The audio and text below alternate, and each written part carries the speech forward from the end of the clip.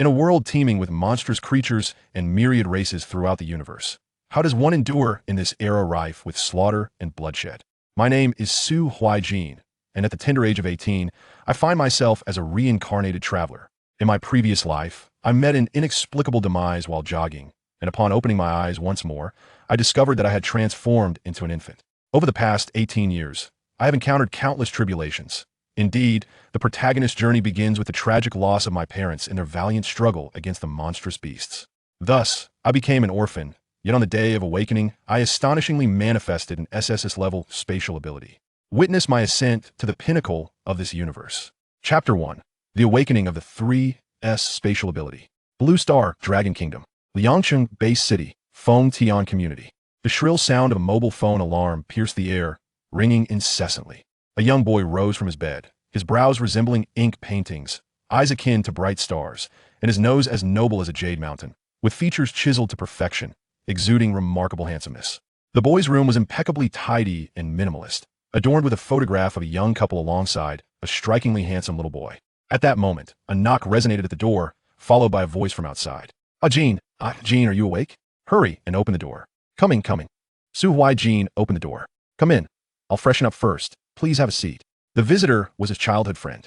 Named Han Shu, he possessed a cheerful disposition, with a hint of humor, a smile revealing dimples and crescent-shaped eyes, his sun-kissed skin giving him a slightly charming appearance.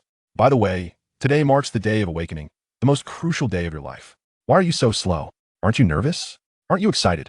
I'm on the verge of dying from anxiety. Su Huaijin replied nonchalantly.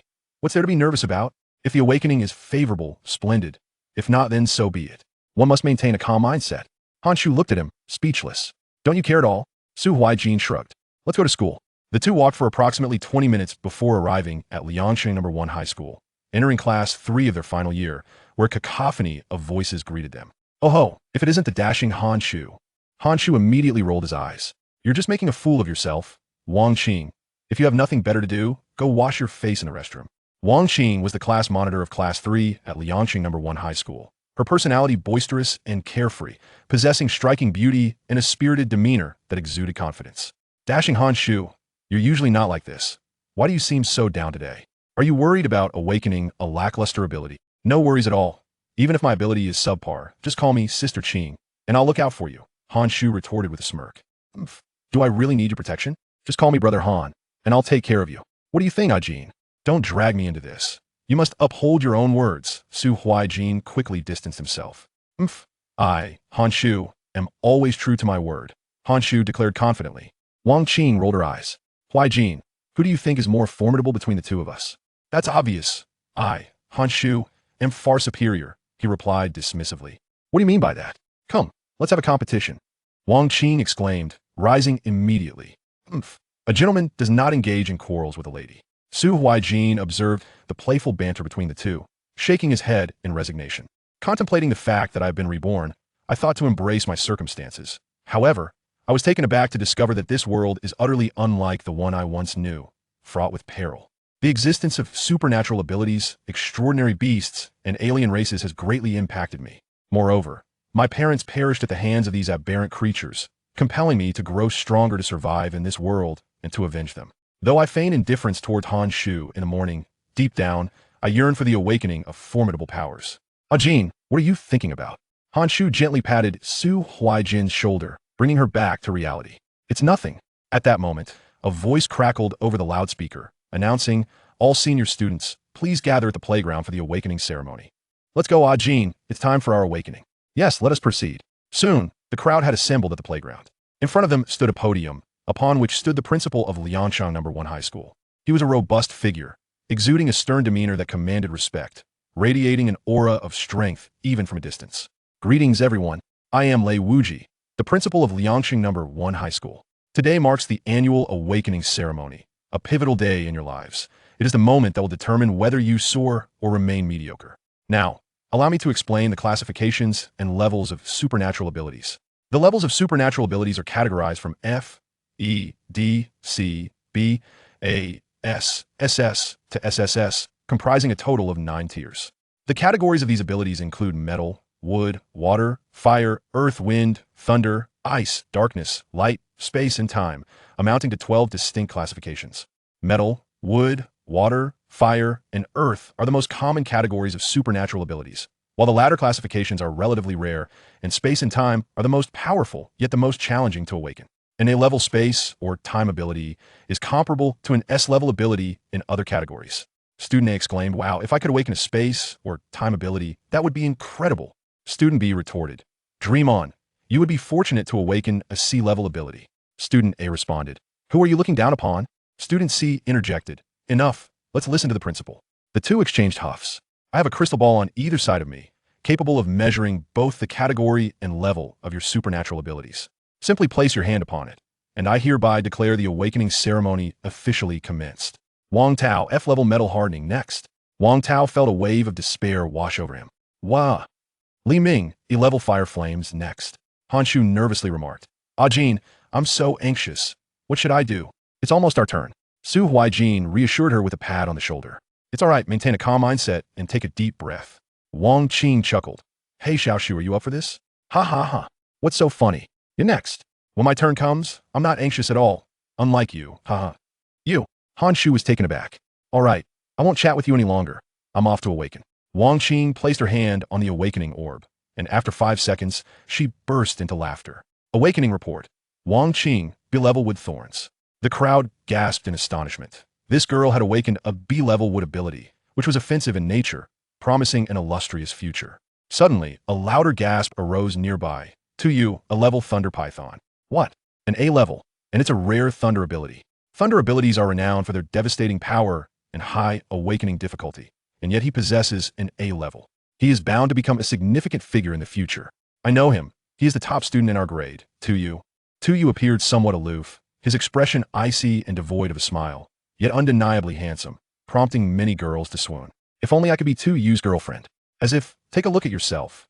If anyone is to date him, it would be me. "Get lost. You think you can compare with me?" "To You, come here." To You approached the principal. "Excellent work. I also possess an A-level thunder ability.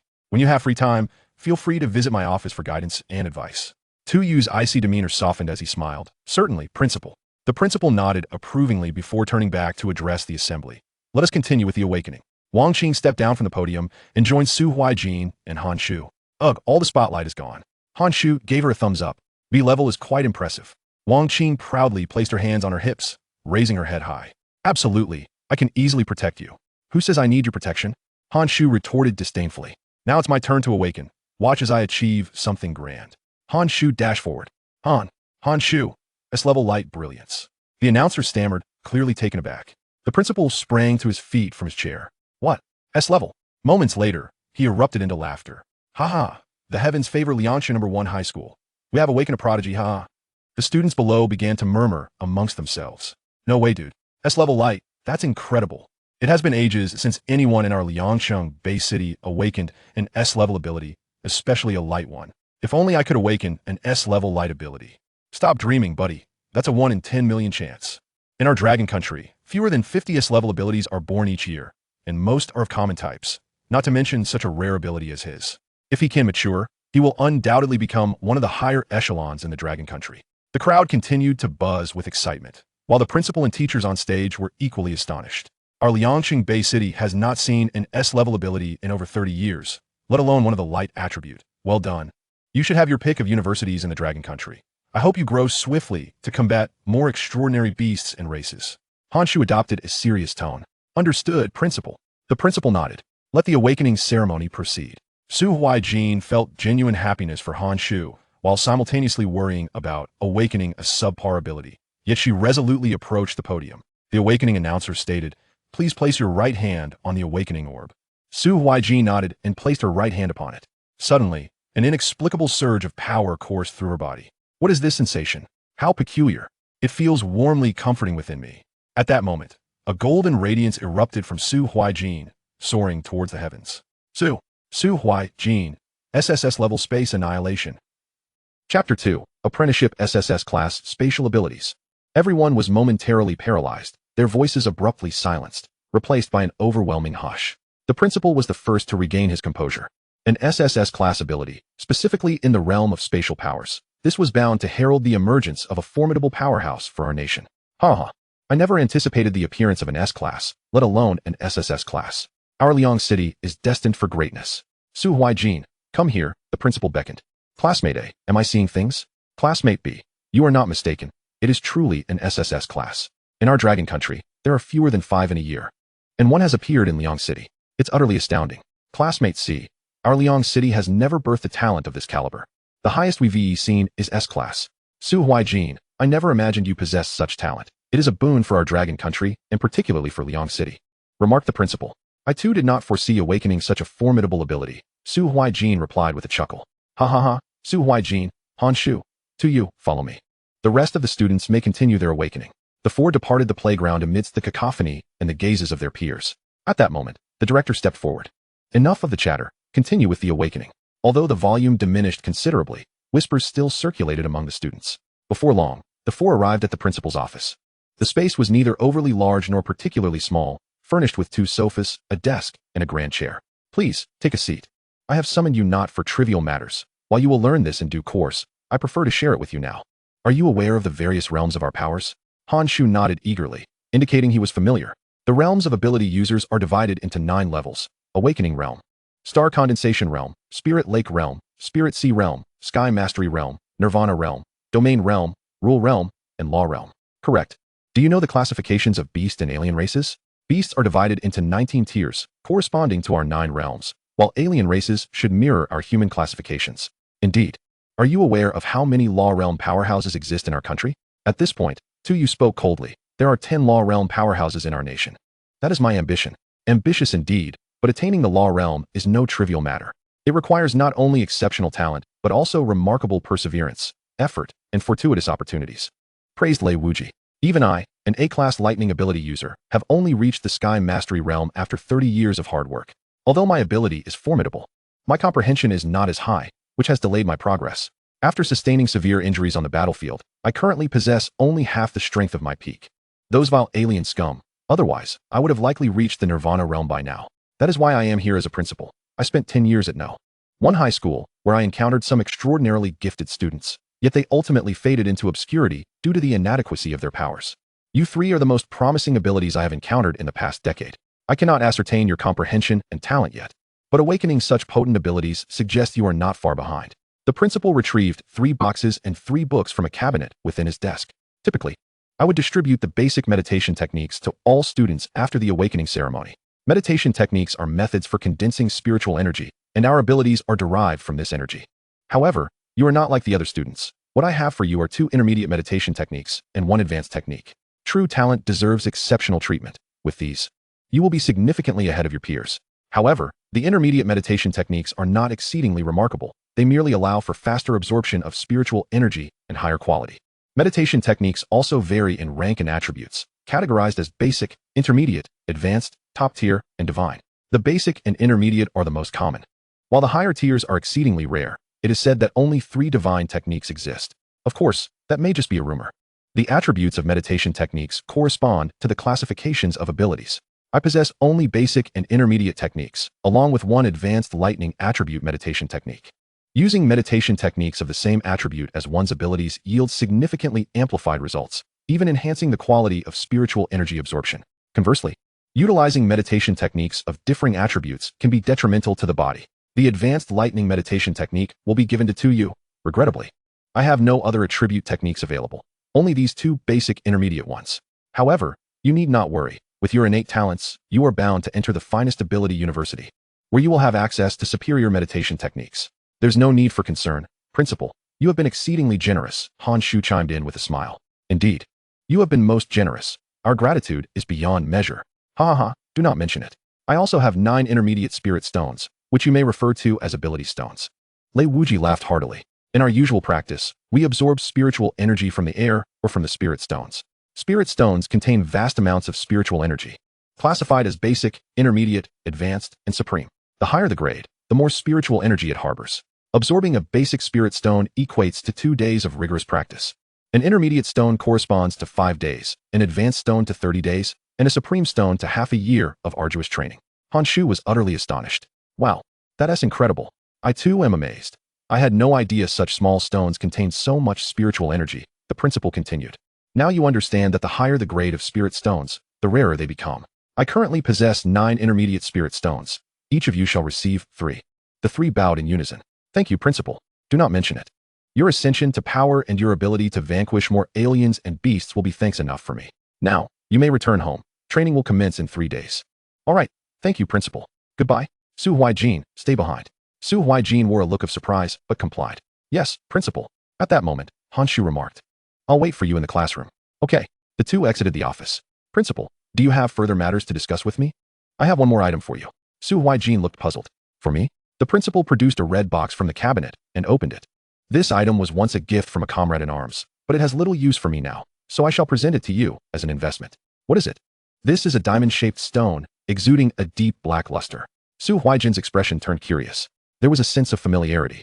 His body seemed to urge him to absorb it. Lei Wuji continued. This is known as a space stone. It is exceedingly rare, even in Blue Star. As its name suggests, it possesses the attribute of space, capable of significantly amplifying the strength of spatial abilities upon absorption. Once you absorb it, you will likely ascend to the awakening realm immediately. Su Huaijin hurriedly shook his head.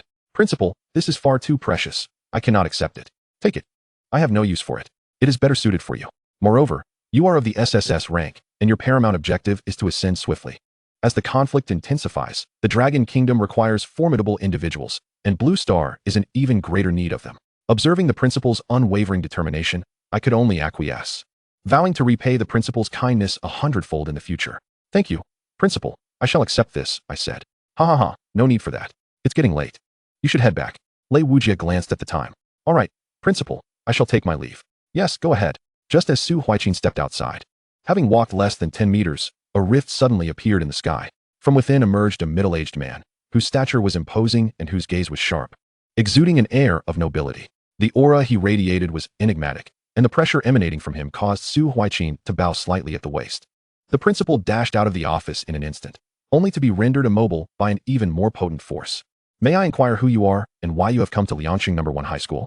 We do not believe we have wronged you, the middle-aged man spoke, his voice rich and resonant.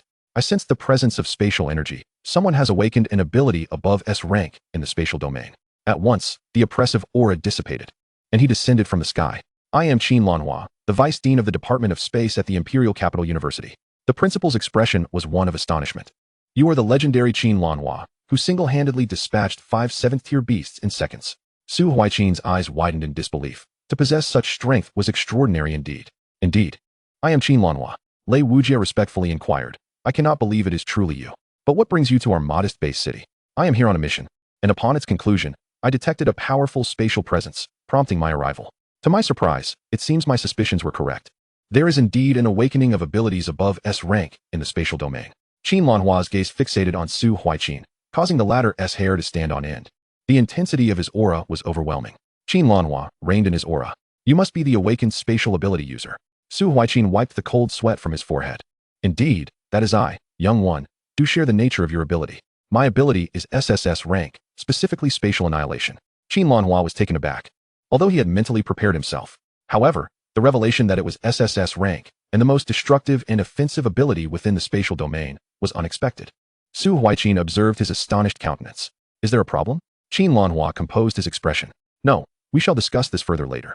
Young man, would you be interested in becoming my disciple? Huh. Su Huaijin was taken aback. What is this, huh? My ability is merely S rank, spatial collapse. Though it may not match yours, I am more than capable of mentoring you. It's nothing. I am simply a bit surprised, Su Huaijin said, scratching his head. This is commonplace. Anyone with such an ability would wish to take you as a disciple. So what do you say? As a fellow spatial user, I believe I am qualified to guide you.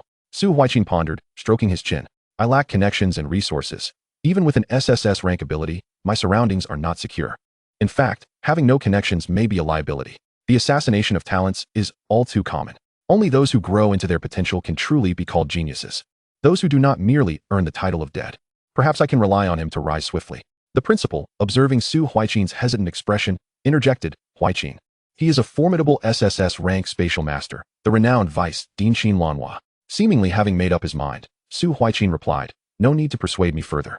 I agree. The principal sighed in relief, fearing he might anger Qin Lanhua, though it was unlikely that someone of such stature would take offense over this. It would be unbecoming of a strong individual. Nevertheless, one could never be too certain of a powerful person's temperament. Qin Lanhua laughed heartily. Ha ha ha, splendid. What is your name, disciple? I am Su Huaijin. Chapter 3. Entering the Awakening Realm. Dragon Kingdom. High Command, Conference Room. Xiao Wu. Have you compiled the statistics for this year's high-level awakened abilities? Old Lu, the statistics are ready. Now, allow me to present the data to the leaders. Esteemed leaders, please direct your attention to this projection. The screen was cast into the air by a virtual network. This year, our Dragon Kingdom has seen 100,000 awakenings of a rank abilities, 136 of S rank, 31 of SS rank, and 8 of SSS rank. All present were astonished. An elder turned to Old Lu and said, I never expected the number of high-level awakened abilities to double compared to last year. Old Lu's expression was grave rather than joyful.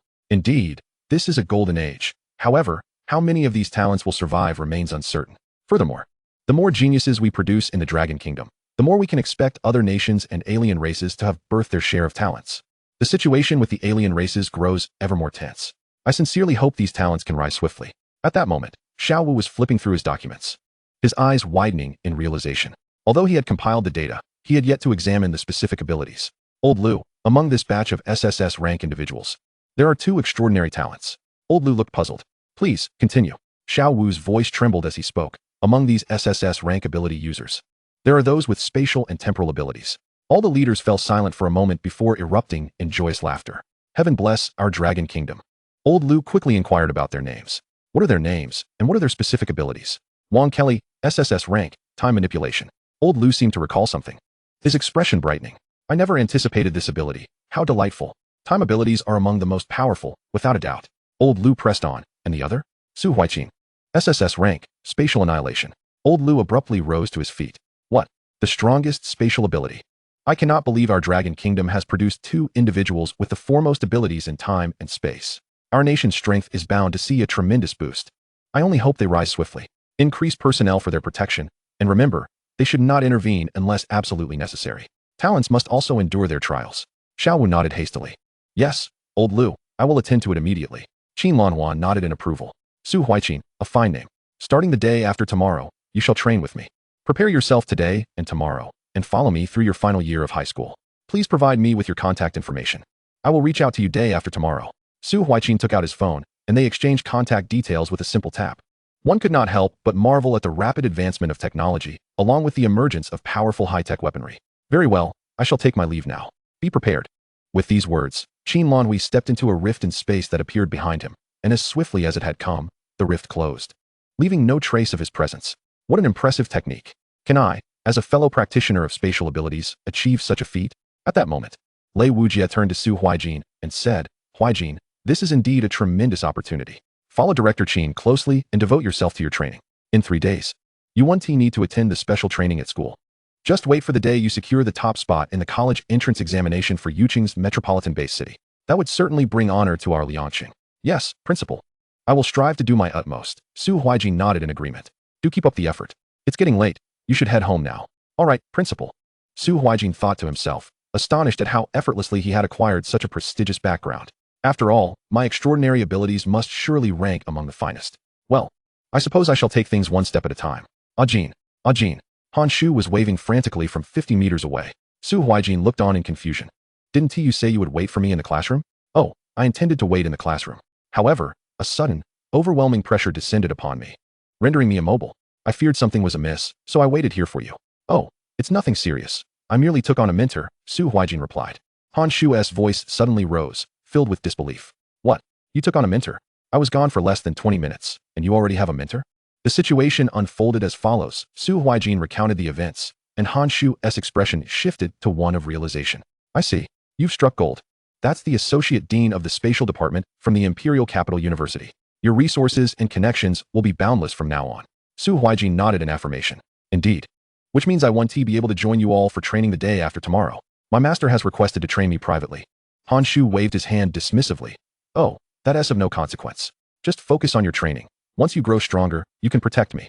Su Huaijin playfully nudged Han Shu's shoulder. Of course. Who else but us? Suddenly, Su Huaijin recalled something and glanced around. By the way, where is Tuyu? Han Shu shrugged. After we left, we parted ways. He ignored me when I tried to speak to him. Su Huaijin shrugged as well. Very well, let us head home. As the two approached the school gate, a classmate exclaimed, Hey, did you just feel an overwhelming presence? It was even more potent than the principal's. Indeed. I felt it too. It nearly scared me to death. I thought some powerful being was attacking our school. Another classmate chimed in. Yes, yes. Thankfully, it dissipated in an instant. Hey, look over there. Isn't that Su Huaijin and Han Shu? As this statement echoed, all eyes turned towards the two. Su Huaijin snapped back to reality. Oh no, Han Shu, run. The pair dashed out of the school gate. They gasped for breath. I think we've shaken them off. That was too intense, Su Huaijin panted. I'm exhausted, Han Shu. I'm heading home to rest now. Han Shu echoed his sentiments, eager to return home as well. All right. I'm worn out too. I must hurry home. Goodbye. Su Huaijin collapsed onto his bed upon returning home. Staring at the ceiling, he reflected on the surreal events of the day. It felt almost unreal. Why? Despite my parents' abilities being rather modest, was I able to awaken such a formidable power? Could it be attributed to rebirth and transmigration? Alas, I shall not dwell on it. Su Huaijin retrieved the spatial stone. Could this truly enhance my powers? Regardless, let us set to work. First, he began to learn the intermediate meditation technique bestowed by the principal. In just half an hour, he had grasped the basics. It wasn't exceedingly difficult. If Lei Wujia were to hear this, he might very well choke on his own blood, having spent over 10 days merely to reach the same stage. After meditating for a complete cycle, Su Huaijin felt a continuous stream of spiritual energy flooding into his body. Is this spiritual energy? Holding the spatial stone, he continued to practice the intermediate meditation technique. As time passed, he absorbed the stone's energy. Is this the energy of the spatial stone? Suddenly, the energy within the stone surged violently into Su Huaijin's mind. He cried out in agony, his face contorting painfully. How could it hurt this much? Su Huaijin attempted to halt the influx, but found himself unable to stop it. The energy relentlessly bombarded his consciousness. The pain was unbearable. He endured for a full hour before the torrent of energy finally ceased. The stone's dark sheen had vanished, leaving it as nothing more than an ordinary rock. Su Huaijin's complexion turned pale, drenched in sweat, gasping for breath. This torment was an experience he wished never to relive. He felt the spiritual energy circulating within him, achieving the first level of awakening. Typically, even the most gifted individuals, with the mightiest of powers and abundant resources, require at least 5 days to reach this stage after awakening their abilities. Yet, there are certainly some exceptional cases like Su Huaijin's. Having absorbed the spatial stone, he sensed his powers had intensified. Extending his right hand, a surge of energy manifested within it. Is this the spatial ability? A three-dimensional cube of a deep crimson hue appeared. Su Huaijin glanced towards a nearby table, raised his hand, and unleashed his power upon it. In an instant, half of the table disintegrated into powder. This is astonishingly potent. Although the range is limited, the destructive power is immense. However, this strike nearly depleted the majority of my spiritual energy. The cost is considerable, but with this ability, I should be able to best any opponent of the same level. After pondering for a moment, he decided to name this technique Annihilation. Time for further training. Su Huaijin took out 3 intermediate spirit stones and resumed his meditation. Chapter 4. The Slaughter of the Flame Claw Bear. After what felt like 20 hours of training, he realized he felt no fatigue whatsoever. His level had already reached the 3rd stage of awakening. The 3 intermediate spirit stones had been nearly exhausted, but it was worth it. His reserve of spiritual energy had increased significantly. If he were to unleash Annihilation again, it might only consume 1/5 of his energy. Su Huaijin checked his phone for the time. September 10th, 25:25, 3:24 p.m. Right, it's time to prepare. What should I prepare? Perhaps I should consult my master. Little monster, smartphone assistant. Dial my master's number. Certainly, master, dialing now. Qin Lanhui answered, somewhat puzzled. Hello, Huaijin, what is the matter? Master, is there anything I need to prepare? Actually, there is not much to prepare. Just bring a few changes of clothes. By the way, could you share your home address? I reside in the Fengtian community. Tomorrow morning at 9, I will await you at the entrance of the community. All right, master. The following day, at 8:30, Su Huaijin stepped out with a backpack. After a brief wait at the community entrance, a spatial rift suddenly materialized. Master, you've arrived. Indeed, you are quite early. Su Huaijin gestured towards the entrance of Fengtian community. It's nothing, my home is nearby, very convenient. Good, follow me. Su Huaijin trailed behind Qin Lanhua as they entered the spatial rift. In an instant, they found themselves in a forest, surrounded by towering trees. The area was imbued with an eerie tranquility, yet the air was fresh, and the scenery was quite pleasing. Master, where are we? This is a forest named Emerald Forest, located 200 kilometers outside of Liangqing Base City. While on a mission, I passed through here and discovered a considerable number of low-level aberrant beasts. It is perfect for your training. Su Huaijin seemed to grasp the implication. You mean I should hunt the aberrant beasts? Qin Lanhua smiled. Precisely. You are not afraid. Are you? Su Huaijin cracked his knuckles. How could I be? I can hardly wait. Qin Lanhua found his eagerness amusing. Ha, you have some courage. However, before we proceed, I will explain spatial abilities and aberrant beasts to you, as well as impart some martial techniques and combat skills. First, share your understanding of space. Su Huaijin stroked his chin in contemplation. Every place we occupy is a form of space. Qin Lanhua responded, you are correct, but it extends beyond that. Space can be categorized into internal and external. The external is as you described. Every place we inhabit is indeed space. The internal exists within our bodies. Our physical form, which houses our organs, is also a form of space. Alternatively, if your backpack contains items, that too can be considered space. The concept of space is vast, and we cannot delve too deeply into it now. You will gain a deeper understanding in the future at university, where you will be taught further. Now, let us discuss aberrant beasts. In this forest, the majority are first and second tier aberrant beasts, though there are a few third tier ones. You need not worry, with me here. Even the third tier aberrant beasts will not dare approach us. Shortly, I will create a space where only first tier beasts reside, perfect for your training. The hierarchy of aberrant beasts corresponds to our 9 realms, Su Huaijin noted, finally recognizing something familiar. I know this, he added. What else do you know? I am not well versed in other matters, he replied. Qin Lanhua continued. In truth, aberrant beasts undergo a qualitative transformation upon reaching the 6th tier. At this stage, they awaken intelligence and can articulate human speech. Upon reaching the 7th tier, they can assume human form. Su Huaijin gasped, what? They can transform into human form? Qin Lanhua nodded. Indeed, their intelligence is on par with that of ordinary humans. Aberrant beasts are inherently stronger than us, not to mention some possess innate racial abilities. Su Huaijin inquired, how then can we resist them? Qin Lanhua smiled gently. Thanks to the advanced intelligence of humans and the awakened abilities we possess, humanity is better equipped to utilize these powers. Countless strong individuals have emerged, enabling us to survive against the onslaught of aberrant beasts. Su Huaijin asked, and what of the alien races? Aren't there alien beings as well? Qin Lanhua elaborated. Only a small number of alien races have entered our blue star, for reasons unknown. 500 years ago, a meteorite struck our planet, leading to the emergence of numerous strange spatial phenomena, from which many aberrant beasts emerged. These were deployed by the alien races. Su Huaijin was taken aback. So the aberrant beasts were released by the aliens. Qin Lanhua continued. Initially, humanity struggled to withstand the assaults of the aberrant beasts, resorting to various nuclear weapons and atomic bombs. This granted us a brief respite, after which people discovered their capacity to awaken abilities. Subsequently, the first wave of ability users rapidly rose to combat the aberrant beasts. And thus, we find ourselves in the present. But what of the alien races? They cannot enter Blue Star. Why is that? It is likely due to some form of restriction on Blue Star, which permits only relatively weaker alien beings to enter. Though weak, they were immensely powerful to humanity at that time. Thankfully, our ancestors fought valiantly, granting us the time needed to prepare against both alien races and aberrant beasts. Su Huaijin finally comprehended. I see. Qin Lanhua clapped his hands. All right, next I will teach you some martial techniques. In the early stages, abilities serve more as an aid, while martial techniques are our primary means of attack. Our initial reserves of spiritual energy are limited. Using skills will deplete them swiftly, resulting in exhaustion. Only upon reaching the 3rd realm, the spiritual lake realm, will our reserves increase, at which point abilities will become our main offensive methods, and martial techniques will transition to auxiliary roles. Su Huaijin nodded. I understand. From our very first meeting, I knew you had entered the awakening realm. Specifically the 3rd level. Qin Lanhua inquired curiously. When did you reach this stage? Su Huaijin explained. I entered 2 days ago. I practiced the intermediate meditation technique given by the principal and combined it with the space stone, which led me to the 1st level of awakening. Then, after absorbing 3 intermediate spiritual stones, I broke through to the 3rd level of awakening yesterday. Qin Lanhua appeared puzzled. Lei Wujing even provided you with a space stone. He possesses such a treasure? Su Huaijin, confused, asked, Master, is there a problem with that? Qin Lanhua elaborated. Space stones are exceptionally rare. They significantly enhance the strength of spatial abilities. Such items are scarce and predominantly held by influential families and nations. Su Huaijin pondered. The principal gave me such a precious item. I must repay him well in the future. I initially intended to give you one today, but it seems you have already absorbed one. The more you absorb, the lesser the enhancement. However, it matters not.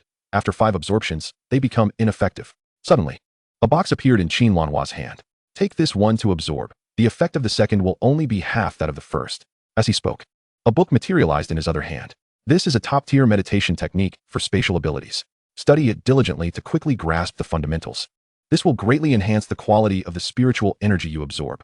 I also have 5 advanced spiritual stones here, which will serve as your training resources for the initial stage, sufficient to elevate you significantly.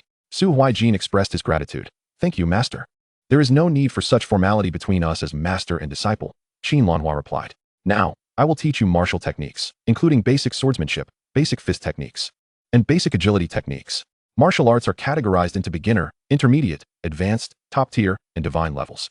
The sword technique is known as instant slash, which, as the name implies, allows the wielder to strike the target multiple times in the blink of an eye upon drawing the blade. This technique is quite simple and easily accessible for beginners. However, when mastered, it possesses formidable power, sufficient to effortlessly slay a first-tier, 9th-level beast. The fist technique is called mountain-crushing fist. This martial art inflicts no visible damage to the enemy's exterior, yet it shatters their internal organs. Naturally, this technique is somewhat more challenging to learn, but its impact is astonishing.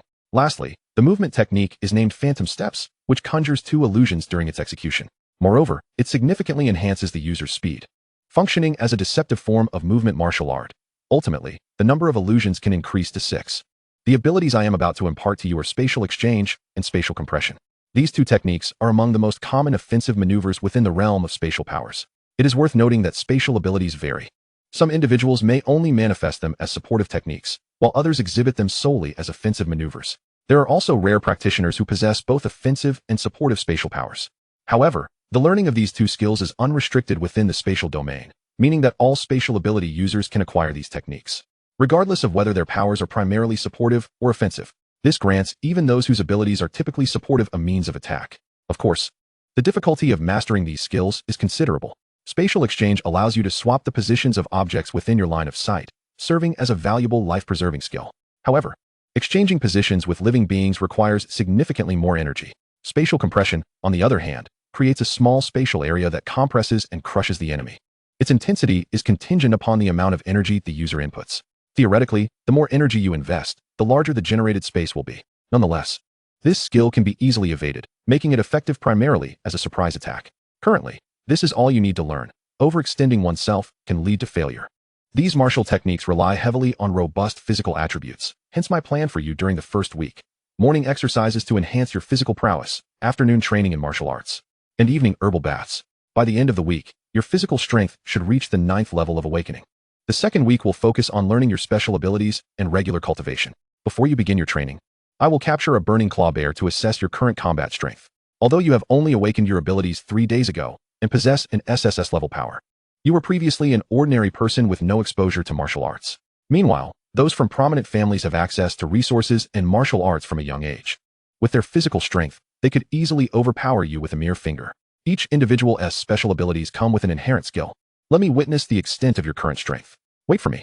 After speaking, Qin Lanhua stepped into a spatial rift. Moments later, a first-tier, 3rd-level burning claw bear floated behind him. The bear, with its crimson body standing nearly 3 meters tall and claws resembling rock, trembled with fear. Its body riddled with fissures through which molten-like substances flowed. Qin Lanhua tossed the bear to the ground before re-entering the spatial rift. The bear, slightly dazed, noticed the powerful figure had vanished and breathed a sigh of relief. However, upon spotting a human ahead, its fury ignited anew. It roared at Su Huaijin in a fit of rage, feeling inexplicably drawn to this place by a powerful entity. Su Huaijin felt a flicker of panic. After all, she had never encountered anything like this before. Could it be that her master had already begun? Qin Lanhua had left the burning claw bear here and departed. The bear was quick, closing the distance in an instant. Su Huaijin stared at the colossal creature, instinctual fear rendering her legs immobile. Although she had lived 2 lives, she had never faced such a situation. Time was running out to evade. In a fleeting moment, she recalled the technique she had used 2 days prior. Instinctively, she raised her right hand. Annihilation. The bear's upper body disintegrated as if struck by some unseen force, leaving only its lower half crumpled before Su Huaijin, mere inches away. Breathless, Su Huaijin realized that while the burning claw bear lay dead, the terror of death still gripped her. Yet, as the fear gradually ebbed, she reflected on her triumph over the bear. Whether it was psychological or the exhilaration of her first kill, she felt a rush of excitement. She had never anticipated such power. Her previous experiment had merely been against a table. Yet, against a beast, her strength proved equally potent. Gazing at the remains of the bear, her resolve crystallized further. In that moment, Su Huaijin's mindset began to shift. As long as the beasts remained, her cultivation held no significance. One day, I shall avenge my parents. Chapter 5. Cultivation and Combat. The recent events made Su Huaijin acutely aware of her weaknesses and the necessity for relentless improvement. She understood a fundamental truth. Weakness is the original sin. To be weak is to possess no rights. Master, I know you are watching. You do this to temper me, to force me to confront life and death. In the next instant, a spatial rift appeared before her, and Qin Lanhua emerged from within. He applauded. I witnessed your earlier performance. Initially, I harbored some disappointment, but your subsequent actions were nothing short of exceptional. The first step to becoming strong is to confront death. You have conquered your fear. When I first faced a beast, I was paralyzed with terror, just like you. It was my mentor who assisted me at that time. In this regard, you have already surpassed me. Moreover, your abilities are formidable. Among peers, you managed to achieve a one-hit kill on your first encounter with a beast. You possess great talent and a commendable temperament, able to swiftly adjust your emotions. Now, let us begin your training in martial arts, starting with instant slash. The essence of the sword lies in 3 words: swift, precise, and fierce. Lacking any one of these elements renders the technique ineffective. The principle is that the blade strikes like a ferocious tiger, while the footwork resembles a gliding dragon. Qin Lanhua stood before a tree, inhaled deeply, and in the next moment, the blade was drawn. A series of gleaming arcs flashed through the air, and the tree was cleaved into several pieces in less than a second. Su Huaijin gasped, astonished. It was astonishingly fast. She could scarcely discern when the blade had been drawn. By the time she realized it, the tree had already been reduced to fragments. I will demonstrate again, but this time at a slower pace. Pay close attention. He repeated the demonstration, this time at a significantly reduced speed, allowing Su Huaijin to grasp the technique more clearly. Understanding dawned upon her. So that's how it's done. Now, it is your turn, Qin Lanhua instructed, tossing the sword to Su Huaijin. The scabbard was beautifully adorned with intricate patterns of various beasts. As she unsheathed the blade, she felt its keen edge, adorned with flowing wave-like designs. A fine sword. This one is now yours. Su Huaijin was momentarily taken aback. What do you mean? This sword is a gift to you. It was my weapon in my youth, but it holds no further use for me now. Now this sword is in your hands. You must wield it to its full potential. It is an A-grade weapon. Weapons are classified as F, E, D, C, B, A, S, SS, SSS, and divine weapons. Its name is Tiger Slayer. Su Huaijin caressed the blade. From this moment onward, let us fight together. Gripping the sword sheath, Su Huaijin unleashed a swift strike. It bore a striking resemblance to Qin Lan, whose instantaneous slash. Qin Lan, who mused that it was no wonder she was an SSS-level esper. Her innate talent was remarkable, and she had already grasped the fundamentals on her first attempt. You possess exceptional talent. Within a week, you will achieve mastery. Su Huaijin was purely a prodigy. She could learn nearly anything at a glance. Qin Lan, who demonstrated 2 more martial arts techniques, and Su Huaijin nearly mastered them in a single attempt. Time was nearing noon. You should prepare the carcass of the burning claw bear that you just slain. Understood, master. Half an hour later, after Su Huaijin had neatly processed the bear's remains, Qin Lan, who suggested, let us make roasted meat. Another half hour passed, and a delectable roasted bear meat dish emerged, exuding an enticing aroma. Su Huaijin gazed at the charred meat before her, momentarily taken aback. She placed a hand on her forehead. Perhaps I should take over, master. Qin Lan, who, slightly embarrassed, replied, very well. Can you cook? Yes, master. Another half hour later, a truly exquisite roasted bear meat dish was ready. Qin Lan, who devoured the meat voraciously. I didn't expect you to possess such a skill. My parents passed away when I was young, so cooking became a necessity. To eat well, one must continually experiment. Hence, my culinary skills today. At this point, both fell silent. Rest assured, Huaijin, with your master here, you shall not perish. Su Huaijin felt deeply moved by these words and nodded earnestly. Now, let us train swiftly after our meal. I will establish a spatial barrier around us, within which only first-tier, 5th-level beasts may enter. We will remain in this forest for the next few weeks, relying solely on ourselves for food and water. I will only appear at night to provide you with medicinal baths, so be cautious. With that, Qin Lan, who turned and stepped into a spatial rift. Su Huaijin took a deep breath, gripping the Tiger Slayer. Let us begin. Thus, Su Huaijin commenced her training, perhaps influenced by the events of the morning. She trained diligently, making remarkable progress. Within a mere 3 hours, she had nearly perfected 3 martial arts techniques. Just then, the air grew still, and an eerie atmosphere enveloped her. Su Huaijin scanned her surroundings. Something was amiss. In the next moment, 3 bone-eroding wolves emerged from the underbrush. Their gray-blue fur was marred with grotesque patches, and their exposed teeth dripped with green venom, their spines jutting out like serrated blades. Wounds inflicted by their bites would corrode bones until the entire skeleton rotted away. Su Huaijin regarded the bone-eroding wolves with grave seriousness. This is bad. There are 3 first-tier, 3rd-level beasts. 1 wolf approached from behind, another from her left, and the 3rd directly ahead. All 3 wolves lunged at her simultaneously. Having faced the morning's challenges, Su Huaijin no longer felt fear. Instead, her eyes gleamed with determination. Phantom Step, as she had only just begun to master it. Only a single illusion manifested. The 3 bone-eroding wolves, perplexed by the sudden appearance of an additional figure, charged forward unperturbed. Su Huaijin's speed surged, allowing her to effortlessly evade their assault. Her target was clear, the bone-eroding wolf directly in front of her. With deft footwork, she maneuvered to its right. Instant slash.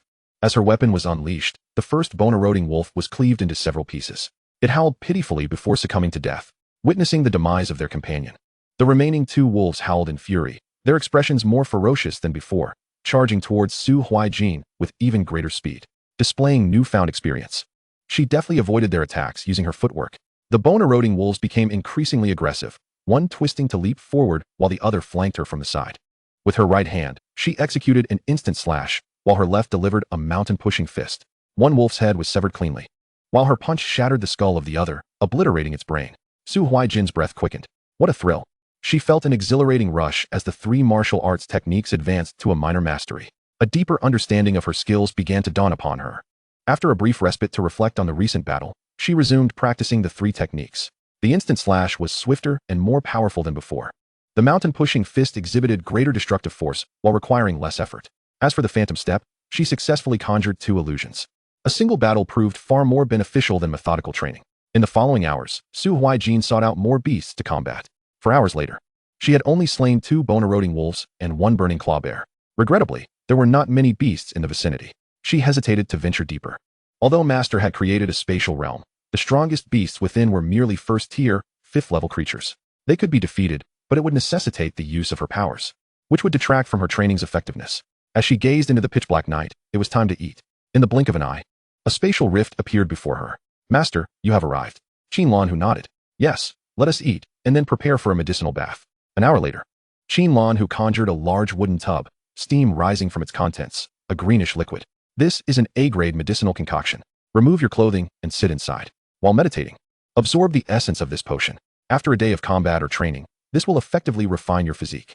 Su Huaijin disrobed and settled into the tub. As she meditated and absorbed the potion, excruciating pain surged through her body, as if countless ants were gnawing at her flesh. Veins bulged, and she furrowed her brow. It hurts, it's unbearable. This torment persisted for 2 hours. Eventually, the water turned transparent, signifying that the potion had been fully absorbed. Su Huaijin opened her eyes, exhaling deeply. The pain had been immense, but now she felt an unparalleled sense of relief. At that moment, Qinlan, who urged, hurry and rise. The water has cooled. Yes, master. How do you feel? Su Huaijin clenched her fists. I've broken through to the 4th level of awakening. The effects of the first absorption were remarkable. Subsequent attempts may not yield such results, but every bit accumulates. Every evening at 8 o'clock, I arrive here. This is the designated time for my medicinal baths. Very well. Master, rest well. Chapter 6, Life and Death Crisis. 1 week later. Throughout this week, Su Huaijin diligently exercised each morning, hunted exotic beasts at noon, practiced martial skills in the afternoon, and soaked in medicinal baths at night. His progress was indeed astonishing, having swiftly advanced to the 6th stage of awakening within just 1 week. The 3 martial skills he trained had also reached the realm of great accomplishment, martial skills. Entry. Minor accomplishment, great accomplishment, perfection. Su Huaijin gazed at the knife in his hand.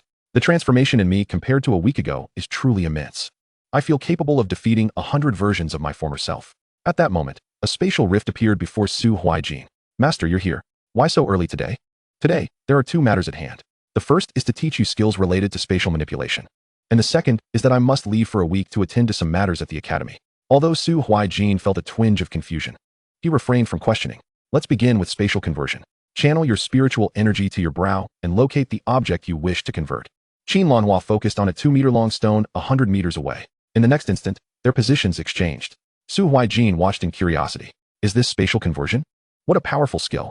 If utilized in battle, it could yield unexpected results, particularly in terms of self-preservation. But why is such a formidable skill accessible to all practitioners of spatial manipulation? In the next moment, Qinlanhua reverted the exchange, observing Su Huaijin's furrowed brow. Are you wondering why this skill can be learned by anyone in spatial manipulation? Su Huaijin, interrupted in his contemplation, quickly replied, Ah, indeed. Why not give it a try now? Su Huaijin concentrated his spiritual energy at his brow, focusing on a small twig 5 meters away. Spatial conversion. The energy at his brow suddenly dispersed. Su Huaijin sighed in disappointment. It failed. Why is this happening? Qinlanhua chuckled. Do you know why this skill can be learned by anyone in spatial manipulation, yet few succeed? The answer lies in its complexity. Merely mastering the control of spiritual energy eliminates a vast number of aspirants. To execute this skill, one must not only gather energy at the brow but also regulate its quantity. Too much or too little renders it ineffective. Mastering spiritual energy is essential for us, practitioners of extraordinary abilities, learning to unleash immense power from a minimal amount of energy. There are many subtleties involved. Your primary objective now is to concentrate your spiritual energy in your hand. Once you can leave an impeccable palm print, 1 centimeter in diameter, on a tree without damaging it, you may attempt spatial conversion. Naturally, the stronger you become, the farther you can convert. Now, let us proceed to the next skill. Spatial crush is considerably easier than spatial conversion. To put it simply, it entails using spiritual energy to create a spatial field in midair, rapidly descending to crush the enemy. However, this skill can typically only be employed once against an opponent, serving as a surprise attack. If you fail to eliminate your foe with that initial strike, they will undoubtedly become more cautious. Additionally, this skill is very energy intensive. The less energy you channel, the weaker its impact, and conversely, the more energy you input, the greater its power. For those below the third stage, using this skill incurs tremendous costs, thus it should be reserved for survival. Allow me to demonstrate. Qin Lanhua extended his right hand. Spatial crush. A massive, dark red square space materialized above the stone that had just exchanged positions with Qin Lanhua, crashing down and reducing the stone to powder. Su Huaijin's eyes widened in astonishment. What tremendous power! Now it's your turn. Su Huaijin found another stone. Frowning as he exclaimed, "Spatial crush." In the next moment, a much smaller black square space appeared above the stone, quickly descending. The stone shattered, but not into powder as Qin Lanhua's had. Its power was evidently insufficient. Su Huaijin, panting, remarked, "I lost 4/5 of my spiritual energy instantly. The consumption is astronomical. No wonder it's regarded as a last resort skill." Qin Lanhua applauded. "Well done. You executed it on your first attempt. Truly, you are a genius of the 3S caliber. Let's take a break." Qin Lanhua produced a box from his hand and handed it to Su Huaijin. "Master, what is this?" "Inside are 7 potions. Dilute them in water and absorb them at night. While I am away for the week, you can manage the hot water yourself." "Very well, master." A spatial rift opened behind Qin Lanhua. "This week, focus on honing your abilities. Do make time for practicing martial skills. And you can also absorb the advanced spirit stones I provided. A week from now, I will assess your progress." "Understood, master. I promise to devote myself to my training. By the way, I've slightly expanded the spatial range here, which means second-tier exotic beasts will also be present, albeit all below the 5th stage." Suddenly, Qin Lanhua seemed to recall something. "How could I forget? Here, take this bracelet." A silver bracelet adorned with intricate patterns appeared in his hand. Su Huaijin accepted the bracelet. "This bracelet can protect you from 3 fatal injuries. Remember, they must be fatal. When activated, I will sense it. I hope it remains dormant during my absence this week." Su Huaijin gazed at the bracelet in his hand and then looked up at Qin Lanhua, solemnly stating, "Rest assured, master, I will exercise caution. Indeed, prioritize your safety." With that, Qin Lanhua turned and stepped into the spatial rift. Su Huaijin donned the bracelet. "Time to begin my training." 3 days later. Instant slash. A first-tier, 8th-stage bone erosion wolf collapsed to the ground. Su Huaijin sheathed his knife. In just 3 days, combined with the advanced spirit stones, he had already reached the 9th stage of awakening. Now, I can effortlessly dispatch first-tier, 8th-stage bone erosion wolves. Their movements are painfully slow to my eyes. I sense that in just a couple of days, I will break through to the condensing star stage. Roar. Suddenly, a tiger's roar echoed, resonating like an imperial engine. Su Huaijin's nerves instantly tensed. A second-tier exotic beast. Although he was not particularly afraid of second-tier beasts below the 5th stage, the aura emanating from this one was evidently far more potent. Didn't Team Master establish a spatial barrier? Why are there still second-tier beasts above the 5th stage? Su Huaijin turned and fled, employing the phantom step to enhance his speed. However, he hadn't run far before being pursued. It was at this moment that Su Huaijin realized he was facing at least a second-tier, 7th-stage skywing tiger. Its fangs were long and razor-sharp, and its colossal claws were keenly pointed. The tail, resembling a serrated blade, bore barbs on both sides, while its body was densely muscled and immense. With each breath, a plume of white smoke billowed from its mouth and nostrils. It was over. There was no escape. The Shaolin tiger fixed its piercing gaze upon Su Huaijin. Sensing the imminent threat, Su Huaijin initiated the assault. Space compression. A dark, square dimension materialized above the Shaolin tiger, swiftly crashing down upon it. The impact struck its back forcefully, yet it suffered only minor injuries, adorned with a few crimson scratches. However, this act completely incensed the Shaolin tiger. It unleashed a furious roar at Su Huaijin and charged forward with astonishing speed. So rapid was its approach that Su Huaijin barely had time to react before it was upon him. Too swift. Spatial shift. Su Huaijin exchanged positions with a nearby stone. In fact, he had mastered this skill 2 days after the departure of the Qinlan tiger. Although the distance for such exchanges remained limited, despite reaching the 9th level of awakening, his spiritual energy was still lacking. Casting these 2 skills had already consumed a third of his reserves. Realizing it had failed to attack, the Shaolin tiger pivoted and lunged at Su Huaijin once more. Su Huaijin promptly executed the phantom step, swiftly repositioning to its flank and unleashing a swift slash. Yet the Shaolin tiger's tail lashed out, forcing Su Huaijin to parry with his blade. However, the creature's immense strength overpowered him, sending him sprawling through the air. He rolled several times upon landing but quickly regained his footing, adjusting his stance and brandishing his knife anew. At that moment, he noticed a branch at the creature's feet, and an opportunity dawned upon him. Spatial shift. Following this, he aimed to strike at its neck. Yet its neck proved remarkably resilient, leaving only a shallow wound. What? Su Huaijin was taken aback. Why was its neck so hard? Although the Shaolin tiger was caught off guard by the attack, it swiftly retaliated with a sweeping tail. Su Huaijin had no time to evade. His right rib was shattered instantaneously, along with chunks of flesh torn away. He was sent hurtling over 30 meters. Gasping in pain, Su Huaijin inhaled sharply. Just one blow had left me grievously wounded. The Shaolin tiger, sensing his injury, surged toward him. In desperation, Su Huaijin unleashed obliteration. The Shaolin tiger sensed the impending danger but could not fully evade. It turned its head aside. Nevertheless, the attack struck its body, causing its left flank to vanish in an instant. The Shaolin tiger howled in anguish, fixing its furious gaze on Su Huaijin before advancing yet again. Observing the moment of impact, Su Huaijin bolted away, employing the phantom step. His spiritual energy had dwindled to less than a third. Although the Shaolin tiger was injured, it maintained its ferocity, even accelerating its pursuit. Meanwhile, Su Huaijin, burdened by his injuries, was swiftly caught up to. The Shaolin tiger then slashed down with a claw. Su Huaijin reacted by raising his knife in defense, but the disparity in strength was overwhelming, and he was knocked to the ground, his weapon flying from his grasp. Subsequently, the Shaolin tiger's tail struck Su Huaijin's chest, rending away large portions of flesh with its barbs. As he was struck, blood erupted from his mouth, saturating the ground beneath him. Strangely, the earth absorbed every drop of blood, though Su Huaijin was oblivious to this phenomenon. The Shaolin tiger was poised to deliver the final blow to Su Huaijin when suddenly, the bracelet on his wrist emitted a radiant glow, deflecting the fatal attack. Far away, the Qinlan tiger sensed the peril facing his disciple and immediately activated a spatial rift in an attempt to reach him. The Shaolin tiger, perplexed by the fact that this human had not perished, pressed on with its assault. At that moment, as the ground completed its absorption of the blood, it emitted a blinding light, and Su Huaijin vanished from sight, leaving the bewildered Shaolin tiger behind. Chapter 7. The Heart of Space.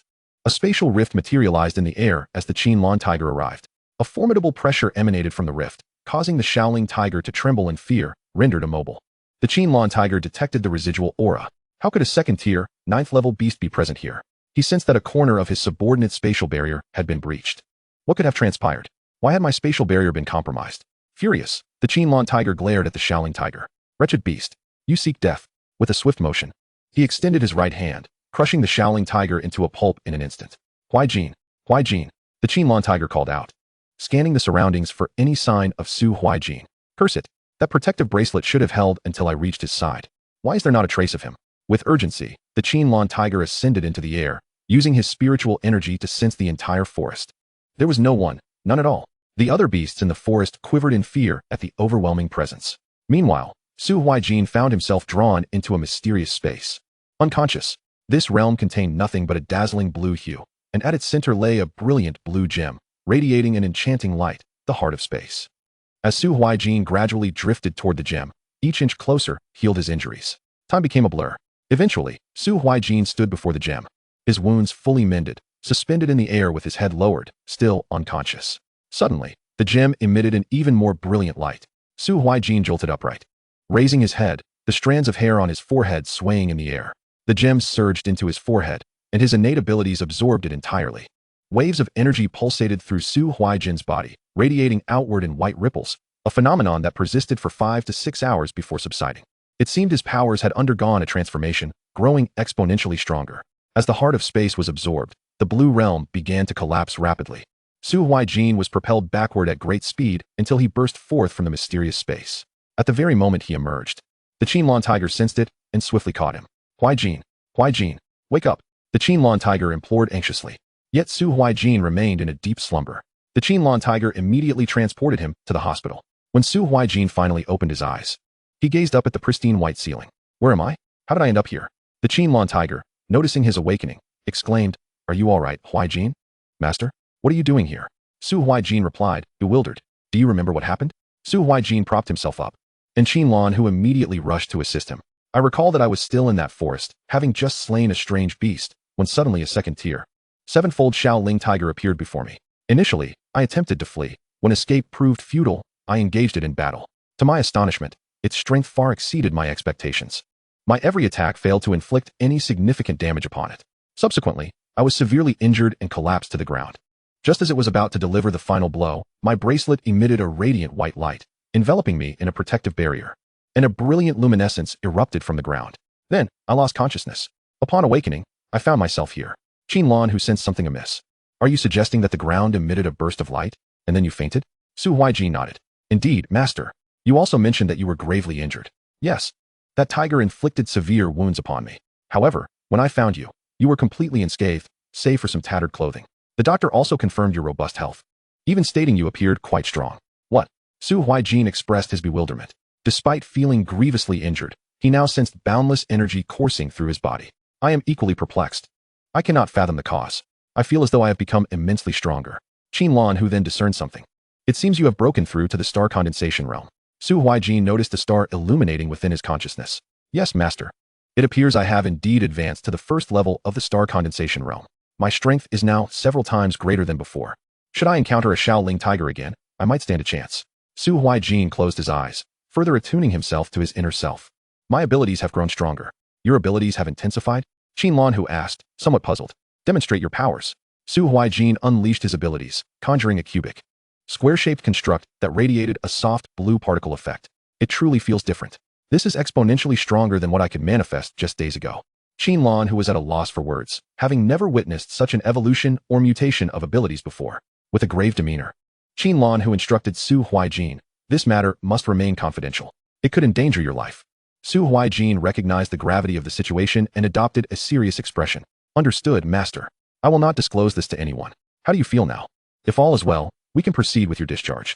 I feel extraordinarily well, devoid of any sensation of injury. Very well, I shall arrange for your discharge. Please wait a moment. By the way, master, how long have I been asleep? 5 days. 5 days. I cannot believe I slept for so long. Shortly thereafter, Qinlan, who completed the discharge paperwork. Do you wish to return home first? No, I would prefer to return to that forest. There are still belongings I need to retrieve. No need, I have collected your items. In the next moment, a backpack, a blade, and 4 vials of potion appeared beside Su Huaijin. Master, I have long wished to inquire about this ability of yours. Suddenly, Qinlan, who seemed to recall something, and scratched his head. Oh dear, how could I forget to mention it? This is called a storage space. Storage space? Indeed. Master, I am aware of storage rings and necklaces, yet I see you possess neither. Storage necklaces and rings are crafted by spatial ability users. Initially, only those with spatial abilities could access storage space. However, at some point, a clever individual managed to merge storage space into rings and necklaces, achieving success. It is not that other objects cannot be fused, but these 2 items are simply more convenient to carry. As for us spatial ability users, we do not require such items, as we can inherently store objects. Qinlan, who then elaborated on the principles and methods of storage space, explaining that the higher one's realm, the larger the storage space one could manifest. Unfortunately, living beings cannot be stored within this space. Su Huaijin successfully executed the technique, albeit on a small scale of about 10 square meters, yet it was sufficient. Excellent, you succeeded on your first attempt. Now, do you wish to return home or continue to that forest? I will proceed to the forest. My training is not yet complete. With that, Qinlan, who opened a spatial rift, and the 2 entered it, finding themselves back in the forest. By the way, master, what is this spatial rift? That is an advanced skill. You are currently unable to learn it, as it requires an excessive amount of spiritual energy and is quite difficult to master. Ability levels: beginner, intermediate, advanced, top tier. Oh, I see. Su Huaijin felt somewhat disheartened. When you reach the 3rd realm, the Spirit Lake realm, you will be able to learn this skill. All right, let me assess your current strength. Understood, master. Su Huaijin soon encountered a strange beast, a 2nd tier, 3-fold bone-eroding wolf. Upon sensing Su Huaijin's presence, it howled and charged towards him. Unfazed, Su Huaijin extended his right hand. Spatial crush. Instantly, a pale blue square emerged, emitting a particle effect, crushing the bone-eroding wolf into a pulp. Su Huaijin marveled at the now larger spatial crush, which had transformed from black to pale blue, its power considerably amplified. Moreover, his spiritual energy reserves had significantly increased. Previously, he could only utilize the ability 5 or 6 times. Now, he could perform it at least 20 times. Qinlan, who observed all of this keenly. Your abilities have indeed undergone a profound transformation. Their potency has increased dramatically. While your advancement to the star condensation realm contributes to this, it represents a qualitative change. Perhaps you should consider renaming your abilities? Master, I believe I shall call it space. I sense its potential surpasses mere limits. Very well. Your abilities may have transcended the SSS rank. When you unleash your powers, I can feel the essence of my own abilities stirring within me. It is somewhat intimidating. Su Huaijin thought that Qinlan, who might be exaggerating. Master, are you jesting? Our realm disparities are vast. This is not merely a difference in realms, it is a fundamental disparity in abilities. For instance, as an S-tier spatial user, I would instill fear in an F-tier spatial user. Su Huaijin pondered inwardly, surpassing SSS rank? A smile involuntarily graced his face. Chapter 8, Special Training. My strength has significantly increased compared to before, yet I still feel quite weak. My current abilities include Annihilation, Spatial Conversion, Spatial Crush, and Storage Space. My martial techniques consist of Instant Slash, Mountain Crushing Fist, and Phantom Step. Additionally, I possess a blade named Slashing Tiger, a top-tier spatial meditation technique for vials of potion, and 3 high-tier spiritual stones. This encompasses all that I possess. My resources remain limited, but at least I can now face second-tier strange beasts without the imminent threat of losing my life. Should I encounter the Shaolin Tiger once more, I would possess the capability to engage in battle. Even if I were to be outmatched, I could certainly evade. Su Huaijin clenched his fists and looked up at Qin Lanhua. Master, could you impart to me more advanced martial techniques? Qin Lanhua pondered for a moment. You have already achieved great mastery in the 3 foundational martial arts, and you have also learned the 2 skills I taught you. It is time to introduce you to more advanced techniques. Let me consider which martial arts would be most suitable for you at this stage. After a brief contemplation, a sudden realization dawned upon him as he struck his palm with a fist. I have it. You shall learn 3 martial arts alongside 2 supernatural skills. One must not be overly ambitious. The 3 martial arts are all intermediate-level techniques, known as the Frenzied Blade Slash, the Radiant Finger, and the Iron Cloth Shirt. The Frenzied Blade Slash differs from the Instant Slash. While the latter emphasizes speed, the former prioritizes power. Qin Lanhua retrieved a sword from his storage space and unsheathed it. He took a few strides, leaped high into the air, and delivered a powerful slash to a nearby tree. The force was so tremendous that several surrounding trees were uprooted, and the struck tree lay utterly shattered. Su Huaijin gazed in astonishment. What immense power! Qin Lanhua continued, indeed. Most intermediate martial arts require the use of spiritual energy to some extent. Some techniques even demand more energy than supernatural skills. This Frenzied Blade Slash draws upon spiritual energy. Naturally, the greater the infusion of energy, the more devastating the impact. As for the Radiant Finger, this technique necessitates a significant amount of spiritual energy. Given your current reserves, you can unleash it a maximum of 5 times before exhausting your energy. Radiant Finger. In the next instant, a colossal finger materialized before Qin Lanhua, its destructive force incinerating everything within a 50-meter radius. He observed Su Huaijin, who seemed momentarily stunned. Of course, I am currently a practitioner at the 7th realm. Regardless of the technique or skill I employ, the impact is considerable. For your present level of strength, the effect would be quite minimal. However, against second-tier, triple-ranked beasts, it should still suffice to deliver a fatal blow.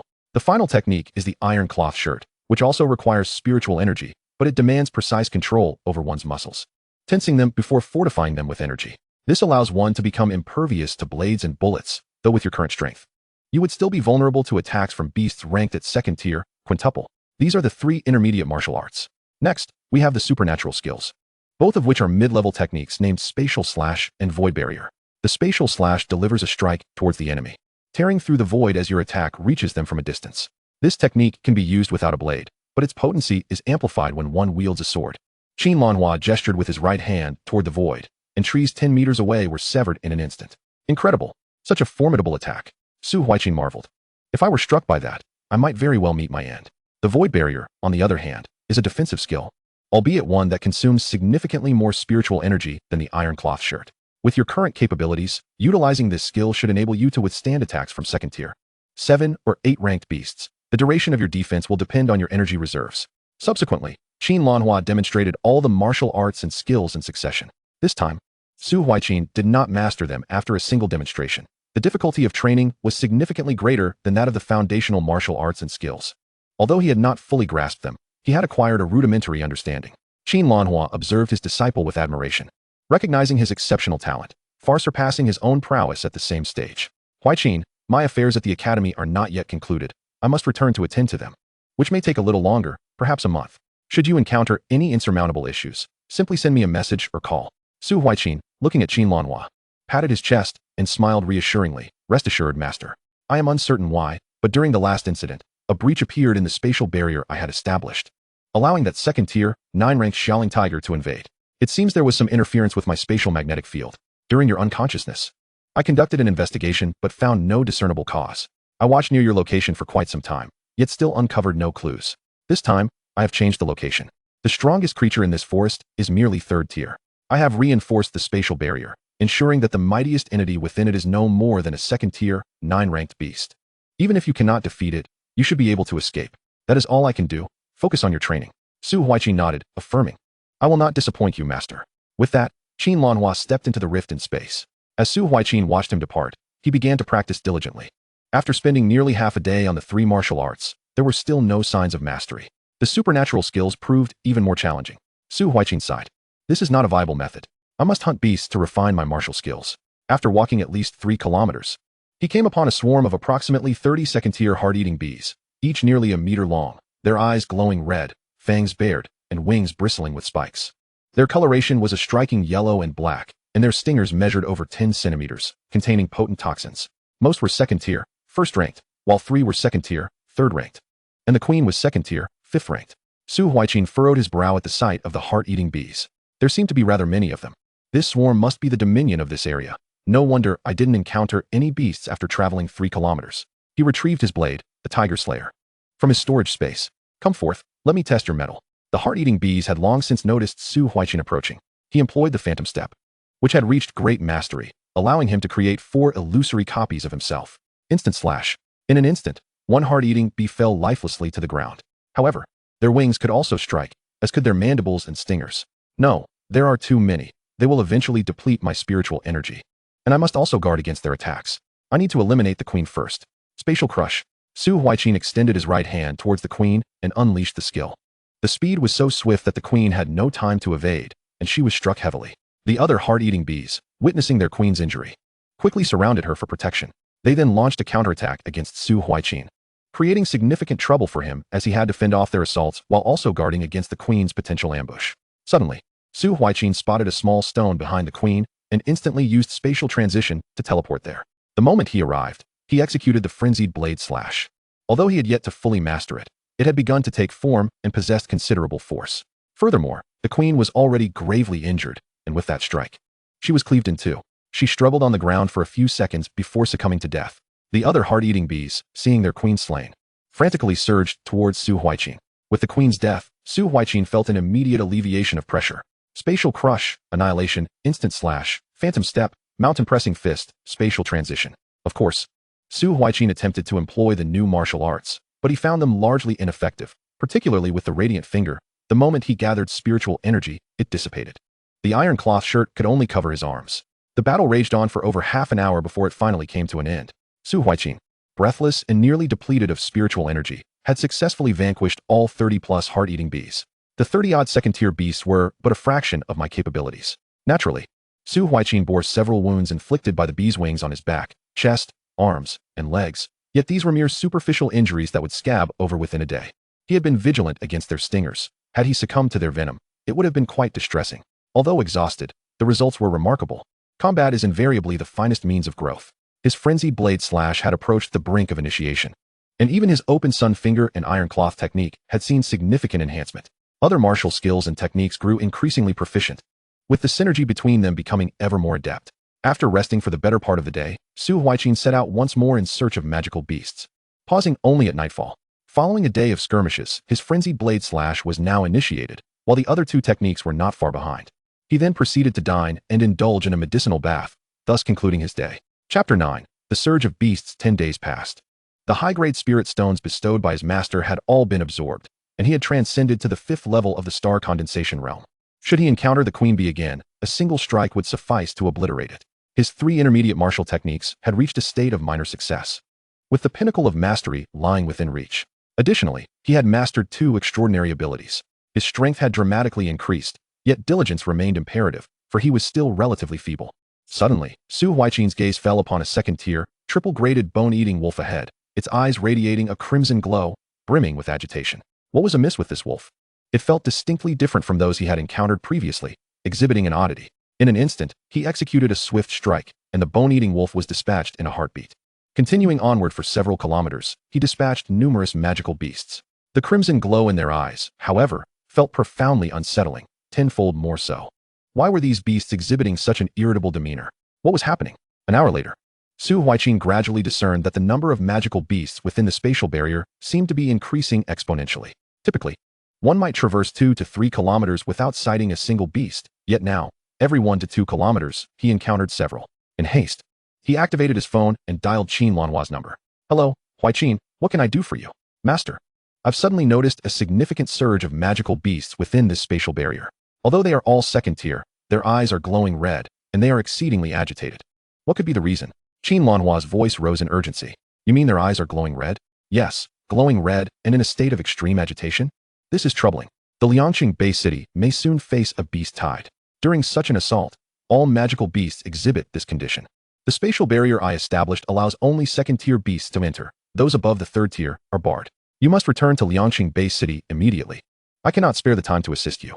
The city's lord is a sixth-tier powerhouse, so there is no need for excessive concern. Given the current state of the magical beasts, they are likely still gathering their forces. You are relatively safe for now. This forest is merely 500 kilometers from Liangqing. You can return in a day. The southwestern exit of my spatial barrier leads directly out of this forest, and you won't encounter any third-tier beasts along the way. Hurry back. I will come when your life is in peril. Understood, master. After hanging up, Su Huaijin employed his phantom steps and swiftly headed southwest. Oh, I must also call the principal. While on the move, he continued to slay magical beasts as he dialed. After 30 seconds, the principal finally answered. Hello, Huaijin. What is going on? How's your training with Director Qin been lately? Principal, I have urgent news. Lei Wujie sounded puzzled. Speak. I am currently in the Emerald Forest, 500 kilometers from Liangqing Bay City. I've discovered that all the magical beasts here today have glowing red eyes and are extremely agitated. Because Master had matters to attend to, he returned to the Imperial Capital University. I just spoke with him, and he believes this may indicate an impending beast tide. Hence, I am calling to alert Liangqing Bay City to prepare. What? A beast tide? Are you certain? Su Huaijin's expression turned grave. Absolutely. Lei Wujie frowned. Understood. Are you making your way here? Yes, Principal. I am en route to Liangqing Bay City. Be cautious. I will inform the city lord immediately. After ending the call, Lei Wujie hurried to the city lord's residence. The Dragon Kingdom comprises 1 imperial capital base city, 10 major base cities, 32 medium-sized base cities, and 108 small base cities. Liangqing is classified as a small base city, each of which is governed by a 6th-tier powerhouse as its lord. Each medium-sized base city is overseen by a 7th-tier powerhouse, while major base cities are managed by 8th-tier powerhouses, with each major base city supervising several medium-sized ones, and each medium-sized city overseeing several small ones. Before long, Lei Wujie arrived at the city lord's residence. The structure resembled a traditional Sihiyuan, expansive yet infused with a sense of technological advancement, constructed entirely from alloys, with numerous guards patrolling the vicinity. Upon sighting Lei Wujie, several guards rushed over. Lord Lei, what brings you here? I have urgent business to discuss with the city lord. Please inform him at once. Noticing Lei Wujie's urgency, a guard replied. Please wait a moment. I will relay your message. Shortly, the guard returned. Lord Lei, the city lord invites you inside. He awaits you in the conference room. Without hesitation, Lei Wujie entered the city lord's residence and made his way to the conference room, clearly familiar with the environment from previous visits. Upon entering, he encountered a burly man with a scarred face and an imposing aura, seated at a table. Lei Wujie, what brings you here? Take a seat. Su Nuaku. I have no time for idle chit-chat. I have pressing matters to discuss. Su Nuaku, sensing the gravity of the situation from Lei Wujie's solemn demeanor, furrowed his brow. What is it? A beast tide may be imminent. Su Nuaku's expression turned grave as he slammed his palm onto the adjacent table, splintering it into fragments. What? Where did you obtain this information? It was Su Huaijin who informed me. Su Huaijin, Su Nuaku mused, recalling the boy with the 3S spatial ability. Yes, that one. How did he come by this knowledge? When I sought him out, you mentioned he had already departed with Master Qin. Lei Wujie explained. Master Qin has him undergoing special training in the Emerald Forest, 500 kilometers from Liangqing. Due to pressing matters at the academy, he returned, leaving Su Huaijin to train alone. Subsequently, he realized that the aberrant beasts today were markedly different from those of the past. All exhibited a fierce, red glow in their eyes and displayed extreme agitation, as if they had completely lost their senses. He then sought confirmation from Lord Qin, who informed him that this was a harbinger of a beast tide. Su Nuaku stroked his chin thoughtfully, pondering. Indeed, this is a sign of an impending beast tide. Where is Su Huaijin now? He is en route to the base city and should arrive in about a day. Excellent. Su Nuaku proclaimed loudly, Li, come here. Within 10 seconds, Xiao Li entered from outside. He was Li Jin, the assistant to the city lord.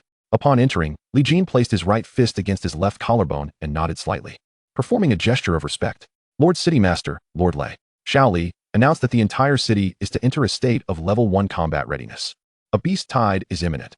We have 24 hours to prepare and must notify those ability users who have yet to return to the city. Once the 24 hours are up, we will activate the protective shield. At that time, no one will be able to enter or exit. Li Jin was taken aback. What do you mean a beast tide is approaching? The city of Liang has not faced such a tide in over a decade. What could be the reason for this resurgence? I do not know, but we must act swiftly to inform everyone. Understood, my lord. I will issue the notice immediately. Shunoku sighed. I wonder if we can withstand this beast tide. The last one nearly led to the annihilation of the entire Liang city. Lei Wuji also sighed and shook his head. Attention! Attention! A warning for all citizens of Liang City. The announcement echoed throughout the city, causing everyone to look up and listen intently. A beast tide is imminent. Please prepare yourselves. The city gates will close in 24 hours, and the protective shield will be activated. No one will be allowed to enter or exit Liang City after 24 hours. All transportation out of the city will be suspended. All ability users in Liang City, please prepare for battle. Chapter 10. An unprecedented tension. What? A beast tide is truly approaching? But our base city of Liang has not experienced such a phenomenon in over a decade. The memory of nearly being obliterated lingered in the minds of the citizens. How shall we defend against this beast tide? Indeed, if it were not for the intervention of powerful individuals years ago, Liang City would have been erased from the annals of the Dragon Kingdom. What level of beast tide are we facing this time? If it is a B-level tide, we may not survive without the intervention of 7 realm experts. Beast tide levels D, C, B, A, S. The crowd erupted into chaos. Some rushed home, while others fled to different base cities. In shopping malls and supermarkets, people frantically hoarded supplies, and within 5 hours, the shelves of Liang City's establishments were stripped bare of food and water. 12 hours later, the streets were largely deserted, with most people having retreated home or to shelters, while a small fraction departed Liang City for other base cities. At this moment, Su Huaijin was less than 50 kilometers away from Liang City, set to arrive in 3 or 4 hours. He swiftly dispatched a first-order burning claw bear with a single stroke, then continued on his way. Just then, his phone rang. Upon checking, he saw it was a call from Han Shu. Hello, Ajin, where are you? I just received word that a beast tide is coming. I know, for I was the one who relayed this information to the principal. What? You informed the principal? Are you all right? I'm fine. I should be arriving at the base city shortly. All right, Ajin, please be careful. Received. Su Huaijin activated his phantom step and continued his journey. Though exhausted, he felt the urgency to return to the base city for safety. Old Lei, let us first head to the city defense headquarters and strategize. Indeed, let us go. By the way, have you reported to the higher-ups? Yes, I instructed Xiao Li to do so long ago. The higher-ups indicated that there are signs of a beast tide across the entire jurisdiction of the Fish City base. They cannot spare additional manpower to assist us. We can only pray that this beast tide does not reach B-level. If it is C-level or lower, we might still have the capability to defend. Exactly, Shunoku lamented. I truly hope we do not find ourselves powerless as we did over a decade ago. Lei Wuji patted Shunoku on the shoulder. Though I arrived at Liang City later and did not experience your despair, I believe there will still be miracles this time.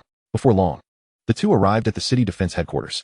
Shunoku addressed the head of the headquarters, gather all captains and above for a meeting. The head of the headquarters saluted and replied, Yes, my lord.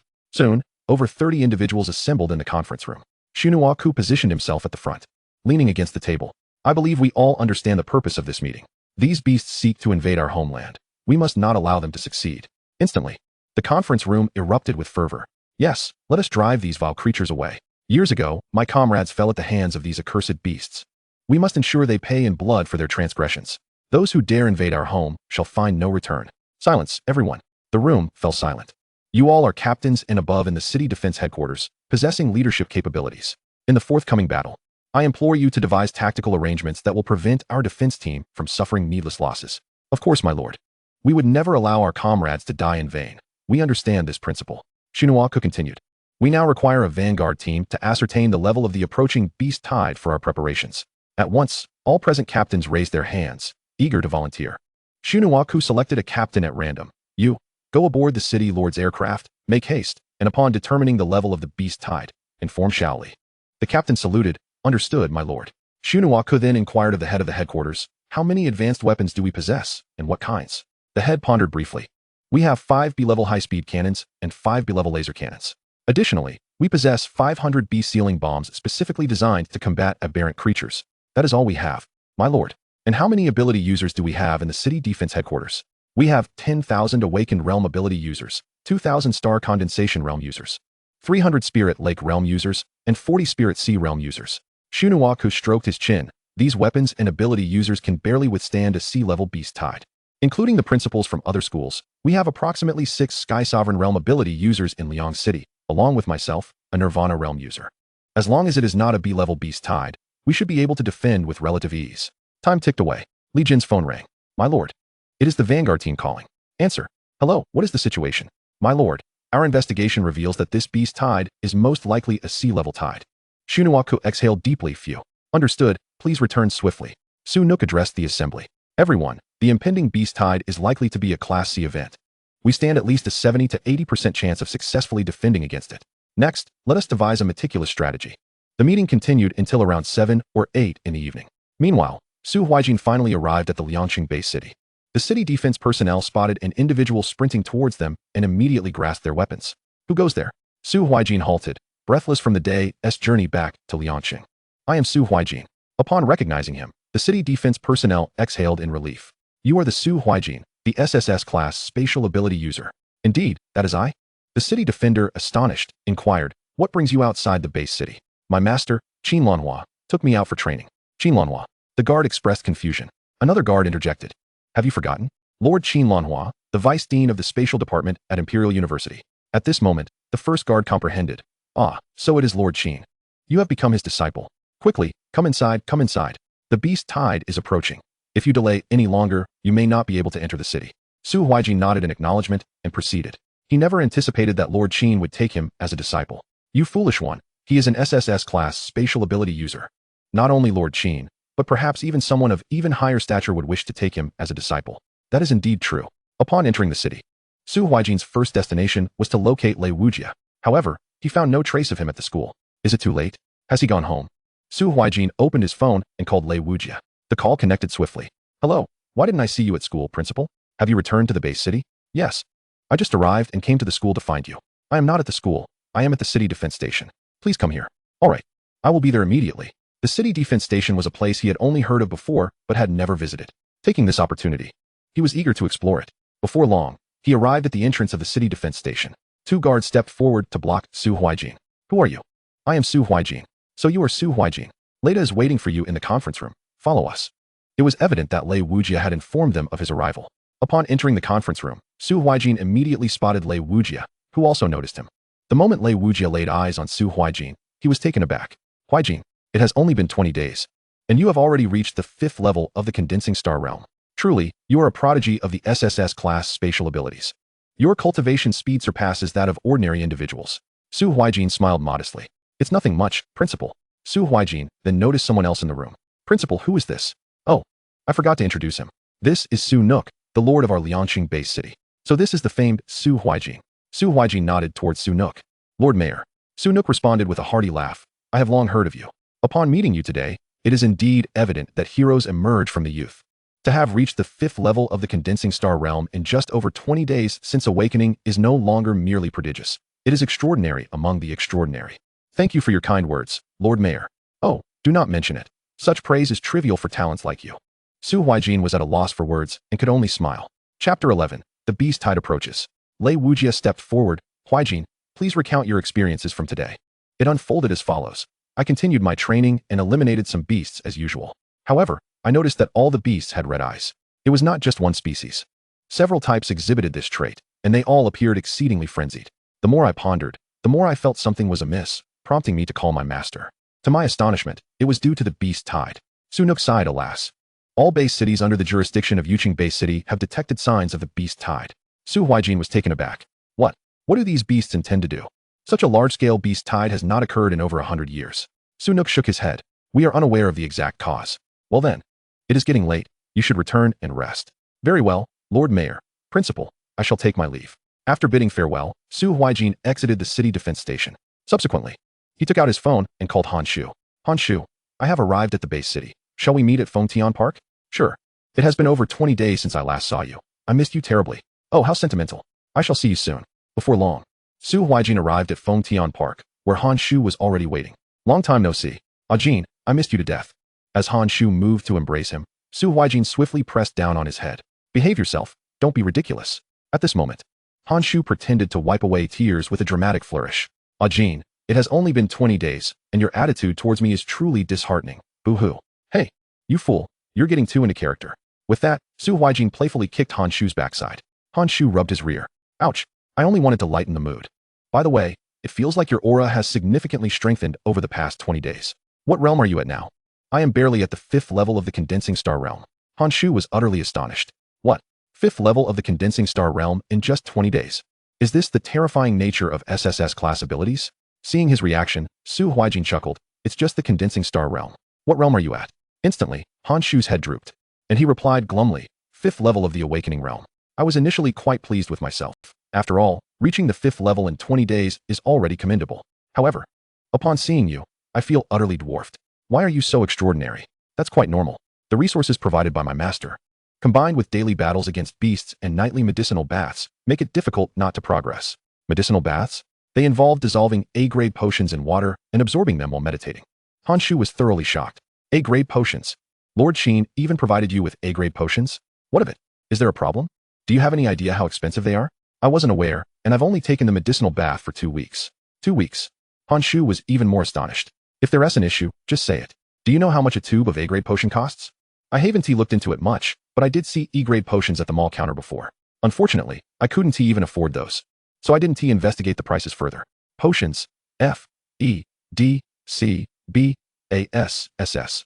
SSS. The cost of a Class A potion is a staggering 10 million Dragon Kingdom coins per vial. What? 10 million for a single vial? This price truly astonished Su Huaijin. He could anticipate the expense, yet he never imagined it would be this exorbitant. After absorbing potions for 2 consecutive weeks, nearly 1.4 billion had vanished. Such an expense. His master truly invested heavily in him. Of course, what Su Huaijin was unaware of was that this sum was merely a drop in the ocean for a 7th-tier powerhouse, a trivial amount. With a sigh, Su Huaijin lamented that his debts had only increased. First, there was the principal, then his master. He clenched his fist, resolute in his determination not to betray the trust of both individuals. Han Shu observed Su Huaijin's astonished expression and remarked, "No wonder you managed to advance to the 5th level of the star condensation realm in just over 20 days. He patted Su Huaijin on the shoulder. "With such rapid progress, I shall rely on you for protection in the future." Indeed, that is only natural. However, Han Shu's mood suddenly plummeted. Alas, the beast tide is about to strike. I wonder if Liang City can withstand it this time. Fear not. This time we shall ensure those aberrant beasts are left quaking in terror. Let us hope so. The following day, Su Nuoku stood atop the city walls of Liang City base. On either side of him were high-tech weapons, high-speed cannons, and laser cannons. Additionally, there were Gatling laser guns, which fired not bullets, but genuine lasers, wielding immense power at the cost of significant energy consumption. The energy was replenished through spirit stones. The first line of defense comprised these advanced weapons. Once the aberrant beasts entered a certain range, they would launch an assault. The second line of defense included the city guard stationed beneath the walls and other supernatural practitioners. The third line of defense was the protective shield of Liang City base. And the fourth was the city lord, Su Nuoku. As long as city lord Su Nuoku remained alive, Liang City base could endure. The base had only one exit. For the aberrant beasts to enter easily, they would have to breach this exit. Other directions were exceedingly difficult to infiltrate. Not to mention, supernatural practitioners had encircled the entire Liang City base. Each direction had a small team ensuring the safety of the entire city. Su Nuoku called out to Li Jin beside him. "My lord, inform the others. The exit of the base will be closed in 10 minutes. "Yes, my lord. I will attend to it immediately. Attention everyone, attention. The entrance to Liang City base will be closed in 10 minutes. Residents are advised to return to their homes or shelters and refrain from loitering in the streets." Upon hearing the warning, panic ensued. It's over. The aberrant beasts are about to attack. Mother, I don't want to die yet. Some cowered under their blankets, trembling.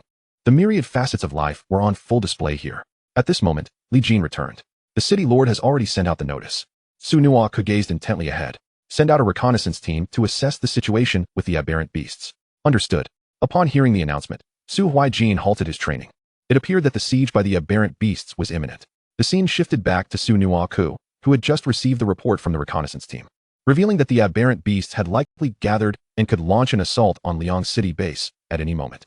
Summon all supernatural practitioners. Before long, the area beneath the city walls was filled with a throng of supernatural practitioners. Su Nuoku stood majestically atop the wall, his expression grave. "Fellow practitioners, over a decade ago, our homeland was on the brink of destruction at the hands of aberrant beasts.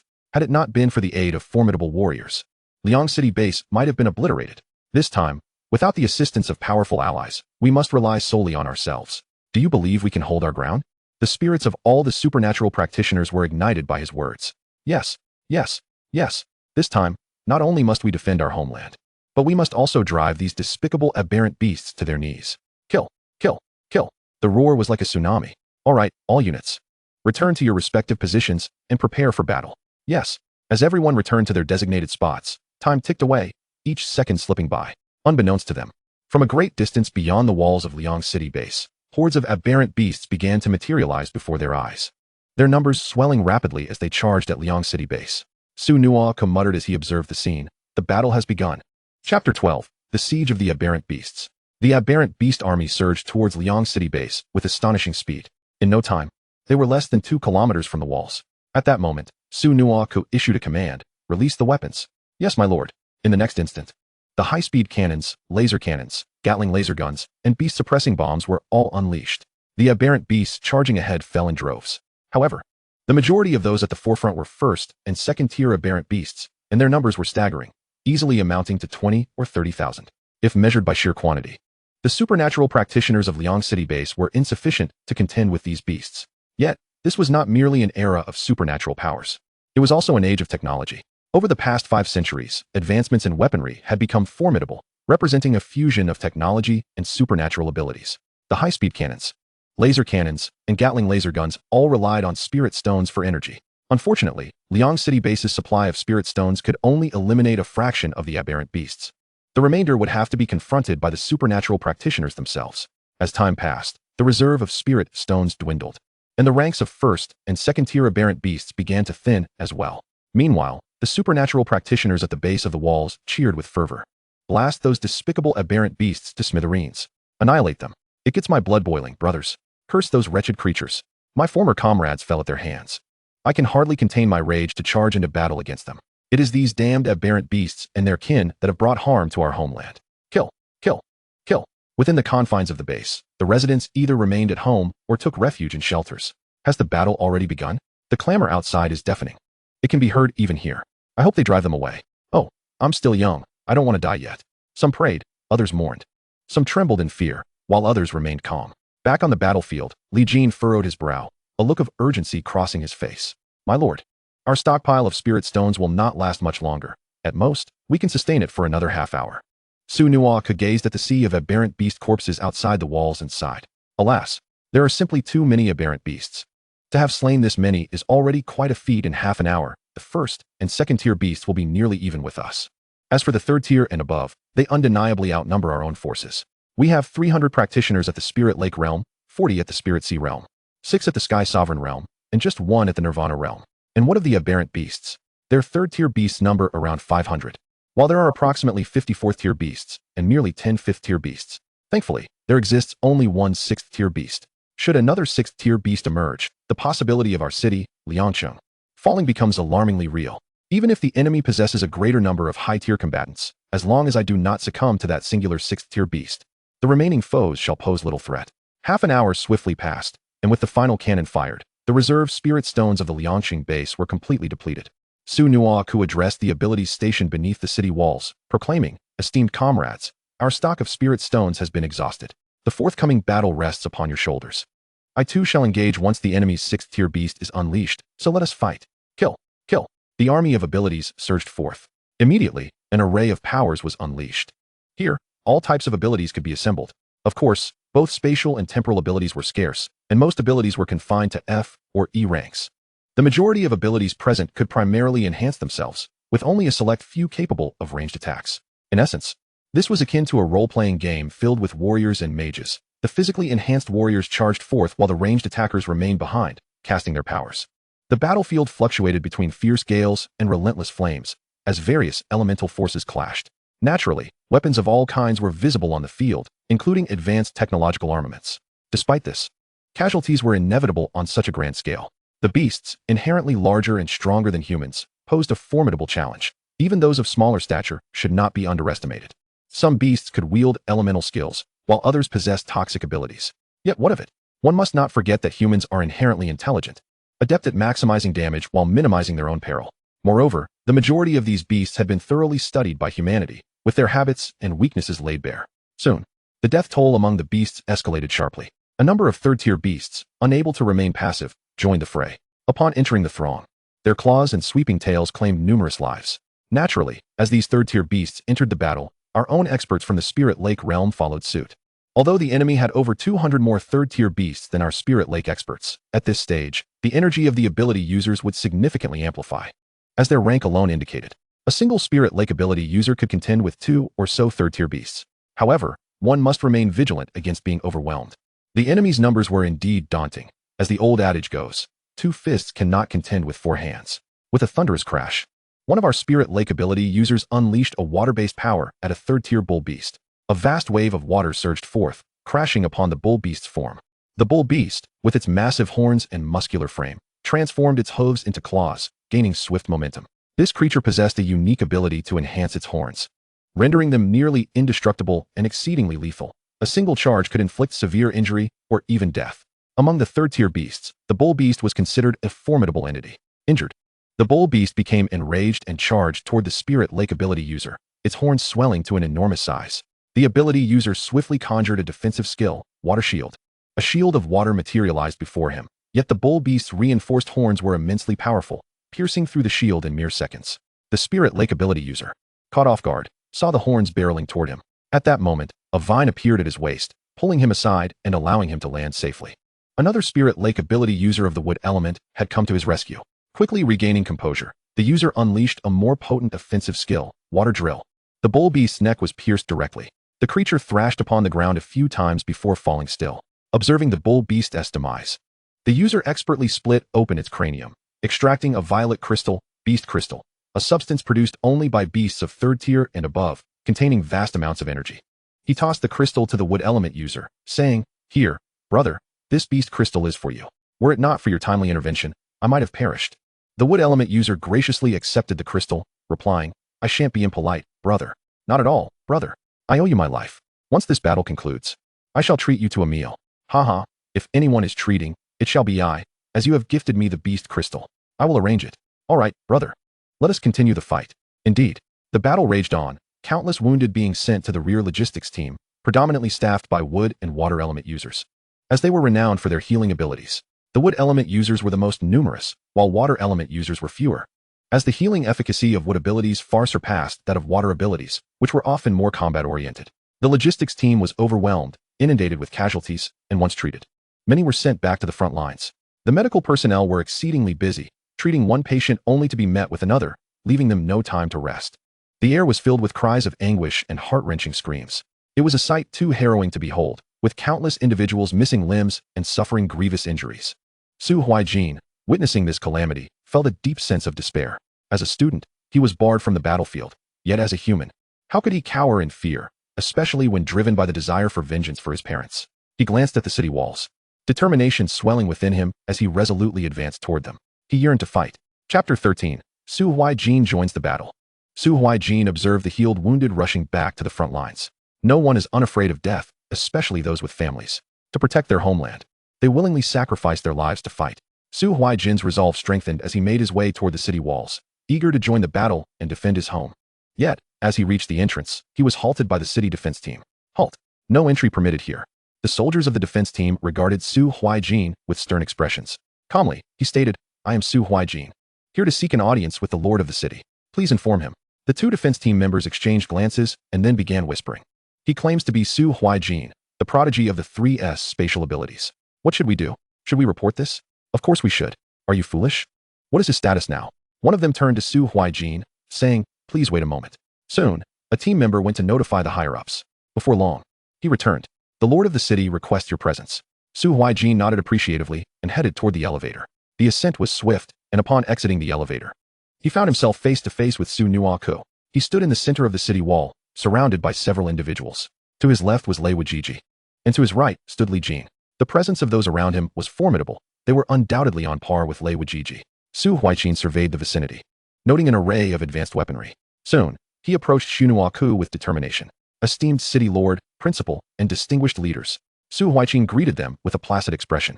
At that moment, Lei Wujiji appeared perplexed. "Huaijin, what brings you here?" Among the gathered powerful individuals, principals from various schools, there were 6 formidable practitioners of the Void Realm, including Lei Wujiji. Upon recognizing Su Huaijin, the other principals from different schools displayed expressions of delight. "Is this the genius of our Liang city? Truly a person of remarkable bearing. Indeed, indeed. To see such talent emerge from our humble Liang city is a stroke of fortune, without a doubt. Your cultivation level appears to have reached the 5th layer of star condensation. You are indeed a prodigy. Merely 20 days have passed since the awakening, and you have already attained this level. Surely, you rival the talents of the imperial capital."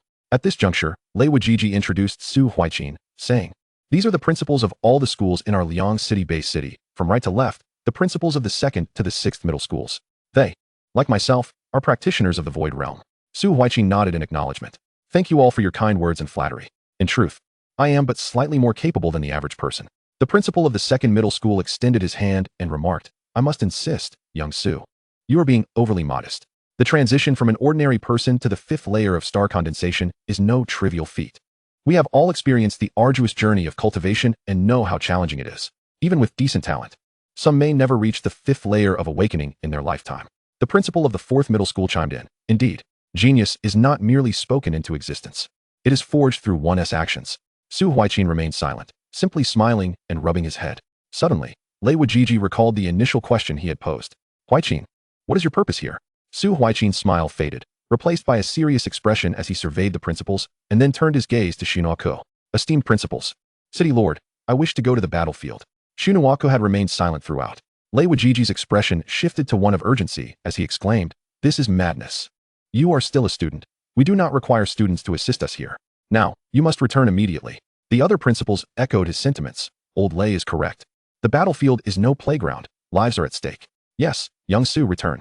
Your current task is to grow. Only a mature genius is truly a genius. Furrowing his brows, Su Huaijin sensed the likelihood of rejection. He resolutely stated, I have already reached the 5th layer of star condensation. Liang City is in peril. I cannot remain a coward. Hiding in the base city. All practitioners are fighting for Liang City. Why should a student be any different? Moreover, my master has equipped me with life-saving artifacts. Please allow me to go. You must understand your own significance. The Dragon Kingdom has not seen an SSS-level spatial ability user in a long time. You are the future of the Dragon Kingdom. You should not come here to sacrifice your life in vain. As for your life-saving artifacts, how many times can they truly protect you? You are still too weak. Even we, practitioners of the Void Realm, face life-threatening dangers, let alone you. Return now, young Su. All present urged Su Huaijin to reconsider. At that moment, Shunuaku, his expression unyielding, fixed his gaze upon Su Huaijin and asked, Are you serious? Su Huaijin met Shunuaku's gaze earnestly, asserting, I value my life more than anyone. Shunuaku let out a sigh. Then go. Su Huaijin, incredulous, looked at Shunuaku. Really? I speak with utmost sincerity. Go now. Filled with joy, Su Huaijin bowed to Shunuaku and the other principals. Thank you, City Lord. Thank you, esteemed principals. He then turned and departed from the city wall. Lei Wujiji, irate, confronted Shunuaku. Old Su, what madness is this? He is still a student. With such high innate abilities in a low realm, is this not sending him to his death? The other principals echoed their discontent. Shunuaku, facing away from them, raised one hand, silencing their protests. What is the prerequisite for becoming strong? It is to undergo trials of blood and fire. He possesses an indomitable spirit. A flower nurtured in a greenhouse cannot produce a genius. Besides, we will be watching over him. He also has the life-saving artifacts provided by Lord Qin. Even if he is injured, he will not perish. We will monitor his condition and intervene if his life is in peril. The fastest way to enhance one's strength is through actual combat. I believe everyone here is well aware of this. The principals lowered their heads, rendered speechless. Shunuaku continued, Old Lei, I know your concern stems from care, but too much concern leads to confusion. Do you understand? Lei Wujiji sighed and shook his head. You are right. The youth is always so impassioned and energetic. Perhaps if I were 20 years younger, I would be just like him. All we older fellows can do now is to safeguard them. Meanwhile, Su Huaijin had exited the city gates, charging towards the battlefield. On the battlefield, a young man in his 20s, at the Awakening Realm, was being pursued by a bone-corroding wolf. It was evident that the young man's strength was inferior to that of the wolf, and he bore numerous visible wounds. The bone-corroding wolf leapt high, striking the young man in the chest, its claws shredding flesh and causing him to cry out in pain. As the wolf prepared to deliver a fatal blow, Su Huaijin arrived, executing a series of fluid maneuvers. Armed with the Tiger Slayer, he intercepted the attack and delivered a powerful kick to the wolf's abdomen, sending it flying several meters. In a swift motion, he unleashed a spatial compression, reducing the bone-corroding wolf to a pulpy mass, blood splattering everywhere. The onlookers were momentarily stunned. Others had intended to rescue the young man, but it was too late. A younger individual had emerged and annihilated the wolf with a combination of skills. The rescued man sat in a daze, rendered motionless. Su Huaijin turned to him, asking, Are you all right? He extended his hand to help him up. The young man, regaining his senses, responded, I'm fine, I'm fine. He spoke reassurances, yet his body was riddled with injuries, making it difficult for him to rise. Observing his condition, Su Huaijin assisted him, saying, You are not fine. With so many wounds, you should return to the logistics team for treatment. A member of the logistics team then came to assist the young man away, who, before departing, inquired about Su Huaijin's name. Young brother, what is your name? Su Huaijin turned to him and replied, "My name is Su Huaijin." Chapter 14. The Emergence of the Fourth Order Beasts. The onlookers were taken aback upon recognizing him as Su Huaijin. It turned out that he was indeed Su Huaijin, a figure of considerable prowess. Indeed, he had only awakened for a mere 20 days, yet his strength allowed him to effortlessly annihilate a first-tier, seven-fold corroding bone wolf, truly a prodigy. I must admit, I can no longer discern the extent of his power. What realm has he attained? I do not know, but it is certainly stronger than the awakening stage. Furrowing his brow, Su Huaijin swiftly dispatched a frenzied pig of the first tier. Ladies and gentlemen, let us not forget we are amidst a battlefield. If we must converse, let us secure our victory first. It was only then that the individuals surrounding him realized they were still engaged in combat, and they promptly resumed their defensive stances. Were it not for Su Huaijin's presence, many of these individuals would have already fallen prey to the beasts. Thank you, brother. Su Huaijin remained silent, his focus solely on the eradication of the beasts. The others around him also immersed themselves in the fight. As Su Huaijin had only recently arrived and was situated at the edge of the battlefield, most of the beasts encountered were merely first tier. A few second-tier creatures were being dealt with, rendering the beasts here no challenge for Su Huaijin. He felt no need to unleash his supernatural abilities. Employing only martial techniques, he slaughtered with ease, resulting in the surrounding beasts hesitating to approach him. Though the creatures' eyes glowed red and their demeanor became frenzied, their instinctive fear of death prevailed. Su Huaijin scratched his chin, bemused. Am I truly that fearsome? Sighing, he resolved to venture deeper into the fray. For this area was teeming with first-tier beasts, presenting no challenge whatsoever. Only in the presence of numerous second-tier creatures would he find the thrill of battle. Thus, Su Huaijin activated his relentless onslaught mode. Wherever he passed, not a single beast remained alive. This significantly alleviated the pressure on the awakened supernatural beings behind him. Despite the overwhelming number of beasts, even after being bombarded with weaponry, their sheer quantity remained staggering. However, with an abundance of first-tier beasts, it took Su Huaijin over half an hour to reach the second-tier zone. Nevertheless, he dispatched each creature with a single stroke, hardly exhausting himself. Upon entering the second-tier area, he found himself surrounded by 5 second-tier beasts, comprising 3 swift leopards and 2 flaming claw bears. The swift leopards boasted a coat of dark purple fur, adorned with streak-like markings of a similar hue. Their physique resembled that of ordinary leopards, albeit with elongated fangs and sharper, longer claws, and they were extraordinarily fast. All 5 beasts were below the 5th level of the second tier. Simultaneously, the 5 creatures launched their assault. The swift leopards, being remarkably swift, reached Su Huaijin first and pounced upon him. Instant slash. In the blink of an eye, 3 swift leopards were cleaved into countless pieces, for the Zhanhu, an A-grade weapon, was incredibly sharp, coupled with his mastery of advanced martial techniques. Before long, the flaming claw bears arrived, one on each side, swiping at him with their claws. Su Huaijin refrained from employing any martial techniques. With a single stroke, he severed both claws and, before they could react, beheaded the 2 bears. The spectacle left those around him in awe. When had second-tier beasts become so easily vanquished? And 5 at that. Goodness, this fellow is impressive and so young. Ignoring their astonishment, Su Huaijin continued his relentless assault on the beasts. One by one, they encircled him. Although most were second-tier creatures below the 5th level, their sheer numbers compelled him to utilize his supernatural abilities. Corroding bone wolves and flaming claw bears were the most common species in this area, likely due to the proximity to the emerald jade forest, which predominantly harbored these beasts. Su Huaijin swung his blade forward, cleaving a flaming claw bear in 2, then extended a hand backward without glancing back. Spatial crush. Instantly, 5 or 6 beasts were reduced to a bloody pulp. Various martial techniques were unleashed: the mountain-crushing fist, the solar finger, and the frenzied blade slash. Each strike claiming several beasts. However, with each victory came a renewed surge of beasts attacking him. The pressure on the surrounding individuals diminished significantly, as Su Huaijin had drawn the attention of the beasts. Though his speed of slaughter was remarkable, the beasts quickly replenished their ranks. As the number of second-tier creatures below the 5th level he faced dwindled, those replacing them gradually exceeded that threshold. Su Huaijin's rate of killing slowed. For although he felt nearly invincible within the star-gathering realm, the overwhelming numbers of beasts proved daunting. He could manage to dispatch second-tier beasts at levels 8 or 9, but they posed a considerable challenge. The surrounding warriors wished to assist Su Huaijin, as their burdens had lightened, yet the pressure on others escalated. After all, even the mightiest warrior tires. Fatigue invites vulnerabilities, which can lead to injury or worse. At this moment, Su Huaijin also began to feel fatigued. Initially, the battles had been relatively effortless, given that the beasts were of a lower tier. However, as the confrontation progressed, the beasts' ranks grew stronger, and he could no longer expend his spiritual energy indiscriminately without risking depletion. Thus, he resorted to using his supernatural abilities sparingly, relying predominantly on martial techniques. Though this approach rapidly drained his stamina, Su Huaijin cried out, his blades swinging ever faster, resulting in the surrounding beasts meeting their demise in greater numbers. He entered a state of transcendence, losing himself in the rhythm of battle. This is remarkable. Lei Wu gasped in astonishment. Su Nuaku and the other heads of institutions were closely monitoring Su Huaijin, recognizing him as a prized asset of the Liangqing base city.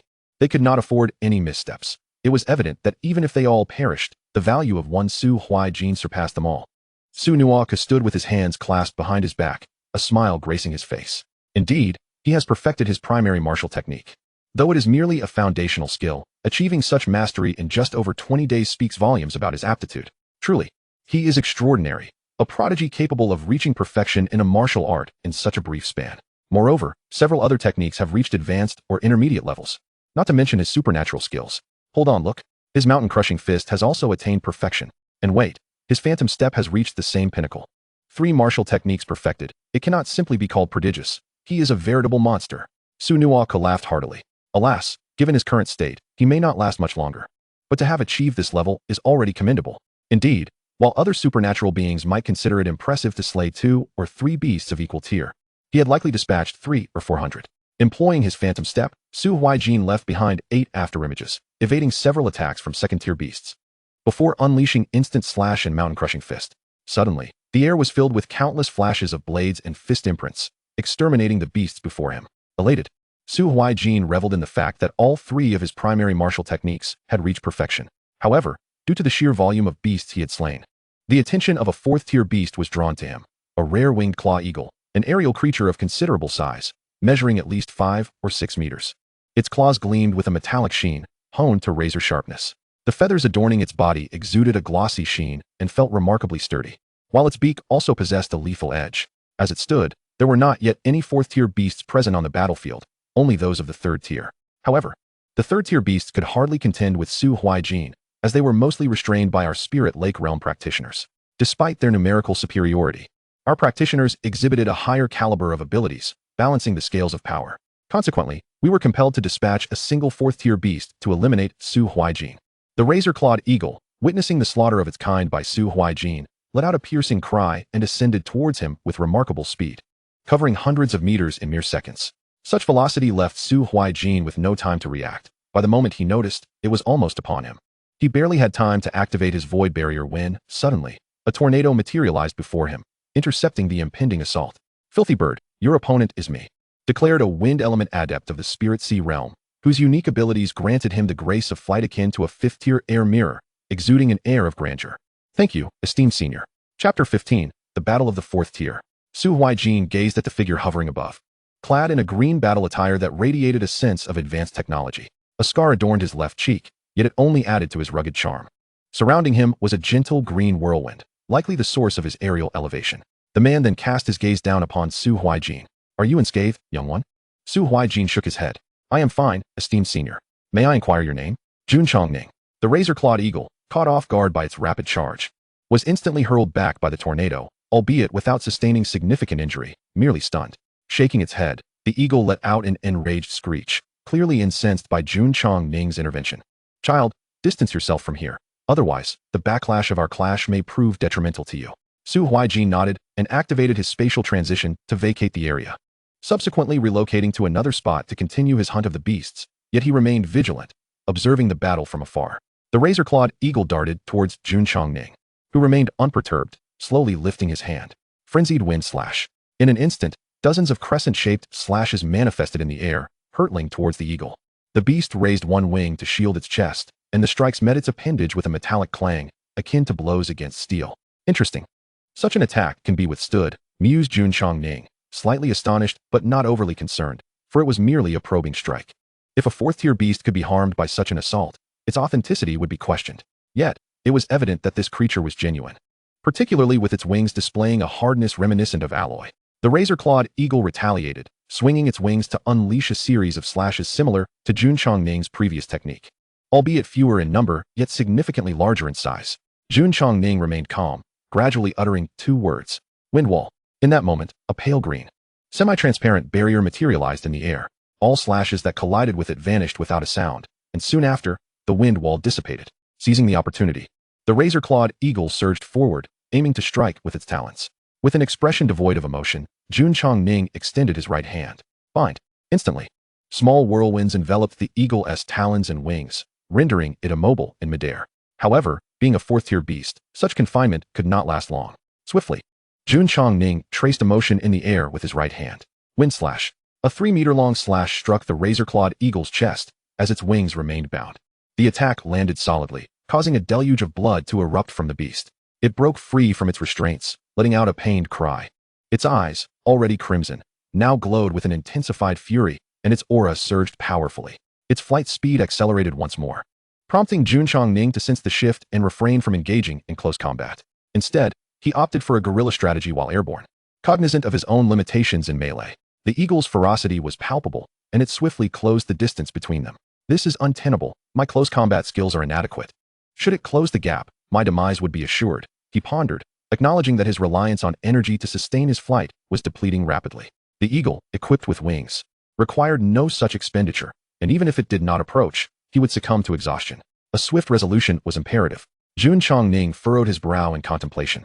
Yet his hands remained engaged in defense and counterattacks. I have an idea. Suddenly, he halted mid-flight, prompting the razor-clawed eagle to accelerate towards him. Tornado. Jun Chongning raised his hand skyward, conjuring a small tornado, which he then hurled towards the eagle. The moment it was released, the tornado expanded dramatically, catching the beast unawares. The razor-clawed eagle was instantly engulfed, besieged by countless blades slicing through it. While it shielded its chest with its wings, injuries were inevitable, as the myriad of blades struck with both speed and ferocity. This tempest raged for 2 to 3 minutes before finally subsiding. The eagle remained airborne, bloodied but alive. From a distance, Su Huaijin beheld the spectacle of their combat, astonished. Is this the nature of battles between fourth-tier beings? Just the aftermath of their clash has resulted in the demise of numerous second-tier beasts and practitioners. Some of their slashes have even descended to the ground, causing widespread devastation, leaving both beasts and practitioners with no means of retaliation. Observing the bloodied razor-clawed eagle, Su Huaijin furrowed his brows. To endure such a formidable onslaught and still live was a testament to its terrifying vitality. It appeared to still possess the strength to continue fighting. He turned his gaze back to Jun Chongning, whose prowess was undeniably formidable, though it seemed he was exhausting his resources. After all, the technique he employed had drained a significant amount of spirit energy. Even if he had not slain the eagle, it had been severely injured.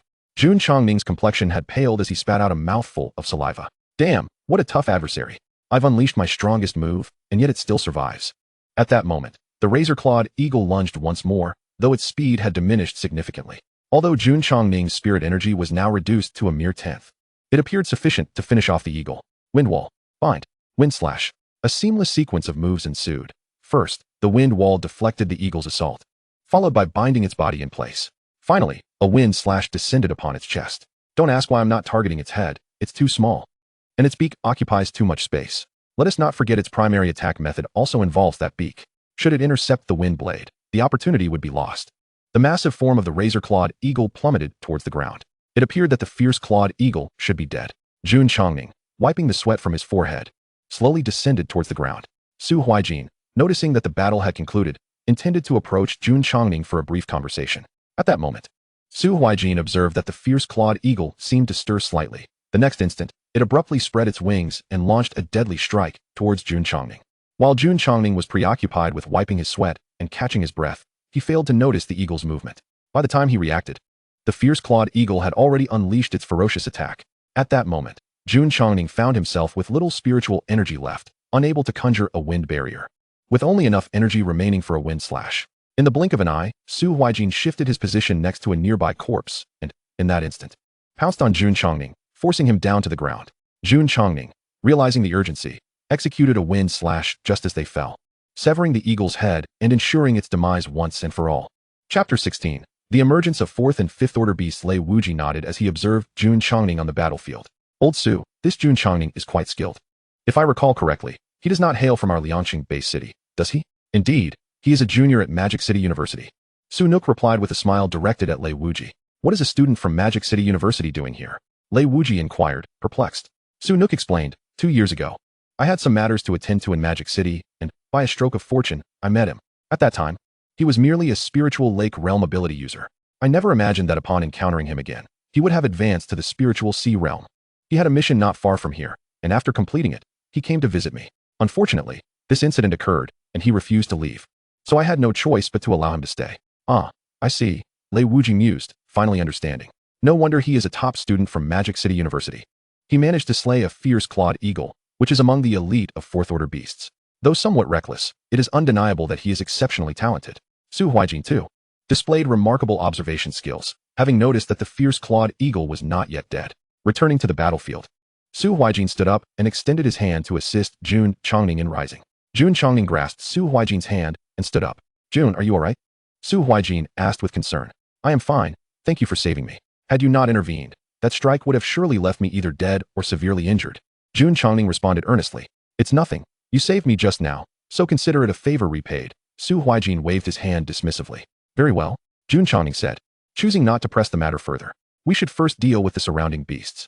Su Huaijin glanced at the encroaching beasts once more. By the way, how is your condition? I'm all right, just a bit depleted of spiritual energy. However, it's no matter. These are all second-order beasts, and I can manage with martial skills.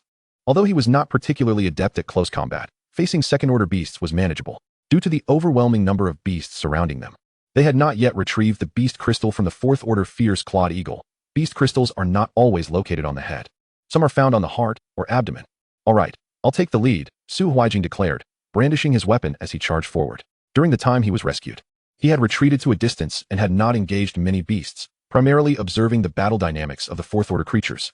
This had allowed him to recover much of his stamina. Though his spiritual energy had not fully replenished, it was roughly at three-quarters capacity. Jun Chongning retrieved a long knife from his spatial ring. It was a standard C-grade blade, without any distinctive features. The majority of the surrounding beasts were between the 5th and 8th levels of second order, which, in Su Huaijin's eyes, while he might not be able to slay them with a single blow, 2 strikes would suffice. After all, they had been on the battlefield for over an hour, significantly enhancing their combat experience. Su Huaijin delivered a powerful punch to a bone-eating wolf, sending it crashing into 5 or 6 other beasts. While the beasts were still on the ground, he unleashed his skill, spatial compression. In an instant, several beasts met their demise. This method of combat was not only effortless, but also conserved his spiritual energy. He had devised this strategy over the past hour, given that he lacked any broad area skills. If he had such skills, he would not have had to engage in such tedious fighting. How exhilarating! Jun Chongning exclaimed as he continued to wield his blade. Although he was not proficient in close combat, the thrill of the fight was undeniable. As more and more beasts surrounded them, they cleared a path only for new beasts to emerge, making the situation increasingly troublesome. As they fought, the two found themselves drawing closer together, eventually forming a back-to-back stance. Ready for battle. Now, open Sun Finger. At this moment, this intermediate martial skill had reached a level of minor perfection, its power amplified, allowing him to slay over a dozen second-order beasts with a single strike. Simultaneously, Su Huaijin advanced a realm in his cultivation. 6th level of the Condensing Star Realm. Jun Chongning cast a sidelong glance at Su Huaijin, marveling at his progression. Ah, is this what it means to be a genius? In just over 20 days since the Awakening Day, he has reached the 6th level of the Condensing Star Realm. He rivals that esteemed figure and may one day stand shoulder to shoulder with them. One of the reasons Jun Chongning had not returned to Magic City immediately was to witness the appearance and prowess of an SSS-grade spatial ability user. Now that he considered it, the reality was indeed formidable. After his advancement, Su Huaijin felt a resurgence of spiritual energy within him and ceased to limit its use. Spatial compression. Instantly, another wave of beasts fell lifeless to the ground. As time ticked away, half an hour passed, and the number of beasts surrounding them dwindled. At last, no beast dared approach them any longer. Jun Chongning approached Su Huaijin, extending his fist in a gesture of camaraderie. Su Huaijin obliged, returning the fist bump. Su Huaijin, your strength is impressive. Jun Chongning commended. Wait, how do you know my name? I don't recall telling you, Su Huaijin thought, puzzled. Jun Chongning chuckled, realizing that he was unaware of his own burgeoning fame. I dare say you are the only SSS-grade spatial ability user in the entire Dragon Country. I believe most of the populace recognizes you by now. Su Huaijin contemplated this, acknowledging the truth in Jun Chongning's words. It had been over 100 years since an SSS-grade spatial ability user had appeared in Dragon Country. Even if he wished to remain inconspicuous, he could not escape the fate of becoming widely known. However, this also served as a signal for him to exercise greater caution. Other nations, beasts, and foreign races would likely seek to eliminate him, necessitating a swift growth in strength. With a resigned shake of his head, Su Huaijin sighed, I never wished for fame. Jun Chongning patted Su Huaijin on the shoulder. I understand. Many geniuses face assassination attempts these days, resulting in very few able to thrive. Nevertheless, you need not worry too much. With your caliber, there are undoubtedly many influential figures looking out for you. Su Huaijin remained silent, simply nodding in acknowledgement. At that moment, a powerful aura surged forth. Su Huaijin and Jun Chongning widened their eyes in unison. Fourth-order beasts and fifth-order beasts had all mobilized. Only a sixth-order beast king stood stationary in the distance. Jun Chongning's expression turned grave as he furrowed his brow. Dreadful. All forces have been mobilized. It seems this war is on the brink of concluding. In truth, the Beast King had long sensed Su Huaijin's presence, observing as this human annihilated a multitude of first and second-tier beasts. Even the third-tier beasts were restrained and unable to eliminate him, while the dispatched Steelclaw Eagles returned empty-handed. Witnessing his continued slaughter of second-tier beasts, the Beast King could no longer restrain his fury. He summoned all fourth and fifth-tier beasts, declaring that they could not afford any further delays. At this juncture, Xunhua could also discern that fourth and fifth-tier beasts had joined the fray. Spirit Sea Realm and Sky Monarch Realm abilities were prepared for battle. Chapter 17. Lei Wujin's Ruthless Annihilation of Fifth-Tier Beasts. A fifth-tier Blood Moon Lion, with its massive frame sprawling over 5 or 6 meters, boasted a coat of crimson fur adorned with numerous yellow stripes.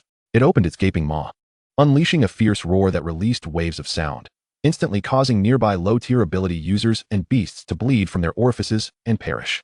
Vile creature, how dare you? Lei Wujin thundered. Though he cursed vehemently, his hands remained in motion, electricity crackling around them. The distance between them was at least a kilometer. Yet Lei Wujin's speed was remarkable, as he closed the gap in approximately a second, aiming to pierce the beast with his lightning-imbued hand. However, it was not so simple to defeat a fifth-tier beast. The lion raised its paw to block the attack. Nonetheless, the sheer force sent it staggering backward over 100 meters, carving 2 trenches into the ground with its claws. The Blood Moon Lion fixed its gaze on Lei Wujin. In the next moment, it opened its mouth, conjuring a fireball that surged toward him. Given Lei Wujin's speed, such an attack stood no chance of hitting him. He deftly sidestepped, evading the projectiles. The fireballs detonated in midair, creating craters several meters wide upon impact, illustrating their tremendous power. After expending its fireballs, the lion charged forward, raising its paw to strike at Lei Wujin. Suddenly, a blood-red war spear manifested in Lei Wujin's hand, intercepting the lion's strike. After a brief stalemate of 3 to 4 seconds, both combatants were sent flying. Lei Wujin managed to regain his footing swiftly. Thundercloud, 18 spears. He assumed a battle stance and propelled himself forward, leaving behind an afterimage. Lightning trailed in his wake as he approached the lion, which had just stabilized itself. In a swift motion, he swung the spear down upon the Blood Moon Lion, which was caught unprepared. The impact struck its back, causing the ground beneath to collapse. Though the lion did not fall, it wobbled precariously. Refusing to give it a moment to recover, Lei Wujin darted to the opposite side, launching a flurry of strikes, slices, smashes, and thrusts, leaving the Blood Moon Lion unable to retaliate. 18 relentless attacks left it bloodied and battered. Just as Lei Wujin prepared to deliver the final blow, another fifth-tier beast appeared, a thunderstorm ape, a creature imbued with lightning attributes. It positioned itself before the Blood Moon Lion, attempting to shield it from the lethal strike. Its arms, composed of an unknown stone, shimmered with electricity. Meanwhile, the battlefield's dynamics became clear. All Spirit Sea Realm and Sky Monarch Realm ability users, along with all 4th and 5th-tier beasts, were engaged in combat, save for the main boss, who remained inactive. Xunhua also refrained from moving, as if both sides awaited the opportune moment. Though the number of beasts was substantial, the individual prowess of the ability users surpassed that of the beasts. Some, like Lei Wujin, even faced 2 foes simultaneously. The Thunderstorm Ape, maintaining its defensive stance, was pushed back several meters, while the Blood Moon Lion regained its footing, visibly injured. Lei Wujin regarded the 2 beasts before him with a mocking smile. 1 against 2? How amusing. Though my strength is but half of what it once was, it suffices to deal with you 2 insignificant creatures. He beckoned the 2 beasts, a clear provocation, igniting their fury as they charged at him. As the Blood Moon Lion ran while spitting fireballs, Lei Wujin deflected each with his spear. The Thunderstorm Ape leaped high, delivering a powerful punch. But Lei Wujin met it with his spear. The lions soon joined, clawing at him, but neither beast could inflict any harm. Instead, Lei Wujin retaliated with greater force, sending them both hurtling away. Thunderbolt 9 flickers. Lei Wujin flashed 9 times, each leap leaving a trace of electricity. With each successive jump, his attacks multiplied in potency. The already injured Blood Moon Lion stood no chance against such onslaught, instantly disintegrating into a mist of blood, leaving only a beast crystal in its place. Only one remains. Lei Wujin stated coldly. The Thunderstorm Ape, witnessing the demise of its companion and the crystal on the ground, instinctively turned to flee. Yet, Lei Wujin would not grant it such an opportunity. Lightning strike. A bolt of lightning descended from the sky, striking the Thunderstorm Ape, which, despite its affinity for lightning, was momentarily paralyzed.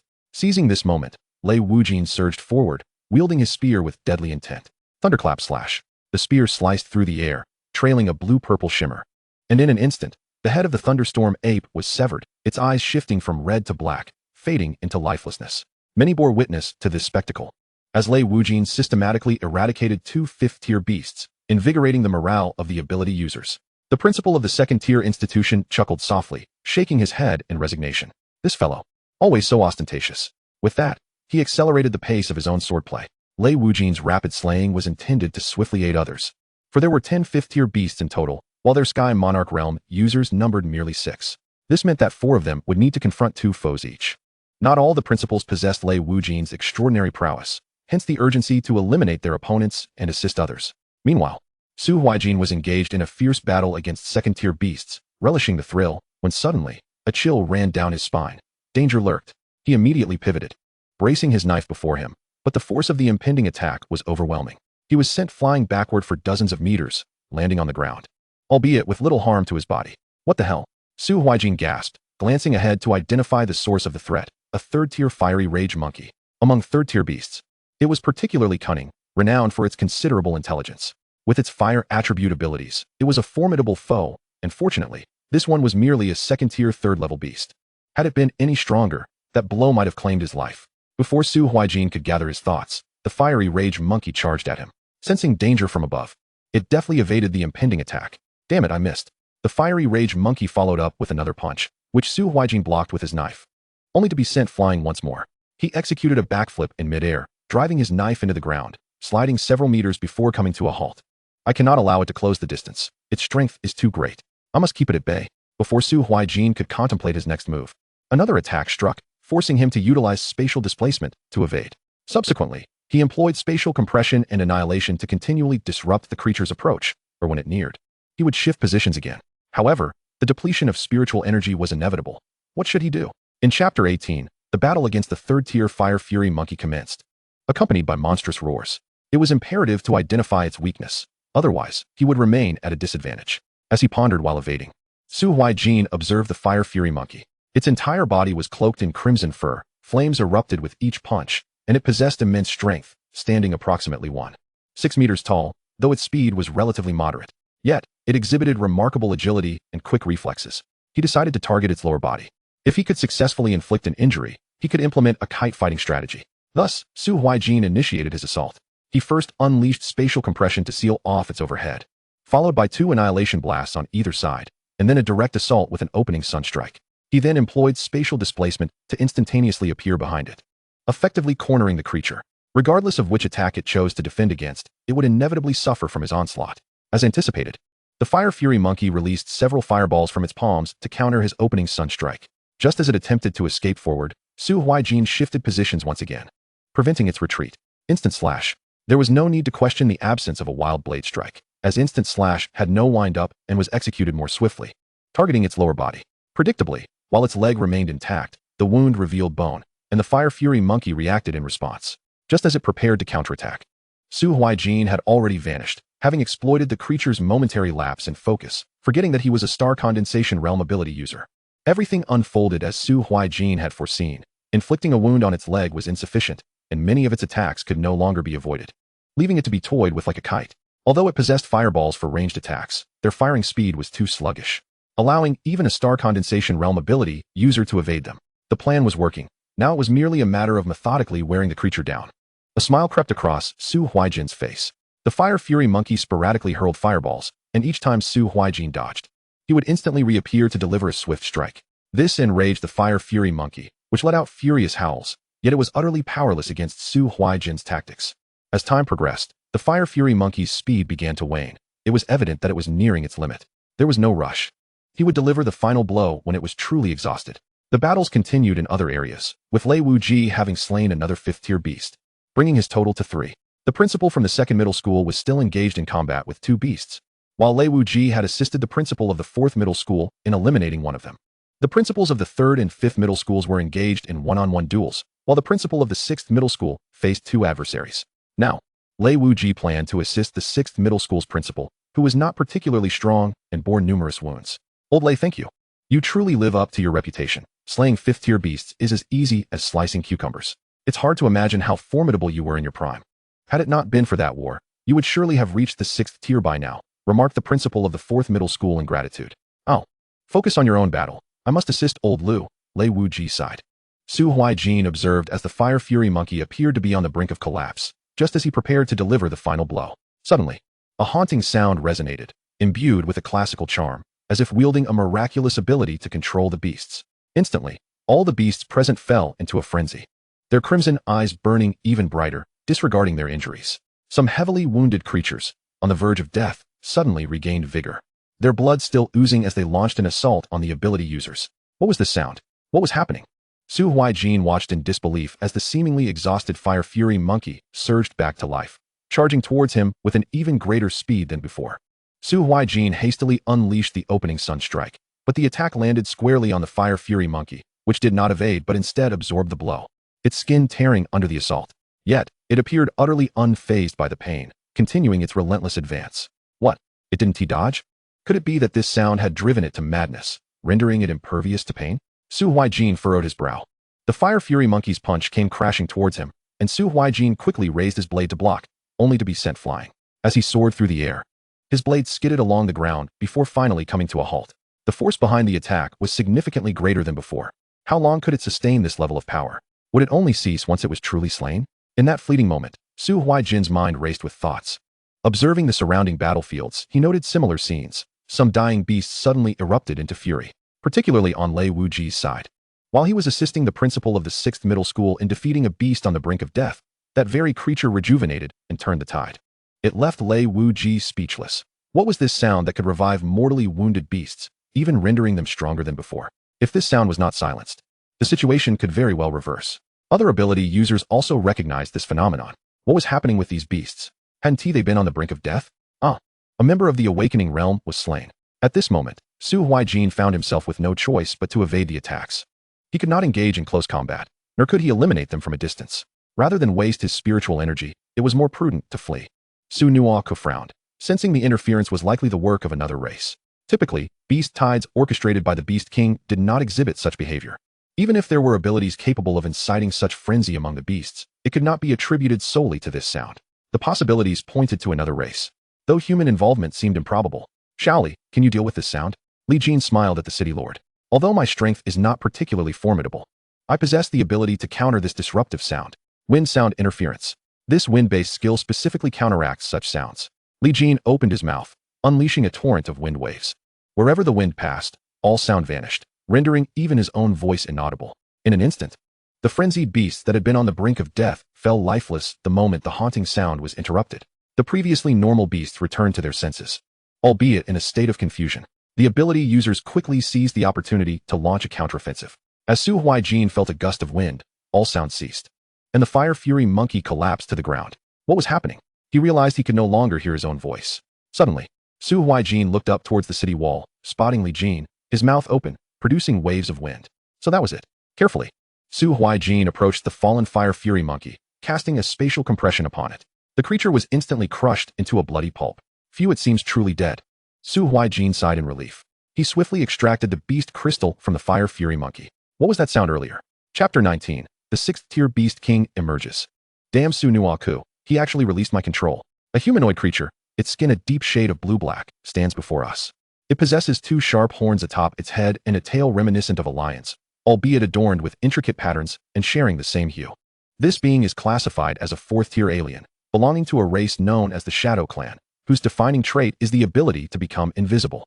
It can also mask its presence, but this ability can only be employed once within a week and for a maximum duration of 12 hours. Such races are often regarded with disdain in the realm of extraterrestrial beings, as one would hardly wish to be ambushed unexpectedly.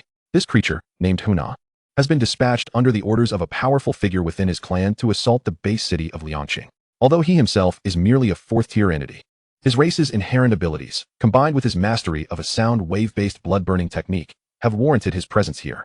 He stands closely beside a 6th-tier beast that resembles both a lion and a tiger, possessing a pair of silvery wings, aptly named the Celestial Tiger Lion. My Lord Envoy, what is the situation? Inquired the Celestial Tiger Lion, its demeanor calm as it addressed Huna, fully aware of his presence despite being unable to see him. Are your eyes dimmed? Can't you see the lad in white beside Sunuk? My sound wave blood-burning technique has been thwarted by some skill of that boy, rendering my secret art ineffective. Had I known, I would have refrained from coming to this base city, Huna replied, his expression one of indignation. The celestial tiger lion's veins bulged in anger. It was infuriated that a mere fourth-tier being would dare to insult it. Normally, such an affront would have been met with swift retribution. But the presence of an alien rendered it unable to retaliate. You speak wisely, my lord envoy. Your experience is indeed vast. The celestial tiger lion managed to maintain composure, suppressing its rage to replace it with a semblance of a smile. Of course, you ought to consider who I am, Huna thought to himself with a smirk, relishing the thought of the sixth-tier beast's subservience, thus fulfilling his vanity. My lord envoy, what shall we do now? We find ourselves at a disadvantage, Huna queried. Rest assured, I possess magic blood pills. When you engage in battle, even if you cannot best Su Nook, consuming this will enhance your power significantly for half an hour. Though there may be minor side effects, I will report your achievements to the clan elders, and they will not only mitigate any side effects but also grant you substantial rewards, Huna declared confidently, hands on hips, chin held high. Is that so? I thank you. My lord envoy, the celestial tiger lion mused, contemplating the possibility of ascending to the 7th tier with such a reward. Huna scoffed inwardly, just idle talk. This beast truly believes it. Even should it win, the credit will solely be mine. Reward? It shall remain a mere dream. That boy is far too arrogant. Ensure you eliminate him, Huna instructed, gesturing towards Su Huaijin with a dispassionate gaze. Fear not, my lord envoy. I have long harbored a disdain for that boy who has slain so many of our beasts. Though they were only 1st and 2nd tier, they nonetheless swayed the tide of battle. He must die, the celestial tiger lion vowed with a murderous glint in its eyes. Meanwhile, Su Huaijin, amidst the chaos of battle, sensed an inexplicable chill in the air. What is this? A sense of impending danger? He pondered, shaking his head to dismiss it. Returning to the fray against the alien beasts. Observing the conflict between Lei Wuji and the 5th-tier beasts, he noted that each strike unleashed a powerful wave. Should he be caught in the residual force, he feared he would either perish or be gravely injured. Sighing, he wondered when he might reach such heights. But remembering his rapid progress brought a smile to his face. Surely, it was not far off. With renewed determination, Su Huaijin wielded his blade against the surrounding alien beasts. On Lei Wuji's front, only 5 5th-tier beasts remained, a testament to his overwhelming prowess, even at a mere 50% of his peak strength. He dispatched them with ease due to his vast combat experience. At this moment, the celestial tiger lion could no longer remain passive. The number of alien beasts had dwindled, now fewer than the humans. It soared towards Lei Wuji, delivering a powerful strike that sent him crashing to the ground, creating a 2-meter-deep crater. The disparity between 6th tier and 5th tier was insurmountable. The attack left Lei Wuji grievously wounded, blood spilling from his mouth. As the celestial tiger lion prepared to administer a final blow, Su Nook, having observed the unfolding events, instinctively moved to intervene. Old Lei, are you all right? He inquired. Concern etched on his face. Bah, I'm not dead yet. Lei Wuji spat blood defiantly. Then it settled. You should retreat, Su Nook advised. Right. Take care of yourself, Lei Wuji replied hastily, retreating from the fray. That wretched lion couldn't resist striking, Su Nook mocked, turning to face the celestial tiger lion. Today marks the day of your annihilation of Liangqing.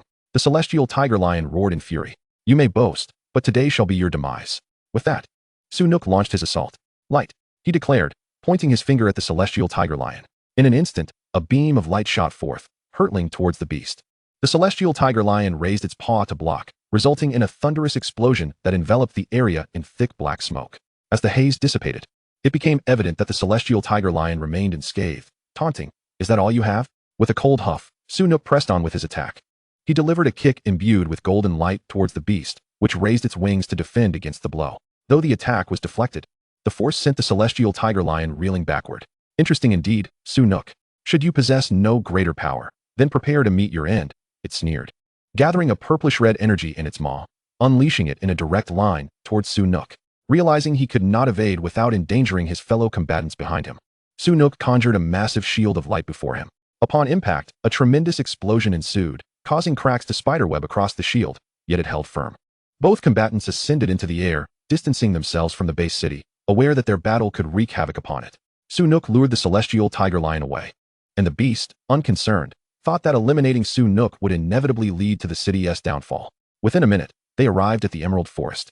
Chapter 20. The Battle of the 6th Tier. Boom. The celestial tiger lion crashed heavily to the ground, uprooting several nearby trees in the process. Su Nook, you infuriate me. It bellowed, clearly enraged by Su Nook's defiance. Hand over that alien, and I may allow you a whole corpse, Su Nook retorted, hovering above, gazing down at the furious beast. Never. Who dies remains to be seen, the celestial tiger lion replied, adjusting its stance for the impending confrontation. Stubborn fool.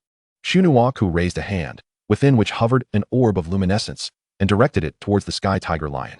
The orb emitted a brilliant flash, unleashing a multitude of rays that surged towards the creature. The sky tiger lion, perceiving the impending threat, sprinted while shielding itself with its wings. Each ray that struck the ground erupted in explosions, inflicting substantial damage. However, the sky tiger lion's formidable defenses could not entirely mitigate the onslaught, resulting in several rays striking its body. Yet, due to its exceptional resilience, it only sustained a minor wound. Perhaps wearied from the prolonged assault, it decided to abandon defense and launched a counterattack. Flame of Desolation. The sky tiger lion conjured multiple spheres of molten rock that hurtled towards Su Huaijin. Yet, these were intercepted by the rays, leading to a violent collision in midair, forcing both combatants to retreat considerably. Recognizing the futility of their expansive attacks, they ceased employing such tactics. Subsequently, Su Huaijin retrieved an A-grade battle knife from his spatial ring. Utilizing the properties of light, he swiftly appeared beside the sky tiger lion, delivering a powerful slash.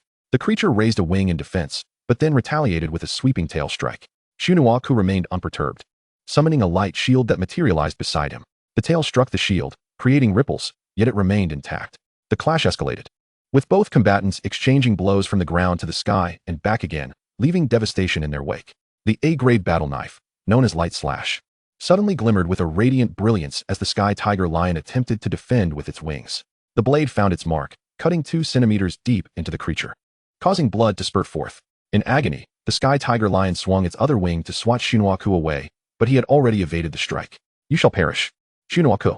I will rend you into pieces," roared the sky tiger lion, its voice echoing throughout the forest. Almost immediately, a surge of energy enveloped the creature, signifying its transition into a second phase. Its body swelled in size, the fur on its neck lengthened, its tail grew larger and more formidable, and its claws became thicker and longer. Yet, Su Huaijin would not afford it the luxury of transformation. Light energy flash. In an instant, countless rays surged forth in an assault. The sky tiger lion appeared unfazed, allowing the strikes to land upon its form. Nevertheless, it successfully underwent its transformation, revealing explosive muscle definition indicative of immense power. In a flash, the sky tiger lion appeared before Su Huaijin, striking with a claw. What? The creature's speed had increased dramatically. Su Huaijin quickly raised his knife. The claw struck the blade, sending him crashing to the ground. However, he landed deftly on his feet, skidding along the ground, leaving 2 furrows in his wake. The sky tiger lion would not grant him respite, reappearing in front of him instantaneously. It unleashed a torrent of energy towards Su Huaijin, who swiftly conjured a light shield. The shield's defensive capabilities were formidable, suffering only minor cracks. Nonetheless, Su Huaijin was forced to retreat under the assault. Once the energy dissipated, he transformed into a radiant flash, appearing beside the sky tiger lion to strike. The creature remained stationary, enveloping itself with its wings. Su Huaijin slashed, then swiftly moved to the right for another strike, then to the rear, his speed increasing exponentially. From any distance, a golden streak could be seen darting around the sky tiger lion, each strike producing sparks as it made contact. Yet, the reinforced defenses of the creature were alarmingly robust, rendering each of Su Huaijin's blows as ineffective as striking a hardened alloy, each impact sparking but failing to penetrate. This augmented form is too formidable. Even my A-grade battle knife, combined with my martial skills and abilities, cannot breach its defenses. It seems I must resort to that technique. With that, Su Huaijin ceased his slashing and ascended into the air. "Su Huaijin, why have you stopped? Are you incapable of continuing? Where is your bravado now?" taunted the sky tiger lion. Su Huaijin responded with a disdainful snort. Light sword. He brought his hands together, spreading them apart to reveal a shimmering golden blade formed from pure light. The sky tiger lion unleashed several energy orbs from its maw, hurling them at Su Huaijin. With his light sword, Su Huaijin sliced through the orbs, causing them to explode in midair. Light speed. In a breathtaking instant, Su Huaijin transformed into a sphere of light, closing the distance to the sky tiger lion in less than a fraction of a second. He aimed to strike at its head, but the creature's wing intercepted the blow, severing it in the process. The speed was so astonishing that by the time the sky tiger lion reacted, the strike had already landed. An urgent defense was all it could muster, yet it was futile. The wing was cleaved asunder.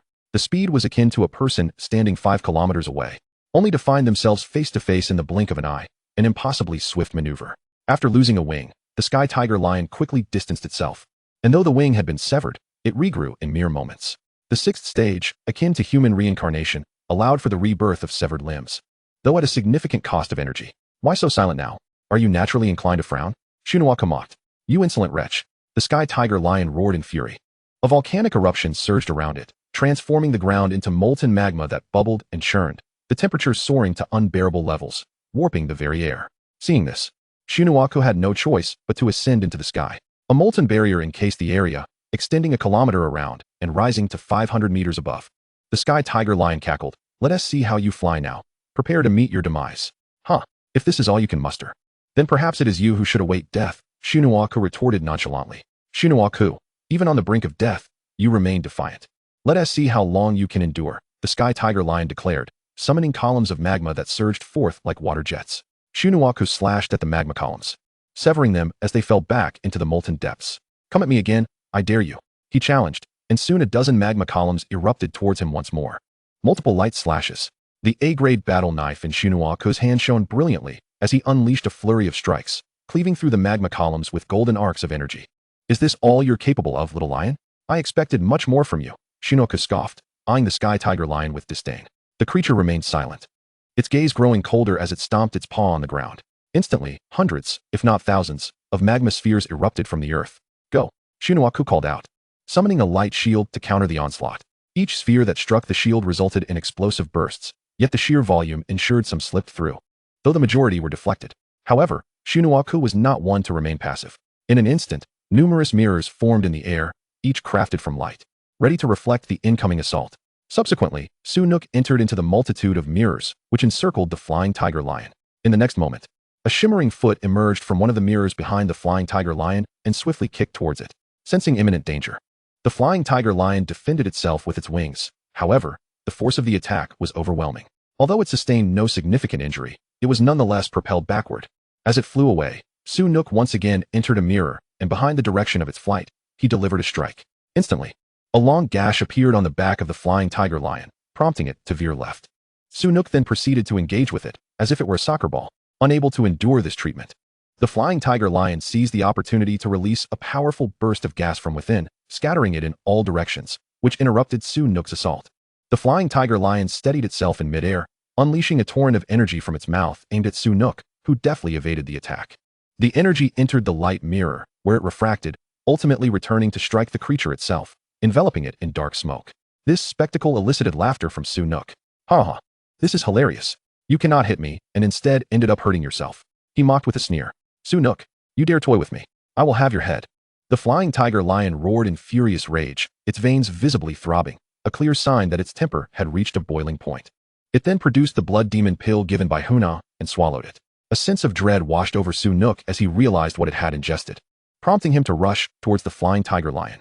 However, a formidable aura erupted from the creature, preventing him from approaching. In an instant, a multitude of deep red energies erupted from the flying tiger lion, radiating a savage intensity that sent shivers down Su spine. Light energy flash. Su activated this area skill, yet the rays dissipated upon merely brushing against the dark red energy. Multiple light slashes. Dozens of sword energies surged toward the flying tiger lion, only to vanish as they made contact with the dark red energy, proving utterly ineffective. What on earth did it consume to amplify its aura so dramatically? Su furrowed his brow in concern. Finally, after a minute, the dark red energy began to wane, retreating within the flying tiger lion, but it was evident that the creature had grown stronger, no longer resembling a mere 6th-tier beast. Su, prepare to perish. The flying tiger lion vanished from sight, only to reappear directly in front of Su, swinging its tail ferociously. Su hastily raised his light sword in defense, but it cracked under the tremendous force. Realizing the gravity of the situation, he quickly retreated into the light mirror. The light sword shattered completely, vanishing from existence. What immense power! Such a single strike shattered my light sword. It seems to possess the faint essence of a 7th-tier beast, perhaps a half step into that realm, Su pondered. The flying tiger lion smashed through the light mirrors, which had previously resisted its might, now crumbling like paper. This cannot continue. That item it consumed must have a time limit. I refuse to believe this energy can persist indefinitely. Su emerged from the mirror. Why are you no longer hiding?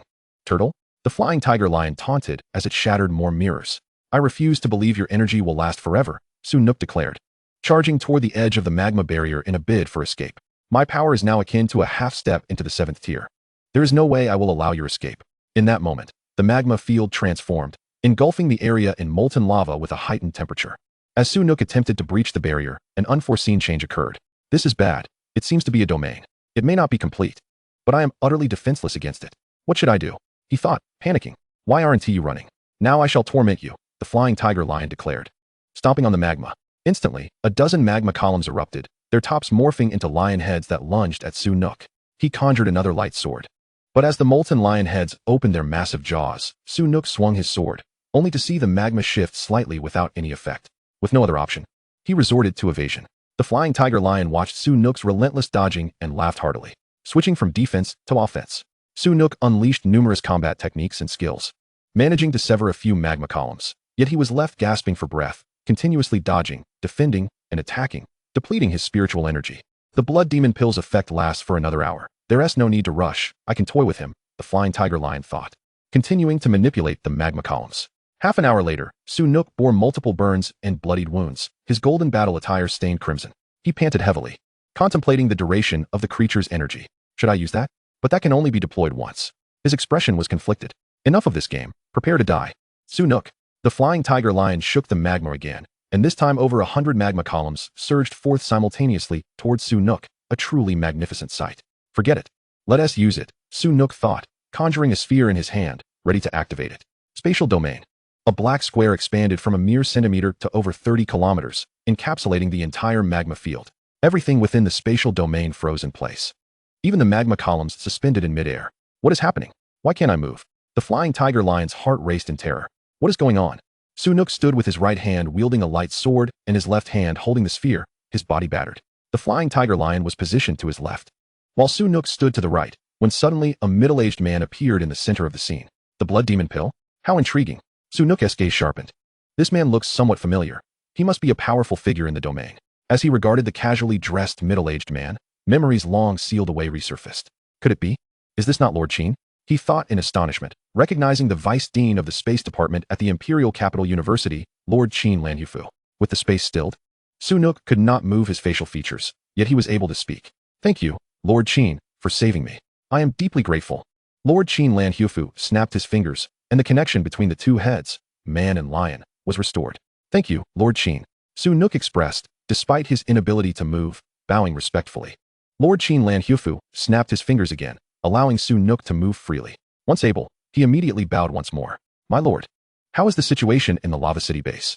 Qin Lanhufu cast a sidelong glance at Xunuaku and inquired, how goes it, my lord? As per your command, we have reached the final phase. We need only to vanquish this tiger lion, and the beast tide will come to an end. This tiger lion is quite intriguing. It has consumed a demon blood pill, a substance not easily obtained. Qin Lanhufu nodded, then addressed the flying tiger lion. Oh, mighty one, spare me. I am but a pawn in this game, forced into this invasion by that detestable hidden clan.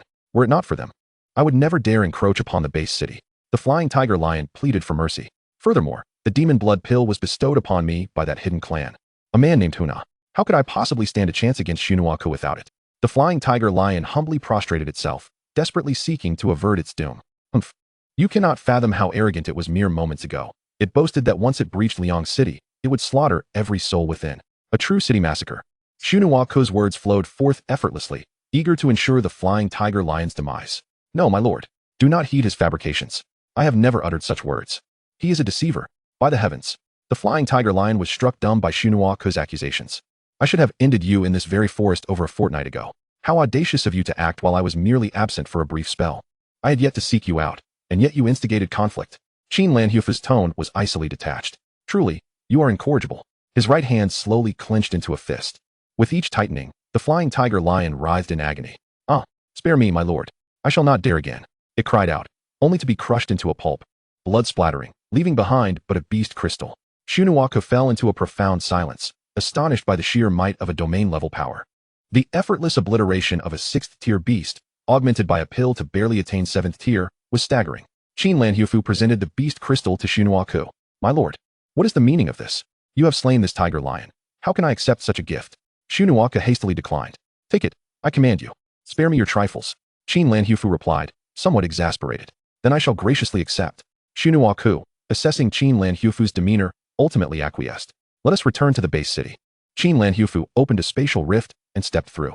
Is this the capability of spatial manipulation? How convenient, Xunuaku mused as he followed suit. Soon, the spatial rift manifested at the heart of the battlefield. Those who noticed turned their attention towards it, and Qin Lanhufu and Xunuaku emerged. Upon recognizing Qin Lanhufu and the unfamiliar figure beside him, the crowd erupted in exhilaration. The Lord has returned. The Lord has returned. We have triumphed. The Lord has triumphed.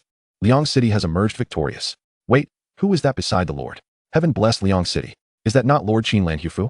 Lei Wuji discerned the identity of the figure next to Su Huaijin. The heads of several institutions swiftly grasped the situation as well. Su Huaijin, however, remained unaware. For the figure had their back turned to him, yet he felt a strange familiarity. Joy and tears mingled in the crowd, some ecstatic, others puzzled. But regardless of their sentiments, the return of the Lord signified victory for Liang City. My lord, I shall take care of the remaining minions. Please, rest atop the city wall for a moment, Xu Nuaku respectfully suggested to Qin Lanhufu. Very well, Qin Lanhufu conceded with a nod, turning to soar towards the city wall. Thereafter, Xu Nuaku ascended into the air and unleashed his abilities. Light energy flash. The orb in Xu Nuaku's hand emitted beams of light, striking each beast with precision. Instantly, the battlefield echoed with anguished cries. The beasts found themselves unable to flee, while Huna had long since vanished. Fortunately, I had the foresight to retreat early, otherwise I would have been trapped here, Huna remarked, gazing at the projection of the battlefield hovering above his wrist, relieved. In truth, he had sensed the absence of the flying tiger lion half an hour prior and had already fled, fearing the uncertainty of the situation. Thus, he left an observer behind on the battlefield, reasoning that were the flying tiger lion victorious, he could return, but if it faced defeat, his escape would be jeopardized. To think a 7th-tier powerhouse would be present, I am glad I left swiftly. Huna wiped the sweat from his brow, grateful for his decision. And that brat, he will pay. Huna thought, a fierce expression crossing his face at the mention of Su Huaijin. Ah, who is thinking of me? Su Huaijin mused, wiping his nose, unaware that the person in question was his master. As the number of beasts dwindled, 10 minutes later, the battlefield was finally cleared. Huzzah! Victory at last. Ha ha! A resounding triumph. Liang City base is formidable. The Lord is formidable. Xu Nuaku soared to the city wall and stood beside Qin Lanhufu. My lord, may I say a few words? Xu Nuaku bowed respectfully to Qin Lanhufu. The latter remained silent, merely nodding. Warriors, we have safeguarded our homeland. We have triumphed over the beasts. We are victorious. Xu Nuaku proclaimed with fervor from atop the city wall. Victory! Victory! The gathered Esper warriors cheered in unison. After allowing the celebrations to unfold for a moment, Xu Nuaku continued. This esteemed individual beside me is none other than the one who felled the flying tiger lion, Qin Lanhufu, the esteemed vice dean of the Department of Space at the Imperial Capital University. He is the one who has saved our Liang City base. Xu Nuaku introduced Qin Lanhufu to the crowd. The espers below fell silent for a heartbeat before erupting into even louder cheers. Thank you, Lord Qin. We are grateful for your salvation of our Liang City base. Lord Qin is incredible. Qin Lanhufu gestured for silence, and gradually, the noise subsided. Warriors, you are the true heroes. Without your selfless valor, without your willingness to sacrifice, without your steadfastness, I would not have arrived in time. You are the protectors of Liang City base. Chapter 23, The Commendation Ceremony.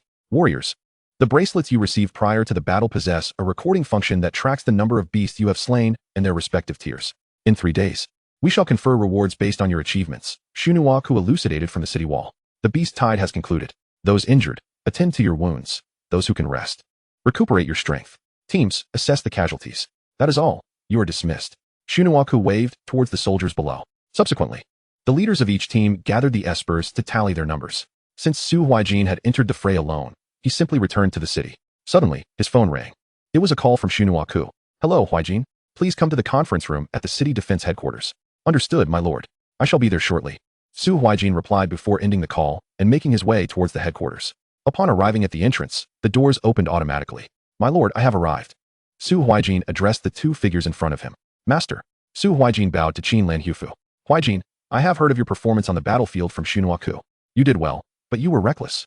Qin Lanhufu smiled momentarily before adopting a serious tone. Do you realize how significant your role is? The entire Dragon Kingdom is counting on you young ones to mature swiftly. You cannot disregard your own safety. While combat experience is invaluable, it must be tempered with discernment, not mere recklessness. Su Huaijin gazed at the irate expression on Qin Lanhua's face, fully aware that this was a manifestation of concern for her well-being. Rest assured, master. I shall not meet with an untimely demise. Su Huaijin proclaimed with unwavering conviction. Lord Qin, if blame must be assigned, let it be directed towards me rather than Huaijin. Had I not permitted him to venture onto the battlefield, he would surely not have gone. If there is to be reproach, let it be directed at me. Su Nuk declared, embodying a spirit of fearless sacrifice. Enough, enough, both of you. Huaijin, you may return for now. I have matters to discuss with Su Nuk. Qin Lanhua said, rubbing his forehead and gesturing for Su Huaijin to leave. Huaijin, be present at Liangqing Square in 3 days. There shall be rewards awaiting you. Su Nuk informed her. Thank you, master, and thank you, Lord City Master. I shall take my leave. Su Huaijin nodded at both men before departing. Have you uncovered the cause of the beast tide? Lord Qin? Su Nook inquired of Qin Lanhua. The specific cause remains under investigation, for now. We know that both Yuqing Bay City and its subordinate cities have suffered from the onslaught of the beast tide. It is certain that there are foreign entities behind this. Qin Lanhua revealed all that he had gathered. Regrettably, before I arrived here, the beast tides in other base cities had largely subsided, albeit at a grievous cost, by comparison. It appears that the sacrifices made by your Liangqing base city were the least. Qin Lanhua sighed.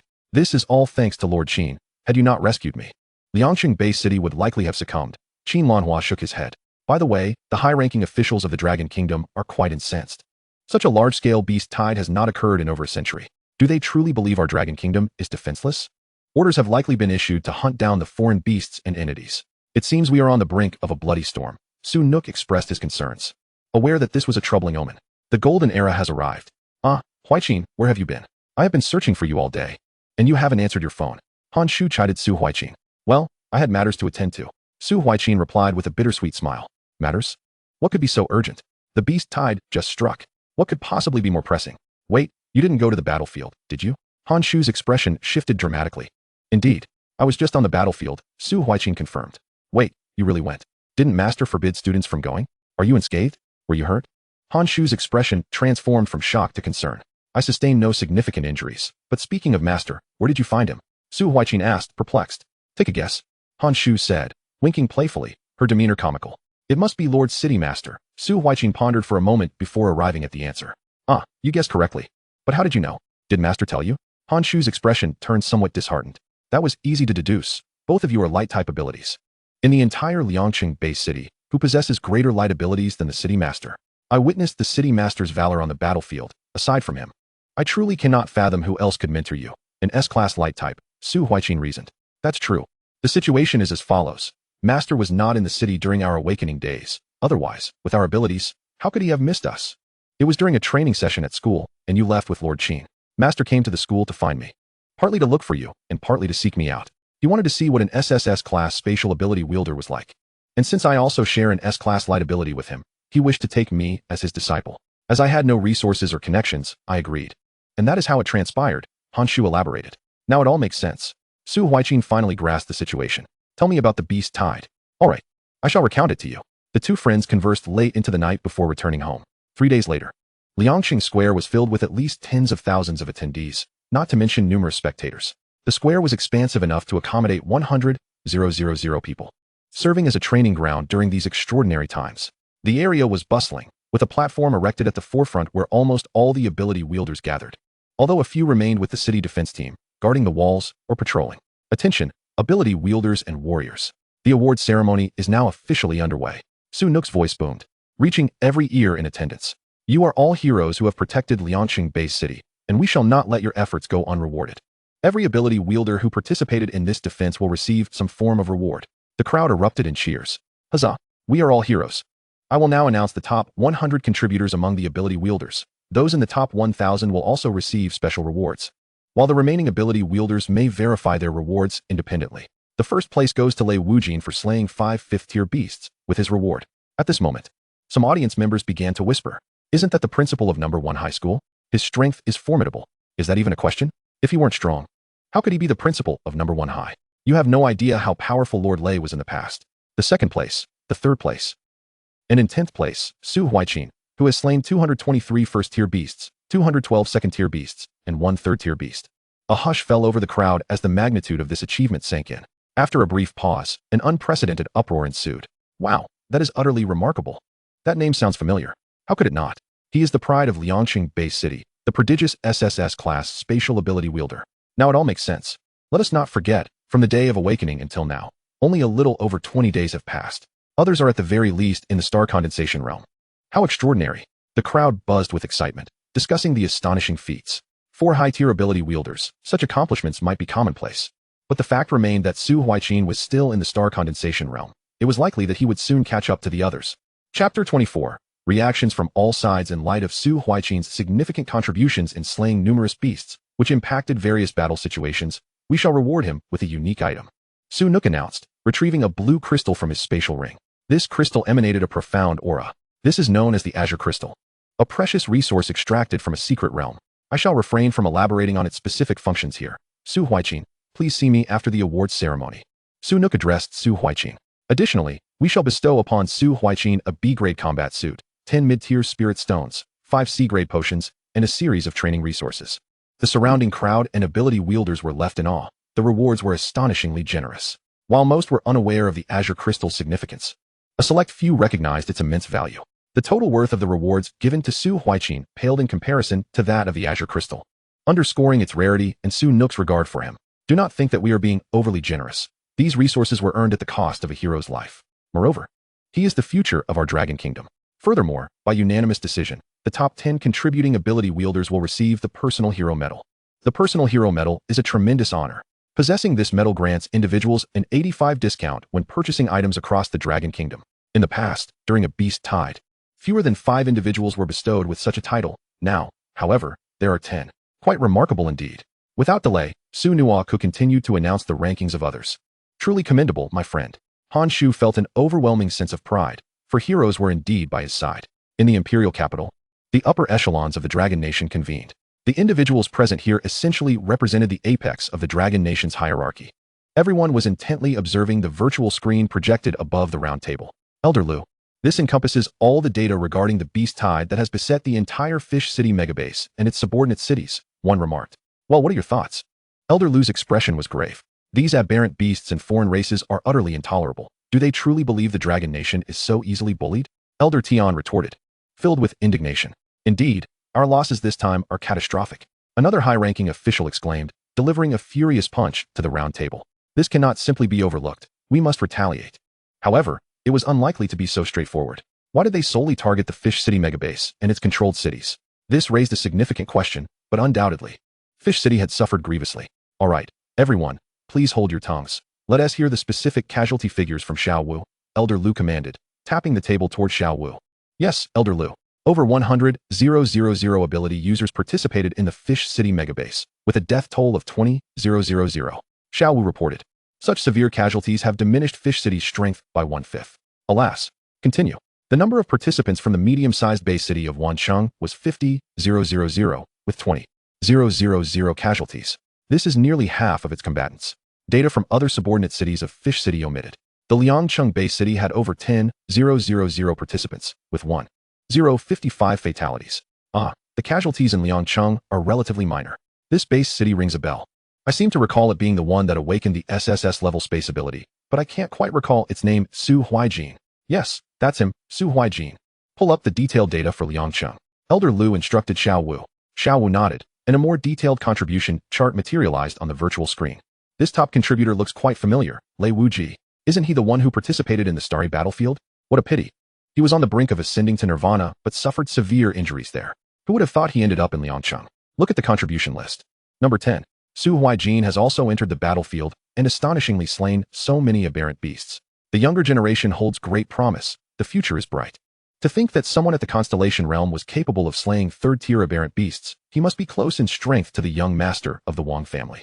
There may still be some disparity, considering that young Master Wang has had uninterrupted resources since childhood, and his innate talent is not inferior to that of Su Huaijin, who was merely an ordinary person and even an orphan before. Elder Lin was correct. Su Huaijin still has some distance to cover to catch up with young Master Wang. I beg to differ. Even if there is a slight gap now, I firmly believe that in the not-too-distant future, he will undoubtedly match and even surpass Wang Kuli, Elder Lu asserted confidently. Such unwavering confidence from Elder Lu? Do not underestimate anyone, even those who currently seem insignificant. Throughout history, there have been many such individuals, and they invariably prove to be formidable. On another side, there existed a courtyard adorned with small bamboo groves flanking its walls, and a rockery beside an archway. To the left of the courtyard lay a small pond, home to several goldfish, surrounded by lotus leaves. On the right, a stone table and chairs exuded an ancient charm. By the pond stood a youthful figure, a tang sword sheathed at his waist, garbed in traditional, yet stylish attire that emanated a subtle aura of pressure. His brows slightly furrowed, he resembled a handsome youth deep in contemplation, with sharp eyebrows and bright eyes. At this moment, a faint smile graced his lips, as if something had piqued his interest. SSS-level space ability, Su Huaijin. Intriguing, truly intriguing. I hear he was an ordinary person before awakening. As one of the two dominant abilities, I wonder whether your space is superior or my time. Just then, a goldfish in the pond rapidly shrank until it transformed into a goldfish fry. Young master, it's time for a meal," called a middle-aged man as he entered the courtyard. "Coming," replied the youth, and the goldfish returned to its normal size. Indeed, this was none other than the young master of the Wang family in the imperial capital, Wang Kuli. Meanwhile, another youth observed two individuals engaged in free combat, exclaiming, "Good, keep it up. The feeling of every punch landing is exhilarating." This boy, with long, slightly curled green hair, bore a striking appearance that radiated handsomeness. "Young Master Mo, allow me to show you something that is bound to pique your interest." A beautiful young woman approached the lad, holding a communication device. "Oh, let me see," he replied, activating the device, which projected a screen into the air. The youth scrutinized the data on Su Huaijin. What is so impressive about him? I could take him on myself." A hint of disdain colored his tone. "Among my peers in the Dragon Nation, aside from that Wang fellow, I fear no one, let alone someone lacking resources. He is merely an aberrant. It's a waste to place him in front of me." He then carelessly tossed the communication device aside. The young woman observed the boy, her lips twitching in response. "This brat must be eliminated. He is far too formidable. Otherwise, his growth may jeopardize my teaching plans." A man cloaked in black said, his voice gravelly. "Yes, deputy leader." At this moment, Huna was seething with rage. "This little brat infuriates me. The next time I see him, I will ensure his demise." Huna's face twisted in fury. Other major nations were also gathering data on Su Huaijin, as the beast tide targeting Fish City had captured national and even global attention, especially with the emergence of such an extraordinary individual. Chapter 25, Azure Crystal. In Liangcheng Square, time passed slowly. The crowd and ability users watched Su Nuaku intently. The top 100 contributors have been announced. Please collect your corresponding rewards using your wristbands. I hereby declare the award ceremony officially concluded. Su Nuaku addressed the assembly. "Su Huaijin, come with me," he instructed. "Yes, Lord City Master." Su Huaijin nodded. The two then proceeded to the City Master's residence. In the conference room, Su Nuaku handed Su Huaijin an Azure Crystal. "This Azure Crystal is for you." "Thank you, Lord City Master," Su Huaijin responded, accepting the crystal with gratitude. "No need for thanks. It is well deserved." Su Nuaku smiled. "What purpose does this Azure Crystal serve, if I may ask?" Su Huaijin inquired, somewhat puzzled. "This item is immensely valuable. There are only 10 in the entire Liangcheng base city. I believe it will hasten your rise." The Azure Crystal possesses the ability to refine one's muscles and marrow, significantly enhancing physical constitution and increasing the internal reserve of spiritual energy. Just this one crystal can elevate your spiritual energy reserve by 1/10. Such a small crystal holds such remarkable power. Su Huaijin exclaimed, astonished. "Certainly. This item is indeed valuable, yet scarce in the outside world. Within our modest base city, there are merely a handful, around 10, of these, which illustrates their rarity." Su Nuaku patiently elucidated, "You shall absorb it here to prevent any ill-intentioned individuals from intervening. As for your resources, I shall dispatch someone to deliver them to your residence.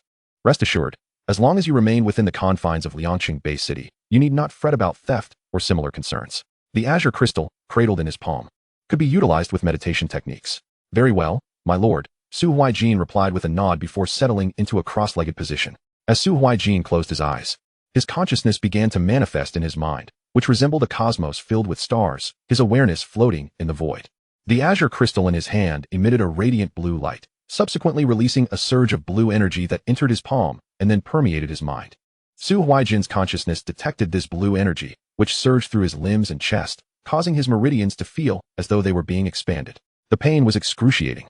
Su Huaijin furrowed his brows, his expression contorted in distress, his forehead beaded with sweat, and his face pallid. His body trembled with the intensity of the experience. Observing Su Huaijin's plight, Su Nuaku shook his head and sighed. "At last, I witnessed someone enduring the agony of absorbing this substance. In my day, the process nearly brought me to the brink of death, yet the results were worthwhile." Su Nuaku reflected nostalgically. After an arduous hour, Su Huaijin finally completed the absorption, releasing a long sigh of relief. He then cast a reproachful glance at Su Nuaku. "My lord, you neglected to mention how painful this would be." Su Nuaku tossed a towel to Su Huaijin. "Ha ha ha, my apologies. I forgot to mention that detail. Wipe off your sweat first." Su Huaijin diligently dried himself. "Huaijin, how do you feel now?" Su Nuaku inquired eagerly. If the earlier experience was painful, the current sensation is indescribably pleasant. Su Huaijin clenched his fist, acutely aware of the transformations within his body. "I feel my physique has grown stronger. If I were to encounter a second-tier, 5th-level beast now, I could defeat it without martial skills or abilities, relying solely on this fist. I sense this is not my limit." He continued, "Moreover, I believe I can absorb spiritual energy more rapidly and in greater quantities, and my spiritual energy reserves have increased by 1/10. If this trend continues, my spiritual energy may become astonishingly abundant. Enough talk. I possess a training room where we can test your capabilities," Su Nuaku stated, leading Su Huaijin to the training facility. After a brief walk of about 3 minutes, They entered a room constructed entirely of alloy. This training room can withstand attacks from those at the Sky Control Realm, so feel free to unleash your power. Let us first assess your strength, Shunuaku directed, guiding Su Huaijin to a testing device. This apparatus can measure strength below the Sky Control Realm. With that, Shunuaku demonstrated. Utilizing his strength at the Spirit Lake Realm, and instantly, the device displayed the words Spirit Lake Realm, first level. Ah, I see, Su Huaijin nodded. Now Huaijin, gather all your strength into your fist and deliver a full force strike, Shunuaku instructed. Su Huaijin assumed a stance, channeling all his might into his right fist. Boom. The punch struck the testing apparatus. 7th level of the Condensing Star Realm. Shunuaku affirmed with a nod. Impressive, your physical strength has surpassed your realm, indicating that the Azure Crystal has significantly enhanced you. Let us now try a martial technique. Open Sun Finger. This technique was the most potent among all Su Huaijin's skills. Boom. 1st level of the Spirit Lake Realm. Shunuaku was astonished. And Su Huaijin was equally taken aback. He had not anticipated such a substantial increase across a major realm. Although the Open Sun Finger required spiritual energy, without the enhanced physique, such power could not be wielded. Ha ha ha, splendid. I did not foresee you achieving such heights, Shunuaku applauded with delight. I too am surprised. The Azure Crystal has been immensely beneficial to me. While it does not elevate my realm, it has provided me with something even more formidable, Su Huaijin remarked. Now, let us evaluate your speed. Shunuaku led Su Huaijin to another device. This apparatus featured a display screen and 2 markers 5 meters apart on the ground. Run from this marker to the other at your utmost speed. The machine will register how many meters you can run per second, but it is only applicable for those below the Sky Control Realm.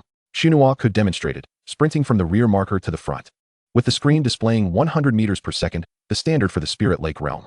Huaijin, your turn, Shunuaku urged, stepping aside. Very well, Su Huaijin nodded.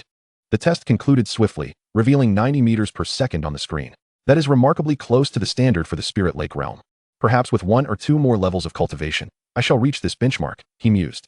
Indeed, this is a comprehensive enhancement. The Azure Crystal was worth the absorption. Shunuaku nodded approvingly. Thank you, my lord. Were it not for your support, I might not have obtained this. My own merits would not suffice for such a reward. Su Huaijin expressed his gratitude earnestly. Ah, this was a collective decision.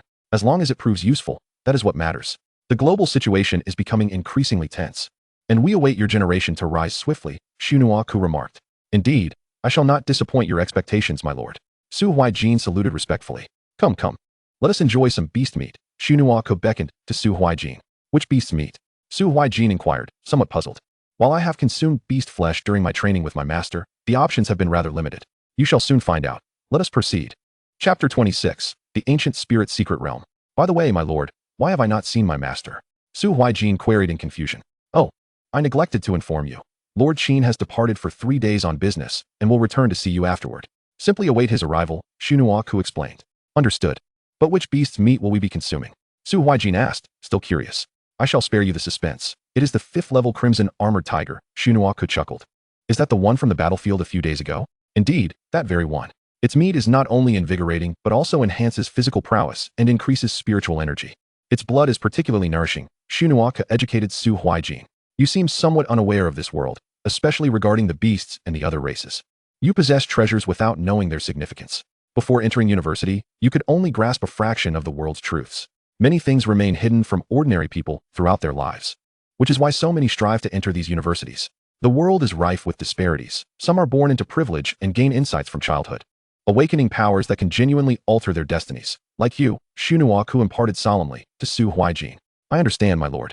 I am diligently transforming myself step by step. Su Huaijin affirmed earnestly. At that moment, the beast meat was ready and a servant brought it to the table. Do give it a try? Though you ought to be mindful not to overindulge, for the flesh of extraordinary beasts can evoke a profound sense of satiety with but a modest portion. Once you attain greater strength, these delicacies will no longer hold such weight. Shunuaku observed the exotic meat before him, lost in contemplation. Su Huaijin, wielding a pair of chopsticks, brought a succulent morsel to his lips, and an explosion of rich flavors unfurled within his mouth. The meat was exceptionally tender, bursting with juices upon the first bite. As he consumed a piece, warmth coursed through his body, and he felt a gradual strengthening within, albeit only slightly. However, with consistent consumption, this incremental change could yield substantial transformation. This meat surpasses any I have savored before, and its intoxicating aroma beckons me for more, igniting a slight warmth within me. Su Huaijin gazed at the meat with a look of astonishment. Ha ha ha, if it pleases you, indulge further, but do refrain from overconsumption, as it is the flesh of a 5th-tier beast, and too much could overwhelm your body. Su Nuaku chuckled at his reaction. Should you not venture outside the base city for training in the future, I shall ensure you receive ample portions of this meat. Regular consumption of beast flesh is beneficial for the body. Thank you, esteemed lord of the city. Su Huaijin expressed his heartfelt gratitude. It is nothing. Many scions of prominent families have been feasting on such delicacies since childhood. The elite families indulge in beast meat daily, far surpassing the quality of what we have today. Su Nuaku sighed, reflecting on the state of the world. Yet you need not worry. With perseverance, you shall inevitably surpass them. Su Nuaku encouraged Su Huaijin.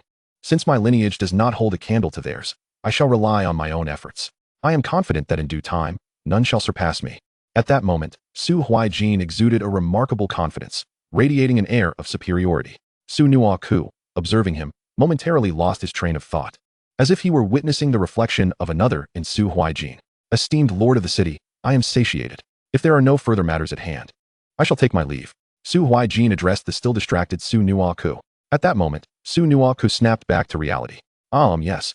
There is nothing else for me here. Please return home and rest. Farewell, esteemed lord of the city. Su Huaijin nodded in acknowledgement before turning to depart. It appears that this world has become all the more intriguing. Su Nuaku mused with a smile as he shook his head. The following day, Su Huaijin rose early, for a day as planned begins with the morning. After finishing breakfast, he made his way to the martial arts training ground at school.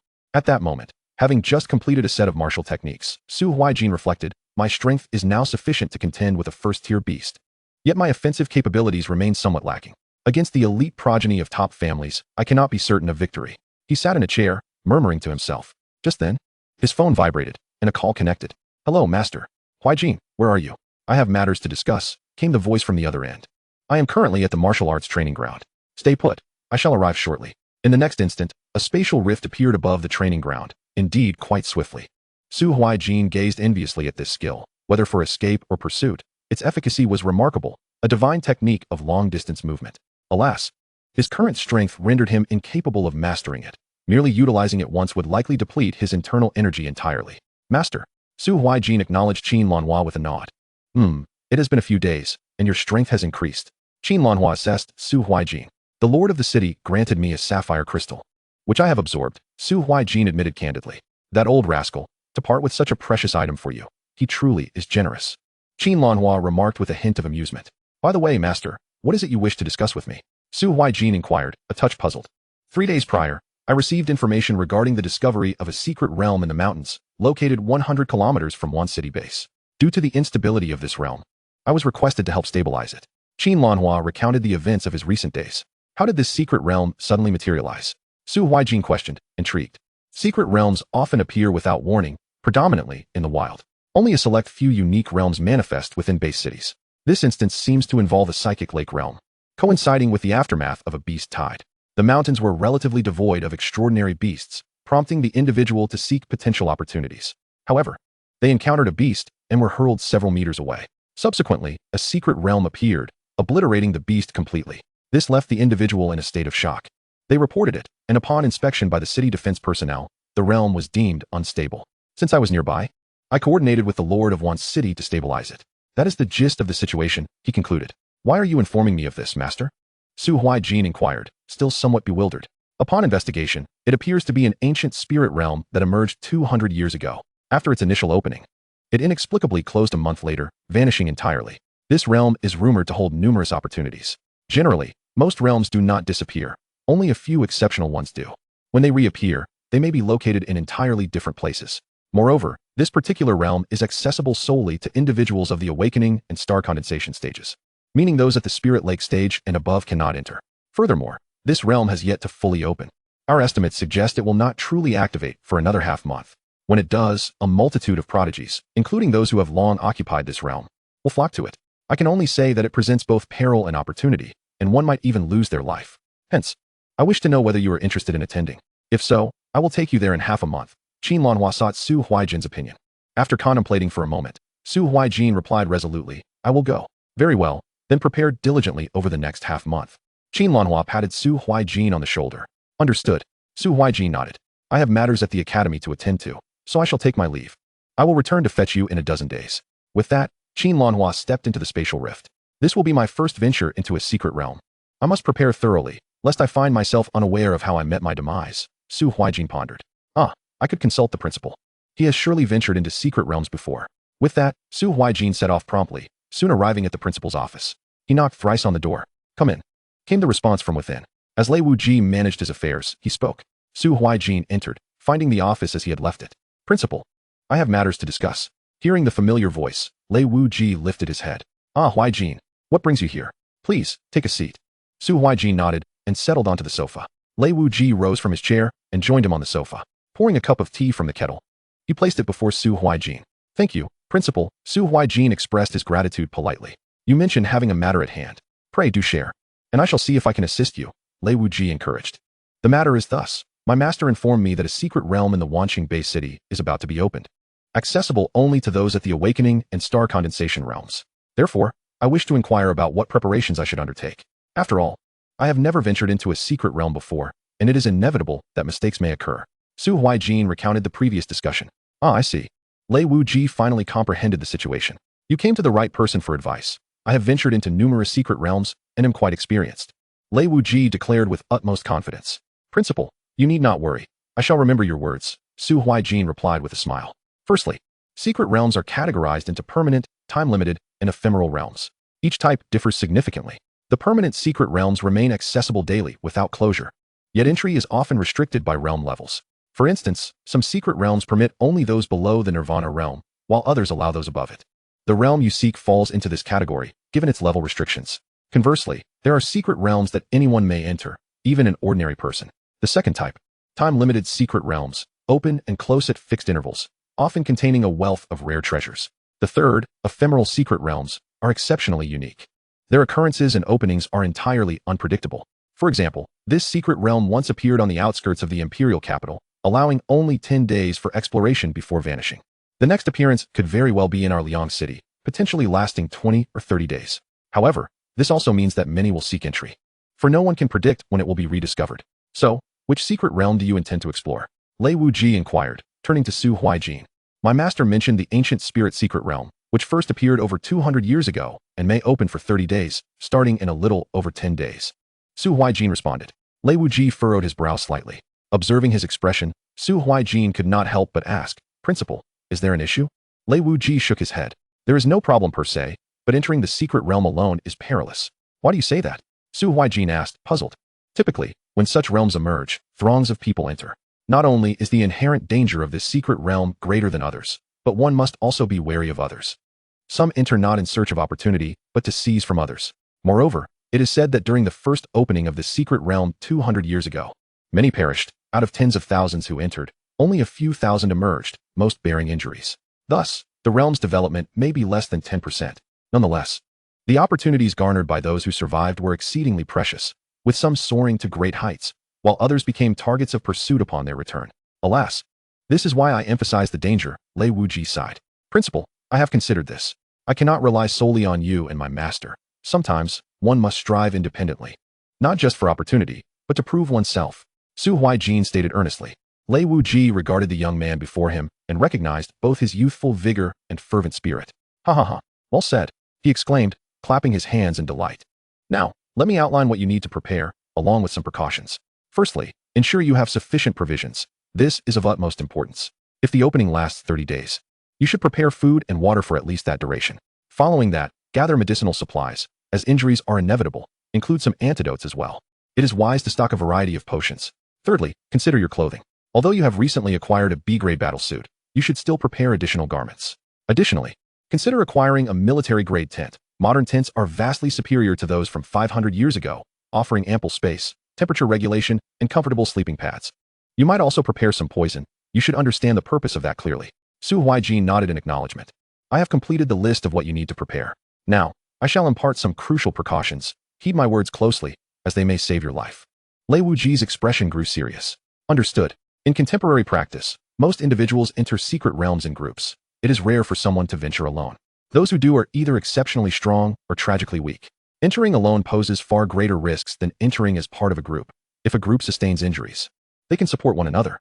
Conversely, a solitary individual lacks such backup. Moreover, in a group, the opportunities discovered are more plentiful, as others can safeguard their fortunes. If you enter alone and lack strength, even if you find an opportunity, it could be seized from you, or worse, you might be killed. Even if you possess strength, Against a coordinated group, resistance may prove futile. This is the first point. You may seek companions for your expedition, but be judicious in your selection. Should you ally with someone treacherous, the consequences could be dire. The second point is to trust no one once inside. Generally, groups are formed beforehand to assess character. If you find yourself in a secret realm and join a group there, be aware that their intentions may be to rob or eliminate you, or simply to use you as a pawn. The third point is to remain inconspicuous. Avoid drawing too much attention lest you attract the pursuit of hundreds or thousands. Do not become entangled with those deemed geniuses. Should such an encounter occur, it is best to eliminate them discreetly, for upon your return, you will face not only the genius but also the forces behind them. Therefore, should you find it necessary to kill, ensure no one witnesses your actions. If someone does, eliminate them too. Do not assume their innocence, for having seen is tantamount to guilt, and it concerns your very life. Fourthly, if you encounter formidable beasts within, flee at once, even if it means using others as a diversion. Generally, in restricted secret realms, the strongest beasts will not exceed the Spirit Lake realm. Yet caution is still advisable. Have you memorized all I have said? Lei Wuji exhaled deeply, sipping from his cup of tea. Thank you, Principal, for elucidating my doubts and sharing your invaluable experience. Rest assured, I shall abide by the principle. If others do not offend me, I shall not offend them. If they do, I will exact my vengeance. Su Huaijin declared solemnly. Chapter 28, A Convergence of Talents. Indeed, be cautious as you enter the secret realm. Sometimes, patience leads to great accomplishments. Lei Wuji advised earnestly. Huaijin, do you have any further questions? None, Principal. I apologize for disturbing you today. I am most grateful. Su Huaijin nodded in acknowledgement. Then I shall take my leave. Farewell. Go forth. With that, Su Huaijin headed homeward. On the way, he received a call from Han Shu. Hello, Ajin, where are you? I came to your house, but you're not here. I'm on my way home now. Please wait a moment. I'll arrive shortly. After hanging up, Su Huaijin hurried back. Before long, he reached home. As soon as he exited the elevator, he spotted Han Shu waiting at the door. Come inside. We can chat there, Su Huaijin said, opening the door. Where have you been, Ajin? Han Shu asked, somewhat wistfully. I went to the martial arts training grounds at school, Su Huaijin replied. It is no wonder that one must remain at home. The beast tide has only just subsided a few days ago, and your relentless efforts leave one with little room to breathe, Han Shu said with a hint of helplessness. So, what brings you to seek my company? Su Huaijin inquired, somewhat perplexed. Oh, it's just that tomorrow I am to accompany my master for training, and the next time we meet may not be until the college entrance examinations. I truly will miss you. Woo-woo. Han Shu feigned wiping away non-existent tears. Seeing his antics, Su Huaijin could only roll her eyes, her lips twitching in exasperation. Stop pretending, it's utterly cheesy, she retorted. By the way, did the Lord of the City mention where he would take you? Not at all. He merely told me to follow him. What are your plans? I will soon be entering a secret realm. What? A secret realm? Han Shu exclaimed, taken aback. You dare venture into such perilous places. Fear not, I will be well prepared. And besides, I possess life-preserving items given to me by my master. Su Huaijin replied confidently. Well, just be careful. If you cannot triumph, then retreat, Han Shu sighed. Rest assured, I grasped this simple principle. I am only going to broaden my horizons. Su Huaijin maintained a facade of nonchalance, though only he understood that this was both an opportunity and a trial by fire. All right, I've conveyed everything I needed to say, so I shall return to prepare. Han Shu rose, ready to depart. Do you need me to see you off tomorrow? No need. We can keep in touch through our phones. Han Shu responded as he walked away, waving his hand in farewell. Stay safe. Sure. In the blink of an eye, half a month had elapsed. Oh, today marks the day I enter the secret realm. Su Huaijin exhaled deeply, concluding his meditation. After days of diligent training, he had reached the 7th level of the condensing star realm. His progress had been remarkably swift. Had he not deliberately suppressed his cultivation, he likely would have already attained the 8th level. Su Huaijin glanced at the time. It was time to depart. He left his home, casting a lingering glance at the door. The rendezvous point with Qin Lanhua remained at the entrance of the Fengtian community. At precisely 10 o'clock, a spatial rift appeared before Su Huaijin, from which Qin Lanhua emerged, clad in azure attire. Huaijin, are you prepared? I am ready, master. Then let us proceed. With that, the two stepped into the spatial rift. In less than a minute, they emerged on the other side, surrounded by towering trees and steep, rugged paths that ascended a mountain. Qin Lanhua produced a mask that obscured half of his face, an object of striking elegance, concealing everything below the nose. Master, what is this? Su Huaijin asked, puzzled. Put on the mask. Do not allow others to glimpse your true visage. You are now quite the celebrity, and it is best to avoid unnecessary trouble, Qin Lanhua explained. Oh, understood. Su Huaijin accepted the mask and donned it. Even with the mask, his handsomeness remained unmasked, lending him an air of mystery that invited curiosity about the visage concealed beneath. By the way, master, this does not seem to be the location of the secret realm, Su Huaijin observed, surveying the surroundings. We are still several kilometers away from the secret realm. If we were to teleport directly there, it would attract too much attention. I will proceed ahead, continue along this path, and you shall arrive, Qin Lanhua elucidated. Understood, master, I will follow shortly. Su Huaijin nodded. There's no rush. It may take a couple of hours before the secret realm opens. With that, Qin Lanhua stepped back into the spatial rift.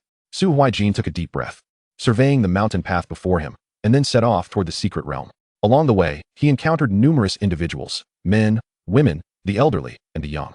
The deeper he ventured, the more populous it became, with most traveling in pairs or small groups, while solitary wanderers were a rare sight. In less than 5 minutes, Su Huaijin found himself near the secret realm's entrance, where he gazed in astonishment at the colossal opening. Is this entrance truly so grand? It measured approximately 10 meters in height and 50 meters in width, presenting a swirling purple vortex. Surrounded by throngs of people, Su Huaijin could scarcely push his way closer, estimating the crowd to be in the tens of thousands. He remained at a distance. Look over there. Isn't that Lu Hanyu, the eldest son of the Lu family from Wanqing? A group nearby was discussing a young man, who appeared rather ordinary at first glance. He seemed to be around 19 years old and donned expensive attire. The Lu family scion was accompanied by several well-dressed individuals, likely peers, each with bodyguards stationed behind them. Who is this person? You must be from out of town. He is the eldest son of the Lu family, a prestigious family in Wanqing. The head of the Lu family possesses nirvana-level cultivation, and this young man awakened his abilities just last year, already surpassing the 5th level of the condensing star realm this year. Wow, such a powerful family, and he himself is a prodigy, reaching the condensing star realm in just a year. Look over there. That girl is stunning. The crowd's attention shifted to a striking young woman clad in a crimson battle outfit, her demeanor cold and aloof. Isn't that the daughter of the Wu family? The one renowned as one of Wanqing's 3 beauties, wuxianovel? The Wu family's strength is on par with the Lu family. Look here. Isn't that the son of the lord of Yuqing Bay City? Yes, his name is Li Yun. I heard he just awakened and is already at the condensing star realm. Wow, he surpasses even Lu's eldest son in talent. The crowd gasped in awe, realizing how swiftly he had attained such a level. Families from nearby base cities, such as the Zhao, Sun, and Hu families from Liancheng, as well as the Su family from Lingcheng, had all sent representatives. This expedition into the secret realm was destined to be anything but simple. Su Huaijin pondered the multitude of powerful families in attendance. Realizing that this journey might not unfold smoothly, discretion would be paramount. As he listened to their chatter, he gleaned an understanding of the competition he would face, primarily those noble families, some guild members, and coordinated hunting teams. Indeed, many had begun to notice Su Huaijin, for a figure adorned in a mask, exuding an air of distinction, especially when alone, naturally aroused suspicions regarding his capabilities. Ah, what a tumultuous time. Su Huaijin shook his head in resignation. Guys, I heard that people from the imperial capital are returning. No way, buddy, the imperial capital is so far from us. You're pulling our leg. What benefit would I gain from deceiving you? I have connections that allowed me to learn this. Oh no. If people from the imperial capital are coming, what chance do we have? This is absurd. Why must they come all this way for a share of the spoils? Indeed. Su Huaijin's brow furrowed. If individuals from the imperial capital were to arrive, the primary competition would likely be singular. Chapter 29. Entering the ancient spirit secret realm. Time passed, second by second. 2 hours swiftly passed. The purple vortex at the entrance of the secret realm spun rapidly, emitting a brilliant violet glow. Look, the secret realm is about to open. The crowd around gazed at the entrance, some adjusting their stances, eager to be the first to rush in, while others remained indifferent. Ha ha ha, the fortunes are mine. You can dream your grand dreams. Most of the attendees were at the awakening realm, long trapped in this stage, yearning to carve a new path to soar to great heights. Yet, there were also numerous individuals at the stellar condensation realm, numbering at least 10,000. And not all were present, more dared to approach. It was safe to say that by the end, tens of thousands would enter this secret realm. But it remained uncertain how many would emerge. Finally, a blinding flash of purple light erupted. Charge! The fortunes are mine, haha! Everyone surged forward. But Su Huaijin remained unfazed, steadily following the main group. Others, like her, chose the same path. For those who rushed in first, while they might find opportunities sooner, they also risked peril. After all, the weak do not deserve to seize fortune. Soon, Su Huaijin arrived at the entrance. And after a mere glance at the colossal threshold, she plunged inside. The moment she entered, it felt as though she were traversing a time-space tunnel. Everything around her appeared distorted, accompanied by a wave of nausea. This state lasted about a minute before she found herself within the ancient spirit secret realm. The extraordinary individuals from earlier had vanished, likely scattered at random. The ancient spirit secret realm was entirely different from what she had imagined. She landed in a forest filled with towering trees, even the underbrush reaching several meters high. Observing her surroundings, she wondered, is this truly the ancient spirit secret realm? It is nothing like I envisioned. I expected a desolate landscape, yet it is unexpectedly serene. This realization heightened her vigilance. The spiritual energy in this realm was several times denser than in the outside world. Cultivating here would equate to several days of progress outside. However, the immediate priority was to seek out opportunities. As she ventured northward, she pondered, with so many people entering, why have I yet to encounter anyone? Just how vast is this ancient spirit secret realm? Suddenly, something caught her eye, and she squinted in confusion. It appeared to be spirit refining grass, a primary ingredient for crafting C-grade spirit nourishing potions. While it was not uncommon in the outside world, it was certainly not abundant. Yet here lay a vast expanse of it. This is a windfall, Su Huaijin thought, delighted. The prevalence of such a resource suggested that even greater treasures awaited. She collected all the spirit refining grass into her storage space and continued on her journey. After approximately half an hour, a cry pierced the air. Help! Hand over your belongings, and I might consider leaving you with a whole corpse. Su Huaijin halted at the sound, spotting a buzzcut young man being pursued by a rather unsavory-looking individual. She hadn't expected her first encounter in this realm to unfold in such a manner, leaving her somewhat bewildered. The buzzcut young man, seeing Su Huaijin, appeared as if he had found a lifeline. Brother, please help me, he pleaded, sprinting towards her. Su Huaijin had no intention of intervening and turned to leave. If you save me, I can share half of what I've obtained, he shouted desperately. The unsavory man glared at Su Huaijin, threateningly warning, I advise you not to meddle in this, otherwise, you won't escape either. Su Huaijin merely glanced back at him before dismissing him and continuing onward. The unsavory man, seeing her indifference, became even more menacing. However, with pressing matters at hand, he refrained from confronting her. The buzzcut young man, realizing he could not sway Su Huaijin, continued to plead, if you can kill this man, I'll give you everything I have. Still, Su Huaijin remained unmoved. Brother, brother, she heard as she faded from their view. A shriek echoed, and silence followed. It seemed the young man had met his end. What a troublesome time, Su Huaijin sighed. Moments later, she sensed movement behind her. A fireball hurtled toward her, which she easily evaded. Turning around, she found the unsavory man had followed her. You can blame your bad luck, kid. Hand over everything you have, and I might consider sparing your life, he taunted with a smirk. I doubt I've done anything to provoke you, Su Huaijin replied coldly. You may not have provoked me, but you certainly irritate me. Enough with the chatter, hand over your belongings. The unsavory man's patience was wearing thin. What if I refuse? Su Huaijin's tone grew increasingly frosty, laced with a hint of lethal intent. You insolent brat, you've chosen the wrong path. Then you shall die. With that, he charged at her wielding a large blade. Su Huaijin preferred not to rely on her abilities, feeling unworthy of doing so. The man likely stood at the second level of the stellar condensation realm, thus he could not discern Su Huaijin's true level. Though she wore a mask, the youthful features above it suggested she was merely a child of the awakening realm. She decided to avoid unnecessary dialogue and retrieved her blade, the Tiger Slayer, from her storage space. The unsavory man's eyes gleamed upon witnessing this. A storage artifact? This kid must have an intriguing background, he thought, yet felt emboldened by the prospect of killing her here, certain that no one would discover it. Storage artifacts were typically expensive, and one would need considerable wealth to acquire such items. He also noted the quality of Su Huaijin's blade, realizing this was his chance for a significant gain. Su Huaijin moved swiftly, vanishing from the man's sight, whose smile morphed into panic. When she reappeared, she stood behind him, her blade having never tasted blood, which she slowly sheathed. The unsavory man felt the world spin around him, his head severed, his body collapsing to the ground. He did not die immediately. Despair filled his heart as he realized he hadn't even seen the attack coming. Watching his own body fall before him, he felt his vision dim, and in his last moments, regret consumed him.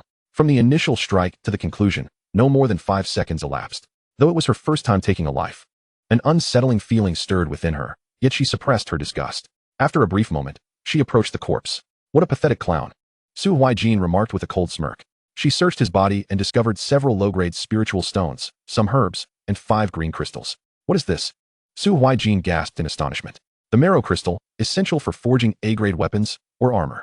Chapter 30, Saving Lu Henyu. Indeed, it is the golden belt of murder and arson. Su Huaijin shook his head, reflecting, if one does not court death, one shall not die. His gaze turned increasingly sharp as he surveyed the corpse before him, and he subsequently turned to depart from this place. Continuing his journey northward, Su Huaijin recalled having perused some materials prior to entering this secret realm, which indicated that the opportunities were more abundant in this direction. The information proved accurate. As he progressed, encountering not merely extraordinary fortunes, but at the very least, treasures that could yield him several million. For an ordinary person, such wealth would suffice for a lifetime, yet for an extraordinary being, it was hardly enough. However, traveling north also meant encountering a plethora of individuals, predominantly in teams. Solitary wanderers were a rarity. Upon noticing Su Huaijin alone, some ill-intentioned individuals harbored malicious thoughts. but they were swiftly dispatched by him without the need to employ his extraordinary abilities. Thus, within this secret realm, Su Huaijin's prowess was evidently at the pinnacle. He had amassed a considerable trove of resources, including 30 to 40 primary spirit stones and even 2 intermediate spirit stones, not to mention a variety of other resources, all of which he stored in his spatial pouch. Meanwhile, Lu Henyu and his companions found themselves encircled by dozens of adversaries. Lu and his team numbered merely a dozen, all at the star condensation level, yet they were gradually being overwhelmed by the sheer numbers of their attackers. Young Master Lu, surrender your possessions and the information you have regarding this secret realm. Perhaps I might consider sparing your life. A masked man clad in black taunted. Deluded fool. Lu Henyu retorted coldly. Do not engage in futile resistance, young Master Lu. We outnumber you significantly, and surely it would be more prudent to preserve your life. Do you not fear the retribution of the Lu family? Lu Henyu exclaimed in anger. The masked man erupted into laughter. Ha ha ha, young Master Lu. You truly possess a sense of humor. But tell me, do you know my true identity? If you manage to survive this encounter, we can discuss it further. Young Master, do not waste your breath on him. We shall cover your retreat. You must flee. One of Lu Henyu's guards urged. Flee. None of you shall leave today. With a wave of his hand, the leader of the black-clad men commanded his subordinates to close in on Lu Henyu and his companions. Realizing the dire situation, Lu Henyu immediately unleashed his extraordinary power. Fire Dragon.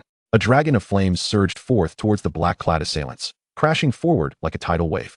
A water elemental adversary countered, summoning a torrent of water to quench the fiery beast. Yet, the fire dragon's might was not easily extinguished, although its potency was diminished. It still managed to strike several black-clad foes, leaving them somewhat injured, which displeased their leader. Despite the superior quality of Lu Henyu's team, they were gradually succumbing to the overwhelming numbers of their opponents, and soon casualties began to mount among their ranks. You must flee, young master. One guard shouted as he repelled a black-clad attacker. The leader of the black-clad men, unable to contain his impatience, charged at Lu Henyu, brandishing a large blade. Rain of blades. Several gusts of sharp winds materialized, hurtling towards Lu Henyu. Being of a higher cultivation level, his defenses were insufficient to withstand the onslaught, and he soon bore wounds upon his body. Fire Fist. A colossal fist of flame struck at the black-clad assailants. You call this your prowess, young Master Lu? How utterly disappointing. The leader of the black-clad men shook his head, feigning disappointment. Tempest. A fierce wind arose, rendering Lu Henyu's fire fist ineffective, dissipating it into nothingness. Damn it. Lu Henyu's brow furrowed in frustration. As time slipped away, Lu Henyu's injuries worsened, and only 2 of his guards remained standing. Meanwhile, the opposition had suffered only a handful of losses. Enough of this play, brothers. Let us send them on their way. The black-clad leader commanded, and his subordinates ceased their games, launching their extraordinary powers in unison. At this point, Lu Henyu found escape impossible. His remaining guards hastily employed their abilities to defend him, but their defenses were breached within mere seconds. Lu Henyu, witnessing the plethora of colorful skills unleashed around him, crushed a sphere in his hand, unleashing a blinding golden light, causing him to vanish from the spot, due to the multitude of attacks converging upon them. The remaining guards were enveloped, and the black-clad leader could not discern the situation amidst the chaos. In an instant, the ground where Lu Henyu had stood erupted in explosions, a thick cloud of smoke billowing forth. When the smoke cleared, only remnants of his guards lay strewn across the ground. Lu Henyu was nowhere to be found. Upon witnessing this, the black-clad leader erupted in fury. Where's Lu Henyu? You useless fools. You let him escape without noticing? What purpose do I have for you? All the black-clad men lowered their heads in shame. Some even thought, damn it, you are stronger than us and failed to notice his escape, yet you blame us? Truly infuriating. All of you pursue him. If you fail to capture him, do not return alive. Yes, leader. The black-clad men scattered in all directions. Meanwhile, a gravely injured Lu Henyu stumbled away. His own injuries compounded by the exhaustion of his spiritual energy, rendering him unsteady on his feet. After half an hour of desperate flight, he could no longer endure and collapsed to the ground. At this moment, Su Huaijin continued his advance, unexpectedly discovering a figure sprawled on the ground, tattered and torn. As the individual lay face down, Su Huaijin turned him over, revealing his face. Is this not Lu Henyu? Su Huaijin recalled the discussions surrounding him prior to entry, how he had appeared so spirited then, and now was reduced to such a pitiful state. How could he sustain such grievous injuries? Su Huaijin pondered. Previously accompanied by numerous guards, he was now utterly alone and gravely wounded, likely bereft of his protectors. Should he offer assistance? The severity of Lu Henyu's injuries suggested a formidable adversary or overwhelming numbers had bested him. After a moment's contemplation, Su Huaijin resolved to extend aid. The benefits outweighed the risks. Having heard the opinions of others, he did not perceive Lu Henyu as merely a spoiled scion. Had he been of that ilk, Su Huaijin would have dispatched him without hesitation, for leaving him alive would only invite future calamities. If he proved to possess decent character, then Su Huaijin would gain an ally. At present, what he most lacked was connections. Despite having the principal, the city lord, and his master, he could not excessively rely on them. Just then, Su Huaijin perceived some commotion nearby and swiftly concealed himself. Hurry, this way, there are bloodstains. One of the black-clad men directed another. They must be close. Continue the pursuit. The duo pressed onward. Observing this unfolding scene, Su Huaijin glanced back at Lu Henyu, realizing these were the very individuals responsible for his injuries. Both were of the star condensation level, but he remained uncertain of their numbers. Regardless, he resolved to act. Chapter 31. Clues to the Legacy. Su Huaijin led Lu Henyu in a covert escape, evading several squads of cloaked pursuers along the way, managing to elude danger each time. It was not that they were incapable of confronting these shadowy figures. Rather, they feared drawing further attention and bringing more adversaries upon them, especially with an injured companion in tow, making confrontation impractical. The situation was perilous. Lu Henyu had evidently offended someone significant, as evidenced by the numerous assailants sent to hunt him down. His injuries were grave. It was imperative to find a safe haven for treatment. Thus, Su Huaijin sprinted towards the east and fortuitously stumbled upon a cave, where they sought temporary refuge. Not daring to venture deeper, she paused at the cave's entrance, gently laying Lu Henyu on the ground. With urgency, she removed his clothing and applied medicine to his myriad wounds, which were marred with bruises and lacerations. After tending to his injuries, she retrieved a set of clothes from her storage space and dressed him. Exhausted, she collapsed onto the ground, exhaling a long sigh of relief. Time passed unmeasured until Lu Henyu finally stirred awake. Water, water, he murmured weakly. Su Huaijin helped him sit up and offered him water, but in his haste to drink, he began to cough. Cough, cough. She quickly patted his back until he calmed down, regaining some clarity. Who are you? Where am I? Lu Henyu asked cautiously, a hint of suspicion in his voice. I cannot say for certain where we are. It appears to be a cave. As for myself, you may call me Su Huaijin. She replied. Did you save me? He inquired, noting the absence of anyone else. Su Huaijin shrugged and gestured around. Evidently, it is just the two of us. I am profoundly grateful for your life-saving assistance, Brother Su. Lu Henyu attempted to rise to bow in thanks, but quickly realized his injuries rendered him incapable. The effort only exacerbated his wounds, causing him to grimace in pain. He winced. You should remain seated. Su Huaijin chuckled softly at his plight. Acknowledging his condition, Lu Henyu sank back to the ground. By the way, do you know who inflicted these injuries upon you? She inquired. You recognize me? Lu Henyu responded, puzzled. Before we entered the secret realm, I overheard discussions about you, so I have a faint impression, she explained. Lu Henyu felt a flush of embarrassment at her words. I am ashamed to admit, I do not know the identity of my assailants. All I recall is that there were around 40 to 50 of them, all at the star condensation stage, with their leader being at the 9th level of the same realm. We were vastly outnumbered. Had it not been for my life-preserving measures, I might not have survived. Anger seeped into his voice as he recounted the incident. All of my guards perished. Did they not recognize your lineage? Su Huaijin probed further. They were aware, but they showed no fear. He replied, frustration evident in his tone. It seems they must have had a purpose in targeting you. Yet they appear to have failed in their objective and opted for your assassination instead, she deduced thoughtfully. Indeed, they had a motive. Do you not wish to know what it is? Lu Henyu looked into Su Huaijin's eyes. Rest assured, if you wish to share, you may do so at your leisure. I will not press you otherwise, she stated nonchalantly, as her intent in saving him was not to extract information. I apologize, Brother Su, for my abruptness. The matter itself is not particularly grave. It is merely that the ancient spirit secret realm holds a legacy. What? A legacy? Su Huaijin exclaimed, taken aback. She had presumed the realm merely offered abundant cultivation opportunities, unaware of its deeper significance. Do you know what this legacy entails? Lu Henyu shook his head. The existence of such a legacy is generally known among aristocratic families, and even some individual practitioners are aware. It is not a closely guarded secret. Su Huaijin furrowed her brow. If that is the case, those cloaked figures should not have resorted to lethal measures against you. I have discovered the method to unlock the legacy, Lu Henyu declared. What? How did you come by it? Su Huaijin was even more astonished. Lu Henyu anticipated her reaction and continued. Shortly after my guards and I entered this place, within half an hour, I encountered a tree hollow emitting a violet glow. Believing it to be a fortuitous opportunity, I retrieved it, only to find it contained something related to the legacy, a scroll. With that, Lu Henyu produced a violet glowing scroll from his spatial ring and handed it to Su Huaijin. She unfurled it, revealing a series of routes and the method to activate the legacy. It requires the blood of 50,000 people to be unlocked. This method seems rather peculiar, Su Huaijin remarked, increasingly perplexed. Indeed, I find it odd as well. Theoretically, the legacy should be accessible now, considering that during the last activation, 2,000 to 3,000 lives were lost. If this time we were to lose another 2,000 to 3,000, it should suffice to unlock it. What puzzles me most is why 50,000 lives are necessary. It is utterly sinister. Moreover, other secret realms do not witness such high fatalities. This one, having opened merely 200 years ago, saw tens of thousands perish. It is indeed bizarre. Lu Hanyu expressed his outrage. This legacy must harbor some dark secrets. Su Huaijin mused thoughtfully. That seems likely. Oh, right. This is merely a matter concerning the legacy. But why are those cloaked figures pursuing you? She redirected the conversation back to the original topic. Oh, how forgetful of me.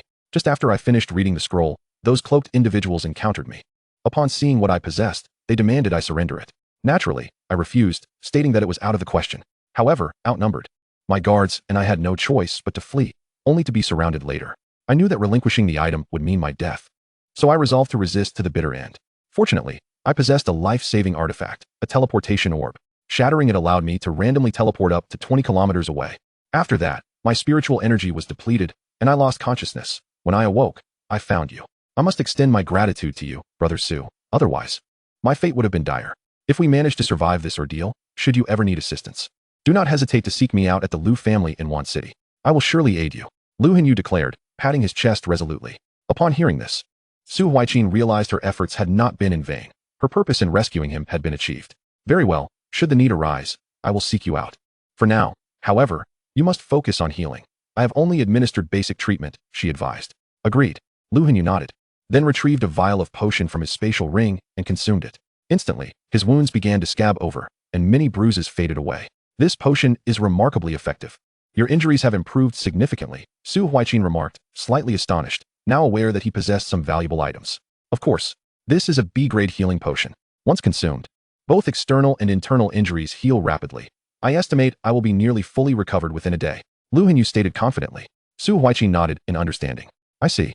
Chapter 32, The Talents of the Imperial Capital. Truly, it is befitting for a family in a mid-sized base city to nonchalantly consume B-grade healing potions, indicative of their substantial wealth. At that moment, two figures clad in black approached. One of them suddenly exclaimed, Old Wong, there's a cave over there. Let us investigate. Very well. Su Huaijin became acutely aware of the situation, immediately adopting a combat stance. Someone is coming. Lu Hanyu retrieved his weapon from his spatial ring, his expression turning grave. The two concealed themselves at the cave's corner, pressing their backs against the wall. The black-clad figures cautiously entered. One of the black-clad men remarked, Old Wong, there are signs of flames here. Someone has been here before. Suddenly, the other black-clad man had a realization. Not good.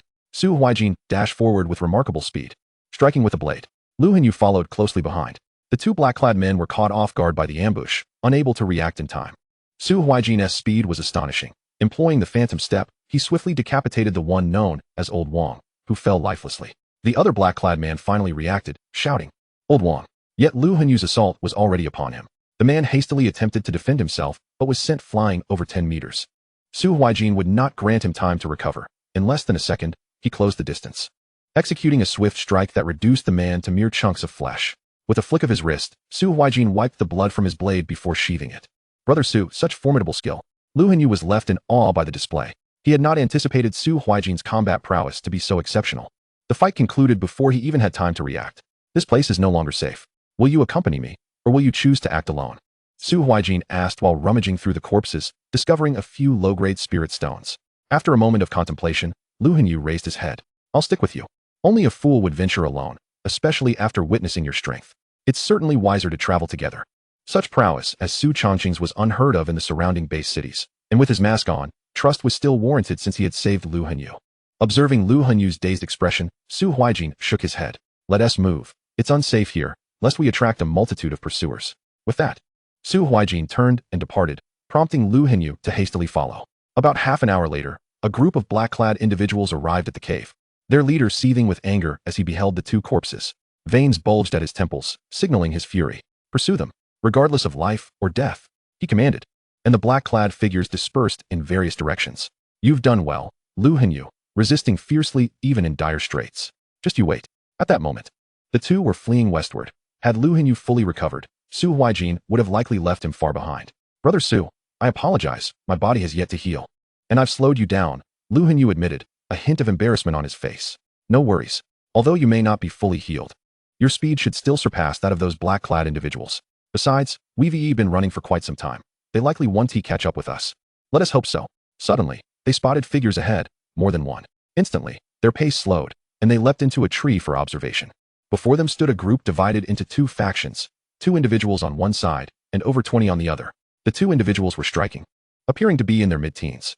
One was adorned in luxurious red and white garments, with long, curly green hair, holding a book. He exuded an air of nobility. The other, standing slightly behind him, had silver hair and wore attire that, while less opulent, suggested quality, indicating a subordinate role. Opposing them was a group of rough, burly men, approximately 7 or 8 at the star condensation realm, with the remainder at the awakening realm. Lu Hanyu pointed at the two young men and remarked, "Those two are extraordinary. The one in front exudes nobility. I've never seen such figures in our surrounding base cities. I suspect they are from the imperial capital." The prospect of a battle between 2 against 20 seemed intriguing. At that moment, a burly man from the opposing group taunted, "Listen, kids, hand over everything you have. And perhaps I'll spare you if I'm in a good mood." Ha! His lackeys erupted in laughter. "Is that so? If you have the capability, come and take it." The green-haired youth responded with a magnetic voice, bold and defiant. Immediately, the rogue leader's smile vanished, replaced by an expression of irritation.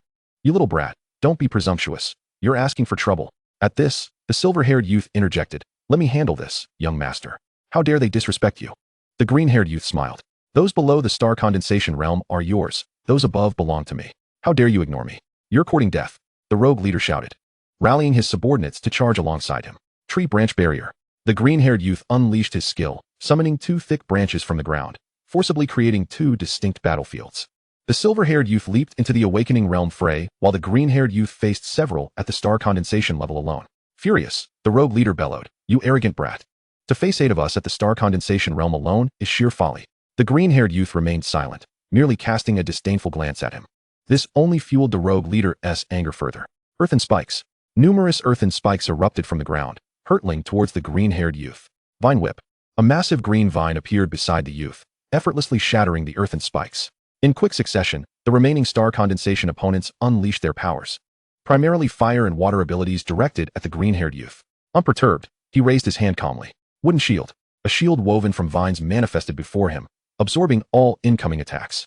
Surprisingly, the shield withstood the onslaught without faltering. Wooden spikes. Sharp wooden spikes materialized in the air, flying towards the assailants. They quickly attempted to defend, but a few were caught off guard, pierced and collapsing lifelessly. Seeing his subordinates fall, the rogue leader escalated his assault. Earth dragon. A dragon composed of earth materialized in the air, charging towards the green-haired youth, while the other star condensation realm fighters prepared their most formidable techniques. The green-haired youth displayed an air of indifference as he shouted loudly, "Li Ping, I have lost interest in this game." Swiftly concluded. The silver-haired boy echoed his command with a similar intensity. "Yes, young master." Subsequently, the silver-haired boy unleashed his sword with precision, taking down several awakening realm ruffians in a terrifying display of power, aided by his wind-based abilities. In an instant, only 3 or 4 of the thugs remained. The green-haired youth was not idle either. He raised his hand and called forth, "Life Drain." Numerous tendrils emerged from his palm, rapidly growing long and thick as they surged toward the remaining ruffians. Their attacks struck the tendrils, leaving no mark whatsoever. The tips of the vines sharpened into deadly spikes, and the ruffians, unable to evade the relentless pursuit, were swiftly impaled. "Ah, help! Spare me, I promise I won't do it again." The green-haired youth remained silent, his gaze cold and unyielding. Soon, the ruffians transformed into desiccated corpses, their vitality and spirit completely siphoned away. "All foes have been dealt with, young master." The silver-haired boy approached, bowing his head respectfully. Su Huaijin and Lu Hanyu, witnessing this scene, were rendered speechless in shock. "This is overwhelmingly powerful." Lu Hanyu stammered. "What kind of skill can entirely drain a person's blood and spirit?" Su Huaijin frowned in contemplation. At that moment, the green-haired youth turned to face the tree where Su Huaijin and his companion had concealed themselves, raising his voice. "You two have been watching for quite some time. It is time to reveal yourselves." Chapter 33, The War Emperor's Talented Prodigy.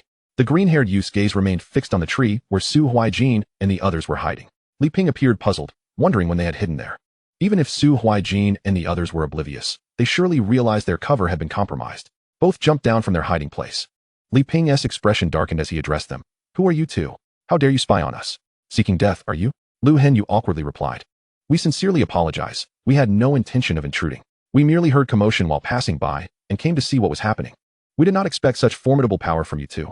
I am truly impressed." Li Ping, displaying impatience, retorted, "Do you need to flatter us? Quickly reveal your names." "I am Lu Hanyu from the Lu family in Wanqing Bay City, and this beside me is Su Chongqing." "What nonsense! I have never heard of the Lu family. Yet you dare to spy on my young master?" Lu Hanyu's face flushed with embarrassment. Li Ping then turned his menacing gaze towards Su Huaijin.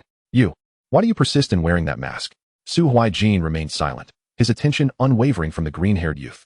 The latter regarded Su Huaijin with keen interest, and neither spoke a word. Li Ping's irritation grew. He had never encountered anyone so audacious as to disregard him. You seek your own demise. Sensing the tension, Lu Henyu attempted to defuse the situation. My good fellow, please, do not take offense. Su is simply this way. Let us keep the peace. Li Ping shot him an annoyed glance. What business is it of yours? Lu Henyu's smile froze, the atmosphere becoming increasingly awkward. Li Ping then turned his attention back to the green-haired youth. Young master. The youth merely nodded in acknowledgement. In an instant, Li Ping lunged at Su Huaijin and Lu Henyu. Unmoved, Su Huaijin stood his ground. Lu Henyu, sensing the danger, struck first. Fire dragon. A flaming dragon surged toward Li Ping. Wind slash. Li Ping countered with a strike of his sword, unleashing a wave of green sword energy that obliterated the fire dragon. The power of the sword energy remained undiminished as it hurtled toward Lu Henyu. Fire pillar. A massive column of flame erupted before Lu Henyu, successfully intercepting the incoming attack. Li Ping advanced rapidly, reaching Lu Henyu in an instant. He thrust his sword toward him, but Lu Henyu deftly parried the assault. Lu Henyu's expression shifted to one of surprise. Such strength. He was sent reeling backward. Seizing the advantage, Li Ping pressed the attack. As Lu Henyu regained his footing, another sword strike was upon him, forcing him to barely defend himself. Yet, as he blocked one assault, the follow-up punch from Li Ping struck him squarely in the chest, sending him flying and crashing into a tree, leaving a substantial dent in the trunk and rendering it immobile. Li Ping paid him no further mind, turning instead to assault Su Huaijin. Positioned behind Su Huaijin, Li Ping aimed his attack from the rear. However, Su Huaijin remained oblivious to the threat behind him. Li Ping felt a surge of indignation, his anger igniting as he accelerated, swinging his sword at Su Huaijin. Yet, Su Huaijin appeared to possess a sixth sense, effortlessly drawing out his blade. The Zhanhu, and nonchalantly blocking the attack from behind. Li Ping was taken aback. He had not anticipated that this person could withstand his assault. No matter how forcefully he pushed, his sword would not advance an inch. At that moment, Su Huaijin made his move, pivoting and delivering a swift kick to Li Ping's shoulder. Li Ping was sent hurtling backward, his eyes wide in shock as he crashed through several trees before finally halting. He coughed up a significant amount of blood, bewildered by the speed of the attack. How can someone so powerful exist in such a small place? Could they also have come from the capital like my young master? No. The capital has no one of this caliber. Who exactly are they? Li Ping's mind was in turmoil. Meanwhile, the green-haired youth maintained a stoic expression, seemingly indifferent to the turmoil surrounding him. Su Huaijin continued to focus on the green-haired youth. Your subordinate appears gravely injured. Do you not care? The green-haired youth's demeanor finally shifted. It is of no consequence. His injuries are the result of his own inadequacies. Rather, I find myself intrigued by you. Su Huaijin found this amusing. Oh, I am truly honored. The youth disregarded Su Huaijin's sarcasm and extended an invitation. Su, join my NI family. I can offer you boundless resources. We, the NI family, require someone of your exceptional talent. Su Huaijin remained unfazed. I apologize, but I have no need for that. The green-haired youth's expression turned icy. Su, perhaps you should reconsider. My NI family is one of the foremost clans. Do not misjudge your worth. Su Huaijin, growing weary of the conversation, reiterated, no matter how many times I say it, the answer remains the same. I do not need it. The green-haired youth's laughter turned sinister. Very well. It has been quite some time since anyone has dared to refuse me. At that moment, Li Ping had recovered enough to rejoin the conversation. You insolent brat. It is an honor for you to be courted by my young master. And yet you dare to refuse? You are truly overestimating yourself. The green-haired youth shouted. Li Ping, silence yourself. Li Ping was instantly cowed, lowering his head in submission. The green-haired youth regained his composure. As negotiations have fallen through, there is nothing more to discuss. You have injured my attendant, and retribution is inevitable. Su Huaijin let out a cold laugh. Bring it on. Suddenly, a flurry of wooden spikes materialized in the air, hurtling towards Su Huaijin. Yet, he deftly parried them with his battle knife. Phantom step. 8 ethereal figures emerged beside Su Huaijin, swiftly darting towards the green-haired youth. The youth gazed at these phantoms, murmuring. Intriguing. Wood dragon. A colossal wooden dragon emerged, opening its massive jaws to bite at the phantoms. Su Huaijin executed a backflip, landing atop the dragon's head, then propelled himself towards the green-haired boy. Frenzied blade slash. Su Huaijin leapt high, aiming a powerful strike at him. Wood shield. Su Huaijin's blade struck the wooden shield, and the green-haired youth beamed with satisfaction at his skill. Among his peers, only the heir of the Wang family had ever shattered this technique. However, the shield cracked instantly, splintering at an alarming rate, prompting the green-haired youth to evade swiftly. Impressive. You are the second person, aside from Wang Kelly, to break my wood shield. But that alone will not defeat me. Su Huaijin looked puzzled. Wang Kelly? The green-haired youth chuckled at Su Huaijin's confusion. Given how remote this place is, it's understandable you wouldn't know him. If you manage to survive today, I shall reveal his existence to you. Life drain.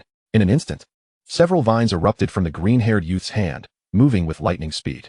Having witnessed this technique previously, Su Huaijin deftly dodged, unwilling to be rendered into jerky. He swung his long knife, severing the vines, but they rapidly regrew. Truthfully, he preferred not to reveal his abilities. But relying solely on martial skills might not suffice against the green-haired youth. Phantom step. Su Huaijin leaped onto the vines, charging towards him, yet the green-haired youth remained unperturbed. Several other vines abruptly changed direction, lunging towards Su Huaijin's rear. With no other option, he executed a mid-air somersault, narrowly avoiding one vine, then swung his blade to sever another. Seeing his attacks ineffective and the distance between them shrinking, the green-haired youth resorted to another skill. Wooden Man. 3 towering wooden figures advanced towards Su Huaijin. With no choice, he halted his offensive and braced for their assault. However, the force and speed of the wooden men were formidable, and the relentless barrage began to overwhelm Su Huaijin. Opening Sun Finger. A colossal golden fingertip manifested in the air, striking towards the wooden men. With a surge of spiritual energy, its power intensified, obliterating 2 of the wooden figures in an instant. Subsequently, Su Huaijin executed a frenzied blade slash, shattering the remaining wooden man. Ninefold Wood Dragon. Instantly, 9 wooden dragons swirled in the air, rapidly encircling Su Huaijin. His expression turned serious. How could he possess such abundant spiritual energy at the stellar condensation realm? Throughout their prolonged encounter, he had continuously unleashed abilities without resorting to martial techniques. Before Su Huaijin could ponder further, the 9 wooden dragons launched a simultaneous assault. With a sigh, he resolved to act recklessly. Spatial shift. He swapped places with a nearby tree, catching the green-haired youth completely off guard as Su Huaijin suddenly appeared before him. Instant slash. Opening Sun Finger. Several blades of light appeared in the air, striking the green-haired youth.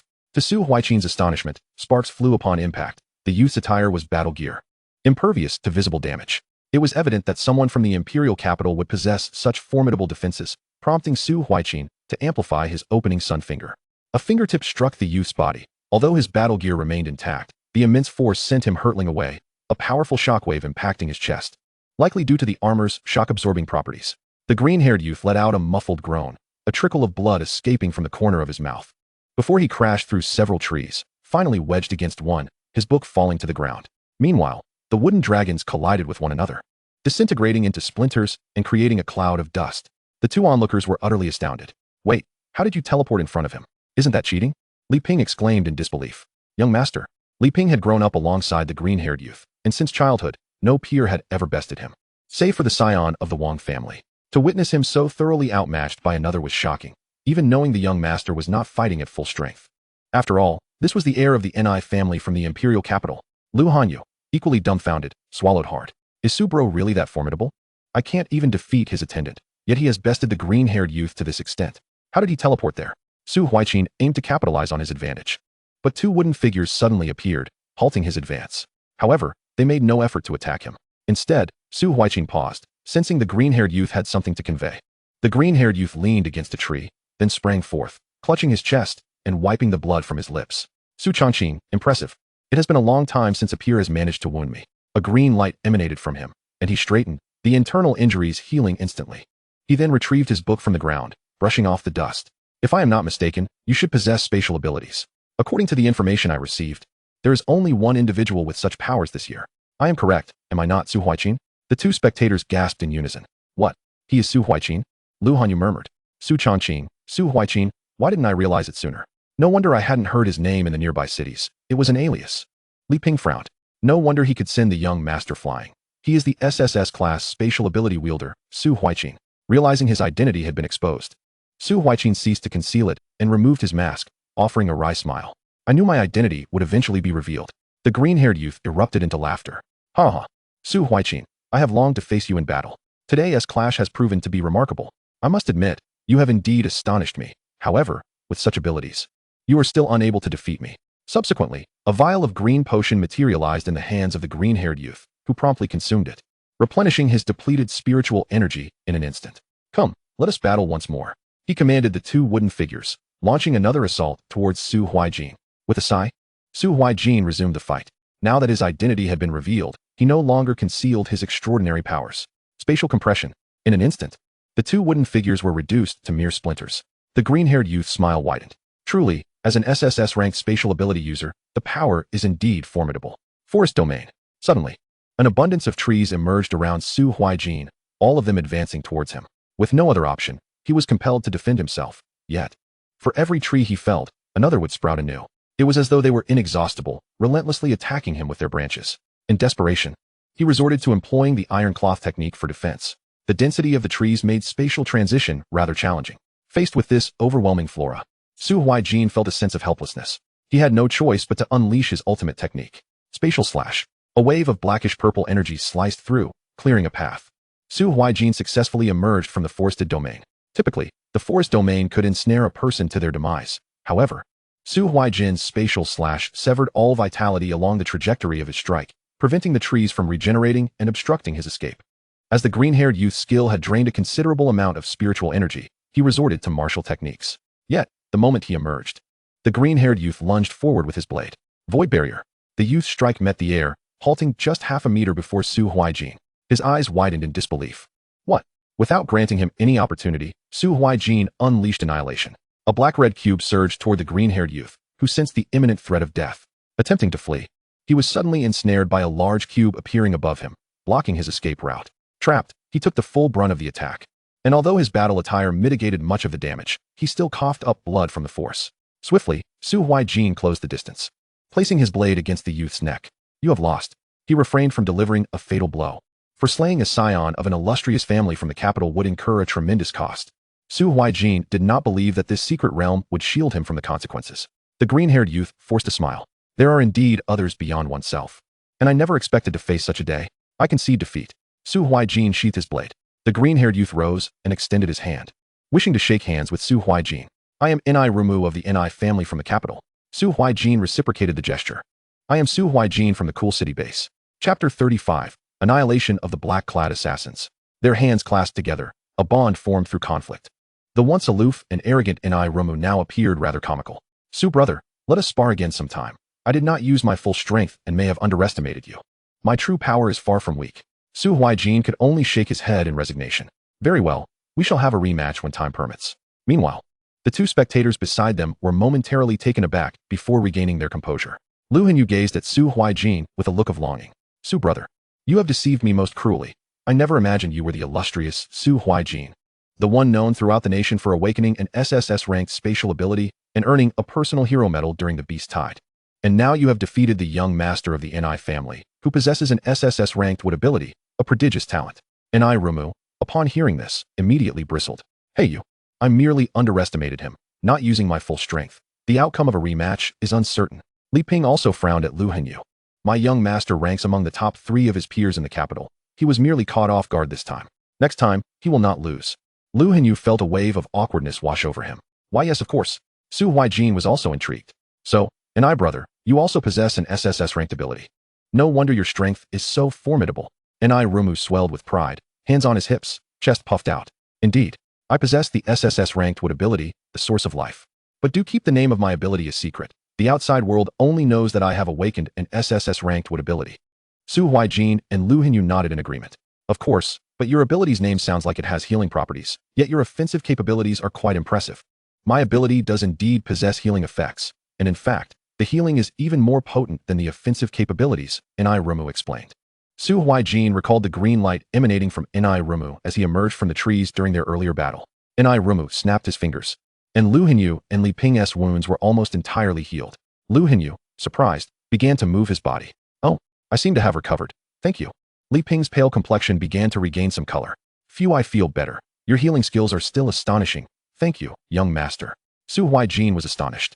Your ability is quite extraordinary, rivaling even spatial and temporal powers.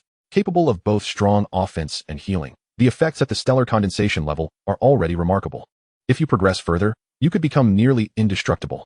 Ni Rumu beamed with pride, his nose held high. Basic skills are essential. I rank among the top 5 of abilities. Su Huaijin was puzzled. Is there a ranking for abilities? At that moment, Ni Rumu seemed to recall something. Oh, I forgot. This is something only large families are aware of. Your ability ranks second. Second? Who holds the first rank? Upon hearing this, Ni Rumu's lips twitched. The individual I mentioned earlier in our battle. He is from the Wang family in the capital, named Wang Kuli, and his ability is SSS-ranked time manipulation. The more Ni Rumu thought about it, the more infuriated he became. I have never bested him in a single fight. He must have already reached the Spirit Lake realm by now. If it weren't for my obligations in this secret realm, I would have long since attained the Spirit Lake realm myself. Su Huaijin was taken aback, but soon smiled. It seems that Wang Kuli represents the pinnacle of our generation. To have reached the third realm merely 50 days after awakening, his talent is indeed terrifying. And his ability is outrageous. Yet, my own power has surpassed the SSS level. It remains to be seen who is stronger. By the way, for someone of your stature from the capital to venture into such a small secret realm, there must be something you seek here. I do not mind sharing. For what I seek is of no use to you. It lies within this inheritance. Lu Hinyu inquired curiously. You are aware that there is an inheritance here? Rumu rolled his eyes. What lineage do I belong to? Is it not entirely normal to be aware of such matters? I even have a rough understanding of what the inheritance entails. Although the conditions for unlocking the inheritance are somewhat harsh, it matters not. For this secret realm is inherently peculiar. How so? To elaborate, the entirety of this secret realm, aside from our relatively safe forest, is fraught with danger. You should be aware that the exploration level of this secret realm is approximately 10. This score of 10 is attributed to the forest's lower danger level, which allows for thorough exploration. Those who ventured beyond the confines of the forest seldom return. This explains the staggering death toll of thousands from 2 centuries ago. And one can surmise that many will perish this time as well, for the opportunities within the forest have likely been thoroughly exhausted. Eventually, some uninformed individuals will inevitably venture outside the forest. Thus, we shall simply await the opportune moment for the inheritance to be unlocked. The leader in black has emerged from the southern part of the forest. I am grateful for this young man's elucidation. Otherwise, I would have had to go to great lengths to capture Lu Hinyu, who is fortuitously right here. Now, I bid you all to meet your demise. Su Huaijin and Rumu maintained their composure, as if they were already aware of the presence that had been hiding earlier. Lu Hinyu and Li Ping tensed up instantly, adopting a defensive stance. When did you arrive there? The leader in black guffawed maniacally. Lu Hinyu, run. Yet, you will still be captured by me, ha ha ha. However, the expressions of Su Huaijin and Rumu irked him considerably. Are you two not afraid of death? Rumu retorted coldly. I have nothing to say to those on the brink of death. The leader in black was instantly consumed by rage. Arrogant. He then clapped his hands, and a multitude of figures clad in black emerged from all directions. Next year on this very day will mark your demise. Charge. Su Huaijin glanced at Rumu. When there are many foes, it falls to you, for you possess extensive area skills. Rumu appeared somewhat exasperated. Very well. Life drain. This time, the skills range exceeded that of Rumu's previous usage. The black-clad individuals, upon seeing the creeping vines, attempted to attack, only to discover their efforts were futile. Instantly, over 40 of the black-clad men were impaled. Some vines ensnared several individuals, resembling candied hawthorn sticks. Subsequently, all were drained to mere husks. Rumu felt an overwhelming sense of exhilaration. Bliss. Kamoji, the leader in black, witnessing this scene, was rendered speechless, his legs trembling and voice quivering. Impossible. How could this be? Who are you really? The leader in black seemed to grasp something and turned to flee. But Su Huaijin was not one to let him escape so easily. In an instant, she was at his side. Swift strike. The leader's limbs were severed, and he collapsed to the ground. Please spare me. I possess vast resources to offer you. The leader's face was a mask of terror and anguish. Su Huaijin grasped his hair, lifting his head. Speak. Who are you? I will tell you. I will tell you. I am The leader in black abruptly dropped dead. Su Huaijin furrowed her brow. What just happened? Rumu rushed over. He died suddenly, Su Huaijin remarked. Rumu then noticed a white jade tattoo on the leader's neck. What is this? Chapter 36, Crisis in the Secret Realm. Su Huaijin frowned. What is this tattoo? Rumu's expression turned grave. The White Jade Sect. The White Jade Sect? Su Huaijin inquired, somewhat perplexed. Are you unfamiliar with it? I am not aware. What is the issue with the White Jade Sect? Rumu took a deep breath. The White Jade Sect is a cult in our dragon nation, filled with formidable individuals. A century ago, they instigated the Huayin coup, resulting in the deaths of many of our nation's elite. Had it not been for the intervention of our nation's saint, they would have wreaked even greater havoc. Su Huaijin was struck with astonishment. What? The Huayin coup was orchestrated by them. Yet, the news back then did not attribute it to the White Jade Sect. While there are many aspects I am unclear about, I am aware of significant events in our dragon nation's history.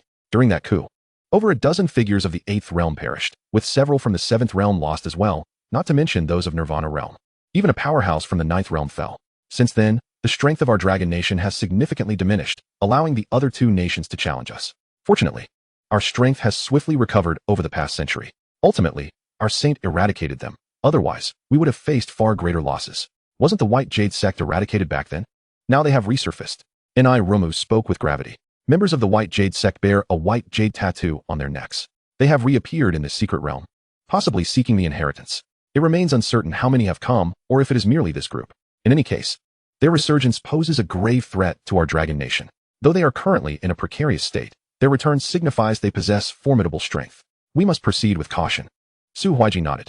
We cannot foresee the extent of the damage their emergence will inflict upon our dragon nation. We must rise swiftly to prepare for any eventuality. With that, Su Huaijin picked up an arm from the ground, belonging to the leader in black, which bore a spatial ring. She removed it and used her mental energy to break the seal. Subsequently, she probed the contents within with her divine sense. Upon seeing the items, a smile graced Su Huaijin's face. There were not many spirit stones, merely 10 medium-grade spirit stones, along with some martial techniques and weapons. What I lack most at present are martial techniques. My offensive methods are somewhat limited, and after a few exchanges, opponents can easily exploit my weaknesses. Thus, I require a greater variety of martial techniques. Everyone, let us divide the spoils. And Iruma shrugged. We shall not partake. These trivial items are hardly worth our time. You may keep them for yourself. Lu Hinyu also shook his head. I have not exerted myself, and I possess ample resources already. Brother Su, you are in greater need of them. Please keep them for yourself. Su Huaijin nodded appreciatively. Thank you all. By the way, brother and I, shall we travel together? And Rumu readily agreed. Certainly. Although my strength is likely among the highest in this secret realm, with you by my side, obtaining the inheritance will be as simple as plucking it from a tree. I do not exaggerate when I say that we are virtually invincible here. Unless we encounter someone like Wang Jelen, anyone who crosses our path will be forced to kneel. Su Huaijin chuckled. Then let us be off. Remaining here serves no purpose. It is better to see if there are any other opportunities while we await the inheritance's unlocking. At that moment, Li Ping addressed Lu Hinyu. I apologize, brother Lu, for being somewhat heavy-handed earlier. Lu Hinyu chuckled and scratched his head. No worries, no worries. It was merely my lack of skill. With that, the group set off towards the east, encountering numerous individuals along the way. Some greeted them, others ignored them, and a few attempted robbery. However, it must be noted that the robbers were swiftly dealt with, rendering any intervention from Su Huaijin and Rumu utterly unnecessary. Even Li Ping or Lu Hen, you could have dispatched them without difficulty, for their small team was already an invincible force within the secret realm. After 2 hours of travel, they arrived at the edge of the forest, only to be greeted by the peculiar sight of a desert beyond. As if two worlds existed side by side, the scorching sun blazed down upon the desert, contrasting sharply with the refreshing coolness found within the forest. Caution! A massive hand made of sand emerged from the desert, reaching into the forest.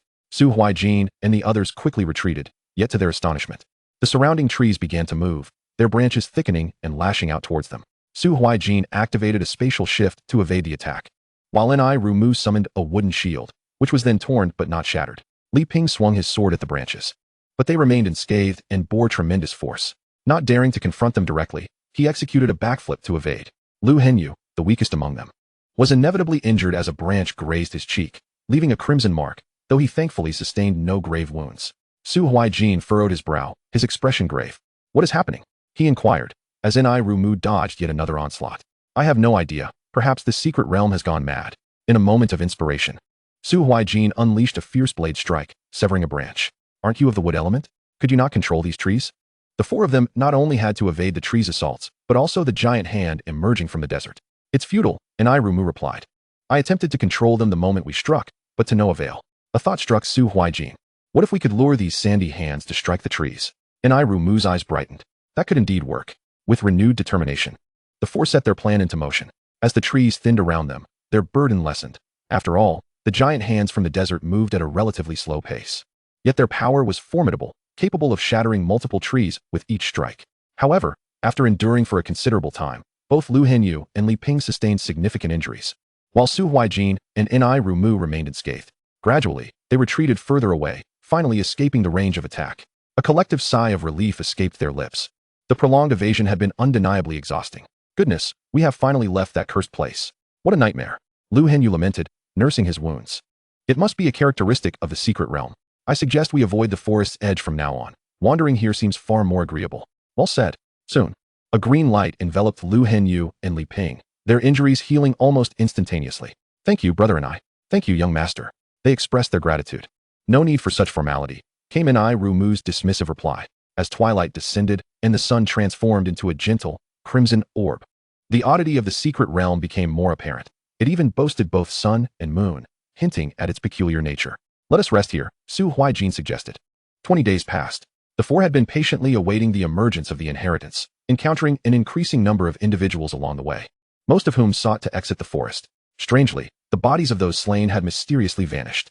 Rumu further elucidated the overall situation of the secret realm to Su Huaijin. The forest was the safest haven, while the other areas were fraught with peril. They had already witnessed the dangers of the first desert. The second location was a miasma-infested region, the third a treacherous canyon, and the fourth a vast plain. Among these, the miasma zone posed the greatest threat, as its toxic vapors could corrode flesh, preventing ordinary individuals from lingering there for long. The remaining locations were similarly dangerous, with over 95% of those who ventured within meeting their demise. At that moment, Su Huaijin's cultivation had reached the 8th level of the star condensation realm. Lu Hen, you slumped to the ground. Is this a joke? Over 20 days have passed, and the inheritance has yet to commence. I'm withering away here. And Rumu pondered aloud, stroking his chin. Perhaps it will be soon. The influx of newcomers has increased significantly in recent days. The death toll must be nearing 20,000. Su Huaijin frowned. Let us hope the inheritance manifests within this forest, if it lies beyond. The risks are indeed quite severe. The mortality rate here is alarmingly high. And Rumu replied calmly. Although the mortality rate is elevated, the inheritance itself must be formidable, requiring the blood and energy of 50,000 individuals to unlock it. This signifies that the energy required for its activation is substantial, implying great rewards within. What if it harbors malevolent forces? Lu Henyu interjected, a hint of concern in his voice. And Rumu chuckled lightly. Do not fret. Since the awakening of extraordinary abilities, there has been no trace of such malevolence. Even if it exists, it is merely a reflection of the wielder's intent. Regardless of the power, if wielded for harm, it becomes evil. Conversely, if used for good, it is virtuous. Brother and I speaks true. Even malevolent forces can yield positive outcomes if employed for good deeds. Thus, we need not dwell on such concerns, but rather focus on how to attain the inheritance. Just then, a burst of golden light erupted from the desert, shooting skyward, radiating a formidable power. And Rumu rose to his feet. The inheritance has begun. The group turned their gaze toward the golden light, feeling the surge of energy even from afar. Young master, the inheritance has commenced. A boy with fiery red hair grinned wickedly. This inheritance is destined to be mine. Let us go. Sister Tong, it seems the inheritance is opening, remarked a strikingly beautiful girl, her demeanor as cold and distant as the moon. I shall have that inheritance. Naturally. Sister Tong is so stunning, powerful, and gifted. It must be ours. Boss, look over there, exclaimed a burly man with a scarred face, pointing at the golden light. Could it be that a treasure has emerged? Quick, let us investigate.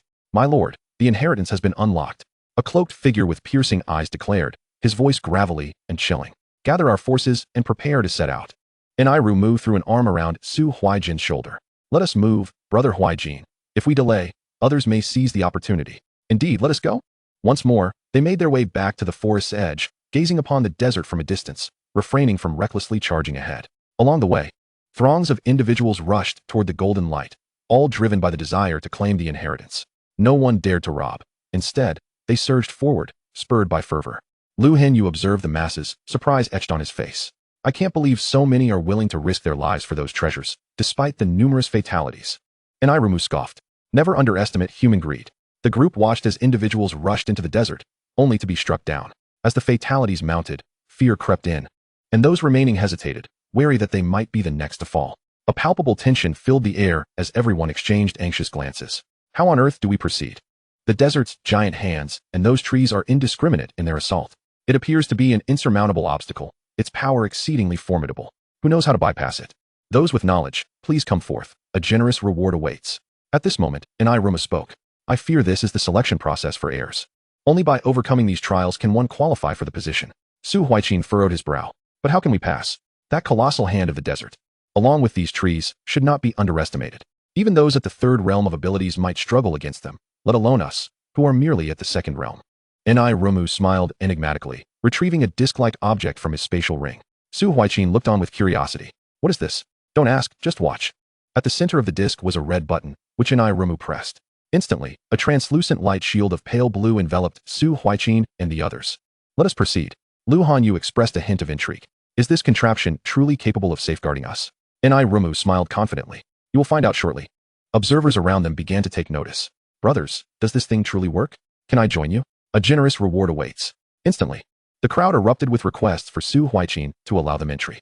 It seemed as though Su Huaijin and his companions were oblivious, continuing forward. Suddenly, a burly man bellowed. Youngster, hand over that item, and perhaps I might spare your life. His anger grew as Su Huaijin and the others ignored him. Everyone here, do you not desire the treasure? Success is within reach. Kill them and seize what they possess. We shall share the spoils. The man incited those around him, gradually rallying support. Soon, 7 out of 10 people were swayed by his words. The burly man blocked Su Huaijin and his companions. Youngster, if you lack compassion, do not blame us for our ruthlessness. Charge at them, brothers. A throng of people surged forward. Su Huaijin regarded them with indifference, while Inai sighed. They insist on finding their demise. In an instant, numerous vines erupted from the ground, their tips razor-sharp, impaling the oncoming assailants, including the burly man, and pinning them to the nearby trees. The scene was utterly spectacular, shocking the onlookers. Ah, save me. A demon. That person is a demon. Some fell to the ground in terror, while others fled in panic, and some were so paralyzed by fear that they trembled in place. Those who had not been incited stood rooted, swallowing hard, their expressions a mix of astonishment. Good heavens, is this even human? They were dispatched in an instant. Inai remarked coldly. Let us move on. They departed, leaving the stunned crowd behind. As they traversed the treacherous woods and the desert, they discovered that these once threatening entities remained still, refraining from attacking Su Huaijin and his companions. Su Huaijin glanced around. These things have not assaulted us. Your device is indeed quite effective. Inai replied with confidence. Of course, it is something I procured from my family, remarkably useful. Rest assured, they shall not harm us. Su Huaijin noted the lack of further explanation regarding its function and chose not to inquire further. After walking approximately 20 kilometers, they finally arrived at the place of inheritance. Chapter 38, The Bloodbath. During the 20-kilometer journey, nothing untoward transpired, likely due to the protective shield, as the four arrived at the site of inheritance unscathed. Inai subsequently retracted the shield. Upon witnessing the place of inheritance, Su Huaijin was momentarily dumbfounded. Wang Defa, is that not a pyramid? Su Huaijin, having studied the history of the blue planet, knew that pyramids did not exist in this world, yet the structure before him resembled one, appearing to be crafted from pure gold. Inai noticed Su Huaijin's expression. Huaijin, what is it? Do you have any issues with this? Su Huaijin regained his composure. Nothing much, it looks rather unique. But why does the place of inheritance look like this? Inai shrugged helplessly. It's perfectly normal. Those in power often delight in peculiarities. Oh, look over there. Lu Hanyu pointed towards Su Huaijin's rear, prompting everyone to turn. Two men in their 20s approached leisurely. One had red hair, while the other appeared to be his attendant. The silence between them made the atmosphere somewhat awkward. Half an hour later, more individuals began to arrive. And soon there were over 20 people.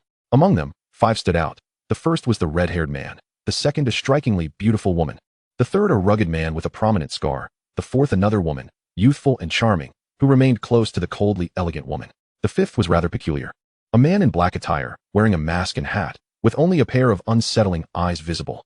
Su Huaijin and his companions occasionally stole glances at the man in black. He, too, sensed their scrutiny but chose to ignore them. Lu Hanyu whispered, "Do you think he has any connection to the black-clad individual we encountered earlier?"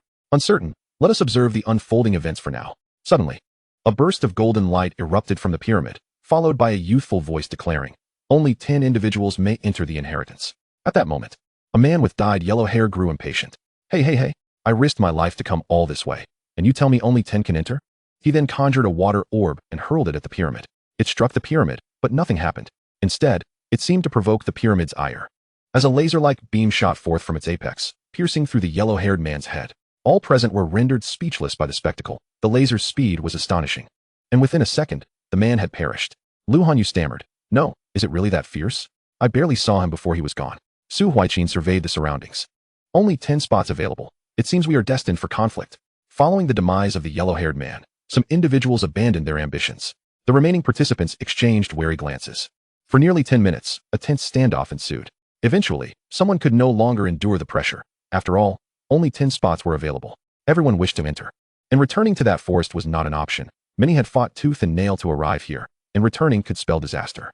Thus, the only solution remained: eliminate until only 10 remained. This was the collective mindset. A bald man, unable to contain himself, charged at the 2 beautiful women, believing them to be easier targets than the men. As he moved, chaos erupted around him. Those who managed to arrive here were no ordinary individuals. Some may have relied on luck, while others traversed through treasures, and some relied purely on their formidable strength. It is not to say that Su Huaijin and his companions lacked strength. Their effortless arrival was certainly preferable to a bloody path forged through combat. The bald uncle swung his large blade toward the coldly beautiful woman, who remained utterly unmoved. Suddenly, frost spread across the ground, creeping up to the bald uncle's feet. In an instant, he was encased in ice, a frozen statue. Nearby, a charming girl gathered a fireball in her hands and shattered the icy figure, reducing the bald uncle to mere fragments. The scene around them had devolved into utter mayhem, a full-scale brawl. Nevertheless, the onlookers retained some sense of caution. Upon witnessing the bald uncle's demise, they refrained from targeting the 2 women. The red-haired young man naturally took note of the unfolding events. A smile curved at the corner of his lips. Ice element, intriguing. Meanwhile, some individuals were assaulting the red-haired youth.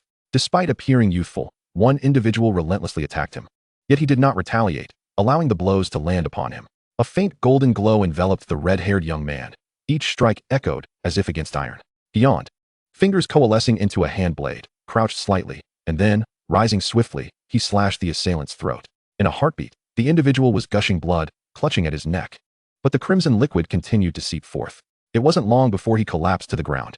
Su Huaijin had a vivid impression of these individuals as they were being attacked, himself not excluded. The man clad in black wielded dual short blades, approximately 50 centimeters in length, adorned with striking purple-black patterns.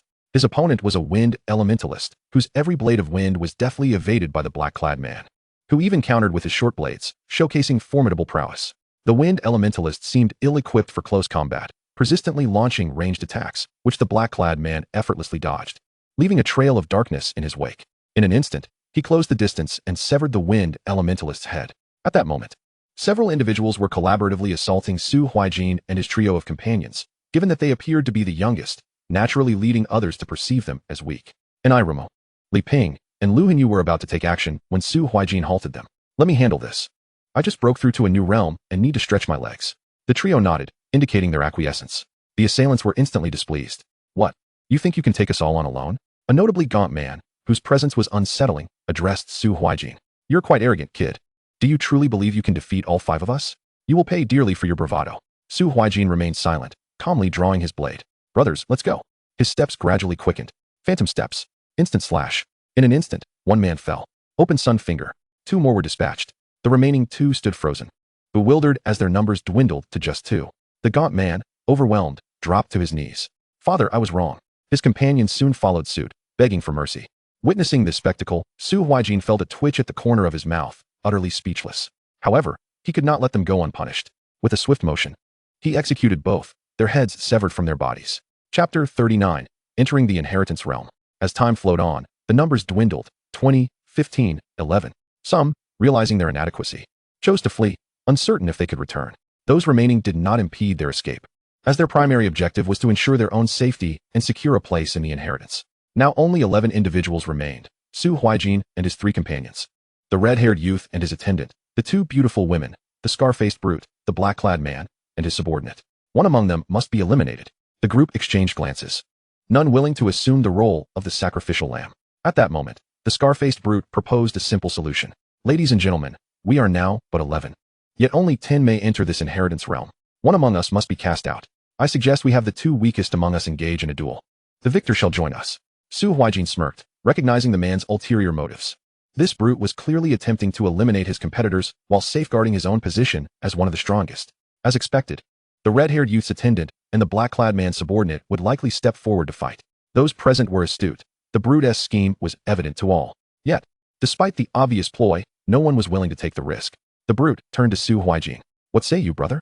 What do you think of my proposal? Su Huaijin glanced at Inairumo and the others, who shrugged in agreement. He replied flatly, we consent. The brute then surveyed the rest of the assembly, and predictably, they all concurred. The red-haired youth shook his head in resignation.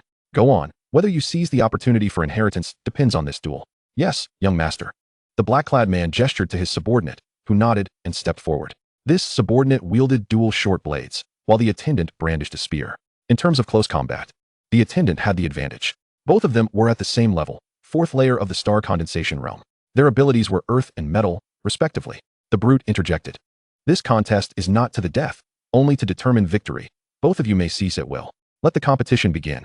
With that, the brute stepped away from the battlefield. The attendant launched the first attack, utilizing his footwork, charging with his spear aimed directly at the subordinate. The speed was remarkable, slicing through the air with a whoosh. Not to be outdone, the subordinate responded, earthquake. Instantly, the ground within a 50-meter radius trembled, causing the attendant to lose his balance. Yet, he leaped, attempting to thrust downwards with his spear. The subordinate seized the opportunity, recognizing that a target suspended in the air, unable to fly, was vulnerable. A grin spread across his face. The advantage is mine. Earth pillar. A sharp earthen pillar abruptly thrust forth from the ground, rapidly enlarging as it lunged towards the attendant.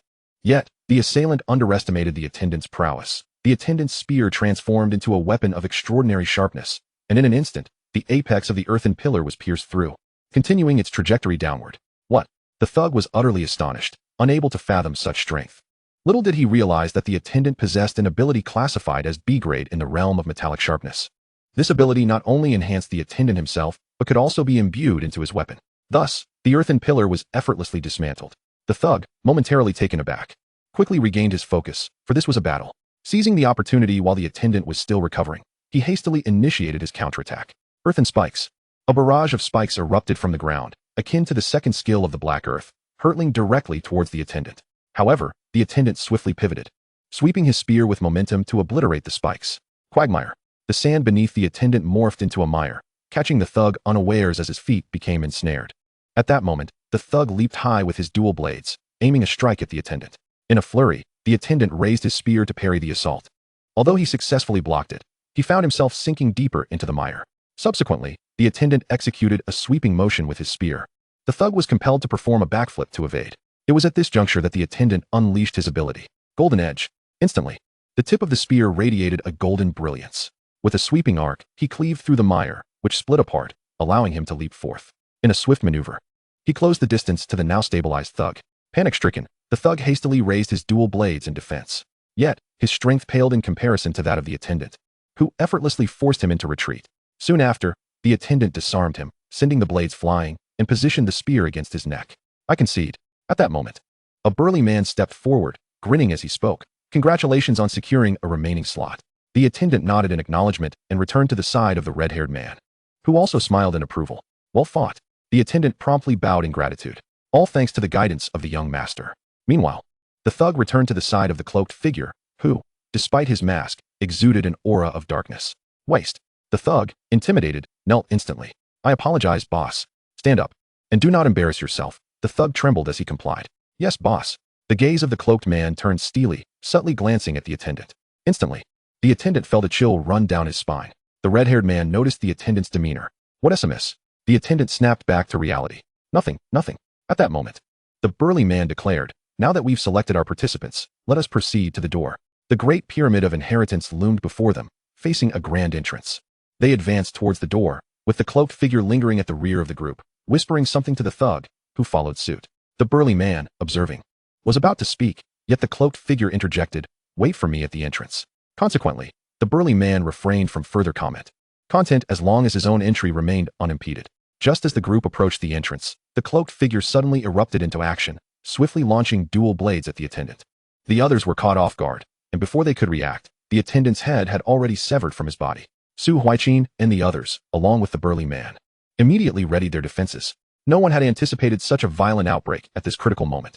The red-haired man froze momentarily, then, with a grimace, prepared to retaliate against the cloaked figure. However, at that instant, the pyramid of inheritance resonated with a sound. Ding. Criteria of 10 individuals met, inheritance activated. Subsequently, a surge of immense energy enveloped the remaining 10, drawing them into the pyramid's interior.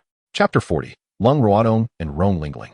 The group was engulfed by a colossal energy, transported into the pyramid, leaving them momentarily disoriented. Contrary to expectations, the interior of the pyramid was not dark. Instead, it was vividly illuminated, brimming with technological elements. As they surveyed their surroundings, the red-haired man's fury reached a boiling point. His attendant, who had grown up alongside him, was brutally slain before his eyes. Igniting a tempest of rage within him, he retrieved a sword from his spatial ring, poised to thrust it at the cloaked man. You beast, I demand your life.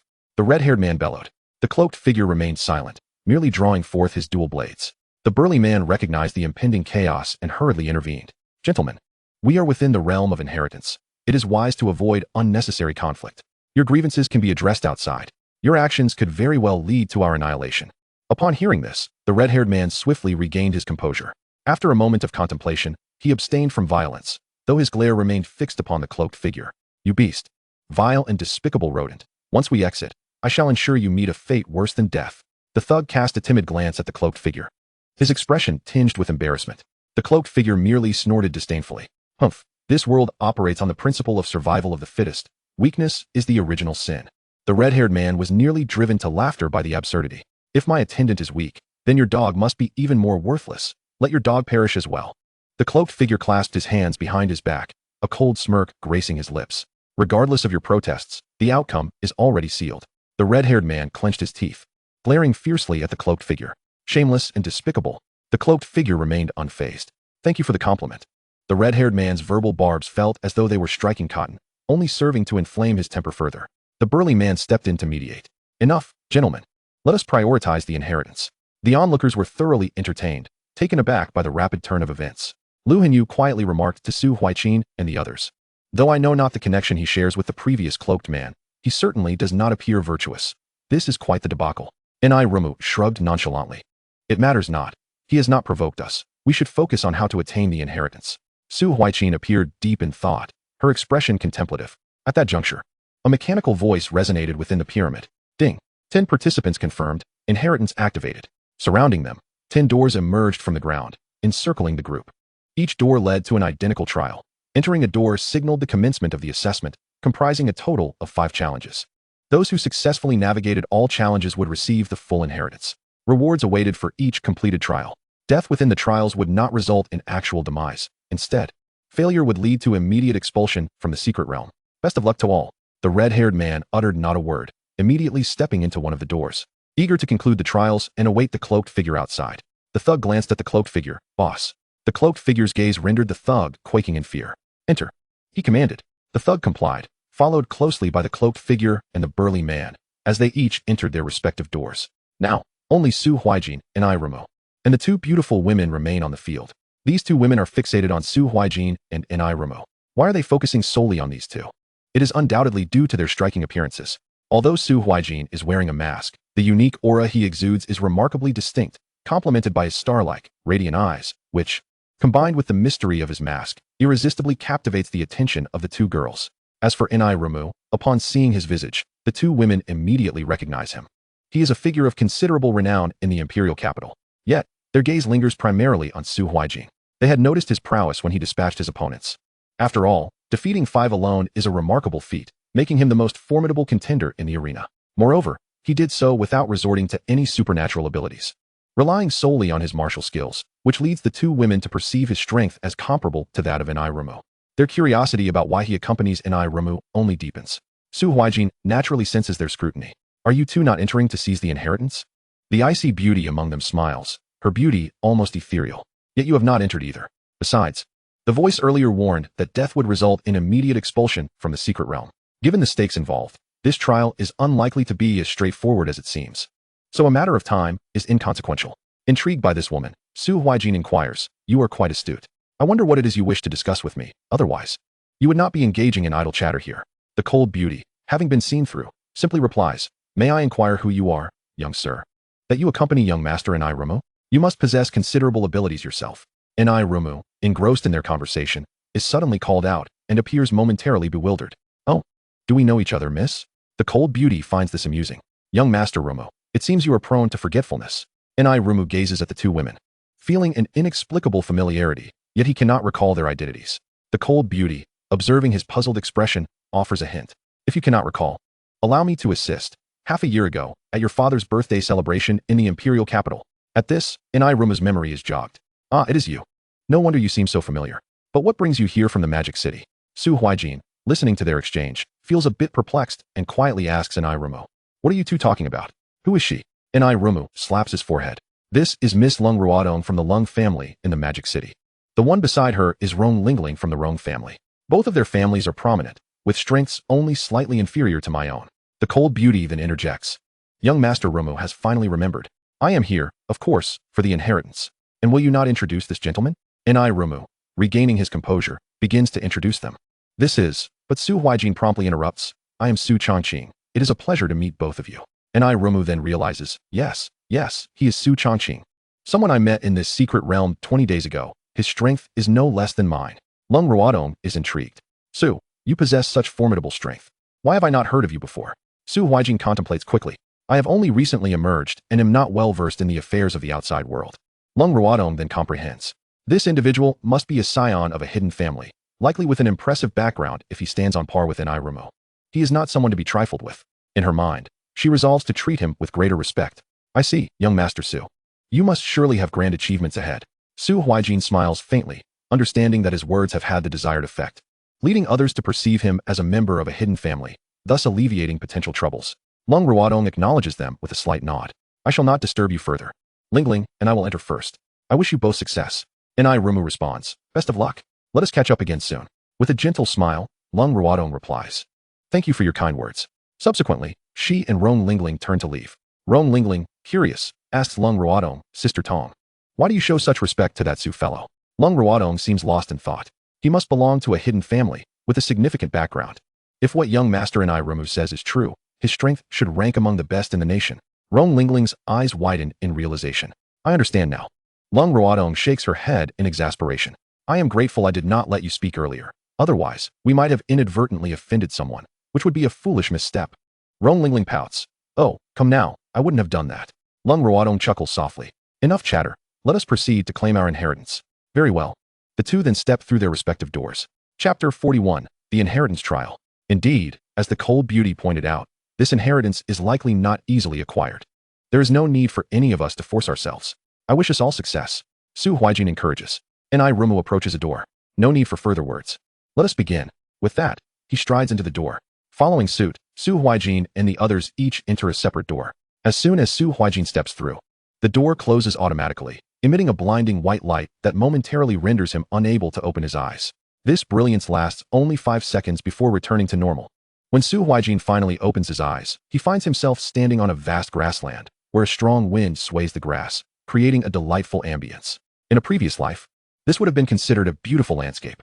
Suddenly, a few beastly creatures resembling rhinoceroses appear before him. Unlike the ordinary rhinoceros, which possesses but one horn, these creatures boast 3 horns aligned in a row and are several times larger than their counterparts. At this moment, the mechanical voice reappears. First challenge. Defeat 5-second stage 9-horned rhinoceroses to pass. Are you ready? Su Huaijin draws his weapon, the Tiger Slayer, and assumes a battle stance. I am prepared. The battle commences. The previously stationary rhinoceroses charge directly at Su Huaijin. He too dashes forward, gradually accelerating, summoning his 8-fold phantom. The rhinoceroses are momentarily bewildered by the sudden appearance of multiple figures. Su Huaijin targets one and strikes, but the rhinoceros reacts swiftly, using its 3 horns to block the blade. Initially, Su Huaijin intended to overpower it, but finds the horn too resilient. The rhinoceros attempts to push back against the blade. Yet no matter how hard it presses forward, the blade remains unmoved. In a flash, Su Huaijin unleashes his supernatural ability, Spatial Crush. The rhinoceros is forced to the ground, though it does not perish, instead spitting out a mouthful of blood. Su Huaijin's eyes widen. It survives that? I must have underestimated its defensive capabilities. The remaining 4 rhinoceroses quickly regain their composure and charge at Su Huaijin with their horns aimed menacingly. However, Su Huaijin performs a backflip, landing behind one of the rhinoceroses and evading their assault. Elegance is simply exquisite. The rhinoceros, standing on its hind legs, shook its body frantically. However, no matter how much it swayed, Su Huaijin remained steadfast and unmoving. Contemplating the situation, Su Huaijin realized that although he possessed the ability to vanquish them with his supernatural powers and martial skills, it would be rather time-consuming and labor-intensive. Suddenly, an idea struck him. He executed a backflip, landing behind the triangular rhinoceros. The creature, heavy-set, moved slowly, presenting Su Huaijin with an opportunity. He thrust his blade into its rear, infusing it with spiritual energy, and twisted it within. The rhinoceros instantly began to thrash about, but soon collapsed to the ground, vanishing from sight. Seeing that this method was effective, Su Huaijin utilized his agile movements to weave between several triangular rhinoceroses, eliminating all 5 within a mere 5 minutes. Yet, for some inexplicable reason, the pyramid emitted a voice with a peculiar sense of humor. Wow, you are truly remarkable. You are the fastest among 10 participants to clear this stage. We now bestow upon you a title, Master of the Rear Assault. Unlocking rewards. You have received 10 premium spirit stones. Upon hearing this title, Su Huaijin felt momentarily lightheaded. However, upon hearing the reward, he was elated. 10 premium spirit stones were more than sufficient to elevate him from the spirit lake realm to the spirit sea realm. Su Huaijin was astonished. 10 premium spirit stones for clearing the first stage. This was indeed a bountiful reward, providing ample resources for his initial cultivation. At that moment, the mechanical voice resounded once more. Shall we proceed to the next stage? Su Huaijin nodded affirmatively. Yes. The scene transformed again, engulfed in a brilliant white light. The grasslands morphed into a canyon. Surveying his surroundings, Su Huaijin noted the stone walls on either side, though the expanse was still quite wide, approximately 500 meters across, with an unquantifiable length that stretched endlessly beyond sight. Ahead, a golden-furred monkey appeared. Its legs were slender, while its arms were remarkably robust, particularly its fists, resembling oversized hammers. Ding. In the second stage, please eliminate the 3-tiered first-level speed monkey. Are you ready? 3 tiers. Su Huaijin took a deep breath to adjust his battle stance. Ready. As the battle commenced, the speed monkey's fist was already hurtling towards Su Huaijin's face in an instant. His eyes widened in shock. This is too fast. It's even stronger than the fiery rage monkey I encountered before. In that fleeting moment, Su Huaijin activated his skill, Void Barrier. A shield appeared just a centimeter in front of him, enveloping his form. The speed monkey's colossal fist struck the barrier with a resounding impact, sending Su Huaijin flying backward, crashing into the canyon wall and creating a sizable hole. He was momentarily stuck within the wall when the speed monkey rushed forward, unleashing a flurry of punches upon him. Yet, a barrier shielded him. However, the relentless barrage of strikes began to fracture it. Su Huaijin furrowed his brow, contemplating, this one do. I'm too passive. The barrier will inevitably shatter. Obliteration. Sensing danger, the speed monkey hastily retreated. Seizing the opportunity, Su Huaijin extricated himself from the wall and created distance. He then unleashed several spatial crushes in quick succession. The speed monkey, now aware of the impending threat, hesitated to advance recklessly. Su Huaijin took his stance, brandishing his blade. The tiger slaughter as he charged forward, simultaneously launching the spatial crushes into the air. Each time the speed monkey evaded, it created a large crater in the ground. Initially, Su Huaijin had been caught off guard, allowing it to gain the upper hand, but he had now adapted and would not offer it another chance. His objective was clear, to restrict its movement and target its legs. By crippling the very speed it excelled in, victory would surely belong to him. He first utilized the spatial crush to confine its mobility, followed by obliteration, predicting its evasive maneuvers. The moment the monkey halted, Su Huaijin executed a spatial shift, instantly appearing beside it. After several rounds of this strategy, he finally spotted an opening. Recognizing that not every position had something available for exchange, he capitalized on the opportunity. Delivering a decisive blow, he struck its leg, cutting a few centimeters deep, but the muscle was too resilient to sever completely. With no success in that regard, he opted to slash upward instead. Instantly, a gaping wound opened in the monkey's leg, significantly reducing its speed. The speed monkey retaliated with a colossal punch aimed at Su Huaijin, but he deftly dodged just in time. Now devoid of its speed, the monkey resembled a lamb awaiting slaughter. After several evasive maneuvers, the speed monkey's legs were rendered useless, followed by a final obliteration strike to its forehead. It subsequently vanished from existence. Were it not for the abundance of stones in the canyon, eliminating it would have proven quite challenging. Ding! You are the fastest to complete the second stage. Unlocking rewards, advanced martial skill, speed monkey technique. Su Huaijin was astounded by the pyramid's generosity. Techniques of this nature were exceedingly rare. Even the basic forms of motion techniques held immense value, let alone an advanced one. This was far more precious than the 10 premium spirit stones, just as his phantom step had begun to fall short. This new technique would undoubtedly elevate his prowess to unprecedented heights. A radiant glow illuminated the air as a tome descended. Speed monkey technique. Chapter 42, Inheritance Assessment 2. Su Huaijin grasped the speed monkey technique, the book appearing ancient with only 4 simple characters inscribed upon it. He cast a brief glance and promptly stowed it away in his storage space. Shall we proceed to the next stage? Yes. Once again enveloped in familiar blinding light, Su Huaijin found himself in a vast white-purple space, seemingly limitless. Numerous exotic beasts materialized in the arena. The mechanical voice echoed once more, in the third stage. Please eliminate 1,000 second-tier, 9-fold bone erosion wolves to clear the stage. Are you prepared? This time, Su Huaijin refrained from launching immediately into battle. Having expended some spiritual energy during the encounter with the speed monkey, he took this opportunity to recuperate, for he was about to face 1,000 second-tier, 9-fold exotic beasts. Preparation was essential, and he needed to restore himself to peak condition. Subsequently, Su Huaijin sat cross-legged, focusing on his recovery. Meanwhile, only 2 other participants had matched Su Huaijin's pace, Rumu and Manhwaedit. Rumu had already begun the third stage, his abilities well suited for group combat, complemented by an abundance of potions, especially those for replenishing spiritual energy. Manhwaedit, like Su Huaijin, opted to rest during the third stage. Wuxianovel and his lackey, however, had failed to clear the first stage, having been eliminated outright, and were now outside the secret realm. Wuxianovel squatted beside a tree, wearing an expression of despair. Am I really this useless? I couldn't even last through the first stage. How embarrassing. Just then, a passerby spotted him and noticed his woeful demeanor as he squatted there, looking as if he were on the verge of tears. Not you, brother. How did you manage to come out? There's still several days left before the secret realm concludes. How did you emerge early? Wuxianovel cast a glance at him, displaying an expression of utter desolation. It's nothing, I just felt weary. Please allow me a moment of solitude.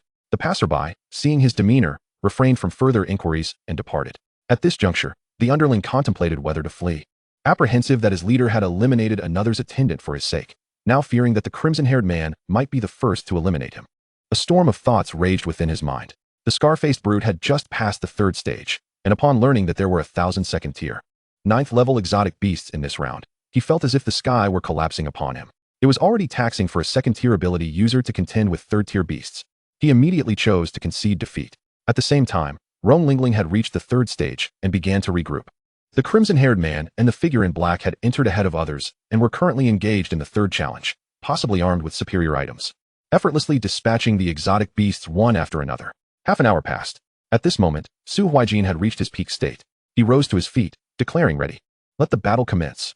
Su Huaijin sprinted forward at breakneck speed, slicing the air with his blade. Spatial slash.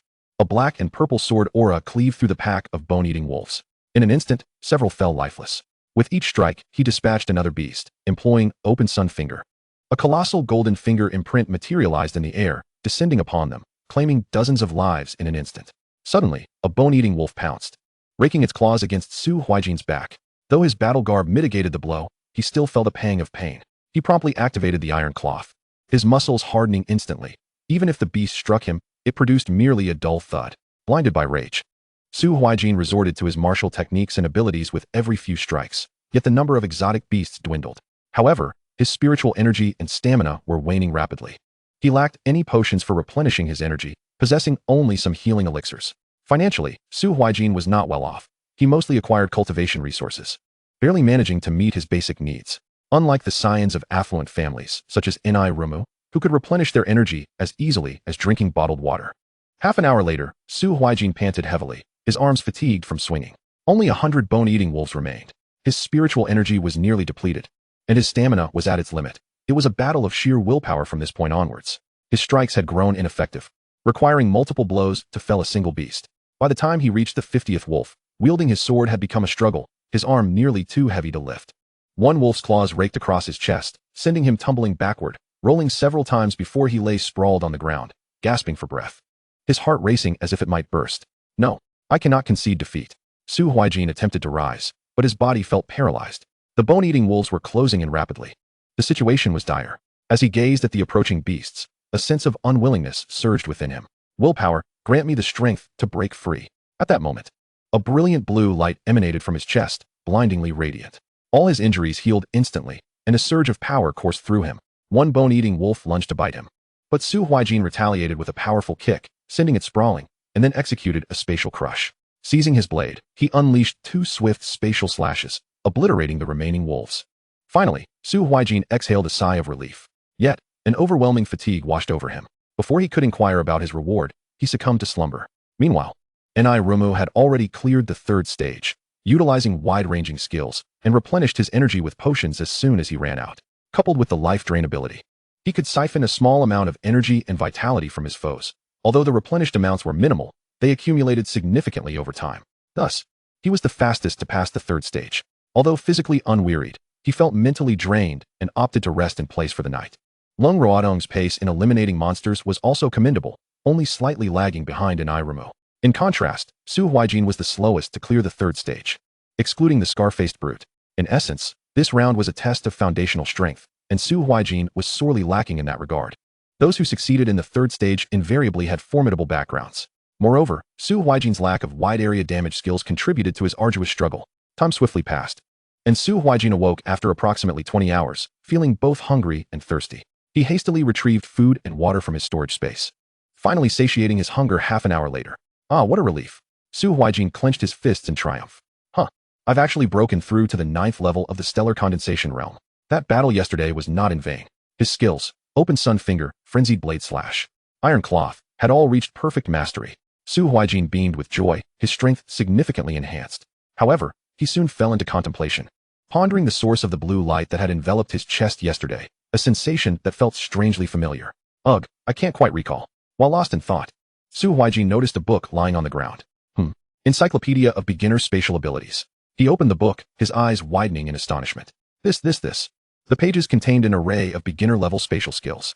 With Su Huaijin's abilities having evolved, he could learn all the skills within without any restrictions. Just when he lamented the lack of skills, the reward provided him with precisely what he needed, almost as if the universe had anticipated his desires. Those who passed the 3rd stage all received a comprehensive guide pertaining to their respective abilities. For instance, Rumu obtained the Encyclopedia of Beginner Wood Abilities, which he had yearned for. At that moment, The mechanical voice seemed to sense Su Huaijin's awakening. Shall we proceed to the next stage? Su Huaijin refrained from responding. What if a negative answer resulted in his expulsion? The most prudent course of action was silence. Instead, he focused intently on the book, since all the skills were beginner level. With his comprehension, he would master them after a single reading. Although his proficiency might not be exceptionally high initially, they would suffice for future battles. As he flipped through a few pages, he encountered many ordinary skills, but suddenly, Su Huaijin's face lit up with delight. Teleportation. The beginner-level teleportation can move within a 50-meter radius. This is undoubtedly a divine skill, effective for both escape and pursuit. He grasped the earlier abilities with ease. But this one took him 2 attempts to learn, consuming considerable spiritual energy. Given his current reserves, he could likely use it only 5 or 6 times. Subsequently, Su Huaijin discovered other more powerful skills, such as air extraction, spatial prison, and spatial compression. Though they are all at a rudimentary level, their numbers can catch the enemy off guard, aside from other time-based ability users of the same rank who would dare to confront him in this domain. Subsequently, Su Huaijin sat cross-legged, channeling his meditation technique, preparing to replenish his spiritual energy for the next challenge. Shall we proceed to the next stage? Yes. A flash of white light enveloped him, and the scene shifted to resemble a battleground. Before Su Huaijin stood a figure that bore an uncanny resemblance to himself, causing him to furrow his brows. Ding. Please defeat yourself. Shall we commence battle? Su Huaijin smiled faintly. Am I to fight myself? How intriguing. Let us begin. The battle commenced, with Su Huaijin launching the first attack. Spatial prison. The doppelganger seemed to sense danger, teleporting away just in time to evade the strike. Su Huaijin realized something was amiss. Unexpectedly, the skill he had just mastered was also possessed by his opponent, nullifying his advantage of information disparity. Forget it, damn it. The imitation brandished a battle blade, employing phantom steps to swiftly close the distance. It then leaped high, executing a frenzied blade slash. Su Huaijin deftly sidestepped the assault, retaliating with a quick slash, only to find his strike deflected by an unexpectedly activated void barrier. The doppelganger raised a hand, summoning a spatial crush that bore down upon him, compelling Su Huaijin to activate his own phantom steps to evade. However, as he narrowly escaped, a colossal golden fingertip surged toward him. Left with no choice, Su Huaijin activated the void barrier. The golden fingertip collided with the barrier, causing cracks to spiderweb across its surface, yet it miraculously remained intact. With his center of gravity lowered, Su Huaijin swiftly charged at the imitation. Unyielding, the doppelganger clashed blades with him, and the air was filled with flashes as they exchanged dozens of strikes, neither gaining the upper hand. Their combat was interspersed with a myriad of skillful maneuvers. Amidst the fray, Su Huaijin seized an opening, delivering a swift kick to the doppelganger's ribs, sending it hurtling back. He unleashed a devastating strike, then sidestepped to execute a spatial crush. Yet, the imitation was not easily subdued. It teleported directly in front of him, swinging its blade with force. Su Huaijin had no choice but to parry, as their strengths were evenly matched, resulting in a stalemate. After a minute of relentless combat, Su Huaijin summoned all his strength to push the doppelganger away, initiating a new wave of attacks. As the battle wore on, both their spiritual energies dwindled, relying solely on martial prowess and brute strength to press on. Yet, for reasons unknown, Su Huaijin felt invigorated, a blue light emanating from his chest. Though he remained oblivious to the source, at critical moments, an inexplicable energy seemed to enhance his state. Ultimately, the doppelganger could no longer withstand Su Huaijin's onslaught, succumbing to a decisive blow that severed its head, causing it to dissolve into radiant light. Su Huaijin was left puzzled, ruminating over the cause of this phenomenon. Ding.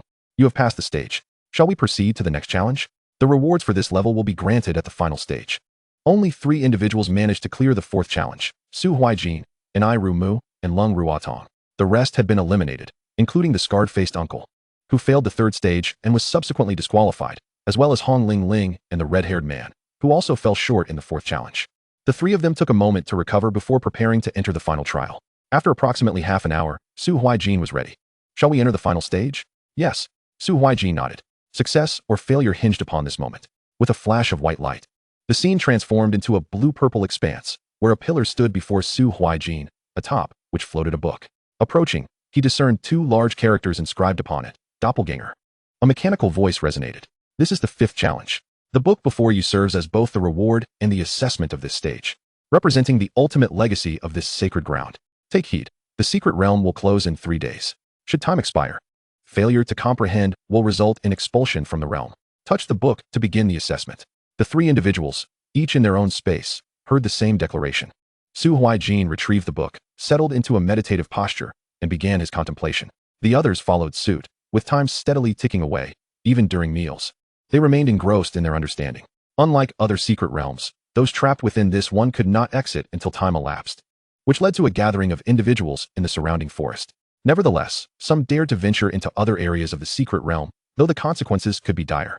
Meanwhile, the red-haired man had dispatched his underlings outside, while the cloaked figure had realized during the first challenge that his underlings would not succeed. Upon being expelled, he activated a secret treasure to escape, leaving the red-haired man seething with unquenched fury. Even after eliminating his minions, the anger within him remained unassuaged. Hong Ling leaned against a tree, waiting listlessly for Lung Ruatong. As the 3 days elapsed, none of the trio made significant progress. Mu had decided to resign himself to fate, while Lung Ruatong pondered whether to abandon the endeavor. Su Huaijin furrowed his brow. Although he grasped certain aspects, the crucial point eluded him. What could it be? Suddenly, a spark of insight illuminated his mind, filling him with elation. I understand. The Tao Te Ching once stated, the Tao begets one, one begets two, two beget all things. Surely, the doppelganger is akin to this principle. With this newfound understanding, and integrating the essence of the doppelganger concept, he comprehended it fully within half an hour, reaching the realm of the spirit lake. Rising to his feet, he proclaimed, doppelganger. An identical doppelganger materialized beside him, inheriting 100 of his capabilities. While he could create a maximum of 3, his current strength allowed for only 1. The energy expenditure was minimal. This was truly a divine skill, unparalleled among techniques. As his power grew, so too would the doppelganger's prowess. One could only wonder who had conceived such an extraordinary martial art. Su Huaijin dared to claim that within the Spirit Lake realm, he was virtually invincible. Ding! Congratulations on clearing the 5th challenge. Chapter 44, Floating Golden Warship. Unlocking Rewards. Floating Golden Warship. Su Huaijin was perplexed. What on earth is a floating golden warship? Simultaneously, Mu and Lung Ruatong found themselves abruptly expelled from the secret realm, their expressions a mask of bewilderment. Mu surveyed the surroundings, incredulous. Why was I ejected? He then glanced at Lung Ruatong. What about you? Lung Ruatong, equally perplexed, replied, I have no idea. I was still contemplating that object. Wait, why can't I recall the contents of that book? Lung Ruatong seemed to have forgotten something vital, prompting Mu to realize he too had lost recollection. Wasn't the 5th challenge about understanding a book? But why can't I remember what it was? As Lung Ruatong regained her composure, she remarked, it appears that the realm of inheritance is not so simple. Such a method could erase our memories. Mu's demeanor grew serious. Not only does this secret realm exude an air of mystery, but the very ground of inheritance is equally strange, with a peculiar appearance. At this moment, Mu seemed to have remembered something. Wait, what about Brother Su? After glancing around, she still could not find Su Huaijin's figure. Instead, she saw Li Ping and Lu Hanyu approaching. Li Ping joyfully exclaimed, Young master, you have finally emerged. Li Ping, when did you come out? Li Ping pondered for a moment. I believe it was about 3 or 4 days ago. I failed during the 3rd trial. Mu then turned her gaze towards Lu Hanyu. And you? Lu Hanyu immediately looked embarrassed. I failed in the 1st trial. After saying this, he even tapped his head, which genuinely amused Mu. At that moment, Rong Lingling also spotted Lung Ruatong.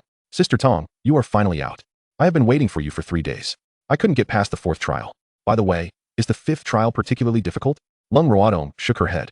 The 5th trial is rather peculiar. When I was teleported out after failing, I completely couldn't recall any content from the book pertaining to that trial. Rong Lingling looked puzzled. Book? You mean the assessment of the 5th trial requires understanding the content of a book? I clearly finished reading it. But now I can't remember a single thing from it. Rong Lingling appeared quite curious. Is that so? At this juncture, Lu Hanyu addressed Mu, saying, Where is Brother Su? I haven't seen him. Mu shook her head and shrugged. I have no idea. He is probably still in the assessment. The mechanical voice rang out once more. The floating gold warship is the place where you are currently located. Su Huaijin pondered for a moment and suddenly realized. The place I am in. This is here. Wang Defa, this pyramid is actually a warship. What is a pyramid? The mechanical voice responded again. Oh, it's nothing. Nothing at all. Aren't you the one who has been talking continuously while outside, announcing the start of battles and rewards? Was that you? Suddenly, the voice transformed, adopting a tone reminiscent of a young girl. I am the artificial intelligence of this warship, master. At this, Su Huaijin's expression turned into one of confusion. Why am I your master? The AI continued. This is your reward for the 5th trial, master. Anyone who passes all trials shall possess the ownership of this warship. Therefore, from now on, I belong to you. Su Huaijin then comprehended the situation. What functions does this warship possess? The scene abruptly shifted to a space resembling a cockpit. What is this? Master, this is our warship's cockpit. Our vessel can traverse the cosmos, and the weaponry aboard is capable of annihilating an entire planet. Su Huaijin gulped. Wow, this is incredible. However, master, due to the warship being stored here for an extended period, many components are non-functional and require repairs. Additionally, several parts have aged and deteriorated, rendering it incapable of interstellar travel unless replaced with new parts. Just as Su Huaijin was lost in delightful fantasies, he was brought back to reality. I see. But are there any other functionalities? There are indeed, Master. The floating gold warship consists of 5 levels. Currently, we are in the topmost cockpit. The first level is a training area, equipped with simulation devices. The locations you encountered in the first 4 trials were all simulated by these devices. Su Huaijin seemed to grasp the concept. So, the alien beasts I fought earlier, and those grassland canyons were all simulated? Precisely, Master. This simulation device can replicate beings at the law realm level. However, activating the device requires premium spirit stones. Our ship possesses over 1,000 premium spirit stones. Yet simulating a law realm expert demands hundreds, so it is not advisable for you to simulate. Su Huaijin was astounded. Wow, if there are enough premium spirit stones. Even beings of the law realm can be simulated. This warship is simply extraordinary. Please continue the introduction. Certainly, Master. The scene transitioned again. The second level is a storeroom. The rewards you just obtained from passing trials are retrieved from here. Currently, there are 400 premium spirit stones, various weapons, combat suits, and potions. The sight of the treasures within dazzled Su Huaijin, causing his breath to quicken. This is incredible. How long can this sustain my cultivation? The scene shifted once more. The third level is the dining area. There are still many high-grade alien beast meats stored in spatial preservation, ensuring they do not spoil. After the earlier ordeal, Su Huaijin managed to maintain some composure. What is the highest grade of alien beast meat available? The highest grade of alien beast meat in the storeroom is from a 9th order star python. This revelation left Su Huaijin utterly speechless. 9th order star python. This is unbelievable. The scene changed yet again. The 4th level is a resting area, equipped with high-standard sleep pods. If one rests within, the pod will automatically gather spiritual energy, allowing you to enhance your cultivation even while breathing. Each element here struck Su Huaijin profoundly. With these resources, he could rise rapidly. He understood that his time had come. Do you have a name? Yes, Master. I am called Xiaoro. Xiaoro, how do I take this warship out? Do not worry, Master. The warship has a shrinking function. Subsequently, Su Huaijin was slowly drawn out of the warship by some force. As he gazed at the pyramid before him, he couldn't help but feel a sense of nostalgia. It began to shrink smaller and smaller, until it was no larger than the palm of his hand, floating gently in his grasp. Master, you can drop a drop of blood on me, and we will establish a connection, allowing us to communicate within your consciousness. Upon hearing this, Su Huaijin pricked his finger, allowing a drop of blood to fall upon it. Instantly, he felt an inexplicable bond form with the pyramid. Curiously, he probed within his consciousness. Xiaoro, Xiaoro? Here, Master. A smile graced Su Huaijin's face. It seemed to have been successful. Xiaoro, I wish to rename the floating gold warship. Of course, Master. What shall it be called? Let us name it Pyramid. Chapter 45. Farewells and Returns. Master, the time in the secret realm is up. There is 1 minute remaining. The secret realm will collapse, and all humans will be teleported out within 30 seconds. Su Huaijin was perplexed. Why will it collapse? Because the pyramid is the core of this place. The previous master placed me here, awaiting a fated individual. Thus, once the pyramid is gone, there is no reason for this secret realm to exist. Xiaoro's explanation deepened Su Huaijin's confusion. The previous master? Who was your last master? Xiaoro could not recall. I only know my task here is to find a new master. Su Huaijin stroked his chin in contemplation. It seems that the one who created this must be an unparalleled individual of great power. After 30 seconds had passed, everyone inside was teleported out of the secret realm in one breath. This time, only a few thousand emerged, while at least 30 to 40,000 had perished. Though the number of survivors was only in the thousands, it still appeared quite significant. Rumu immediately spotted Su Huaijin. Firstly, Su Huaijin, adorned with a mask, exuded an exceptional aura, standing amidst the crowd as if he were an incongruous presence. Soon, a group approached Su Huaijin, yet in the presence of outsiders. They refrained from using his true name. Rumu patted Su Huaijin's shoulder and smiled. Why have you only just emerged? Have you obtained the inheritance? You've even reached the spirit lake realm. Su Huaijin, well aware of the wisdom in concealing wealth, chose to remain silent. He had narrowly broken through, failing to secure the inheritance, having been unable to comprehend the final challenge, even until he was expelled from the secret realm. By the way, how did you all exit before me? Did you not reach the final challenge? Rumu scratched his head. I'm not sure how I was brought out. It was just a moment ago that Long Ruodong exited with me. Strangely, after being kicked out, I can't recall the contents of that book at all. Longqing, do you still remember? At that moment, Xiao Ro's voice resonated within the sea of consciousness. Master, if one has not fully comprehended that secret manual, their memories become blurred upon expulsion. This was enacted by the previous master with unparalleled power. So that is how it is, Su Huaijin mused, shaking his head and shrugging. I can't remember either. But that is all right. The rewards for clearing the challenges are still quite generous. Rumu chuckled in agreement. Indeed. I've acquired what I wished for. This journey was not in vain. Su Huaijin then turned to Li Ping and Lu Hinyu. What about the two of you? Li Ping remained composed. I failed at the third challenge. Lu Hinyu appeared somewhat embarrassed. Well, I failed at the first challenge. Su Huaijin couldn't help but laugh. No worries, just strive harder next time. Lung Ruodong and Rong Lingling approached Su Huaijin to greet him. With a smile, Lung Ruodong inquired, how did you fare? Young Master Su? Su Huaijin nodded. I failed at the final challenge. It seems there are no winners this time then. Could you share your contact information? I believe we could consider ourselves friends. Lung Ruodong waved her communication device. Su Huaijin responded with a faint smile, of course. He then brought out his device, tapping it against hers to exchange contact information. At this moment, Rong Lingling chimed in excitedly. I want to add you too. Su Huaijin smiled and nodded, proceeding to add her as well. Rumu and the others had already completed their exchanges 20 days prior. Lung Ruodong gave a nod to Su Huaijin and Rumu. I won't disturb you any longer. I shall take my leave. We can catch up another time. Let us go, Lingling. Goodbye, Miss Lung. Let us chat again soon. Rong Lingling waved cheerfully at Su Huaijin and the others. Bye-bye, bye-bye. The two then turned and boarded a nearby warplane. Lu Hinyu gazed at the aircraft with awe. Wow, that warplane must be quite expensive. Rumu explained. That model is not only aesthetically pleasing but also formidable in power, capable of defeating 5th-tier beasts. Wouldn't you agree that it's pricey? Lu Hinyu was astonished. It can kill 5th-tier beasts? No wonder it belongs to the scions of prominent families. They can take such things for granted. Rumu said nothing further. Turning to Su Huaijin. Huaijin, Li Ping and I are leaving now. When you come to the imperial capital, I'll arrange everything. Rumu patted his chest. Su Huaijin smiled and nodded. After the college entrance examination next year, I will head to the imperial capital, and I'll look forward to your arrangements. Great.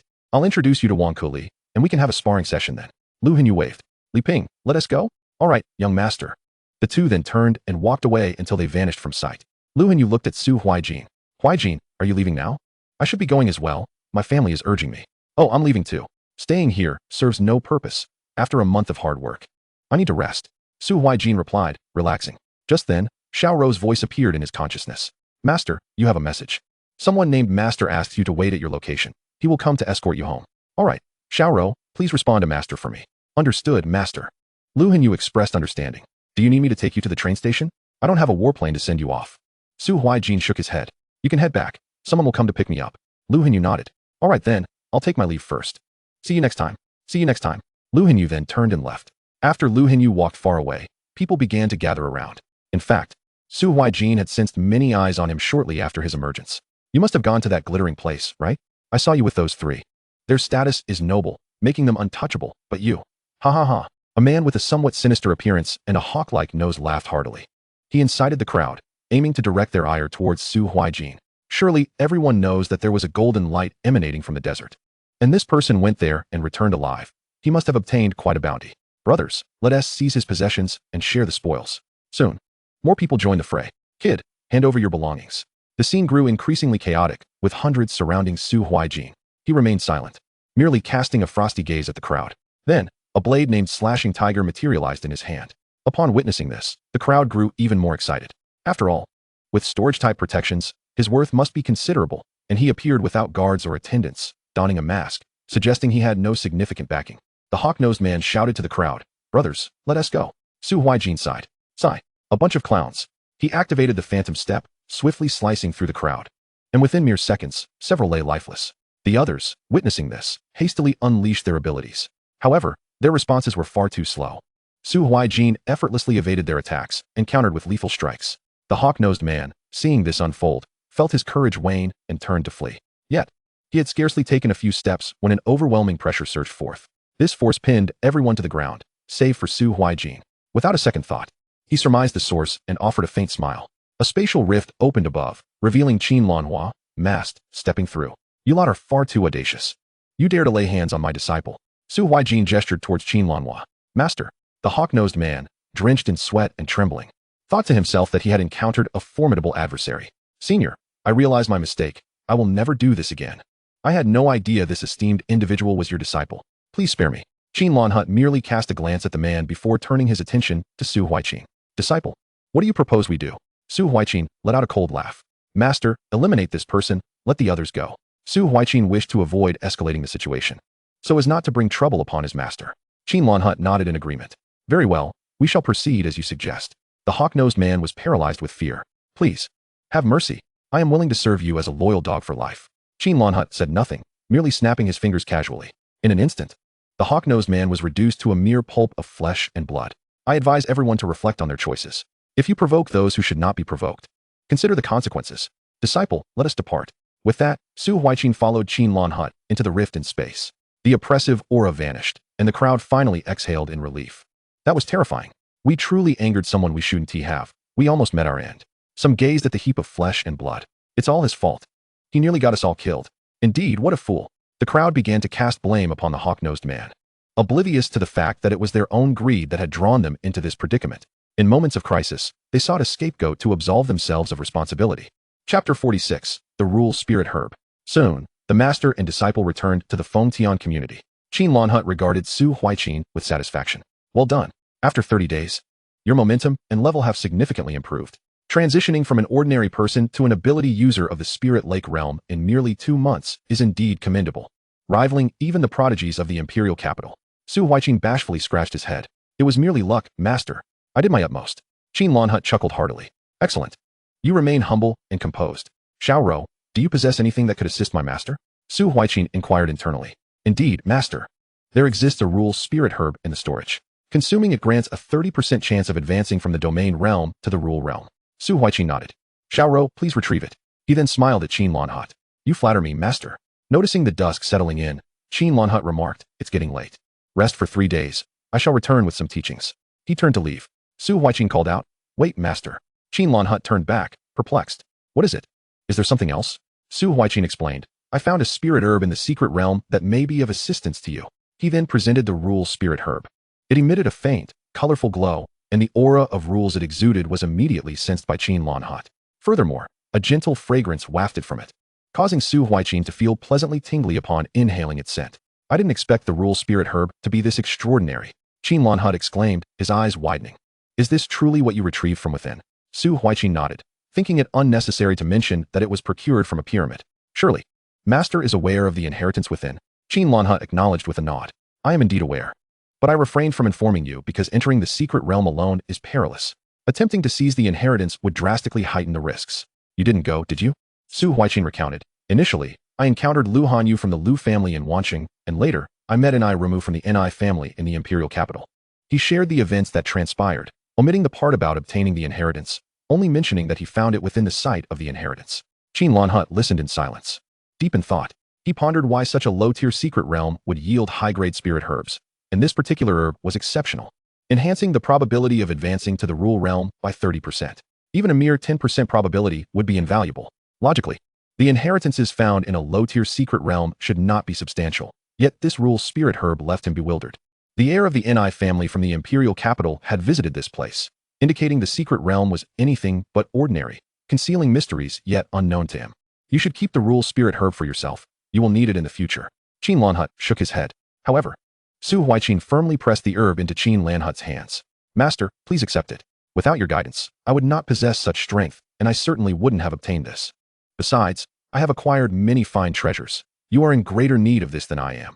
I still have a long way to go before reaching the 7th realm. Realizing he could not persuade Su Huaijin otherwise, Qin Lanhut accepted it with a hearty laugh. Very well, I shall accept your kind gesture. Just in time, as I plan to enter closed-door cultivation to break through to the rule realm after teaching you in 3 days. This gift will undoubtedly bolster my efforts. Consider it a favor owed to you. Su Huaijin waved his hand dismissively. Master and disciple should not speak of debts. It is only natural for a disciple to honor their master. Qin Lanhut patted Su Huaijin on the shoulder. Good lad, go rest now. You've worked hard for a month. I shall return in 3 days. Understood, master. Safe travels. With that, Qin Lanhut departed, and Su Huaijin returned home. Lying on his bed. Xiaorou, I am here, master. Take control of the other household AI. Understood. Interfacing now. I have assumed command of all household tasks. Clean the house. Yes, master. I am operating the machines to tidy up the residence. As he lay on the bed, Su Huaijin reflected on his accomplishments over the past 2 months. Martial arts, instant slash, perfection, mountain press fist, perfection, phantom step, perfection, frenzied blade slash, perfection, opening sun finger, perfection, iron cloth shirt, perfection. Skills, spatial suppression, spatial transformation, spatial slash, annihilation, beginner's encyclopedia of spatial skills. As for the clone technique, I believe it has reached the level of a divine ability. It is truly extraordinary, a feat unattainable by martial arts. Thus I categorize it as a divine skill. With my current strength, I should be unmatched in the spirit lake realm. Such accomplishments in merely 2 months necessitate even greater diligence. At that moment, Su Huaijin seemed to recall something. Xiaoro, initiate a video call with Han Shu. Understood, master. A screen projected into the air, patiently awaiting connection. Before long, the video call was established. Han Shu appeared on the screen, her expression filled with discontent. Ah Jin, an entire month has passed without a word. I thought you had met your demise. Did we not agree to stay in touch? Su Huaijin felt embarrassed, having completely forgotten about this matter. This is indeed within the secret realm, where numerous events transpire. I must have been so preoccupied that I momentarily forgot, yet here I am. Calling you as soon as I returned home. Haha. Han Shu rested his hand upon his forehead. I truly admire your perseverance. How have you fared in the secret realm? The gains have been rather satisfactory. I have already reached the spirit lake realm. Han Shu's expression transformed into one of astonishment. What? The spirit lake realm? Have you activated some hidden prowess? I have only just reached the star condensation realm these past 2 months. And now you tell me you have attained the spirit lake realm. Heaven surely spares no one. The cycle of fate is quite remarkable. Su Huaijin, witnessing his exaggerated demeanor, could not help but chuckle. It is not as exaggerated as you claim. Han Shu, visibly frustrated, retorted. You are merely engaging in your own version of Versailles. An ordinary person awakening for 2 months might not even reach the 3rd stage of awakening. I am not suggesting anything, but perhaps the scions of those illustrious families in the imperial capital might already surpass your level. Su Huaijin found himself bemused. All right. Let's turn the conversation to you. How has your training progressed this month? At this, Han Shu regained his confidence. Although my progress may not match yours, I have nonetheless acquired a considerable number of martial techniques and extraordinary skills. I feel as though I could easily defeat 100 of my former selves from a month ago. Subsequently, the two engaged in conversation for another hour or two, ultimately promising to meet whenever possible before ending the call. Chapter 47, Spirit Herb and Yunxiao Restaurant. The following day, Su Huaijin enjoyed an extended slumber, likely a result of the restless 30 days spent in the secret realm, where sleep was scarce and meditation was the order of the day. Although he practiced meditation throughout the night, he awoke the next day invigorated rather than fatigued. Yet, after such prolonged exertion, he sensed a profound weariness deep within his soul. Consequently, he opted not to meditate last night in lieu of sleep. Upon awakening, he felt remarkably refreshed, as if his cells had been rejuvenated. Su Huaijin stretched languidly and yawned before inquiring of Xiaoro about the time. Xiaoro, what time is it? Master, it is already 11 in the morning. Please connect me with the principal. Certainly, I am dialing now. Shortly, the call was connected, and a voice resonated from the other end. Hello, Huaijin. Have you emerged from the secret realm? Yes, principal. I returned yesterday and have a matter to discuss with you today. Are you at school? Indeed. Please come over. We can have lunch while we converse. Glancing around his home and finding little to eat, Su Huaijin agreed. All right, principal, I am on my way. Just come directly to my office. Understood. After concluding the call, Su Huaijin tidied himself and departed for the school. Before long, he arrived and made his way to the principal's office. He knocked 3 times on the door, and a voice beckoned from within. Come in. Su Huaijin pushed the door open to find Lei Wuji rising in delight upon seeing him. Huaijin, you have lost quite a bit of weight in just a month. Come, have a seat. Lei Wuji gestured toward the sofa beside him. He poured a cup of tea and placed it before Su Huaijin. It seems your abilities have surged in this time. To break through to the Spirit Lake realm in merely 2 months is extraordinary. It took me several years to reach that level. It will not be long before you surpass me. Su Huaijin humbly replied. Oh, principal, I still have a long way to go. You have slain several 5th-tier extraordinary beasts during the previous beast tide. That is not something I can compare to. Lei Wuji's demeanor grew serious. How can you say that? I am at the Skyward Realm, and my own abilities are of a powerful lightning type. Slaying a few 5th-tier beasts is no great feat. When you reach the 5th tier, you may very well surpass my count. Did you not mention you had something to discuss with me? Please, go ahead. At this point, Su Huaijin produced a herb from his hand. Principal, this is a spirit herb I obtained in the secret realm. I consulted my master, and it is said to be remarkably effective for healing hidden injuries. I recall you mentioning how a past conflict had halved your strength, preventing you from advancing to the Nirvana realm. I thought this might prove beneficial for you. Upon seeing the herb emitting a faint green glow, Lei Wuji's breath quickened, and his excitement became palpable. Is this truly the spirit herb? I have searched throughout the Dragon Kingdom and have only now encountered this single specimen. Although I had heard of its existence, such a precious herb is often acquired before I have a chance to obtain it. You truly brought this back from the secret realm. Su Huaijin smiled and nodded. Indeed, I also discovered a rule herb, but I have already gifted that to my master. Lei Wuji's emotions gradually stabilized. It seems the secret realm is indeed extraordinary, containing such precious items. This spirit herb is far too valuable. You should take it back. Su Huaijin, however, did not retract it, but instead gently pushed the spirit herb towards Lei Wuji. Principal, you are mistaken. Not to mention the spirit stones and spatial stones you previously provided me. Your advice before I entered the secret realm has aided me immensely. If I were to wait until I grow stronger to assist you, that would be rather late. Now that I have found an opportunity to heal your hidden injuries, it is my duty to offer it to you. Principal, please accept it. If you refuse, I shall be quite displeased. Lei Wuji gazed at Su Huaijin's earnest expression, sighed, and shook his head, ultimately conceding. Very well, I shall accept it. In the future, should you require anything, do not hesitate to come to me. You have truly done me a great service. Subsequently, Lei Wuji stored the spirit herb within his spatial ring and rose to his feet. Time is of the essence. It is past noon. Let us go eat. I shall make the arrangements. All right. The two then drove to the most upscale restaurant in Liangqing Bay City. Upon alighting from the vehicle, Su Huaijin beheld the opulent structure, which exuded an air of luxury, with the plaque above proclaiming the establishment as Yunxiao Restaurant. Principal. Isn't this a bit extravagant? Lei Wuji beckoned Su Huaijin to enter. Extravagant? With this spirit herb alone, it is worth its weight in gold. Even 100 or 1,000 meals would not compare to its value. Today, indulge yourself. Just then, a waiter approached.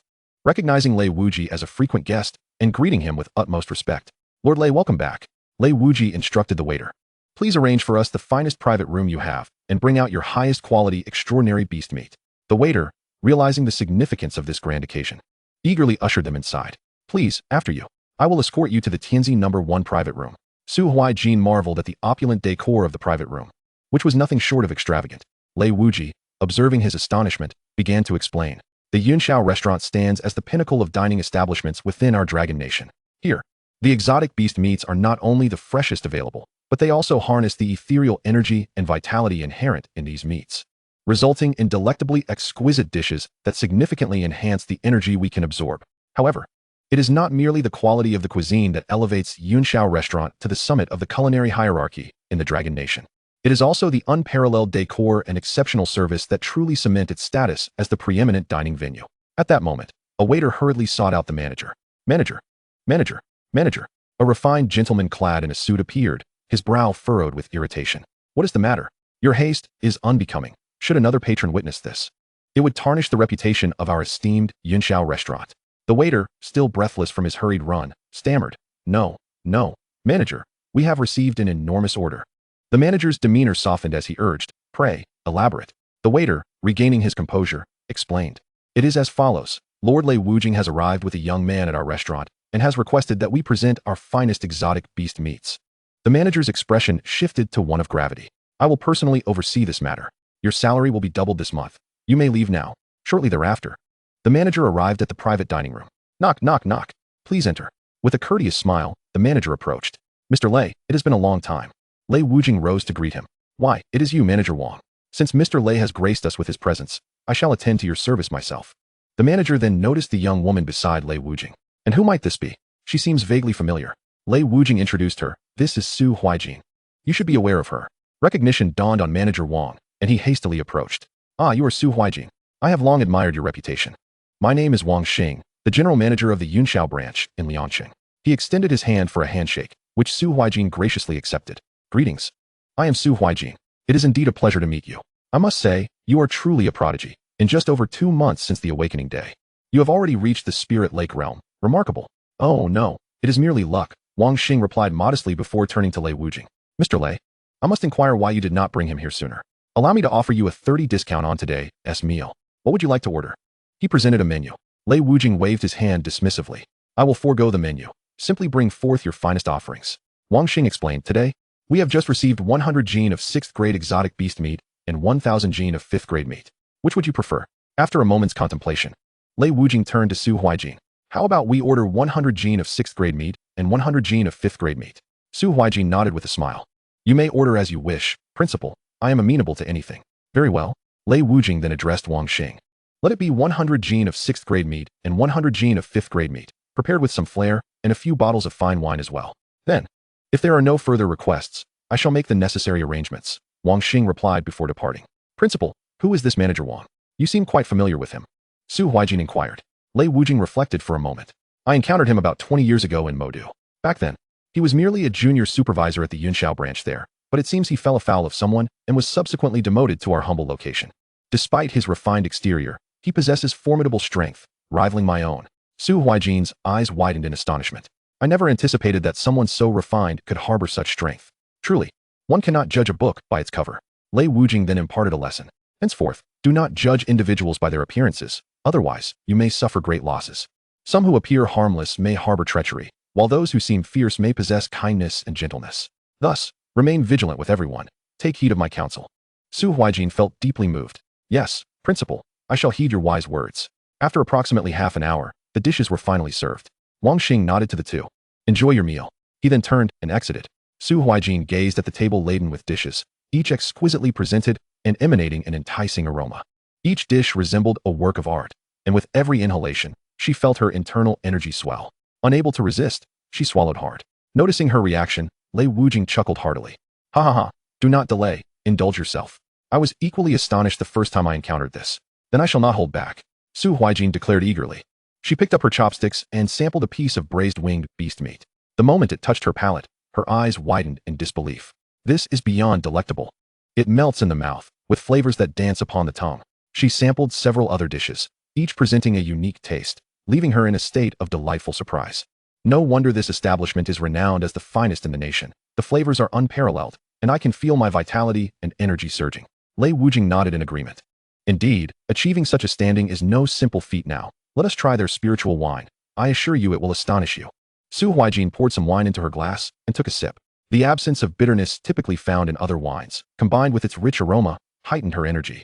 And she felt slightly intoxicated after just one cup. Her cheeks flushed with warmth. I nearly forgot to mention, Lei Wujing remarked. Those with lower realms may find themselves a bit tipsy after just one drink. Be sure to consume some food to counteract the effects. They then commenced to feast heartily.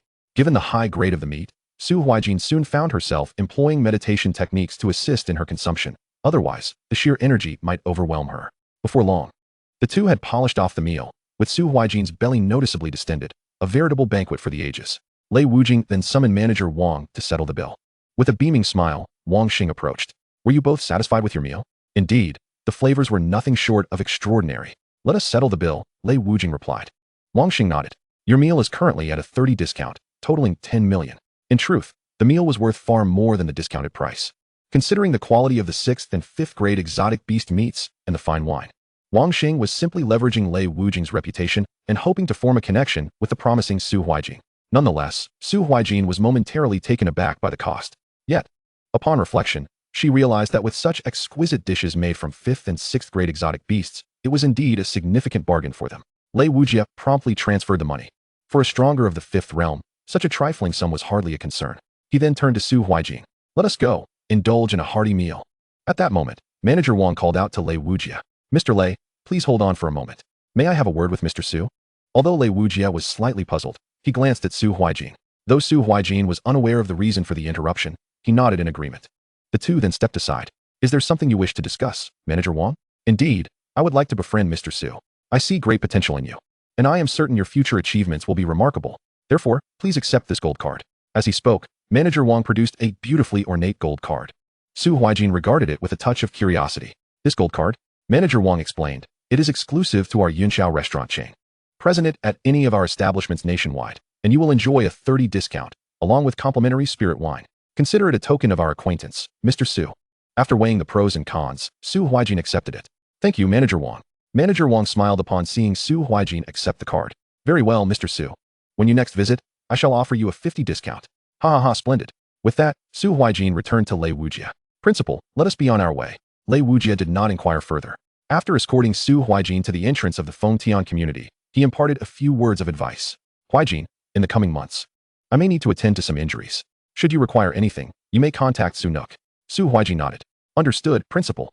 Lei Wujia acknowledged with a nod and drove away. Chapter 49. New martial techniques and skills. 2 days later, Su Huaijin rose early. After a swift wash, he made his way to the entrance of the Fengtian community. Time swiftly passed, and soon it was 10 o'clock. A spatial rift appeared before Su Huaijin. And out stepped Qin Lan Hufu, clad in black. You look quite spirited today, Qin Lan Hufu remarked. Let us proceed. Su Huaijin nodded, and the two entered the spatial rift. Re-emerging in the Emerald Forest. Due to the previous beast tide, the area remained unusually tranquil, with only a few thousand low-tier exotic beasts present. Su Huaijin inhaled deeply. Oh, the air of the wild is invigorating. Qin Lan Hufu turned to Su Huaijin. Today, I have much to teach you. After we conclude, I may not return here for several months. Our next meeting will be after your college entrance exams at the Imperial Capital University. Master, are you planning to advance? Qin Lanhufu nodded. I had intended to enter seclusion for a breakthrough, and with your gift of the rule spirit herb, my chances have significantly increased. I cannot delay any longer. The difficulty of advancement only escalates with age. To reach the realm of rules in my lifetime would be a stroke of fortune. Thus, today's agenda is quite heavy. I have compiled all the martial techniques and skills for you into this tome. I will demonstrate each one, and I trust your comprehension will allow you to grasp them, with the annotations provided. I assure you that mastering them will secure you the title of top scorer in the Fish City Grand Base for your college entrance examination. Su Huaijin nodded eagerly. Understood. Very well. The first martial technique is called the Kaiyang Palm. Su Huaijin appeared somewhat puzzled. Kaiyang Palm. What relation does it bear to the Kaiyang finger? Qin Lanhufu chuckled. The Kaiyang Palm is the advanced martial technique of the Kaiyang finger. It manifests as a colossal palm imprint. As he spoke, Qin Lanhufu unleashed the technique, channeling his power at the spirit lake realm. Instantly, a resplendent golden hand appeared in the air, striking forth and shattering dozens of trees into splinters. Su Huaijin marveled at the display of power. Truly impressive, such might for a high-level technique. Qin Lanhufu concluded his demonstration. That was executed with my spirit lake realm strength. Only upon reaching perfection can one achieve such power. Today, I shall teach you exclusively high-level martial techniques and advanced skills, considering you have reached the spirit lake realm. Your reservoir of spiritual energy has significantly increased. You will be able to unleash high-tier skills repeatedly without easily depleting your energy. Now give it a try. Channel your spiritual energy into your right palm and release it similarly to the Kaiyang finger, Qin Lanhufu instructed. Su Huaijin nodded, channeling his spiritual power and projecting it outward. A golden handprint, approximately 2 meters in size, struck several trees. Though its power and range did not match Qin Lanhufu's, it was an impressive first attempt. Qin Lanhufu applauded. Well done. With the foundation of the Kaiyang finger, achieving such results on your first try is commendable. With diligent practice, you will reach my level. Indeed. What is the second martial technique? This one is a sword technique called the 18 consecutive slashes. It requires coordination with movement techniques, which I shall not teach you, as you have already acquired a high-level movement technique in the secret realm. The highest level I can provide is also high level, so we shall not waste time on two. Watch closely. Qin Lanhufu began to move with remarkable speed, delivering a slash at each position, executing 18 strikes in rapid succession, the air filled with sword energy, all directed toward a single target. The entire display took less than 2 seconds. Su Huaijin watched, his eyes gleaming with excitement. Such flair. Strength is secondary, elegance is eternal. Not to mention, the technique's potency was indeed formidable. Qin Lanhufu sheathed his sword. You need not demonstrate, I will show you the technique. And you can practice it at your leisure once I depart. Su Huaijin nodded. Understood. Qin Lanhufu proceeded to impart several more martial techniques, a defensive technique. The Golden Bell Shield, which manifests as a golden barrier that encases the user, providing unparalleled protection against foes of the same realm. An offensive technique, the Dragon Tiger Fist, which strikes with a tiger's claw from the left and a dragon's claw from the right, producing a resonant roar upon reaching perfection, boasting both style and power. And an offensive technique, the Phoenix Finger, where the index and middle fingers combine to unleash a phoenix apparition accompanied by a majestic cry, utterly spectacular. After completing the demonstration, Qin Lanhufu exhaled. These 5 high-level martial techniques are among the most practical, with considerable power and low energy consumption. With your talent, you will master them swiftly. Su Huaijin nodded in agreement. I understand, master. Now, let us proceed to the skills. The first skill is called Spatial Binding. As long as the opponent is not of a higher realm than you, this skill can forcibly restrain them in place, and it can be used on multiple targets. The higher their power, the more spiritual energy it will consume. With that, Qin Lanhufu demonstrated the spatial binding on Su Huaijin, who felt as though he were frozen in place, akin to being caught in a time-stopping spell, with only his face able to move, while his head remained still. Incredible. Subsequently, Qin Lanhufu dismissed the skill. This control technique will become a frequent tool in your arsenal. The next skill is also my signature technique. Given your current psychic attributes, you are likely capable of mastering all skills within the spatial domain. This skill is uniquely my own, bearing the name Spatial Collapse. Qin Lanhufu unleashed the skill upon a distant boulder, which was instantaneously reduced to powder. Collapse differs from mere crushing. The latter resembles hurling a large stone at someone. But instead, it is space itself that is hurled. Collapse, however, involves exerting gravitational force within a defined spatial area. For instance, that boulder was pulverized by my formidable gravity. In essence, it functions as a miniature domain, amplifying gravitational force within its boundaries, determined by the spiritual energy you contribute, while you remain unaffected within that space. Su Huaijin was left astounded. It was undeniably powerful. Observing Su Huaijin's reaction, Qin Lanhufu couldn't help but feel a surge of pride. After all, it was his signature technique, naturally instilling a sense of superiority. All right, let us proceed to the next skill, Spatial Traversal, he continued. Su Huaijin's excitement grew. Is it the spatial rift? Indeed, this skill can be employed in combat or as an escape route. It is the optimal skill for long-distance travel. With your current level, you can traverse approximately 1,000 meters. Even I, at present, can manage up to 10,000 kilometers at most. However, it consumes vast amounts of spiritual energy. This is for long distances. For short distances in combat, it is quite effective. For example, after executing a sunlit finger attack, you can release a spatial rift at a designated location, allowing your strike to emerge from that rift. Once you reach the spiritual sea realm, you may traverse about 100 kilometers. I once evaded numerous assassinations by relying on this skill, and I must say, what I have taught you thus far pales in comparison to its significance.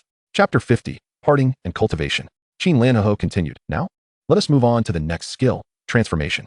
This skill serves as an advanced technique for spatial transformation, enabling exchanges with living entities and significantly extending the range of conversion. Its most remarkable feature is the ability to specify one object to transform with another. However, the downside is evident. Others can evade it. As he spoke, Qin Lanho executed a transformation between Su Huaijin and a nearby branch. Su Huaijin was astounded. Shortly after, Qin Lanho reverted Su Huaijin back. Alright, now for the final skill, spatial distortion. Upon invoking this skill, the target is subjected to twisting and tearing.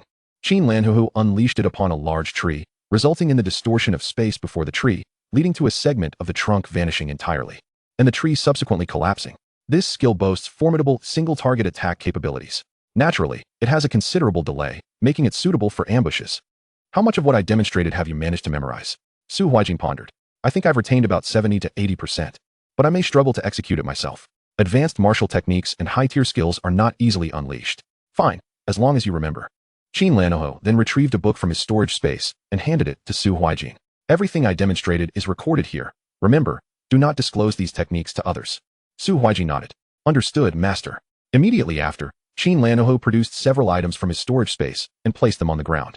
These are 100 bottles of body-refining elixirs, all grade B. Additionally, this is an S-grade spatial combat suit I purchased at a high price. It will greatly enhance our capabilities in the spatial domain. The higher your realm, the more effectively you can utilize the suit's combat potential. As for weapons, I do not possess any exceptional blades.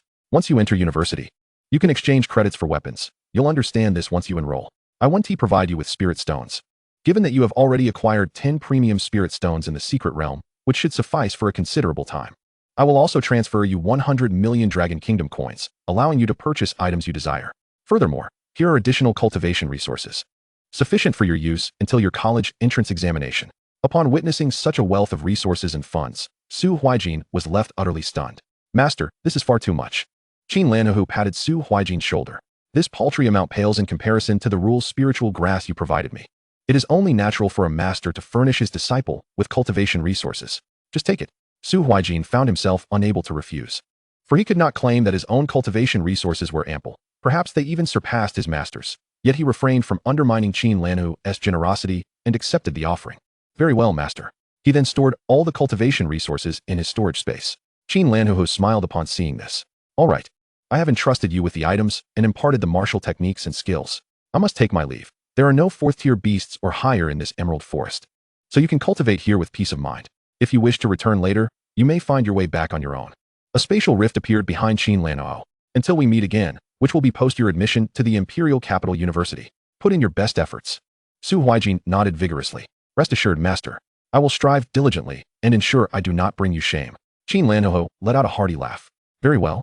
He then turned away, waving as he stepped into the spatial rift. Left alone, Su Huaijin began perusing the tome, continuing to study the martial techniques and skills within. After reading, he promptly commenced his practice. As expected, he encountered failure upon his first attempts at 3 martial techniques: the Speedy Ape technique, the Dragon Tiger Fist, and the Phoenix Finger, which proved to be quite challenging. However, during his second attempts, he began to grasp their essence, albeit at a rapid depletion of spiritual energy. Despite the fact that the spiritual energy in the Spirit Lake realm far exceeds that of the Star Condensation realm, the release of advanced martial techniques, while inexperienced, still proved to be quite taxing. Nonetheless, Su Huaijin found himself capable of managing it, as his spiritual energy likely exceeded that of an average person by several folds. Breathe, onward. 3 months later, winter had fully set in, and a heavy snow blanketed the Liangqing base city, extending for hundreds of kilometers, creating a breathtaking landscape. During this time, numerous guilds and organizations arrived in Liangqing base city, seeking Su Huaijin, hoping to recruit him. Yet, Su Huaijin was not present in the city, and some individuals managed to obtain his contact information. They bombarded him with calls and friend requests, which ultimately became quite bothersome. He subsequently set restrictions to prevent new friend requests and unknown callers, restoring a sense of tranquility.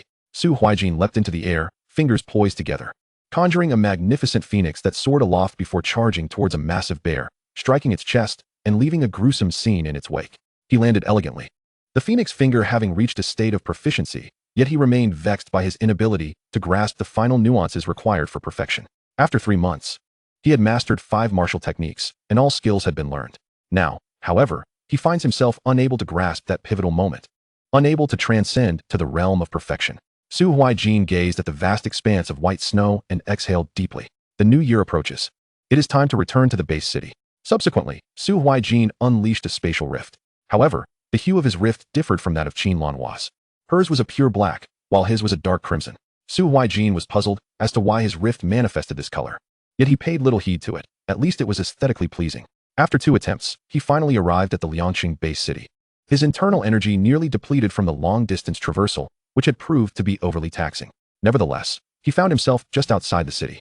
Unsure if it was due to his low strength or some other reason, he could not penetrate the spatial array of the base city and thus appeared outside its confines.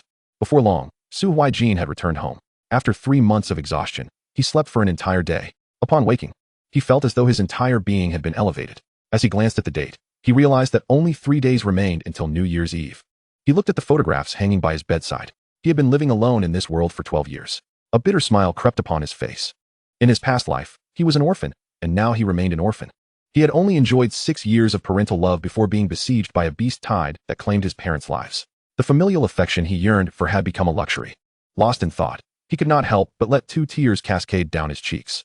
Su Huaijin sniffled and wiped his tears away. How embarrassing. It had been years since he last cried. Yet, after shedding those tears, he felt a considerable weight lifted from his heart. Just then, a knock echoed at the door. Knock, knock, knock. Chapter 51, Happy New Year. Upon hearing the knocking, Su Huaijin felt a flicker of curiosity about who it could be. Yet he still proceeded to open the door. The moment he swung it open, surprise, Honshu exclaimed loudly. Su Huaijin was not startled. Instead, he wore a look of exasperation. Aren't you supposed to be training? Come in. Su Huaijin stepped aside to allow Honshu entry. Honshu swiftly dashed into Su Huaijin's home and collapsed onto the sofa. I'm utterly exhausted. With the new year approaching, I definitely need to rest well. Since awakening day, I've hardly had a moment's respite. I feel like I'm about to drop dead. Su Huaijin chuckled helplessly. All right then. What brings you here today? Honshu, eyes closed and voice languid, replied. Well, you see, my dad wants you to come to our home for the new year this year. I rushed over to let you know in advance, since I'm quite bored right now, but you have to promise me this time. You never came when I invited you in the past years, so you must come this time. A warmth spread through Su Huaijin's heart. All right, I'll go this year. Honshu immediately sat up, eyes wide with excitement. Really? Su Huaijin nodded affirmatively. Absolutely. Honshu was overjoyed, springing to his feet. Okay, I'm going to tell my dad right away. This is fantastic news. Seeing Honshu in such a flurry, Su Huaijin couldn't help but rub his forehead. Wait, don't rush off just yet. Honshu paused mid-step, turning back. What? Is there something else? Come over and sit down first. Noticing Su Huaijin's serious demeanor, Honshu settled down. What is up? Su Huaijin retrieved a spatial ring from his pocket, one he had taken from the black leader he had slain in the secret realm. Take this. Honshu stared blankly at the ring in Su Huaijin's hand. Huh. Seeing his bewilderment, Su Huaijin pressed the ring into his palm. It contains some cultivation resources. It should be sufficient for you for several months, at least until the college entrance examination. Honshu was even more bewildered. Why are you giving me cultivation resources? What about yourself? Su Huaijin shrugged. Consider this a New Year gift for me. I certainly have enough for myself. Otherwise, how could I give this to you? Just accept it and work hard to catch up to me, or I might leave you in the dust. Honshu protested. Come on. What do you mean leave in the dust? I'm working hard too. Just wait. One day I might surpass you. Su Huaijin found it amusing. Of course, do your best. But you have quite a distance to cover. After all, I'm already at the 5th level of the Spirit Lake realm. Su Huaijin's words left Honshu in shock. In just 3 months, you've advanced 5 levels. Didn't we agree that the higher the realm, the harder it is to level up? It seems like you have no bottleneck at all. 666, are you showing off? Su Huaijin spread his hands. What is wrong with showing off? All right, enough of that, hurry home. With a look of disbelief, Honshu stood at the door, turning his back to Su Huaijin. Thank you, Huaijin. He then stepped out, leaving Su Huaijin with a smile on his face. After all, since the death of his parents, Honshu had been his closest companion, and helping a brother in need was only natural. 3 days later, it was time to prepare for the visit to Honshu's home. Su Huaijin gathered some herbs to enhance vitality and longevity, along with some cultivation resources and meat from 5th-tier magical beasts. At around 5:30, he stepped out of his home, taking a leisurely half-hour stroll to another neighborhood. He opted not to use his abilities and walked instead. This neighborhood was a touch more luxurious than his own, the Fengtian community. After all, Han Shu's parents were Spirit Lake Realm practitioners. While they were merely at the Spirit Lake Realm, they held a decent reputation in a small base city. When Su Huaijin's parents passed away, Han Shu's family had often lent him assistance. The reason he and T spent the new year at their home in previous years was due to his own reluctance to trouble others and his lack of funds for expensive gifts. Now that he had the means, he no longer hesitated. Su Huaijin straightened his appearance and knocked on the door. A voice called from within, "Coming." The door swung open, revealing a gentle and beautiful woman, appearing to be in her 30s. Yet, Su Huaijin recognized her instantly. "Auntie, Happy New Year." Han Shu's mother smiled brightly. "Ah, it's Huaijin. Come in quickly, come in. It's been ages since I last saw you. You've grown even more handsome." Feeling slightly embarrassed, Su Huaijin scratched his head. "Not really, but Auntie, you seem to be getting younger and more beautiful." Han Shu's mother covered her mouth, laughing heartily. "Haha, such sweet words. Please, take a seat. Han Shu has gone out to buy some things and will be back soon." "Okay, old Han, come out quickly. Huaijin is here." A robust voice emanated from the kitchen. Coming, coming." Han Shu's father, appearing to be in his 40s, exuded an air of charm and maturity. A handsome man with a captivating presence. One could easily see where Han Shu inherited his good looks. "Huaijin, it's been quite some time since we last met. It is quite surprising to see how much you have matured and become handsome during this time apart. Your capabilities far surpass those of my own child." Su Huaijin promptly rose to his feet. "Uncle, it has been a while." The uncle, too, appeared increasingly charming and mature. Han Shu's father erupted into joyful laughter. "Ha ha. You rascal. Sit down for a moment. The meal will be ready shortly." At that moment, Su Huaijin seemed to recall something and hurriedly produced a gift.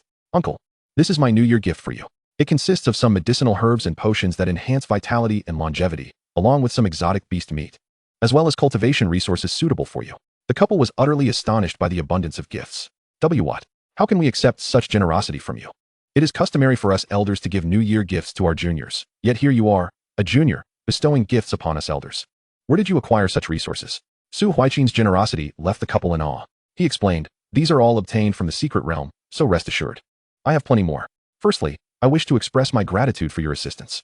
Secondly, as the parents of Han Shu, who is my closest friend, you are akin to my own parents. Therefore, please accept these gifts." The couple exchanged glances. All right. Huaijin, your thoughtfulness is greatly appreciated. Thank you. Now sit down, dear. Go fetch some spiritual fruits and water."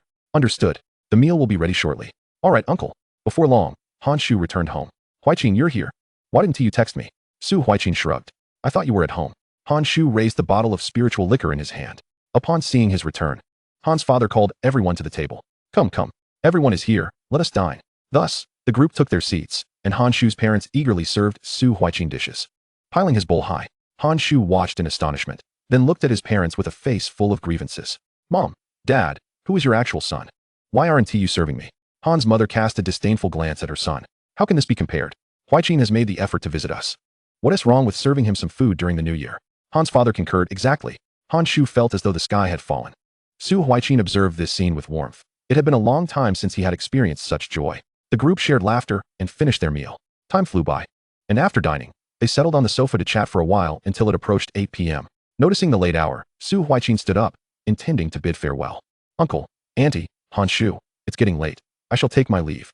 Han's mother, noticing the darkness outside, spoke up. "Why not stay the night at our home?" Han's father and Han Shu nodded in agreement. "Yes, stay over for the night." Su Huaijin shook his head. "I have already troubled you enough today. I will come by again when I have more time." Seeing that he was resolute, they refrained from insisting further. As they reached the door to bid farewell, Su Huaijin turned around. "Just to the door is fine. You should rest early. I will be home quickly." "All right. Be careful on your way back," Han's mother said, pressing a red envelope into Su Huaijin's hands. He initially intended to refuse, but, upon seeing her shake her head, he ultimately accepted it. "Goodbye, and Happy New Year." "Happy New Year." With that, Su Huaijin turned and departed. Walking along the road, he suddenly spotted two dark figures in the distance and heard a voice calling out, "Stop." Chapter 52, The Beast Hunting Division. Su Huaijin beheld a woman and a peculiar creature ahead. The woman possessed a striking demeanor, exuding an air of gallantry reminiscent of an ancient female general, yet her voice belied her appearance, carrying a rather soft timbre. The creature was humanoid, its skin a striking blue, covered in bumps, with an oddly shaped face, and 3 rows of protrusions on its head. It moved with incredible speed, leaving the woman trailing behind. She shouted at the creature, "Abomination, halt." The blue being, seemingly oblivious to her command, continued its frantic escape. Just as it was about to reach Su Huaijin, It spotted him blocking its path and bared its teeth, uttering incomprehensible words. Its five-fingered claws, devoid of nails and extraordinarily sharp, lunged towards Su Huaijin. Without hesitation, he sidestepped the grotesque attack and delivered a powerful kick to its abdomen. The force of the strike caused the blue creature to spew forth green blood and be hurled backward, crashing into the ground and skidding several meters. Appearing unable to rise as it writhed in agony, the woman rushed over, swiftly binding the creature's limbs with mechanical shackles. She then produced a square metallic box from her pocket, which emitted a blue light to scan the creature before absorbing it entirely.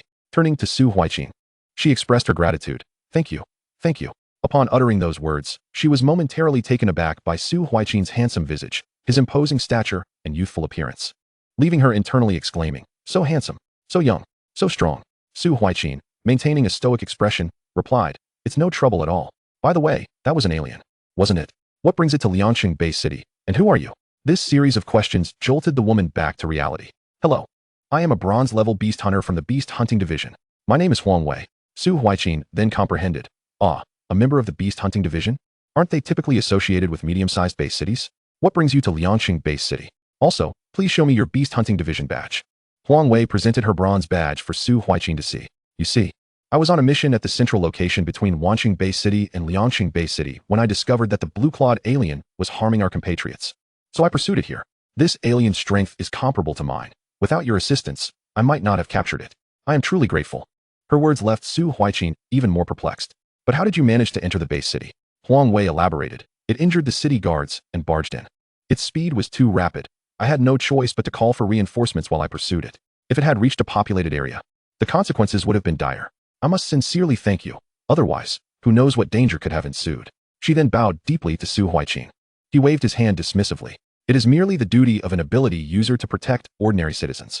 Believing that other capable individuals would also intervene upon witnessing this, Su Huaijin decided it was time to return home. When the city defense personnel arrive, do not mention my involvement. The blue-clawed foreigner was apprehended by you. She instructed before turning on her heel and departing. Huang Wei, seeing Su Huaijin leave so abruptly, hastily called out, by the way, what is your name? Without glancing back, Su Huaijin replied distantly, I am Su Changqing. Huang Wei murmured to herself as she watched Su Huaijin's retreating figure, Su Changqing. Such a melodious name, belonging to such an exquisite individual. Unbeknownst to her, a smile began to form on her lips. Before long, a small squad from the city defense arrived, and the captain stepped forward. Greetings, you are the young lady from earlier, correct? I am the captain of the 5th Squad from the city defense of Liangqing Base City. Where's the foreigner? Huang Wei momentarily quelled her emotions and regarded the captain. I am a bronze-ranked beast hunter from Wanqing Base City, named Huang Wei. Here is my badge, she stated, displaying her insignia to the captain. The foreigner has already been captured, she indicated, holding up a square box. Instantly, the captain's demeanor shifted to one of deference. Despite his higher rank, he recognized that those who could enter the Hunters Guild were no ordinary individuals. Might you accompany us to the city defense headquarters for a more detailed discussion, Miss Huang? It is a routine inquiry, he gestured politely. Huang Wei nodded, and the group proceeded to the city defense office. Meanwhile, Su Huaijin had already returned home. Reclining upon her bed, lost in thought. The Beast Hunters Guild, you say? She mused, and a voice resonated in her mind. Yes, master. Tell me about the Beast Hunters Guild. Certainly. I shall retrieve that information for you, came the response. After approximately 10 seconds, it continued. The Beast Hunters Guild is an exclusive institution of the Long Country, comprising 2 divisions, one internal and one external. The internal division pertains to the base city, while the external division deals with matters beyond the city's boundaries. The guild is established only in medium-sized base cities and above, with the guild master in each medium-sized city being a 7th-tier expert, and in large cities, an 8th-tier expert. The capital's Beast Hunters Guild serves as the national headquarters, led by a 9th-tier pillar of the nation. The guild encompasses 5 ranks: bronze, silver, gold, purple, and red. Bronze corresponds to the 3rd and 4th tiers, silver to the 5th and 6th, and gold to the 7th. The purple and red ranks are not determined by tier, but by contribution value. Although candidates must be at least 7th tier to qualify, there are only 10 purple-ranked members nationwide, all of whom are guild masters in the top 10 base cities. While the red rank consists of 3 individuals, the capital's guild master and 2 deputy masters. The internal division's primary responsibilities include patrolling, eliminating foreign entities, and maintaining safety within the base city. The external division pursues wanted criminals and addresses threats from foreign beasts. Each gold-ranked hunter oversees 5 silver-ranked hunters. Each silver-ranked oversees 5 bronze-ranked hunters, and each bronze-ranked hunter supervises 5 apprentice hunters. Apprentice hunters are those below the 3rd tier and serve as candidates for bronze rank. Upon reaching the 3rd tier and completing a task, they may advance. These hunters are meticulously selected, each possessing notable strength. Entrance into the guild demands not only formidable abilities, but also commendable talent, and, most crucially, integrity. Through rigorous screening, only the best are chosen. Master. That is the essence of the Beast Hunters Guild, concluded the voice. Upon hearing this, Su Huaijin exhaled deeply. Although I had heard whispers before, I did not anticipate the inner workings of the Beast Hunters Guild to be so intricate. It mirrors the organization dedicated to safeguarding the populace in my previous life. The city's defense mirrors that of an army. As she pondered, her thoughts strayed back to Huang Wei. Is that Huang Wei truly so incompetent? Surely. She must have leveraged connections to gain entry, for she could not even handle a third-tier blue-clawed foreigner. If Huang Wei were to hear such remarks, she would be incensed. Her speed was simply lacking, and she had fortuitously encountered a blue-clawed individual adept in that very skill, resulting in her inability to pursue. Why is it that small base cities lack a Beast Hunters Guild? It seems unjust. Chapter 53, The Blood Incident in the South of the City. Su Huaijin felt a sense of indignation rising within her, yet she recognized there was little she could change. After refreshing herself, she succumbed to a deep slumber. Meanwhile, in the city defense's prison, the blue-clawed foreigner was bound to a wooden frame, resembling a scarecrow. As a group interrogated him, his body marred with bruises. One individual wielding a translator glanced at the device, his expression growing increasingly grim. The city defense's leader and Huang Wei observed his troubled demeanor and inquired, "What is amiss? Have you gleaned any information?" The team member frowned, stating, he claims to have been instructed by other foreigners to commit murder beyond the base city. Furthermore, he asserts that the one who commanded him will come to Liansheng to kill as well. Moreover, this individual is a member of the hidden clan and is at least 4th tier. This could prove to be quite troublesome. The leader slammed his fist onto the table in frustration. These wretched beings. Not long ago, the nation organized a large-scale extermination of foreign beasts. Yet they remain unscathed and dare to wreak havoc in our Liansheng. They are courting death. Huang Wei shared in the outrage, astonished that these foreigners had the audacity to disturb the peace within the base city. Addressing the leader, she declared, "Sir, I will petition for additional colleagues to be dispatched. We shall eliminate them all, regardless of their numbers." The leader felt a sense of relief at her words, as tracking foreign beasts was indeed their forte. "Thank you, Miss Huang. Once this incident concludes, I shall treat everyone to a meal." Huang Wei smiled and shook her head. "No need, it is my duty. I shall notify my colleagues. They will arrive from Wansheng in approximately a day." The leader nodded and turned to the team member. "Inform everyone to enhance patrols. The city lord is currently absent, and we must remain exceedingly vigilant during these next few days." The city defense member saluted. "Yes." He then turned and exited the cell. Huang Wei finished her call and looked to the leader. "Sir, I have already communicated with the higher-ups. They will send 4 bronze-ranked beast hunters, equipped with specialized detection devices and powerful gear, so you need not worry." The leader nodded appreciatively. "Thank you, Miss Huang. It is getting late. I have arranged accommodations for you. Please, go and rest." "Thank you, sir." The following day, Su Huaijin rose early, intending to stroll about for a while, purchase some items, and then prepare for her training in the Emerald Forest. After wandering for about half an hour, she observed several squads of city defense personnel hastily making their way southward. As she listened to the chatter of the crowd on the street, she overheard, "Hey, have you heard? A family in the south of the city has been completely wiped out." I've heard. They say the entire family died from having their hearts pierced, and it appears they were all wearing expressions of terror. Perhaps they witnessed something dreadful. Could it be a ghost? Where are the ghosts? In this world, I suspect it might be that wanted criminal," one person remarked. "Oh, you shouldn't dismiss it so easily. Hurry and take a look. It's quite frightening." Upon hearing these discussions, Su Huaijin immediately set off toward the southern part of the city. This area was characterized by its dilapidated houses, as it primarily consisted of the old urban district, where most inhabitants were impoverished, leading lives of considerable hardship. Although Su Huaijin was an orphan living alone, her parents had been second-tier supernatural beings, and while they were not excessively wealthy, they had managed to provide a modest living and had purchased a house in the western part of the city. After their passing, Su Huaijin received a substantial amount in compensation. Thus, she had no worries about food, clothing, or housing, though she was not affluent and would not reside in the southern district. Observing the destitution around her, Su Huaijin shook her head and sighed. Alas, the world seems to conspire against the unfortunate. Soon, Su Huaijin arrived at the residence in question, where bloodstains marred the ground, and a crowd had gathered. People around were discussing the tragedy. The Zhou family. They were already struggling, and now their entire family of 5 has been wiped out. A young man inquired of an elderly man nearby, "Sir, do you know this family?" The old man nodded. "I live close by." The Zhou family was always kind-hearted. Despite their hardships, Mr. Zhou's wife was ill, and his son was also sick. His grandchildren were still in school, and his daughter-in-law ran off, leaving all the burdens on Mr. Zhou's shoulders. Despite this, he still held hope for the world. Perhaps their demise is a form of release for them. "When did they die?" The young man pressed. "I don't know. They seemed fine yesterday, but this morning, the neighbors found Mr. Zhou's body lying at their doorstep. It terrified them, and they promptly called for the city defense personnel. Just as the bodies were taken away, we noticed that each had a gaping hole in their chest. Their hearts removed. The one who slaughtered this family is truly a monster. Moreover, the surveillance footage revealed nothing of the perpetrator, leaving us all on edge. Fearing we might be next. Why aren't you all leaving? Another voice piped up. People living here can hardly afford to move elsewhere. Life is cheap. The crowd fell into a contemplative silence. Meanwhile, Su Huaijin furrowed her brow, pondering that this was undoubtedly not the work of a mere human. Setting aside the brutality of their deaths, the old man's description of the Zhou family's amiable nature suggested they had not antagonized anyone. Could it be the alien races? Just then, the city defense personnel began dispersing the crowd. Su Huaijin caught sight of the woman from the previous night. After a quick glance, she merged into the crowd and left the southern part of the city. Huang Wei felt as if someone was watching her. Turning around, she glimpsed Su Huaijin's retreating figure, which seemed oddly familiar.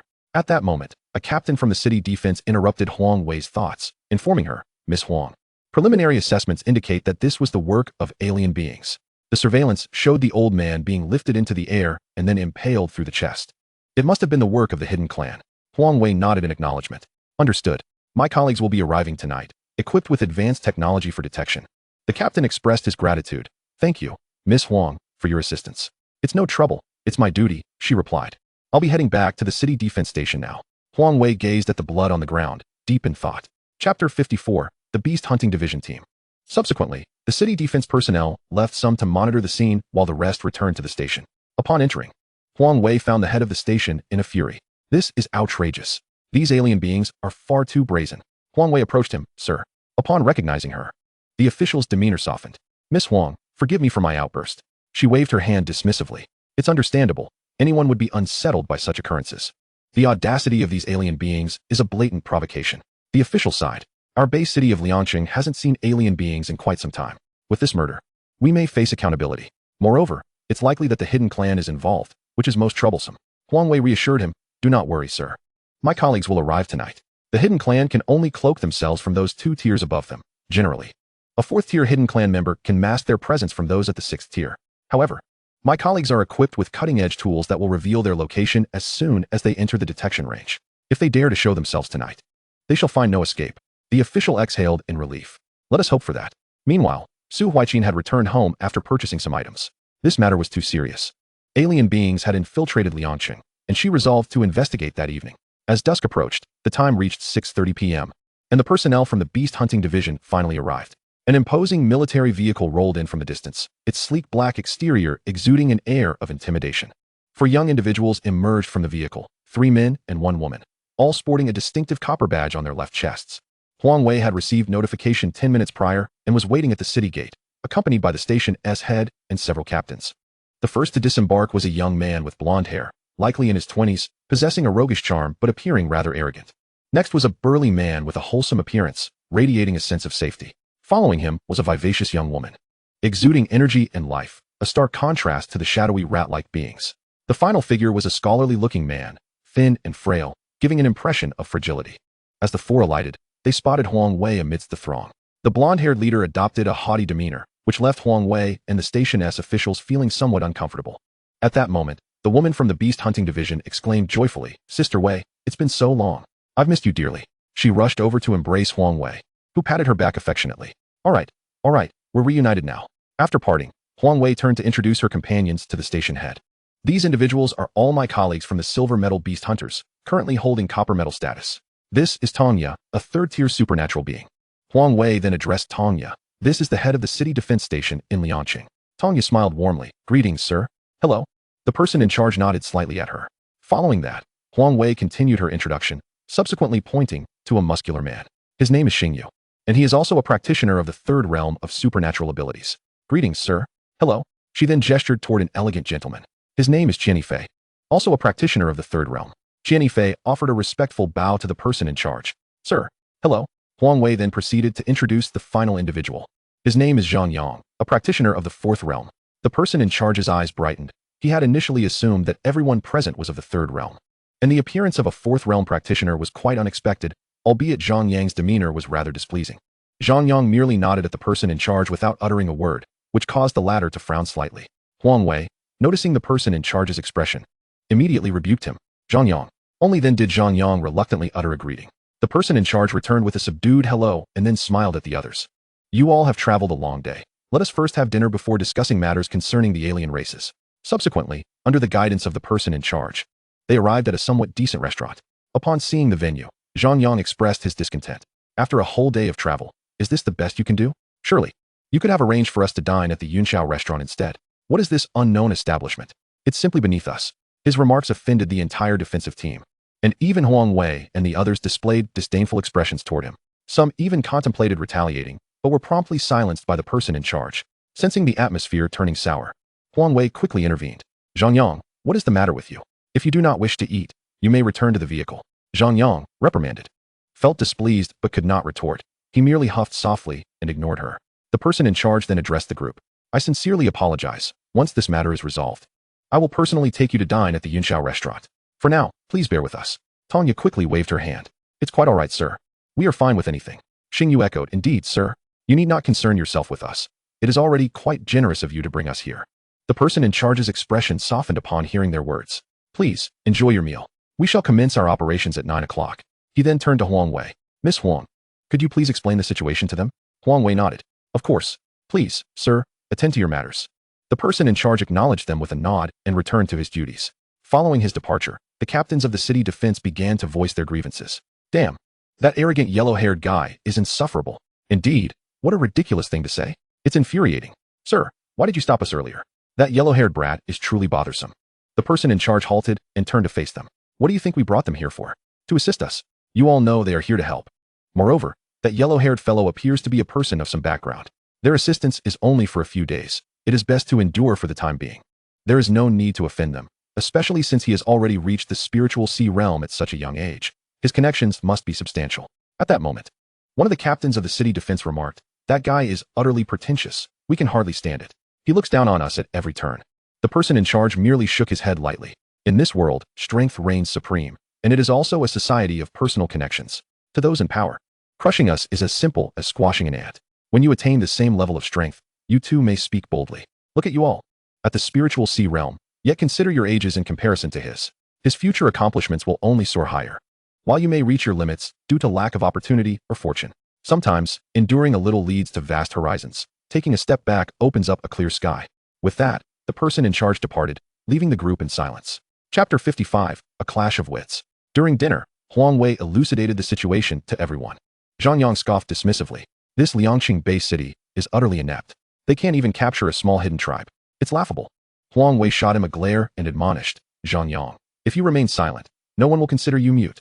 Stop seeking attention at every turn. Zhang Yang, unable to tolerate her any longer, disregarded her status. Huang Wei, am I wrong? A base city that cannot capture even a single alien race is truly a source of mockery. Huang Wei was incensed, her chest rising and falling with agitation. You. At that moment, Tanya intervened to defuse the tension. Oh, please, let us not argue. Instead, let us discuss how to deal with that hidden tribe. Both Zhang Yang and Huang Wei huffed in response. Xingyu and Qian Yifei continued to eat calmly, clearly unfazed by the ongoing conflict. The four of them had long been irritated by Zhang Yang, but only Huang Wei dared to confront him, given her connections, while the others refrained from openly challenging him and resorted to muttering insults under their breath. Before long, the group finished their meal, and Huang Wei approached the person in charge. Sir, we have completed our dinner and are ready for action. The person in charge nodded. You all head to the southern part of the city. I will send a few captains to accompany you while I take the others to other vulnerable areas. Understood. Huang Wei then led the group towards the southern part of the city. As they arrived, Zhang Yang began again. Good heavens, is this a slum? It reeks of poverty everywhere. Don't tell me we're here to rescue some deadbeat beggars. He then turned to the city defense captains, mocking. Your Liangqing Bay city is truly pathetic. In this day and age, such places still exist. With your strength, why not come serve as my family's guards? It would be far better than lingering here. Hilarity ensued as several city defense captains were on the verge of losing their temper, yet they managed to restrain themselves. Young Master Zhang, you need not concern yourself with our affairs. Liangqing is quite fine. Zhang Yang looked down upon them even more. Useless as mud. Huang Wei could no longer endure it. Zhang Yang, if you say one more word, you can return to Wanqing. Zhang Yang, now angered, shot a furious glare at Huang Wei but still held his tongue. TCH. Inwardly, he continued to berate Huang Wei. Huang Wei then turned away and resumed leading the way. Zhang Yang glared at her retreating figure, thinking to himself, damn it, you little witch, may you never fall into my hands, lest I make you wish for death. The group traveled in silence thereafter. Meanwhile, Su Huaijin had exited and walked for a while before spotting Huang Wei and her companions. Silently, she trailed behind them, following until they reached their destination. Once there, she concealed herself behind a distant tree, observing quietly. Huang Wei, accompanied by several peers and members of the city defense, paused in their tracks and turned to Tanya. Xiaoya, produce the items. Tanya retrieved a disc-like device and a small flying object equipped with a camera from her spatial ring. The disc bore a screen, which she activated, causing the small flying device to ascend into the air, emitting a blue light that seemingly scanned the surrounding buildings. Instantly, the screen displayed real-time street views, revealing a figure perched upon a distant tree. There's someone in that tree. In truth, Su Huaijin had realized he had been detected the moment the flying device scanned him. The group swiftly turned, assuming a combat stance. A city defense member called out, "Who's there? Show yourself. Otherwise, don't blame us for being impolite." With no other choice, Su Huaijin leaped down from the tree. "It's me." Huang Wei's eyes brightened as she recognized the youth before her. "It's you, Su Changqing. What brings you here? Were you spying on us? Have you been following us?" Su Huaijin appeared quite embarrassed. "Well, I saw you all heading this way and decided to check what you were up to, especially since it's getting late. I also knew about the incidents in the south of the city earlier today, so I figured you might come here. I didn't expect it to be true." Huang Wei then realized, "I see. There was no need to sneak around. If you saw me, you could have just come over to say hello. Your presence gives us greater confidence in capturing the alien beings." Tanya then quietly inquired, "Sister Wei Wei, who is he?" Just as Huang Wei was about to explain how they met, she recalled Su Huaijin's request from the previous day to keep his identity under wraps. He's a friend I made yesterday, and he possesses considerable strength." Tanya nodded in understanding. "Oh, he is quite handsome, isn't he?" "Indeed, you think so too." At that moment, several team leaders from the city defense also recognized him. "Hey, aren't you Su Xiong? I thought you looked familiar. It really is you." Su Huaijin smiled and nodded in acknowledgement. "You're too kind. Please don't call me a hero." This left Huang Wei bewildered. "What hero? Oh, didn't Su Xiong tell you? By the way, why did you call him Su Xiong instead of Su Changqing? Isn't his name Su Huaijin?" Huang Wei was further perplexed. "Huh, Su Huaijin? You mean you didn't know? His name is indeed Su Huaijin." Su Huaijin stood there, appearing as stoic as a soldier. Huang Wei then turned to him with an expression of mild frustration. "Should I call you Su Huaijin or Su Changqing?" Su Huaijin awkwardly replied, "Either is fine. You may choose." "Why deceive me? I just wanted to avoid unnecessary trouble." Huang Wei suddenly began to doubt herself, thinking, "Am I truly a hassle?" At that moment, Tanya excitedly exclaimed, "You are the one, Su Huaijin." Su Huaijin nodded. Huang Wei looked at Tanya with confusion. "What's the matter, Xiaoya? Don't you know Sister Wei Wei? He's the 3S genius of the spatial system. Born in Liangqing Bay City. Didn't he make the news 3 months ago?" Upon hearing this, the others finally grasped the situation. Each harbored their own thoughts, and Xing Yu was the first to introduce himself. "Hello, I'm Xing Yu, a bronze-ranked beast hunter." Su Huaijin politely replied, "Hello, I'm Su Huaijin." The remaining two also introduced themselves. Only Zhang Yang remained silent. When Su Huaijin glanced over, he saw a brash figure with dyed blonde hair, exuding arrogance. His smile vanished instantly. Zhang Yang disdainfully remarked, "You've merely slain a few low-tier alien beasts. Do you really think you're someone important? What of your high-level abilities? Without resources, you're still worthless, especially coming from such a backwater place." Su Huaijin's expression darkened immediately. Noticing the tension, Huang Wei swiftly introduced Zhang Yang. "This is Zhang Yang, a 4-bound ability user and also a bronze-ranked beast hunter." Huang Wei mentioned his rank, hoping to dissuade Su Huaijin from acting impulsively. However, Su Huaijin was undeterred. "It stinks. Can't you smell that?" The group exchanged puzzled glances. "No, what's wrong?" Su Huaijin sneered. "Then why do I smell someone whose breath reeks as if they've eaten dung? Did you forget to brush your teeth?" Zhang Yang instantly recognized the insult and erupted in fury. "You little brat, how dare you insult me? Whoever feels addressed is indeed being insulted. Fine. It's been a long time since anyone has dared to insult me. I'll make you pay for it today." Zhang Yang conjured a blue water orb in his hand. Chapter 56, Huna. Zhang Yang hurled the water orb at Su Huaijin, who swiftly drew his blade, Zhan Hu, and sliced the orb in two. The halves crashed to the ground, creating 2 small craters. The city defense members nearby were also ready to support Su Huaijin. Having long been annoyed by this obnoxious blonde, Su Huaijin wasted no time in charging toward him, but Huang Wei stepped in between them, arms outstretched. Upon seeing this, Su Huaijin halted, and Zhang Yang ceased his aggression. Huang Wei then chastised Zhang Yang. "Are you out of your mind? You dare to fight within the city? Do you think you're above everyone else? I will report this." Zhang Yang trembled with rage, veins bulging on his neck and forehead. "All right, for Huang Wei's sake. I'll let it slide today." He glared viciously at Su Huaijin. "Boy, we'll see who gets the last laugh." Su Huaijin didn't even spare him a glance. What a clown. He found Zhang Yang reminiscent of the mindless antagonists from novels, barking insults at anyone he could belittle and resorting to threats when he couldn't match someone in strength. Su Huaijin had previously thought such scenarios were confined to fiction, but here was a living embodiment of that trope. He even mused that reality was far more dramatic than any novel. Zhang Yang's silence only fueled his resentment further. Huang Wei, feeling awkward, glanced at Su Huaijin. "I'm sorry, Su Huaijin." He asked just like that. "Don't take it to heart." Su Huaijin smiled and waved his hand dismissively. "It's all right. Who cares about the antics of a lunatic?" Zhang Yang was about to retort, but was silenced by Huang Wei's glare. The atmosphere grew tense, and no one spoke. Suddenly, the disc in Tong Ya's hand emitted an alarm, glowing red. "Something is happening. Aliens have appeared." The group became alert. "Where?" Tong Ya pointed to the screen on the disc, indicating ahead. 1 kilometer ahead. The group then hurried in that direction, the alien being naturally sensed the unfolding situation. However, rather than fleeing, he opted to remain and await his opportunity. The act of slaughtering ordinary humans no longer satisfied him. This time, he aimed to eliminate a powered individual. Cloaked in invisibility, he was unseen by any, yet a sinister chuckle escaped his lips. The crowd swiftly converged, encircling the alien amidst their ranks, although he was invisible. The display on the orb indicated his precise location. At that moment, a captain from the city defense shouted, "Abomination, reveal your true form at once." The alien laughed heartily. "If you possess the ability, then come and seize me." Suddenly, he spotted Su Huaijin, and an immediate fury ignited within him. "It's that wretched brat from before. Perfect. No need for me to seek him out." Indeed, this hidden alien was none other than Huna. Just yesterday, he had once again taken to the shadows to murder an entire family, issuing a grim warning to Liangqing. But how could he remain invisible for a second time?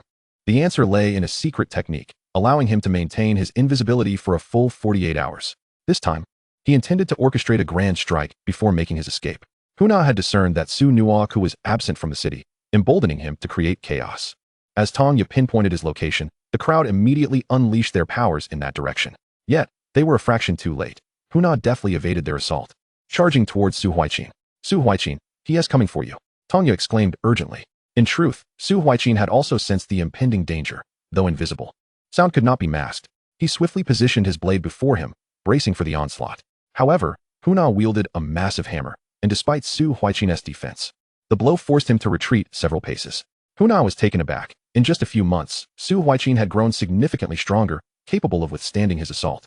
This only fueled Huna's desire to eliminate him. Once Su Huaijin regained his footing, he unleashed the radiant palm. A golden imprint of his palm materialized in the air, hurtling towards Huna. Huna raised his hammer to block the golden strike, which subsequently detonated, sending him skidding back for several meters. Tong Ya continued to call out coordinates. As the crowd relentlessly targeted Huna, Huna's advantage lay in his invisibility. Realizing the futility of his situation, he shifted his focus to Tong Ya. Tong Ya, too, recognized that he was the new target. Once Su Huaijin noticed that the alien had diverted his attention, he surmised that Tong Ya was now in jeopardy. Quickly, Su Huaijin and Tong Ya exchanged positions. Then, leaping into the air, he executed the Gale Slash. Just as Huna prepared to strike, he suddenly vanished, only for Su Huaijin to appear before him. The two engaged in a fierce exchange, both being propelled backward. Huna glared at Su Huaijin with seething contempt. "Damn it," he muttered. Meanwhile, two captains from the city defense positioned themselves protectively beside Tong Ya, ensuring that their instruments remained unscathed. Otherwise, they would find themselves in a precarious predicament. At that moment, Zhang Yang erupted in a stream of curses, intent on defeating the alien single-handedly to showcase his prowess. Huna, already in a foul mood, redirected his ire towards Zhang Yang upon hearing his insults. "Zhang Yang, he is coming for you," Tong Ya shouted. With a mocking smile, Zhang Yang retorted, "Perfect timing. Let me show you the might of your father." He conjured a water whip in his hand and lashed it forward. Huna scoffed derisively. "Is that it?" He leaped aside to evade the attack, then hurled his hammer at Zhang Yang. Sensing the imminent danger, Zhang Yang attempted to dodge, but it was futile. The hammer struck him squarely in the face. In an instant, his nose crumpled, blood gushed forth, and several teeth were knocked loose as he was sent sprawling to the ground, rolling helplessly. This spectacle left the onlookers dumbfounded. "Fourth realm, is this all?" Su Huaijin exclaimed, his face a portrait of disbelief. "I expected him to be far more formidable." Huna, too, was momentarily stunned. After all, they were of the same realm. His initial feigned attack had unexpectedly landed, leaving him momentarily flustered. However, he quickly regained his composure and charged at Zhang Yang, who, though dazed, began to recover. "You're asking for death," Zhang Yang shouted, retrieving a spherical object from his spatial ring and hurling it towards Huna, assuming it to be a formidable weapon. Huna swiftly dodged, only to witness the sphere land and emit a cloud of white smoke that engulfed the area. This smoke interfered with everyone's perception. When the haze dissipated, Zhang Yang had vanished without a trace. All present wore expressions of incredulity. "Wang Defa, that scoundrel Zhang Yang has fled." Such shamelessness left everyone astounded. Even Huna cursed under his breath. That coward is too pathetic. Chapter 57. Huna's Transformation. Zhang Yang's escape was a relief. At least he no longer had to endure his insufferable presence, and he still possessed leverage over him. With his departure, the morale of the crowd improved significantly. After retrieving his hammer, Huna launched an attack at Su Huaijin. Sensing the impending threat, Su Huaijin evaded the strike using the swift ape-body technique. He then joined the tips of his middle and index fingers together. Phoenix Finger. A massive, fiery phoenix soared towards Huna. Given the proximity, evasion was impossible. Huna had no choice but to raise his hammer to defend against the assault. Yet the force was overwhelming, and he gradually found himself unable to withstand it. The hammer and phoenix collided with him, sending him hurtling backward, black smoke beginning to rise from his form. Now, without instruments, his exact location was revealed. Seeing this, Su Huaijin immediately utilized teleportation to appear before Huna. With his left hand, he executed the Dragon Tiger Fist, summoning the image of a white tiger, while his right hand wielded a blade to unleash a spatial slash. Huna, still reeling from the impact, found himself ill-prepared to counter the incoming assault. A fist struck his head while the sword energy cleaved into his chest, causing blue blood to spray forth. Huna, bruised and battered, was thoroughly enraged. In his invisibility, the blue blood betrayed his location. As Su Huaijin prepared to press his advantage, Huna produced a necklace from his spatial protection. Just as Su Huaijin lunged, the necklace emitted a white light, generating a protective shield. Seizing the moment, Huna steadied himself, relinquishing his invisibility to reveal his true form. The crowd gazed upon the blue-black humanoid figure. Well, you've done well to force me, a third realm being, to this extent. You should take pride in that. Su Huaijin regarded him with disdain. Ugh, you're truly repulsive. How did you end up looking so grotesque? Huna, infuriated, responded with a derisive laugh. Su Huaijin, you shall pay dearly for your arrogance. He then revealed a heart in his hand and began to consume it voraciously, provoking disgust among Su Huaijin and his allies. Unsurprisingly, Su Huaijin would not allow him to indulge. Everyone, attack him now. The collective might of their martial techniques and powers surged forth. Yet, all were repelled by the protective shield, which flickered with bursts of white light. As Huna consumed each morsel of the heart, wisps of black smoke emanated from his form, augmenting his already formidable aura. The onlookers, armed with protective shields, were rendered powerless, forced to witness as he devoured the heart with astonishing speed. Subsequently, a torrent of dark crimson energy erupted from Huna's body. The horns atop his head thickened, adorned with intricate patterns, while his tail mirrored this transformation. His entire physique swelling significantly. Following his metamorphosis, pulsating tendrils of black and red energy danced across his form. Huna then dispelled his protective shield, rendering him impervious to the attacks of others. They inflicted no pain, nor did they leave any wounds upon him. His tail struck the ground with such force that it fissured the earth beneath him, a testament to his overwhelming strength. All of you shall perish here today, he bellowed, darting towards Su Huaijin, reaching him in the blink of an eye. With a powerful punch, Su Huaijin, caught off guard, hastily conjured a void barrier.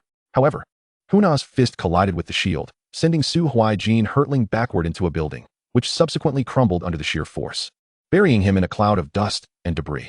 As the battle commenced, nearby residents had already heard the commotion and fled in haste. Though most were impoverished, the instinct for survival prevailed, alleviating Su Huaijin and his companions from the burden of protecting innocents amidst their conflict. Thus, the surrounding structures now stood empty. Seeing Su Huaijin thrown back, Huang Wei cried out in alarm, Su Huaijin, and rushed towards him. Yet, Huna was not inclined to let her pass easily. Launching a punch in her direction, Huang Wei, unable to evade in time, raised her hands in defense, only to have her bones shatter upon impact. Ah! She cried out in pain, her body propelled backward, only to be caught by Su Huaijin before she fell.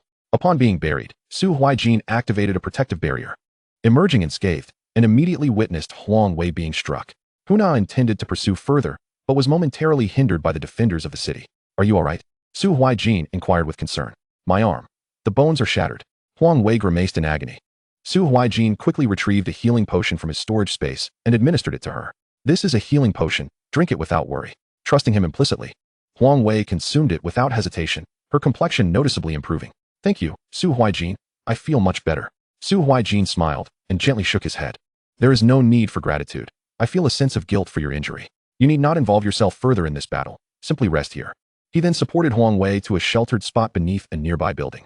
Feeling a tinge of embarrassment, Huang Wei remarked, I'm sorry for being a burden. Su Huaijin reassured her, you have committed no fault. It is entirely reasonable for a third tier to struggle against a fourth tier, especially one in their mutated state. Please focus on recovering. Before Huang Wei could respond, Su Huaijin brandished his weapon and charged back into the fray. Huna, facing four opponents, seemed unfazed. Everyone disperse. Su Huaijin commanded, and the crowd swiftly complied. Spatial collapse, he declared, intensifying the gravity within a 100-meter radius around Huna, weighing him down significantly. The once swift Huna found his movements greatly hindered, prompting the onlookers to unleash their martial techniques. However, their attacks proved ineffective against him. Realizing this, Su Huaijin shouted, "Quickly call for reinforcements. Summon the commander. A 5th tier against a 4th tier should be effortless." A few individuals promptly initiated a distress signal. Subsequently, Su Huaijin executed a spatial binding technique on Huna. Though such binding was generally ineffective against beings of a higher tier, with sufficient energy expenditure, it could still temporarily restrict movement, albeit only for 5 seconds. Sensing his confinement, Huna thrashed violently. Observing this, Su Huaijin swiftly activated the Swift Ape technique and unleashed a series of 18 consecutive slashes. Ultimately, under the immense onslaught, Huna's defenses crumbled. Enraged, he broke free from the binding. Su Huaijin, having exhausted considerable energy in the attempt, found himself slightly breathless. The defenders of the city, witnessing Huna's resurgence, rushed to engage him. Huna retrieved his massive hammer and executed a technique known as Meteor Hammer, countering their attacks with devastating blows that left them gravely injured and incapacitated on the ground. Chapter 58, Crisis. Huna aimed to deliver the finishing blow to the city defenders, but Su Huaijin intervened with a spatial slash that thwarted his assault, subsequently employing a transfer technique to relocate the unconscious individuals to safety. He then turned to Tanya and the 2 members of the beast hunting division. "Tanya, take Huang Wei and seek reinforcements immediately. I will hold the line here. Be careful and stay safe," they cautioned. Aware of their limitations, Tanya and her companions nodded and swiftly carried Huang Wei away. Huang Wei, filled with concern, called out, "Su Huaijin, hang in there. We will summon help right away. If you cannot win, do not hesitate to flee." Su Huaijin flashed her a reassuring smile, nodded, and gave a thumbs up before refocusing on Huna. Huna, grinning wickedly, taunted, "Now, it's just you and me, kid. Let us see how you plan to show off. Dying at my hands will be your honor." Su Huaijin scoffed, "You talk far too much for a coward." Furious, Huna retorted, "Very well. Today, I shall relish in your demise." He lunged forward, swinging his hammer with remarkable speed. Unfazed, Su Huaijin employed a clone technique. Momentarily taken aback by the sight of 2 Su Huaijins, Huna dismissed it as mere illusion. However, both the original and the clone unleashed their abilities simultaneously, one invoking a collapse, while the other called forth annihilation. This dual assault left Huna momentarily dazed. As he attempted to react, he could only shift his body slightly, resulting in a grievous wound to his left shoulder. "Ah, you shall pay for this," Huna roared, seizing his hammer to strike at Su Huaijin. Yet, Su Huaijin would not allow such a blow to connect. Although at the 3rd tier, his overall prowess had reached that of a 2nd-tier 4th-level combatant. Moreover, with the presence of his clone, it was as though 2 4th-tier fighters were engaged against a single 4th-tier opponent. However, the fragility of his form added a layer of constraint. Open Sun Palm, Phoenix Finger. The 2 attacks converged from opposite sides, pinning Huna in between. To mitigate his injuries, Huna hastily retrieved a necklace. A brilliant light erupted, the protective shield safeguarding Huna from the onslaught of attacks. Soon after, the shield dissipated, and Huna swiftly employed his agility to approach Su Huaijin. The 2 then engaged in close combat. In terms of spiritual energy, Su Huaijin possessed significantly less than Huna, and in physical strength, he was also inferior. Thus, no matter how fiercely he fought, victory eluded Su Huaijin. However, he planned to wear down Huna gradually, knowing that this state of his could not be maintained indefinitely. During their melee, Su Huaijin was cautious not to confront Huna head-on, but instead evaded attacks, seizing opportunities to strike. Although he inflicted minimal damage, he was able to conserve his own spiritual energy, continuously employing his agility and blade techniques. Fighting against an opponent of a higher realm indeed accelerated Su Huaijin's practical experience. At first, he found it challenging to cope. Yet, as the battle progressed, he became increasingly adept, while Huna grew somewhat anxious. For his current form could only be sustained for an hour, and already over 40 minutes had elapsed. Utilizing various martial techniques, Su Huaijin's main body evaded, while his clones executed feigned attacks. Though his main body refrained from using abilities, the clones could, and whenever Huna aimed to strike the main body, a clone would intervene to obstruct him. The advantage of a 2-to-1 scenario became evident. Huna's anxiety mounted as he realized that after this form expired, he would enter a period of weakness. In a desperate bid, he unleashed his most formidable martial technique, Diamond Hammer. Huna's colossal hammer emanated a faint golden glow as it swung towards Su Huaijin.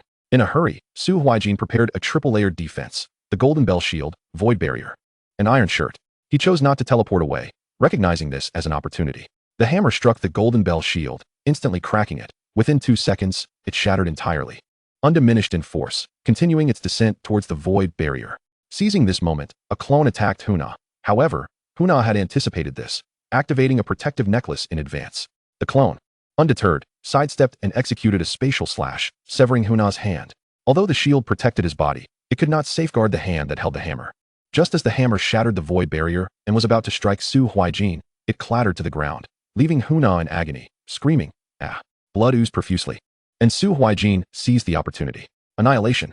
Collapse. The two attacks struck Huna, inflicting severe injuries. As Su Huaijin prepared to deliver a final blow, Huna suddenly erupted in laughter. "Ha! After all this effort to grow this strong, only to be cornered by you, brat. I swear, even in death, I shall not spare you." Huna then recited an incantation that Su Huaijin could not decipher. By the time Su Huaijin attempted to intervene, it was too late. Suddenly, Huna's body began to swell rapidly. Realizing the impending danger, Su Huaijin teleported away. Huna exploded, obliterating everything within a kilometer radius into dust. In such a vast area, Su Huaijin was not fully out of the blast zone, but he found himself at the edge of the explosion, hastily activating his triple-layered defense. Although he withstood the blast, he was still grievously injured. Coughing violently, Su Huaijin spat out a mouthful of blood, cursing in frustration. Meanwhile, a white light emerged from the site of Huna's self-detonation. Swiftly moving southward, Su Huaijin, despite his injuries, caught sight of it, but he could only collapse in place, his clone having vanished in the explosion. The white light traveled approximately 2 kilometers before entering a formation on the ground. The formation erupted with crimson light, visible even from 3 kilometers away to Su Huaijin. Red beams shot out from the formation in all cardinal directions, converging towards the formation near Su Huaijin. Soon, a massive rift appeared above the red formation, being the closest. Su Huaijin felt an ominous aura emanating from it, furrowing his brow as he gazed at the rift. What is happening? A great terror is about to descend. The entire city felt this overwhelming presence, one reminiscent of the city lord's formidable aura, yet tinged with an unsettling malevolence that sent chills down their spines. Su Huaijin hastily retrieved a vial of potion from his storage space and consumed it. Feeling significantly rejuvenated, he regained enough strength to flee. Just then, a colossal hand emerged from the rift, placing one palm on the left side and another on the right, forcibly tearing the rift asunder. Su Huaijin's eyes widened in disbelief as he beheld something extraordinary. Chapter 59, Lei Wu's Unexpected Intervention. As the hands tore the rift open, a translucent being emerged, revealing half of its body. Its enormous horns were striking, and its features bore a resemblance to Huna. Although its aura was akin to that of Shinwaku, the oppressive pressure it exuded was suffocating, likely due to its massive size. The entire city witnessed this half-figure. Some shouted in terror, others wept, while many trembled in fear. The head of the city defense took note of the colossal silhouette, his expression shifting dramatically. This is bad. He swiftly dispatched a nearby alien and moved towards Su Huaijin's location. This was why reinforcements had yet to arrive. They were obstructed by other alien forces. The city guard stationed at the gates could not leave their posts, especially as they were under attack.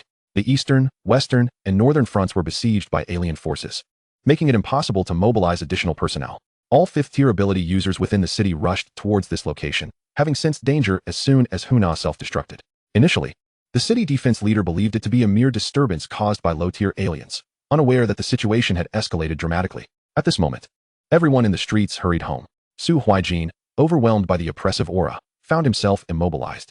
Sweat beaded on his forehead as he cautiously observed the looming monstrosity. The colossal being noticed Su Huaijin, recognizing him at a glance, and spoke in a deep, resonant voice. "You are the genius of the human race, Su Huaijin?" Su Huaijin remained silent, fixated on the being, contemplating his escape. The towering figure, undeterred by Su Huaijin's silence, continued, "I am Hulong, a noble of the hidden clan.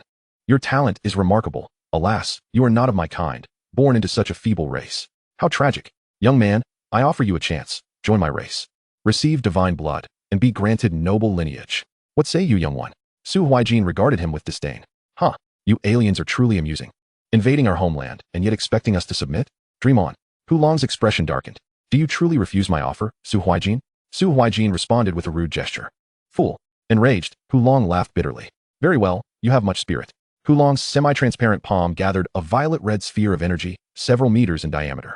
Su Huaijin felt this formidable power, even from 3 kilometers away. Furrowing his brow, Su Huaijin found himself immobilized by the overwhelming pressure.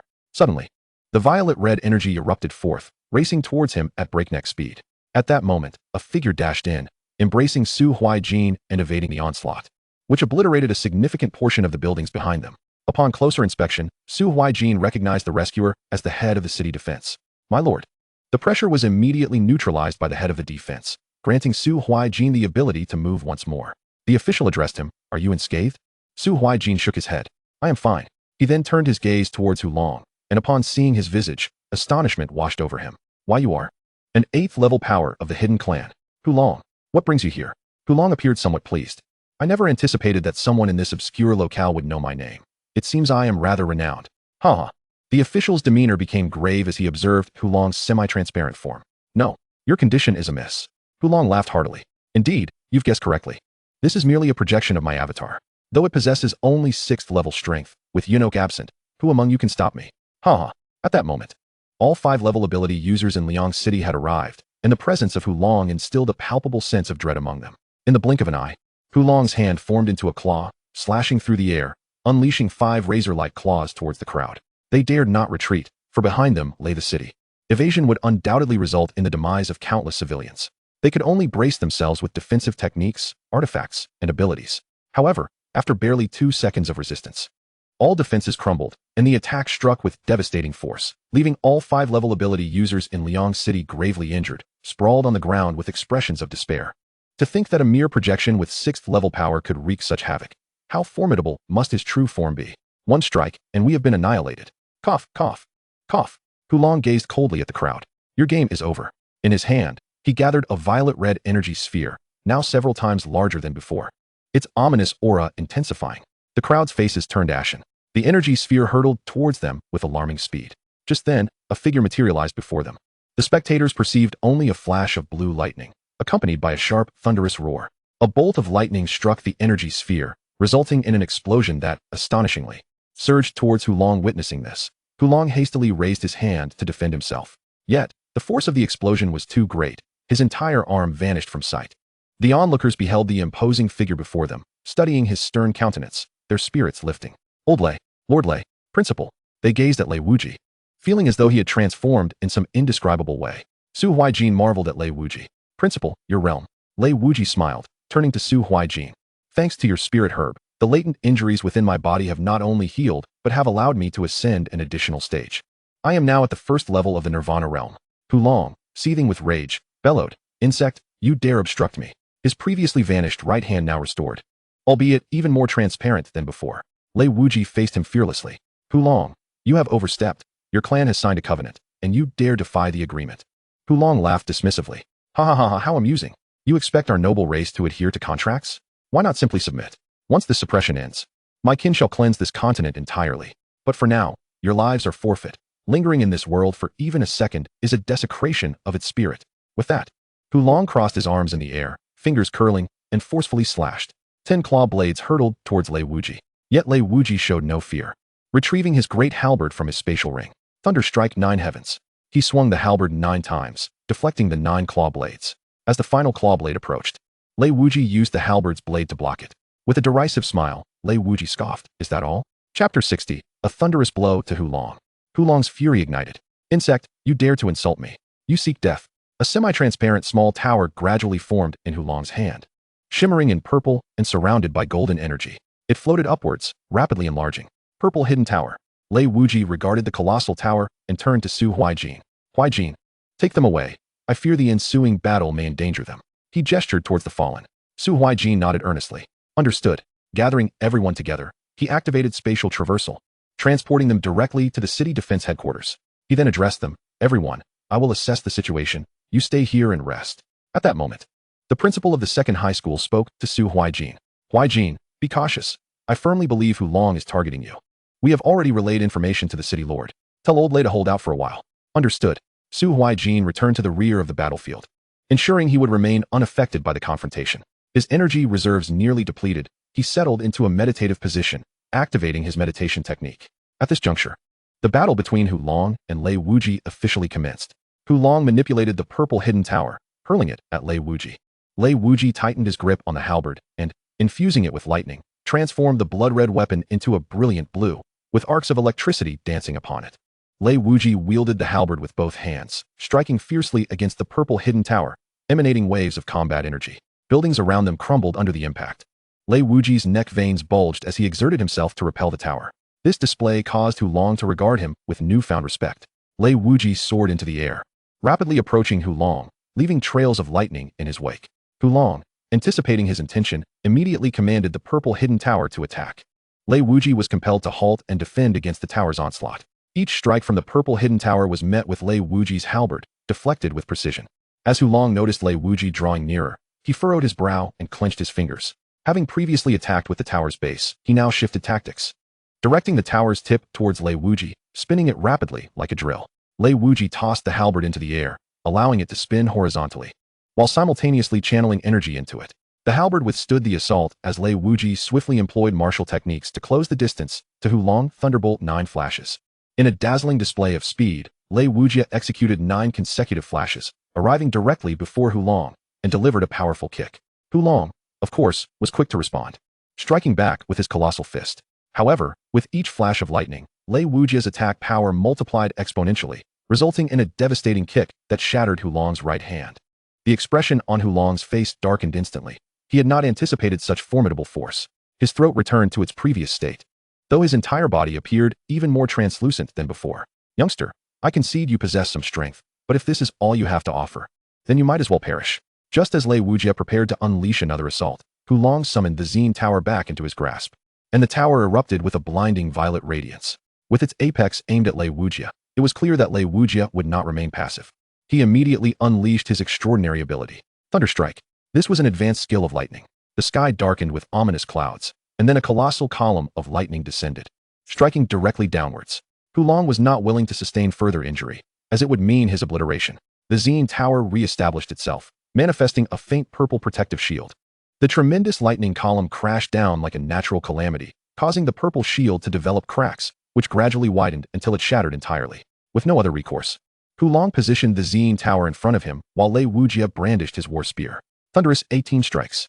As Hu Long observed Lei Wuji charging towards him, he enlarged the Zine Tower, although this further rendered him more translucent. Initially, he had been semi-transparent. Now, he was doubly so. And should this continue for another 2 or 3 times, he would vanish completely.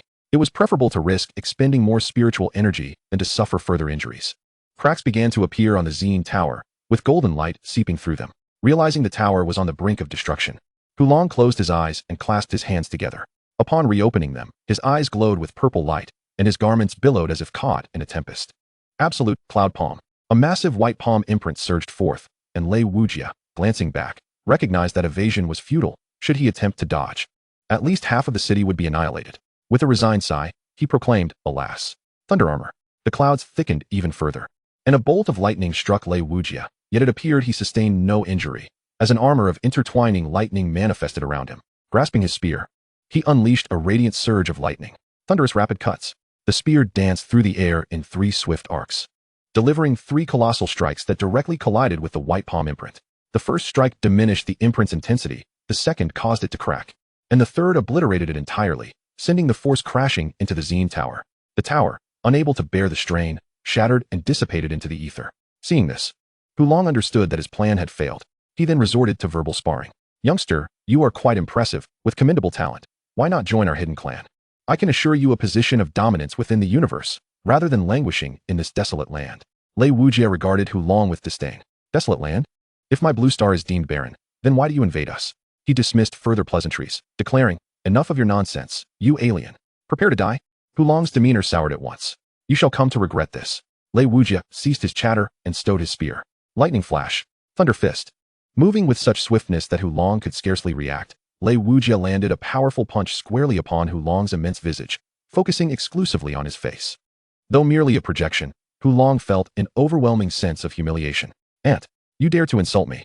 When my true self encounters you, I shall rend you into 1,000 pieces." With that, Lei Wuji delivered a final punch that struck his forehead, causing him to vanish into the void.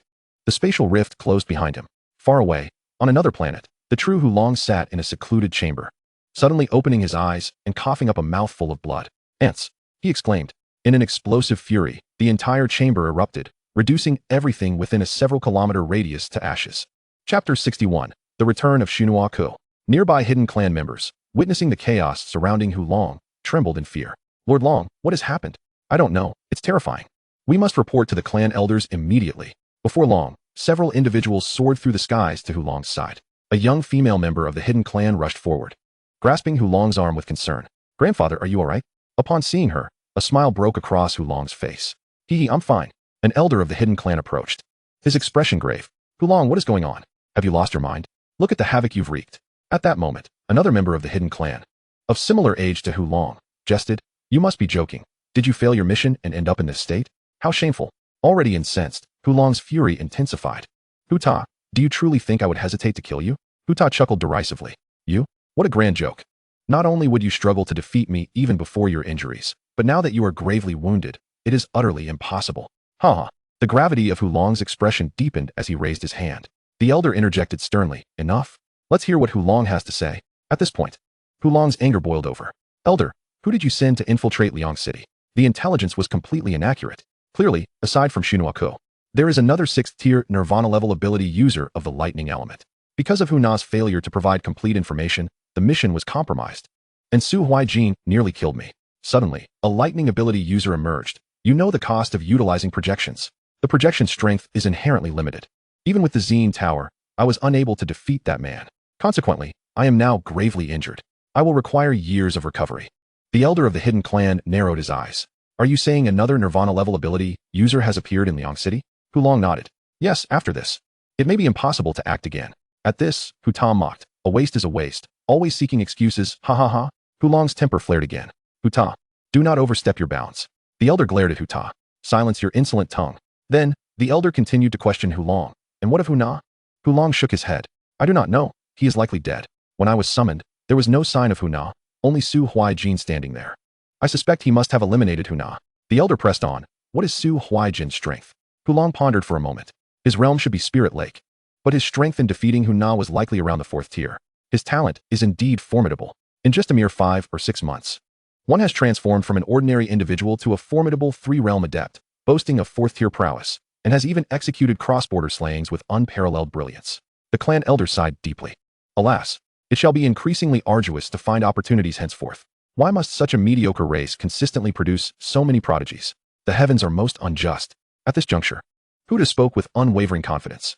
Elder, should you permit me next time, I am certainly not like that useless Hulong, who was grievously injured by a lowly race. It is a disgrace to our hidden clan. If other races were to discover this, they would mock us for an eternity. Hulong, however, no longer bore any resentment towards Huda. You are indeed quite self-assured. There is a saying in Blue Star. One must take a mule or a horse out for a stroll to ascertain its worth. Upon witnessing Hulong remain unaffected by his taunts, Huda merely scoffed. Just you wait and see. He then turned and departed. The clan elder cast a glance at Huda before addressing Hulong. Take care of your injuries. This time, it was indeed our oversight in failing to gather precise intelligence. However, your failure in this mission is not without justification, for although your projection clone was merely 6th tier, being bested by another of the same tier reflects upon you. I have no further words to say. Let merits and demerits balance each other. Take care of your grandfather. I shall take my leave. Hushi nodded. Understood, elder. The elder also turned to depart. Hushi then looked at Hulong. Grandfather, could you elaborate on what transpired? Shouldn't you have been able to dissolve the projection clone? Hulong sat cross-legged and shook his head. That man was exceedingly powerful. However, it appears he has only recently entered the Nirvana realm. With such strength, he is destined for greatness. Alas, he was not successfully swayed. As for the projection clone, it indeed can be automatically cancelled, but it requires a certain amount of time. At that moment, the projection was already on the verge of dissipating, and there was no recourse. That man's lightning attribute ability is extraordinarily swift. My clone was forcefully obliterated, which has left me utterly infuriated. The destruction of my clone caused a backlash on my true body, necessitating several years of recuperation for a complete recovery. Hushi nodded in understanding. So it is, humans truly possess a multitude of prodigies. Our clan has been invading for 500 years. Yet their kind only grows stronger with each encounter. They are indeed a remarkable race. Hulong sighed as he gazed into the distance. A great upheaval is imminent. I wonder if our hidden clan can survive the surging tides. Meanwhile, Lei Wujiji was also panting heavily, having expended an immense amount of energy. And having just entered the Nirvana realm, his cultivation was not yet stable. However, this battle had allowed him to solidify his footing within the Nirvana realm. Su Huaijin hurriedly rushed to Lei Wujiji's side. Principal, are you alright? Lei Wujiji shook his head. I am fine, merely fatigued. Fortunately, the strength of this projection was not particularly formidable. Otherwise, we might have truly lost Liangxing. I never anticipated that Su Nuako would not be in the city, allowing them to exploit this opportunity. Thankfully, your spirit recovery grass not only healed my hidden injuries, but also allowed my cultivation to advance further. Thank you, Huaijin. Su Huaijin smiled and waved his hand. It was merely a trivial effort. The principal has helped me immensely before. I believe in repaying kindness and avenging grievances. Your entry into the Nirvana realm is a testament to your own prowess. After decades of accumulation, it is only natural to achieve such a breakthrough. Lei Wujiji found this amusing. You, my boy, are quite the clever one. Let us go. Today has certainly resulted in substantial losses for Liangqing. Just as Su Huaijin and the duo were about to leave, they noticed a small black in the distant sky rapidly approaching them. Old Lei Huaijin. The small black dot called out loudly. Lei Wujiji looked at the approaching dot with exasperation. You have arrived late. Su Nuaku. Chapter 62, The Liangqing Conference. Su Nuaku landed before the two, surveying the surrounding ruins with a hint of embarrassment. I apologize for my tardiness. Lei Wujiji cast a resentful glance at Su Nuaku. Where on earth were you? As the city lord, why weren't you stationed within the city? What kind of nonsense is this? Just look at the extent of the damage. Su Nuaku, aware of his shortcomings, replied. I was summoned to a meeting at the Fish City base. I specifically instructed Liang Wu, the head of the city defense, to notify me directly in case of any issues. After the meeting, I was on my way back when I received the information. I hurried here as swiftly as I could, only to find that you had resolved the situation. Lei Wujiji spoke confidently upon hearing this. Naturally, one must consider who I am. Su Nuaku then looked at Lei Wujiji with curiosity. By the way, you have actually broken through to the Nirvana realm. Impressive, old Lei. Lei Wujiji laughed heartily. All thanks to Huaijin's spirit recovery grass. Were it not for Huaijin's assistance, I would still be tormented by my hidden injuries, let alone achieve a breakthrough. Therefore, strictly speaking, Huaijin deserves significant credit this time. Moreover, Huaijin fought valiantly for a considerable duration. Just look at his injuries. Su Nuaku glanced at Su Huaijin. Well done, Huaijin. You have worked hard. On behalf of all the citizens of Liangqing, I extend my gratitude to both of you. Su Huaijin waved his hand dismissively. No. This is simply what a citizen of Liangqing ought to do. I believe that anyone with the ability will assist Liangqing. Su Nuaku smiled and nodded. Excellent. Truly. A son of Liangqing. Modest and composed. Now, let us discuss what transpired. I only received news of the appearance of foreign races within the city. Su Huaijin then recounted the entire sequence of events, from the beast hunting division to Huna, and then to Hulong, detailing everything that had occurred. At this moment, the two finally grasped the situation. Although Lei Wujiji had participated in the battle, he was unaware of the full context. Su Nuaku's expression grew serious. It seems this was a targeted operation against you. However, their attempt has failed, and it appears they will not trouble you again for the time being. Rest assured, Huaijin. I will report this to the higher-ups. This matter is far from over. Now, let me take you to the hospital. Old Lei, please wait for me in the conference room at the city defense office. Lei Wujiji nodded, and Su Huaijin did not refuse either. Although he had consumed healing potions, it was better to be cautious. Should he develop any lingering ailments, it would be quite troublesome, and a visit to the hospital for some rest would be just right. At this moment, all hidden clan members within the Liangqing base city had been thoroughly eradicated. However, Liangqing had also suffered significant losses, with numerous buildings destroyed. And the need to accommodate these individuals arose, alongside many hidden clan members launching surprise attacks. This left the city defense personnel caught off guard. It is estimated that around 200 to 300 lives were lost. This is an unabashed disgrace. Even during a beast-tied siege, we have never felt so humiliated. Merely a handful of foreign races managed to slay hundreds of adept practitioners. It is not that we cannot win, but rather that the characteristics of their race are utterly repugnant. Not only can they become invisible, but they can also conceal their presence, unless one is 3 realms higher. It is virtually impossible to detect them. Unless they make some noise upon attacking, it is exceedingly difficult to perceive them and retaliate. Before long, Su Huaijin was sent to the hospital. Su Nuaku gazed at Su Huaijin on the hospital bed. Huaijin, please stay here for a few days. I shall come to visit you later. I must attend a meeting now. Su Huaijin nodded in response. Very well, Lord City Master. You may go about your duties. I have no pressing matters here and can manage on my own. Su Nuaku also nodded. All right, do take care and rest well. I shall take my leave now. Understood. As soon as Su Nuaku exited the infirmary, he retrieved his mobile phone and dialed Li Jin. Hello, Lord City Master. Young Li has informed me to convene a meeting with the higher-ups of Liang City. Understood, Lord City Master. I will attend to it immediately. Meanwhile, in the hospital, Su Huaijin gazed at the ceiling of the room. Contemplating her circumstances, she thought, although grievously injured, the experience bore valuable insights. Indeed, practical engagement reveals profound truths. It appears that my recent prominence has provoked the other races to hastily seek my demise. It is imperative that I grow stronger without delay. With my master absent and Liang City no longer a bastion of safety, it seems I must wait until after the college entrance examinations to pursue higher education. The Imperial Capital University, perhaps? I can only imagine the abundance of prodigies there, such as Ni Rumu, Wang Kuli, and Lung Ruatong. This world grows ever more intriguing. Upon arriving at the conference room, Su Nuaku found it brimming with attendees and promptly moved to the forefront. He bowed deeply. I apologize, esteemed colleagues, for my negligence in failing to return swiftly, which has resulted in significant losses for our Liang City base. I bear full responsibility. I shall formally request punishment from the higher authorities. At that moment, someone spoke up. This is not your fault, Lord City Master. None of us anticipated that they would launch a surprise attack after your departure. Such an event has not occurred in quite some time. Indeed, Lord City Master. If anyone should be penalized, it should be us, for failing to safeguard Liang City while you were within. Su Huaijin observed the chatter among the crowd.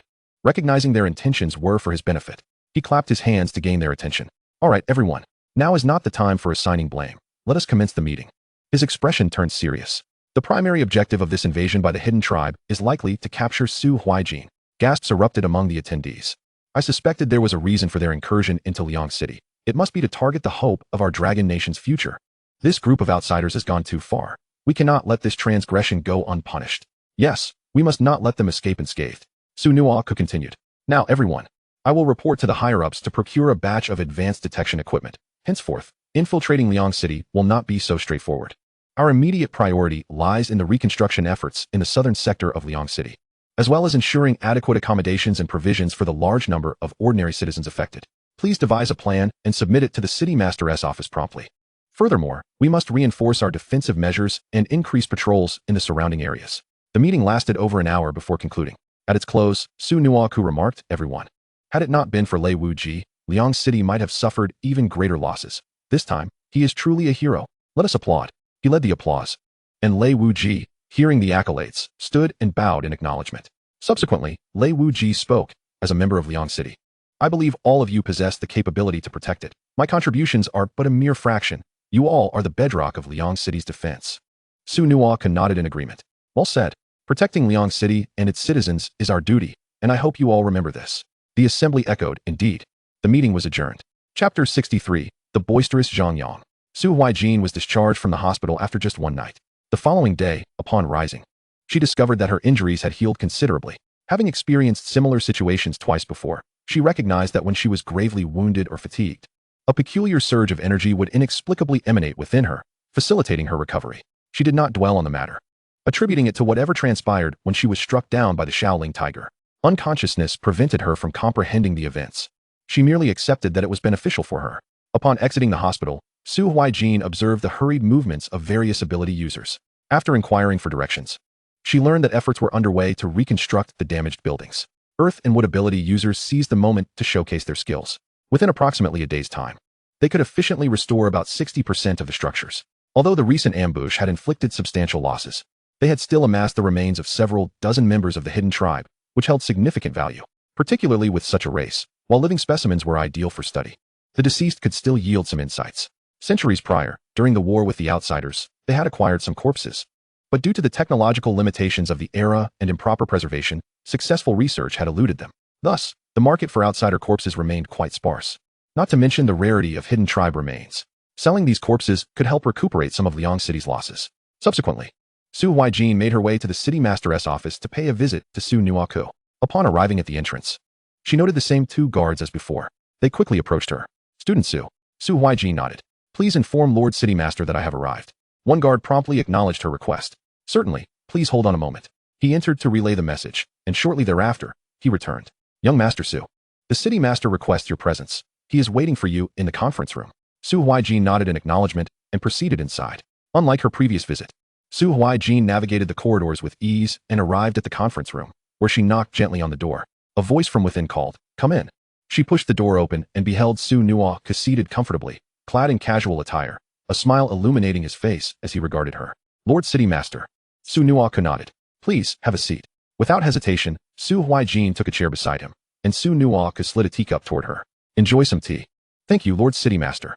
No need for formality. Su Huaijin scrutinized Su Huaijin. What brings you here so soon after your discharge? Have your injuries healed so rapidly? Su Huaijin nodded. I am uncertain why, but after a single night's rest, I have recovered to a significant extent. I thought there was no harm in leaving the hospital since I had nothing to occupy my time there. Su Huaijin mused. Surprised by Su Huaijin's remarkable self-healing abilities, he had expected her to remain hospitalized for a few more days, yet it appeared she would be fully recovered by tomorrow. I see. What brings you to seek me out? Su Huaijin then explained. I thought it prudent to inform you of my discharge, lest you come to the hospital only to find me absent. Su Huaijin looked puzzled. Could you not simply have sent me a message? It is no trouble. A stroll outside will also aid my recovery. Ah, understood. At that moment, Su Nuoku appeared to recall something. By the way, you must be acquainted with those copper badge beast hunters from the beast hunting division? Su Huaijin nodded in slight confusion. I know them. Why do you ask? Su Nuoku continued. It so happens that there is a girl in the hospital where you stayed yesterday. When I arranged your admission, I encountered her. And she mentioned that she seemed to be looking for you today.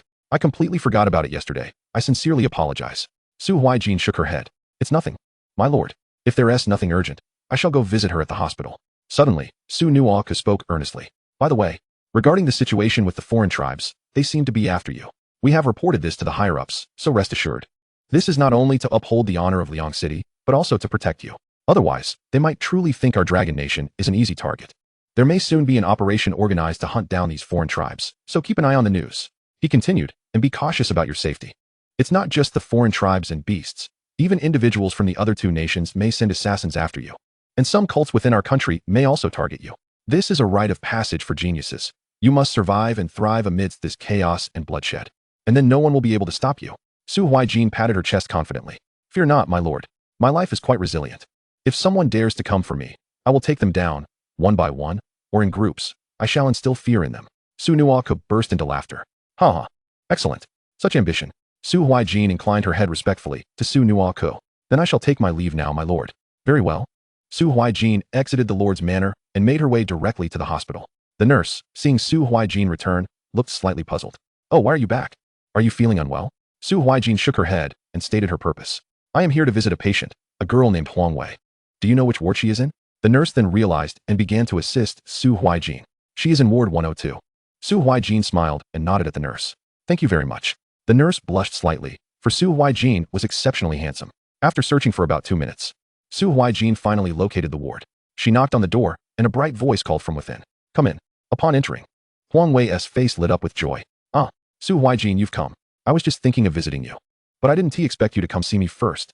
Su Huaijin chuckled at the sight of Huang Wei, who was bundled up like a dumpling. You should rest. I'm perfectly fine. Finally, Su Huaijin nodded toward the others present. Qian Yifei, Xingyu, and Tanya all acknowledged her with a nod, while only Zhang Yang scoffed disdainfully. Humph. Huang Wei, noticing Zhang Yang's attitude, retorted, Zhang Yang, what is with your demeanor? Zhang Yang, hearing Huang Wei, became infuriated. Why should I acknowledge a lowly commoner? A dead orphan doesn't deserve such respect. His words caused the expressions of everyone present to shift. They were baffled by how someone from a prominent family could utter such foolishness. After all, Su Huaijin was of significant status. As long as he lived, he would undoubtedly become a leading figure in the Dragon Nation. Zhang Yang was truly courting disaster.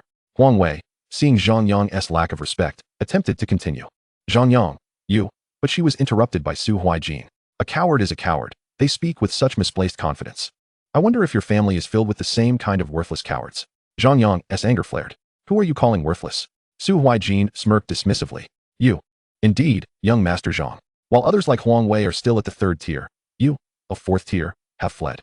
Not only have you shamed your family, but you are also undeniably a waste, lacking any strategic mind in battle. Frankly, your family must have invested considerable effort to raise such a failure.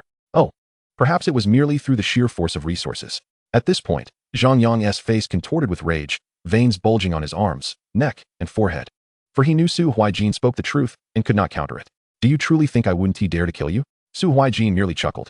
If young Master Zhang can accomplish that, then do come and try. It's not that 4th tier individuals have never been slain, huh?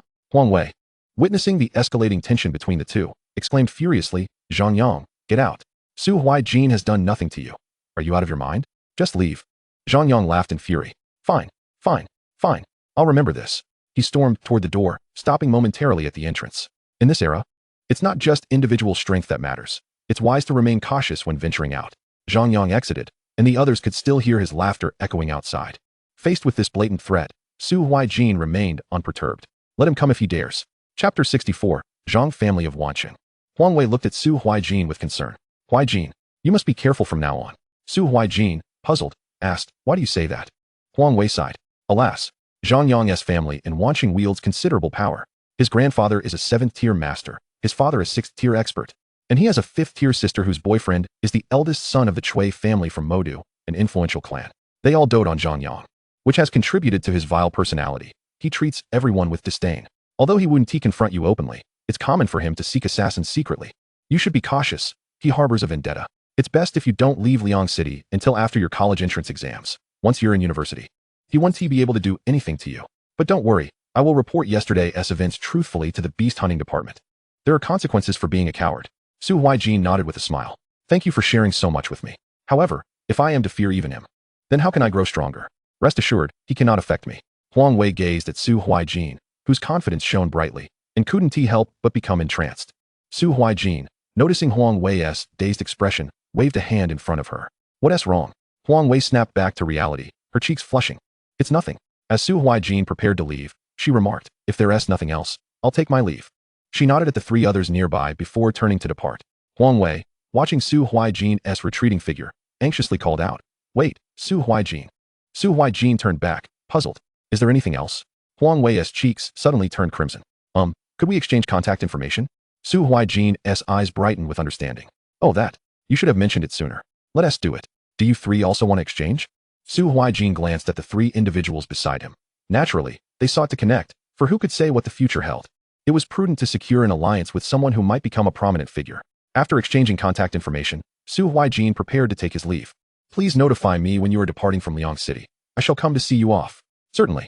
Well then, I shall take my leave now. Goodbye. With that, Su Huaijin exited, and once he had fully departed, Tanya turned to the two individuals remaining. You two, please step outside for a moment. I have something to discuss with Sister Wei Wei. Xingyu and Qian Yifei expressed indifference. All right then, just call us if you need anything. Tanya nodded eagerly. Of course. Soon after, the two left the ward. Huang Wei appeared somewhat puzzled. What's the matter, Xiaoya? Tanya gazed at Huang Wei with an amused smile. Sister Wei Wei? Huang Wei, noticing Tanya's beaming expression, felt speechless. What are you grinning about, Xiaoya? Why the lewd smile? Tanya chuckled mischievously. Sister Wei Wei, do you perhaps harbor feelings for Su Huaijin? Upon hearing this, Huang Wei's face flushed even deeper. Why you? What are you saying? How could I possibly like Su Huaijin? Tanya immediately moved closer to Huang Wei. If you don't like him, then why so flustered? Haha. Huang Wei soon realized she had been caught off guard. All right, I do like him, what of it? Seeing her goal achieved, Tanya adopted a serious demeanor. You've only known him for a few days, and you already have feelings for him. Huang Wei fell silent for a moment, contemplating before she spoke. I don't really know, he just gives me a certain feeling. In that instant, my heart raced. Seeing him injured pains me, and his laughter brings me joy. Tanya suddenly understood. Oh, so this is what they call love at first sight. I thought someone like you would never develop feelings for a man. Huang Wei, upon hearing this, felt displeased.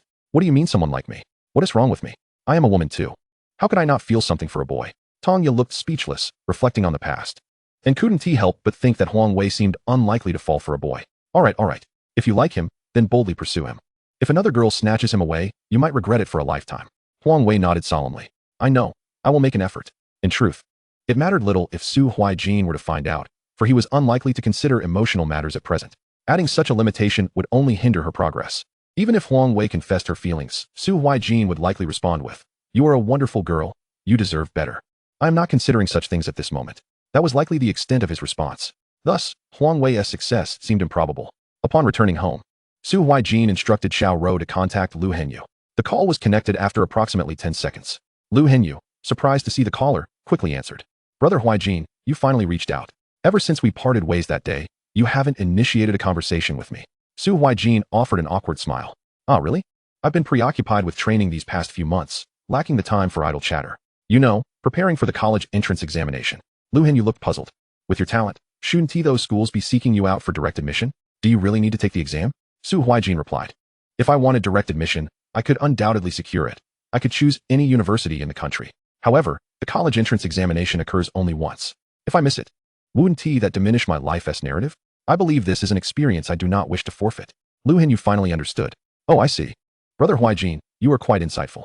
By the way, what did you need to discuss with me? It's about Zhang Yang. Su Huaijin recounted the situation. I wanted to inquire about him. Your family is from Wan City, so you should know them well. Lu Henyu's expression turned furious. That BYD.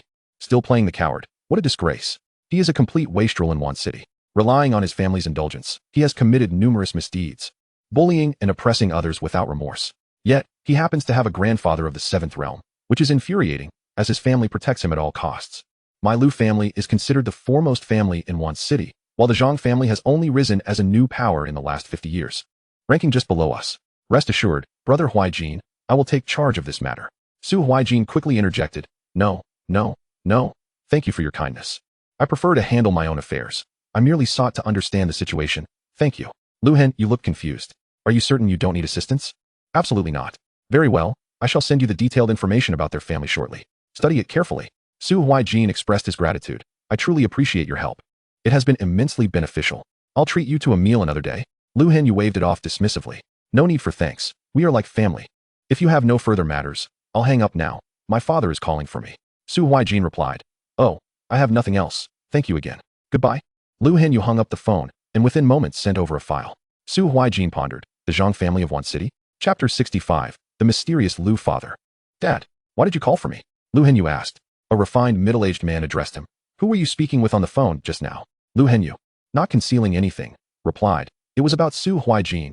He contacted me for assistance, as I mentioned a few months ago. Lu Hen, Yu's father, intrigued, inquired, oh, what did he want from you? Lu Hen, you recounted the details of his conversation with Su Huaijin. Lu father contemplated for a moment. So, the Zhang family has provoked Su Huaijin. How interesting. A smile crept onto Lu father's lips.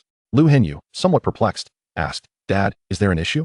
Lu father candidly responded. To be honest, I have never liked Zhang Yang. He exploits his family background to bully others. You must take action against the Zhang family this time. Lu father gestured for Lu Hen, you to cease his explanation. I will handle this matter. You need not concern yourself further. Lu Hen, you nodded, still dazed. By the way, Dad, why did you call me? Lu father continued. Speaking of which, you've been in the condensing star realm for a year now. When will you advance to the next level? At this, Lu Hen, you smiled mysteriously. Dad, you know I possess dual abilities. Only a few in our family are aware of this. You understand how difficult it is to cultivate dual abilities, especially since one of them is of the dark element, which is even more challenging. Lu father, with confidence, stated, even if it is difficult. With our Lu family's resources, you should have already reached the Spirit Lake realm. Why have you not yet broken through? Lu Hen, you replied earnestly. I have always felt that my breakthrough is missing something, so I must wait a little longer, perhaps by the time of this year's college entrance examination. I will finally achieve it. At that moment, I am confident that few in the same realm will be able to defeat me. As Lu Hen, you spoke these words, a glimmer of self-assuredness radiated from him. Lu's father sighed helplessly. Very well, I shall defer to your judgment. I look forward to seeing what you can accomplish. Lu Hen, you patted his chest. Rest assured, father, I have never deceived anyone. At that moment, Lu Hen, you seemed to recall something. By the way, father, have you found out who the man in black was in the secret realm? Lu's father shook his head. According to your account, there were indeed two groups of men in black. One was eliminated by you, and you recognized them as members of the Baiyu sect. The second group was contending with you for opportunities within the inheritance. I conducted some inquiries, and while many present at the time have noted the presence of such a person, his movements remain exceedingly elusive, and we have yet to uncover anything substantial. Now, focus on elevating your realm. You may leave. Lu Hen, you felt a twinge of disappointment upon hearing that no progress had been made in the investigation. All right, I shall take my leave then, father. Lu's father gazed at Lu Hen, you's departing figure, lost in thought. He then called out into the air, Zhou Shi. In an instant, a shadow flashed before Lu's father, bowing respectfully. Head of the family. Lu's father spoke coldly. Recently, the Zhang family has been rather unruly. Apply pressure from above and teach them a lesson.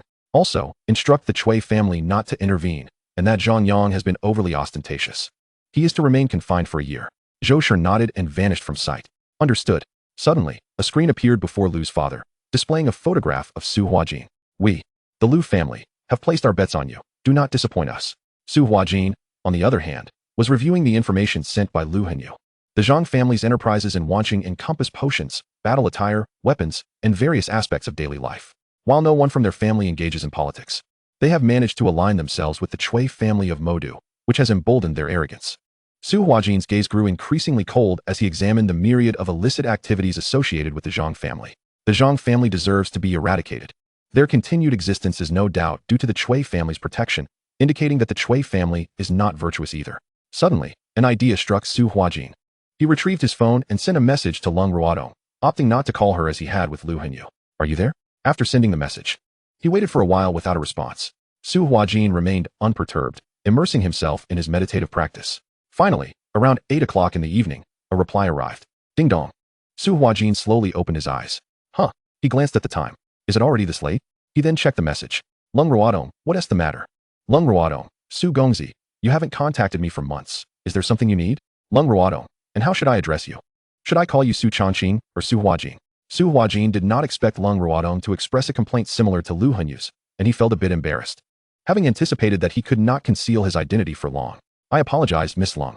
Su Huaijin continued. You may call me Su Huaijin. It was never my intention to keep it a secret. I have been preoccupied with my cultivation over the past few months and neglected to reach out.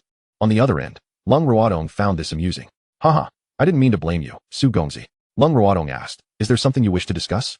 Su Huaijin replied, I wanted to inquire about the Chui family in Modu. Lung Ruodong appeared puzzled. What happened? Did the Chui family offend you? Su Huaijin assured her. Not at all. He then recounted the situation regarding Zhang Yang. Understanding dawned on Lung Ruodong. I see. I have heard of Zhang Yang. But I didn't realize he was so cowardly. The reputation of the Chui family is not particularly commendable either, finding the text conversation cumbersome. Lung Ruodong suddenly decided to call Su Huaijin. After a moment's hesitation, he answered, Miss Lung, what is this? It's too tedious to chat like this. A call is much more convenient. Oh, all right. Lung Ruodong continued, by the way. The old master of the Chui family is an ability user at the level of the 10 laws of the Long Kingdom. Su Huaijin was taken aback, realizing the formidable strength of the Chui family's influence. No wonder the Zhang family acted so arrogantly. With a pillar of the nation backing them, they felt untouchable. Noticing Su Huaijin's silence, Lung Ruodong continued, but rest assured, with your current talent, it won't be long before you reach such heights, and the country will protect you. After all, a genius of your caliber will not be allowed to suffer any losses. Furthermore, Zhang Yang's sister is dating the heir of a branch family of the Chui family. The Chui family is divided into the main line and branches, with the latter essentially working for the former, surrendering all resources for distribution. It is inconceivable that the main line would take interest in someone from the Zhang family, whom they hold in disdain. And since you are my friend, they wouldn't dare act against you. You can rest easy. Su Huaijin felt a surge of gratitude towards Lung Ruodong. Thank you, Miss Lung. I shall treat you to a meal when time allows. Lung Ruodong's tone turned somewhat peculiar. Su Gongzi, are you asking me out? Su Huaijin wore a confused expression. Is this Lung Ruodong truly two-faced? Ah, you jest, Miss Lung. If there is nothing else, I shall take my leave. Goodbye. Su Huaijin hastily ended the call. He couldn't help but ponder, could it be that Lung Ruodong has feelings for me? He quickly shook his head, dismissing such thoughts. Lung Ruodong stared at the disconnected call, gazing at the wallpaper of Su Huaijin on her phone. Su Huaijin, you cannot escape my grasp. Chapter 66, Assassination. It appears that the Chui family is not as harmonious as it seems on the surface. At least the main line has not been implicated, leaving plenty of room for manipulation. After contemplating for a moment, Su Huaijin decided to refocus on his meditation practice. Thus, several days passed, with Su Huaijin diligently cultivating at home. He looked out the window and sighed. Alas, this will not do. I must venture outside the city to train. Remaining within the city offers little in terms of progress. Without delay, he quickly prepared and set off, returning to the Emerald Forest. After months of recuperation, the number of extraordinary beasts in the forest had significantly increased, albeit most were of the first tier. The purpose of venturing into the wild was to hone combat skills and techniques. Although training rooms existed within the city, they lacked the natural grandeur of the outdoors. Not to mention the presence of live, extraordinary beasts. As Su Huaijin surveyed the breathtaking scenery, with towering trees and fresh air, his spirits lifted. After making the necessary preparations, he began his training. For many days, nothing untoward occurred, and Su Huaijin relished the tranquility. Young master, Su Huaijin has already left the city. In the depths of the Emerald Forest, situated 200 kilometers from the Liangqing base city, a guard addressed Zhang Yang. At that moment, Zhang Yang erupted into a hearty laugh. Ha ha ha, Su Huaijin, you've caused me to be grounded for a year, and as for the events of the past few days, I will make you pay dearly for them. At last, I've seized the opportunity. Subsequently, Zhang Yang cast a fierce glare at the guard. Gather a few practitioners from the Spirit Sea realm to eliminate him. Su Huaijin, this is the price you pay for provoking my ire. The guard, feeling the weight of Zhang Yang's formidable reputation, stammered, Why yes, young master. I will take care of it immediately. With that, the guard hastily departed. Zhang Yang was elated, for he was on the verge of removing a thorn from his side. He was acutely aware of Su Huaijin's prodigious talent. Should Su Huaijin ascend to power, the Zhang family would be unable to bear the consequences. It was imperative to resolve this matter beforehand. Even if accountability were to arise later, it mattered not, as the dead hold no value. At the Lu residence in Wanqing, Zhou Shi instantaneously appeared before Lu Fu. Lu Fu regarded Zhou Shi with calm composure. What brings you here? Zhou Shi performed a respectful gesture and replied. The Zhang family has dispatched 2 practitioners from the Spirit Sea realm to Liangqing. According to our informants, it is Zhang Yang who aims to assassinate Su Huaijin. Lu Fu remained silent, merely swirling a glass of red wine in his hand. Ah, the situation is becoming intriguing, he mused, before turning his gaze to Zhou Shi. Send a few individuals to discreetly follow them. If Su Huaijin finds himself on the brink of death, ensure his rescue. Understood. Zhou Shi bowed once more, then vanished in an instant. Lu Fu gazed out at the bustling scenery, sipping from his glass of wine. If you manage to turn the tables, you may yet prove worthy of my support. Meanwhile, Su Huaijin effortlessly dispatched a bone-eating wolf, casually wiping the blood from his blade. These peripheral beasts are utterly worthless. I must venture deeper. He proceeded further into the heart of the emerald forest. However, as he delved deeper, an unsettling silence enveloped him, prompting a surge of vigilance. Suddenly sensing an imminent threat, he swiftly turned, raising his blade in defense against a towering figure clad in black, who swung a massive sword down upon him. Su Huaijin could feel the weight of the attack and discerned its origin, the spirit sea realm. He braced himself against the blow, but soon sensed another attack approaching from behind. Golden Bell Shield. A tall, slender figure in black lunged forward with a sword. The clash rang out as the blade struck the shield, producing a sharp sound. Two from the spirit sea realm. Su Huaijin's expression darkened. However, sensing additional presences nearby, he refrained from summoning his doppelganger. Employing a technique of instantaneous movement, Su Huaijin evaded the two black-clad assailants, causing their weapons to collide. With a cold demeanor, he demanded, "Who sent you?" The two figures remained silent, slowly advancing with their weapons drawn. Seeing their reticence, Su Huaijin wasted no more words and launched an offensive. Collapse. The surrounding gravity intensified, weighing down the two assailants and slowing their movements. Yet, as practitioners of the Spirit Sea realm, they were not significantly hindered. Both unleashed their abilities. Fire Dragon. Earth Spike. Su Huaijin sidestepped to avoid the attacks, but they pursued relentlessly. With no other choice, he countered, cleaving the Fire Dragon in two. The Earth Spike surged towards his feet, but he responded with spatial compression, reducing the spike to mere dust. Then, he executed a spatial slash that hurtled towards the two black-clad figures. They could not simply stand and take the hit, and so they evaded, but Su Huaijin teleported to confront the tall black figure. Striking with his blade, the agile assailant barely managed to parry the blow. Earthquake. Su Huaijin felt the ground tremble beneath him, threatening to destabilize him. He quickly steadied himself, only for the other black-clad figure to unleash another ability. Fire Pillar. A massive column of flames surged towards him, forcing Su Huaijin to teleport away. Phoenix Strike. A colossal phoenix surged towards the two assailants. Both black-clad figures swiftly activated their abilities to counter the attack, resulting in a tense stalemate. They had assumed that subduing a practitioner of the Spirit Lake realm would be a simple task, especially given their past experiences with similar endeavors. The tall black figure turned to his companion, saying, "Brother, this kid is far too nimble. I reckon even if we can't land a hit, we can simply exhaust his energy. I don't believe a mere Spirit Lake brat has more stamina than us." The burly black figure nodded in agreement. "Your reasoning is sound. Let us wear him down." Su Huaijin realized that this stalemate was untenable, so he ceased the gravitational collapse. He thought to himself, while their individual strengths may not rival that of the hidden clansmen, their combined efforts presented a far greater challenge. I must conserve my energy. Both sides harbored ulterior motives. Su Huaijin refrained from teleporting again, believing he had the strength to fight back. If he were to flee every time, how could he expect to progress? Furthermore, he sensed that the others nearby had yet to intervene, indicating they might not be here solely for him, but rather to seize any opportunity. As long as he was not besieged by many foes, he felt no fear. In the blink of an eye, both parties sprang into action. Annihilation. Spatial cubes surged towards the two opponents, who quickly recognized the threat and evaded. Su Huaijin's objective was clear, to dismantle them one by one. He instantly teleported beside the tall black figure, sheathing his sword and forming a fist. Tiger Dragon Fist. With a left-handed tiger imprint and a right-handed dragon imprint unleashed simultaneously.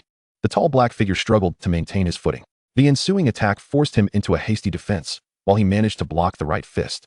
The left struck his chest, sending him crashing to the ground and creating a large crater, from which he coughed up blood. The burly black figure rushed to aid his comrade, and although Su Huaijin contemplated pursuing the attack, he opted instead to employ spatial compression against the tall figure. Despite sustaining injuries, the tall black figure was still a practitioner of the Spirit Sea realm and evaded the blow. The burly figure, wielding his massive sword, charged at Su Huaijin with a wild, unrefined slashing technique. Yet, Su Huaijin adeptly executed the swift ape technique, avoiding all strikes. Frustrated, the burly figure unleashed another ability, a firebird hurtling towards Su Huaijin. Su Huaijin countered with the opening sun finger, the two attacks colliding in midair and resulting in an explosion. Seizing the opportunity, Su Huaijin distanced himself, while the tall black figure surged forward again. Earth Prison. Su Huaijin found himself ensconced within a mound of earth, which, from the outside, bore an uncanny resemblance to a grave. Seizing the opportunity, a burly figure clad in black commenced to scorch him with flames. The temperature within the makeshift prison soared instantaneously, and Su Huaijin, acutely aware of his predicament, swiftly employed spatial translocation, appearing behind the slender figure in black. By the time the latter sensed his presence, Su Huaijin's Kaiyang palm had already struck. A colossal golden palm imprint materialized in the air, and before the slender figure could react, he was sent crashing to the ground, suffering multiple fractures and spewing forth a copious amount of blood. The burly figure, witnessing this, hurriedly shielded the slender one, and as Su Huaijin contemplated advancing, the burly man pressed his palm against the ground, summoning a ring of flames to encircle them both. Su Huaijin, taken aback by this development, found himself at a loss. His martial skills and supernatural abilities proved ineffective against their defenses, prompting him to remain vigilant while he recuperated. Within the flames, the burly figure aided the slender one to sit up, who was coughing and bloodied. "Are you all right?" the burly man inquired, concern etched on his face. After a minute, and with the aid of a potion retrieved from his spatial ring, the slender figure ceased his coughing fit. "That damned old six. He actually deceived me. It hurts like hell. I nearly met my end," he exclaimed, followed by a series of coughs. The burly man patted his back reassuringly, urging him to calm down. "This kid is somewhat sinister. How can a mere spirit lake realm practitioner possess such an arsenal of martial skills? It's simply overwhelming," remarked the slender figure with a chilling gaze. "We cannot allow him to toy with us any longer. Otherwise, we may find ourselves gravely injured without depleting his energy." He then solemnly proposed, "Let us go with that one move. Let us finish this quickly." The burly man, his expression grave, concurred, "Very well, let us end this swiftly." He then dissipated the flames. Sensing the shift, Su Huaijin immediately unleashed the swift ape-body technique and charged toward them, but the two men's auras surged dramatically. Even Su Huaijin hesitated to approach recklessly. From the earth, a colossal earthen dragon emerged, and the burly figure infused it with spiritual energy. Suddenly, numerous fissures appeared on the dragon's form, widening as if molten lava flowed within. Su Huaijin, unwilling to let them successfully execute their skill, unleashed the 18 continuous slashes. His figure appeared in every direction, delivering 18 strikes from all angles toward the two black-clad figures. In a flash, the molten dragon sprang to life. "Lava Tyrant!" The two men shouted in unison, and the creature successfully blocked all of Su Huaijin's slashes. The damaged areas of the dragon's body began to mend, and Su Huaijin's expression turned grave. "This is bad." The duo commanded the Lava Tyrant to assault Su Huaijin, who had no choice but to evade while retrieving his blade once more. The Lava Tyrant, however, was not merely a physical attacker. It opened its maw and unleashed a molten orb aimed at Su Huaijin. He swung his blade at it, but upon contact, an explosion ensued. Fortunately, Su Huaijin reacted swiftly, activating a void barrier just in time. "Damn it, I can't take that hit directly," he thought, redirecting his focus to the two men, who were the source of the trouble. As he advanced toward them, they had already anticipated his move, erecting a wall of earth around themselves. Even with his swift teleportation, the earth walls thwarted his attack, allowing them to manipulate the Lava Tyrant to strike again. The creature moved with remarkable speed, yet it was no match for Su Huaijin's teleportation.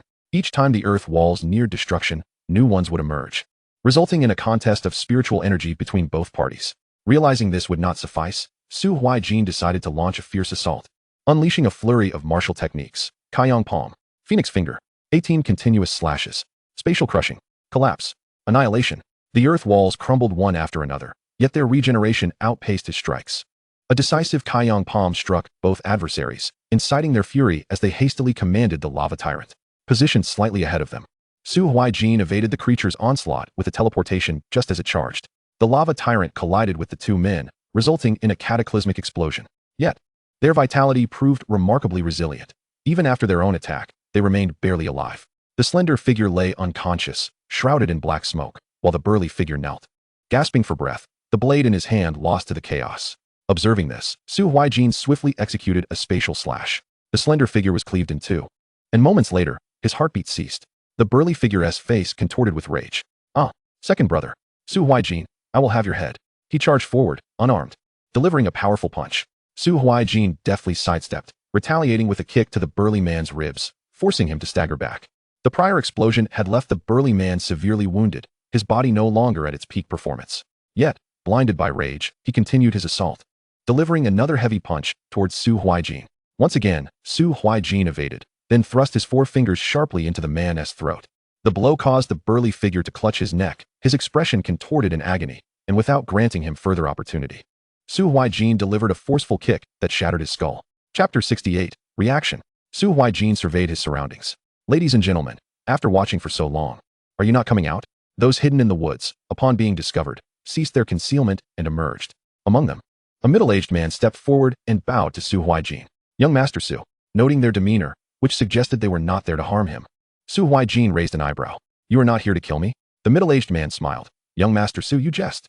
We are not here to harm you. On the contrary, we are here to protect you." Su Huaijin smirked playfully. "Is that so? Then why did you not intervene sooner?" The middle-aged man's expression turned awkward. "Please do not take offense, young Master Su. We are merely following orders." Su Huaijin gazed intently into the man's eyes. Oh, following orders? From whom? With utmost respect, the man replied, from the head of the Lu family in Wan City. Su Huaijin's brow furrowed in confusion. Lu Henyu's father? Yes, indeed. His father's name is Lu Guang. Su Huaijin pondered for a moment. Why has he sent you to assist me? The middle-aged man shook his head.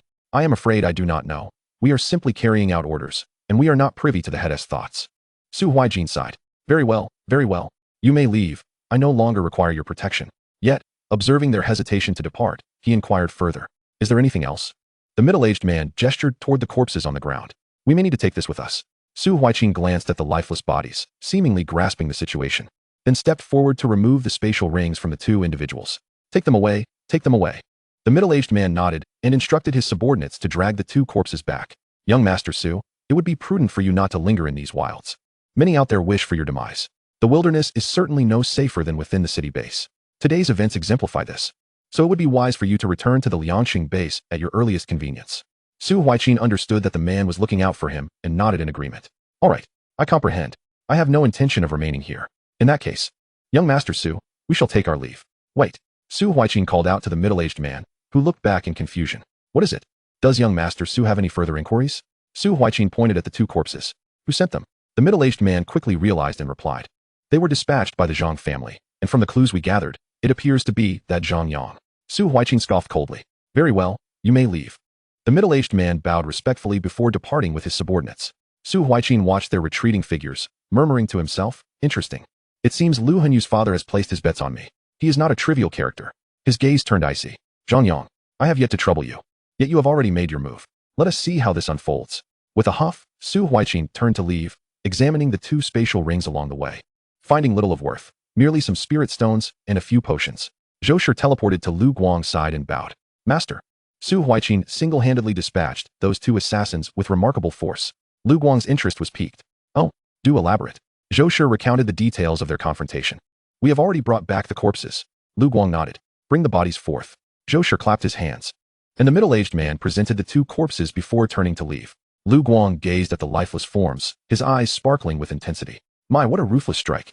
One head severed, the other cleaved in two. Such decisiveness and slaughter. He is indeed a promising talent. This Su Huaijin is truly a genius. Effortlessly defeating two Spirit Sea Realm opponents while in the Spirit Lake Realm. The previously silent Zhou Shi suddenly spoke.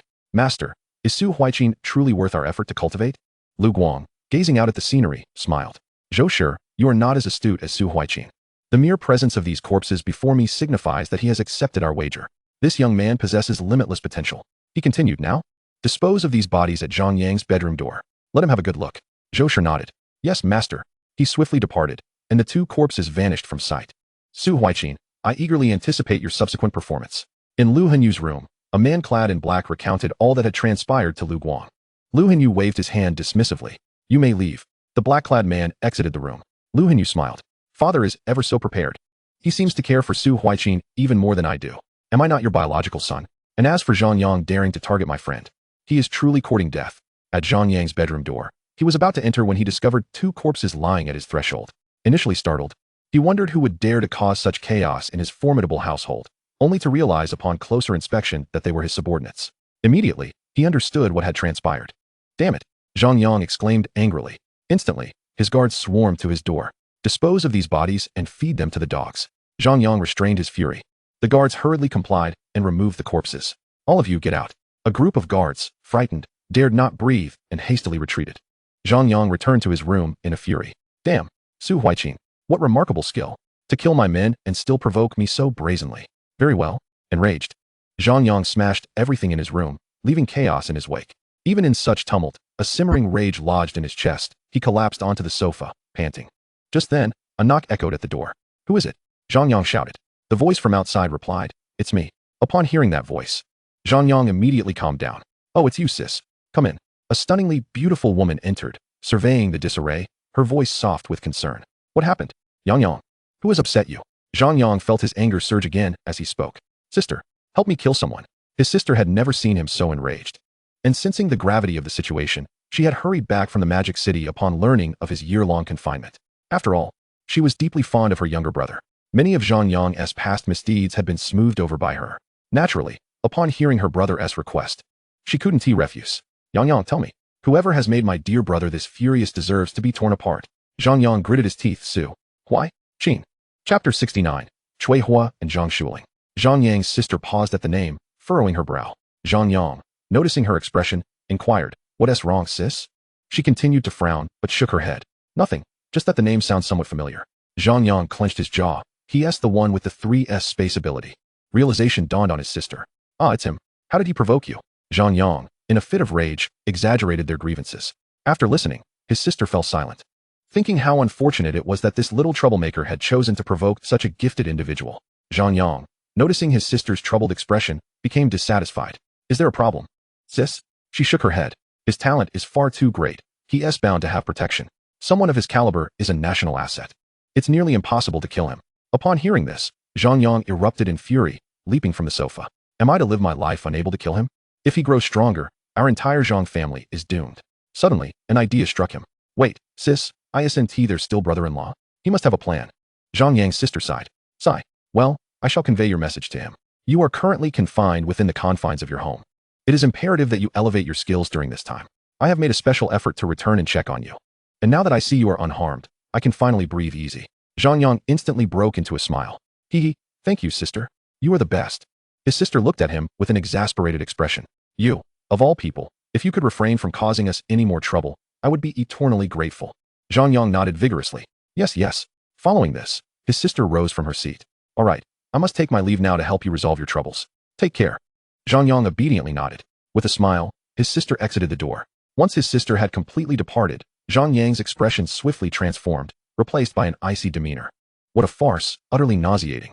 Once I become the head of the Zhang family, you shall be the first to be subdued, CBZ. And you, the detestable Su Huaijin. Better brace yourself." A female guard stood before Lung Ruodong. "Miss, young master Su Huaijin has been the target of an assassination attempt." Lung Ruodong's expression grew even colder. "Who is responsible?" The guard replied. "Zhang Yang." Lung Ruodong's gaze sharpened. "An insect, seeking death." She then turned to the female guard. "Keep a close watch on the Zhang family, particularly on Zhang Yang, and that Chui Hua as well." The guard nodded in acknowledgement before vanishing from sight. Zhang Yang, if even a hair on Su Huaijin is harmed, I shall ensure the entire Zhang family pays the price. The cup in Lung Ruodong's hand transformed into ice, which she crushed with sheer force. At this moment, Zhang Yang's sister had returned to the magical capital, arriving at the Chui residence to find Chui Hua. "Ahua, I've missed you dearly." Zhang Yang's sister sprinted over and embraced Chui Hua. He patted her back affectionately. "Xueling, I have missed you too. Didn't you go back to Wanqing to see your brother? Why are you back so soon?" Zhang Xueling released her grip, her expression instantly turning plaintive. "Ahua, you must stand up for my brother." Chui Hua looked puzzled. "What has happened?" Zhang Xueling elaborated with embellishments. "He is my only brother, the heir to the Zhang family bloodline." Upon hearing this, Chui Hua's anger flared. "How dare Su Huaijin treat my brother-in-law this way, just because he possesses talent? He thinks he can act so arrogant. Does he truly believe no one can bring him to justice?" Chui Hua gazed affectionately at Zhang Xueling. "Do not worry. I will ensure justice for your brother. Does anyone think that simply awakening a great talent will allow them to live in peace? Quite the contrary. High talent is but a shackle for him." Zhang Xueling beamed. "Thank you. Ahua, you are the best." Chui Hua smiled and ruffled her hair. "Of course." Chui Hua then fell into contemplation.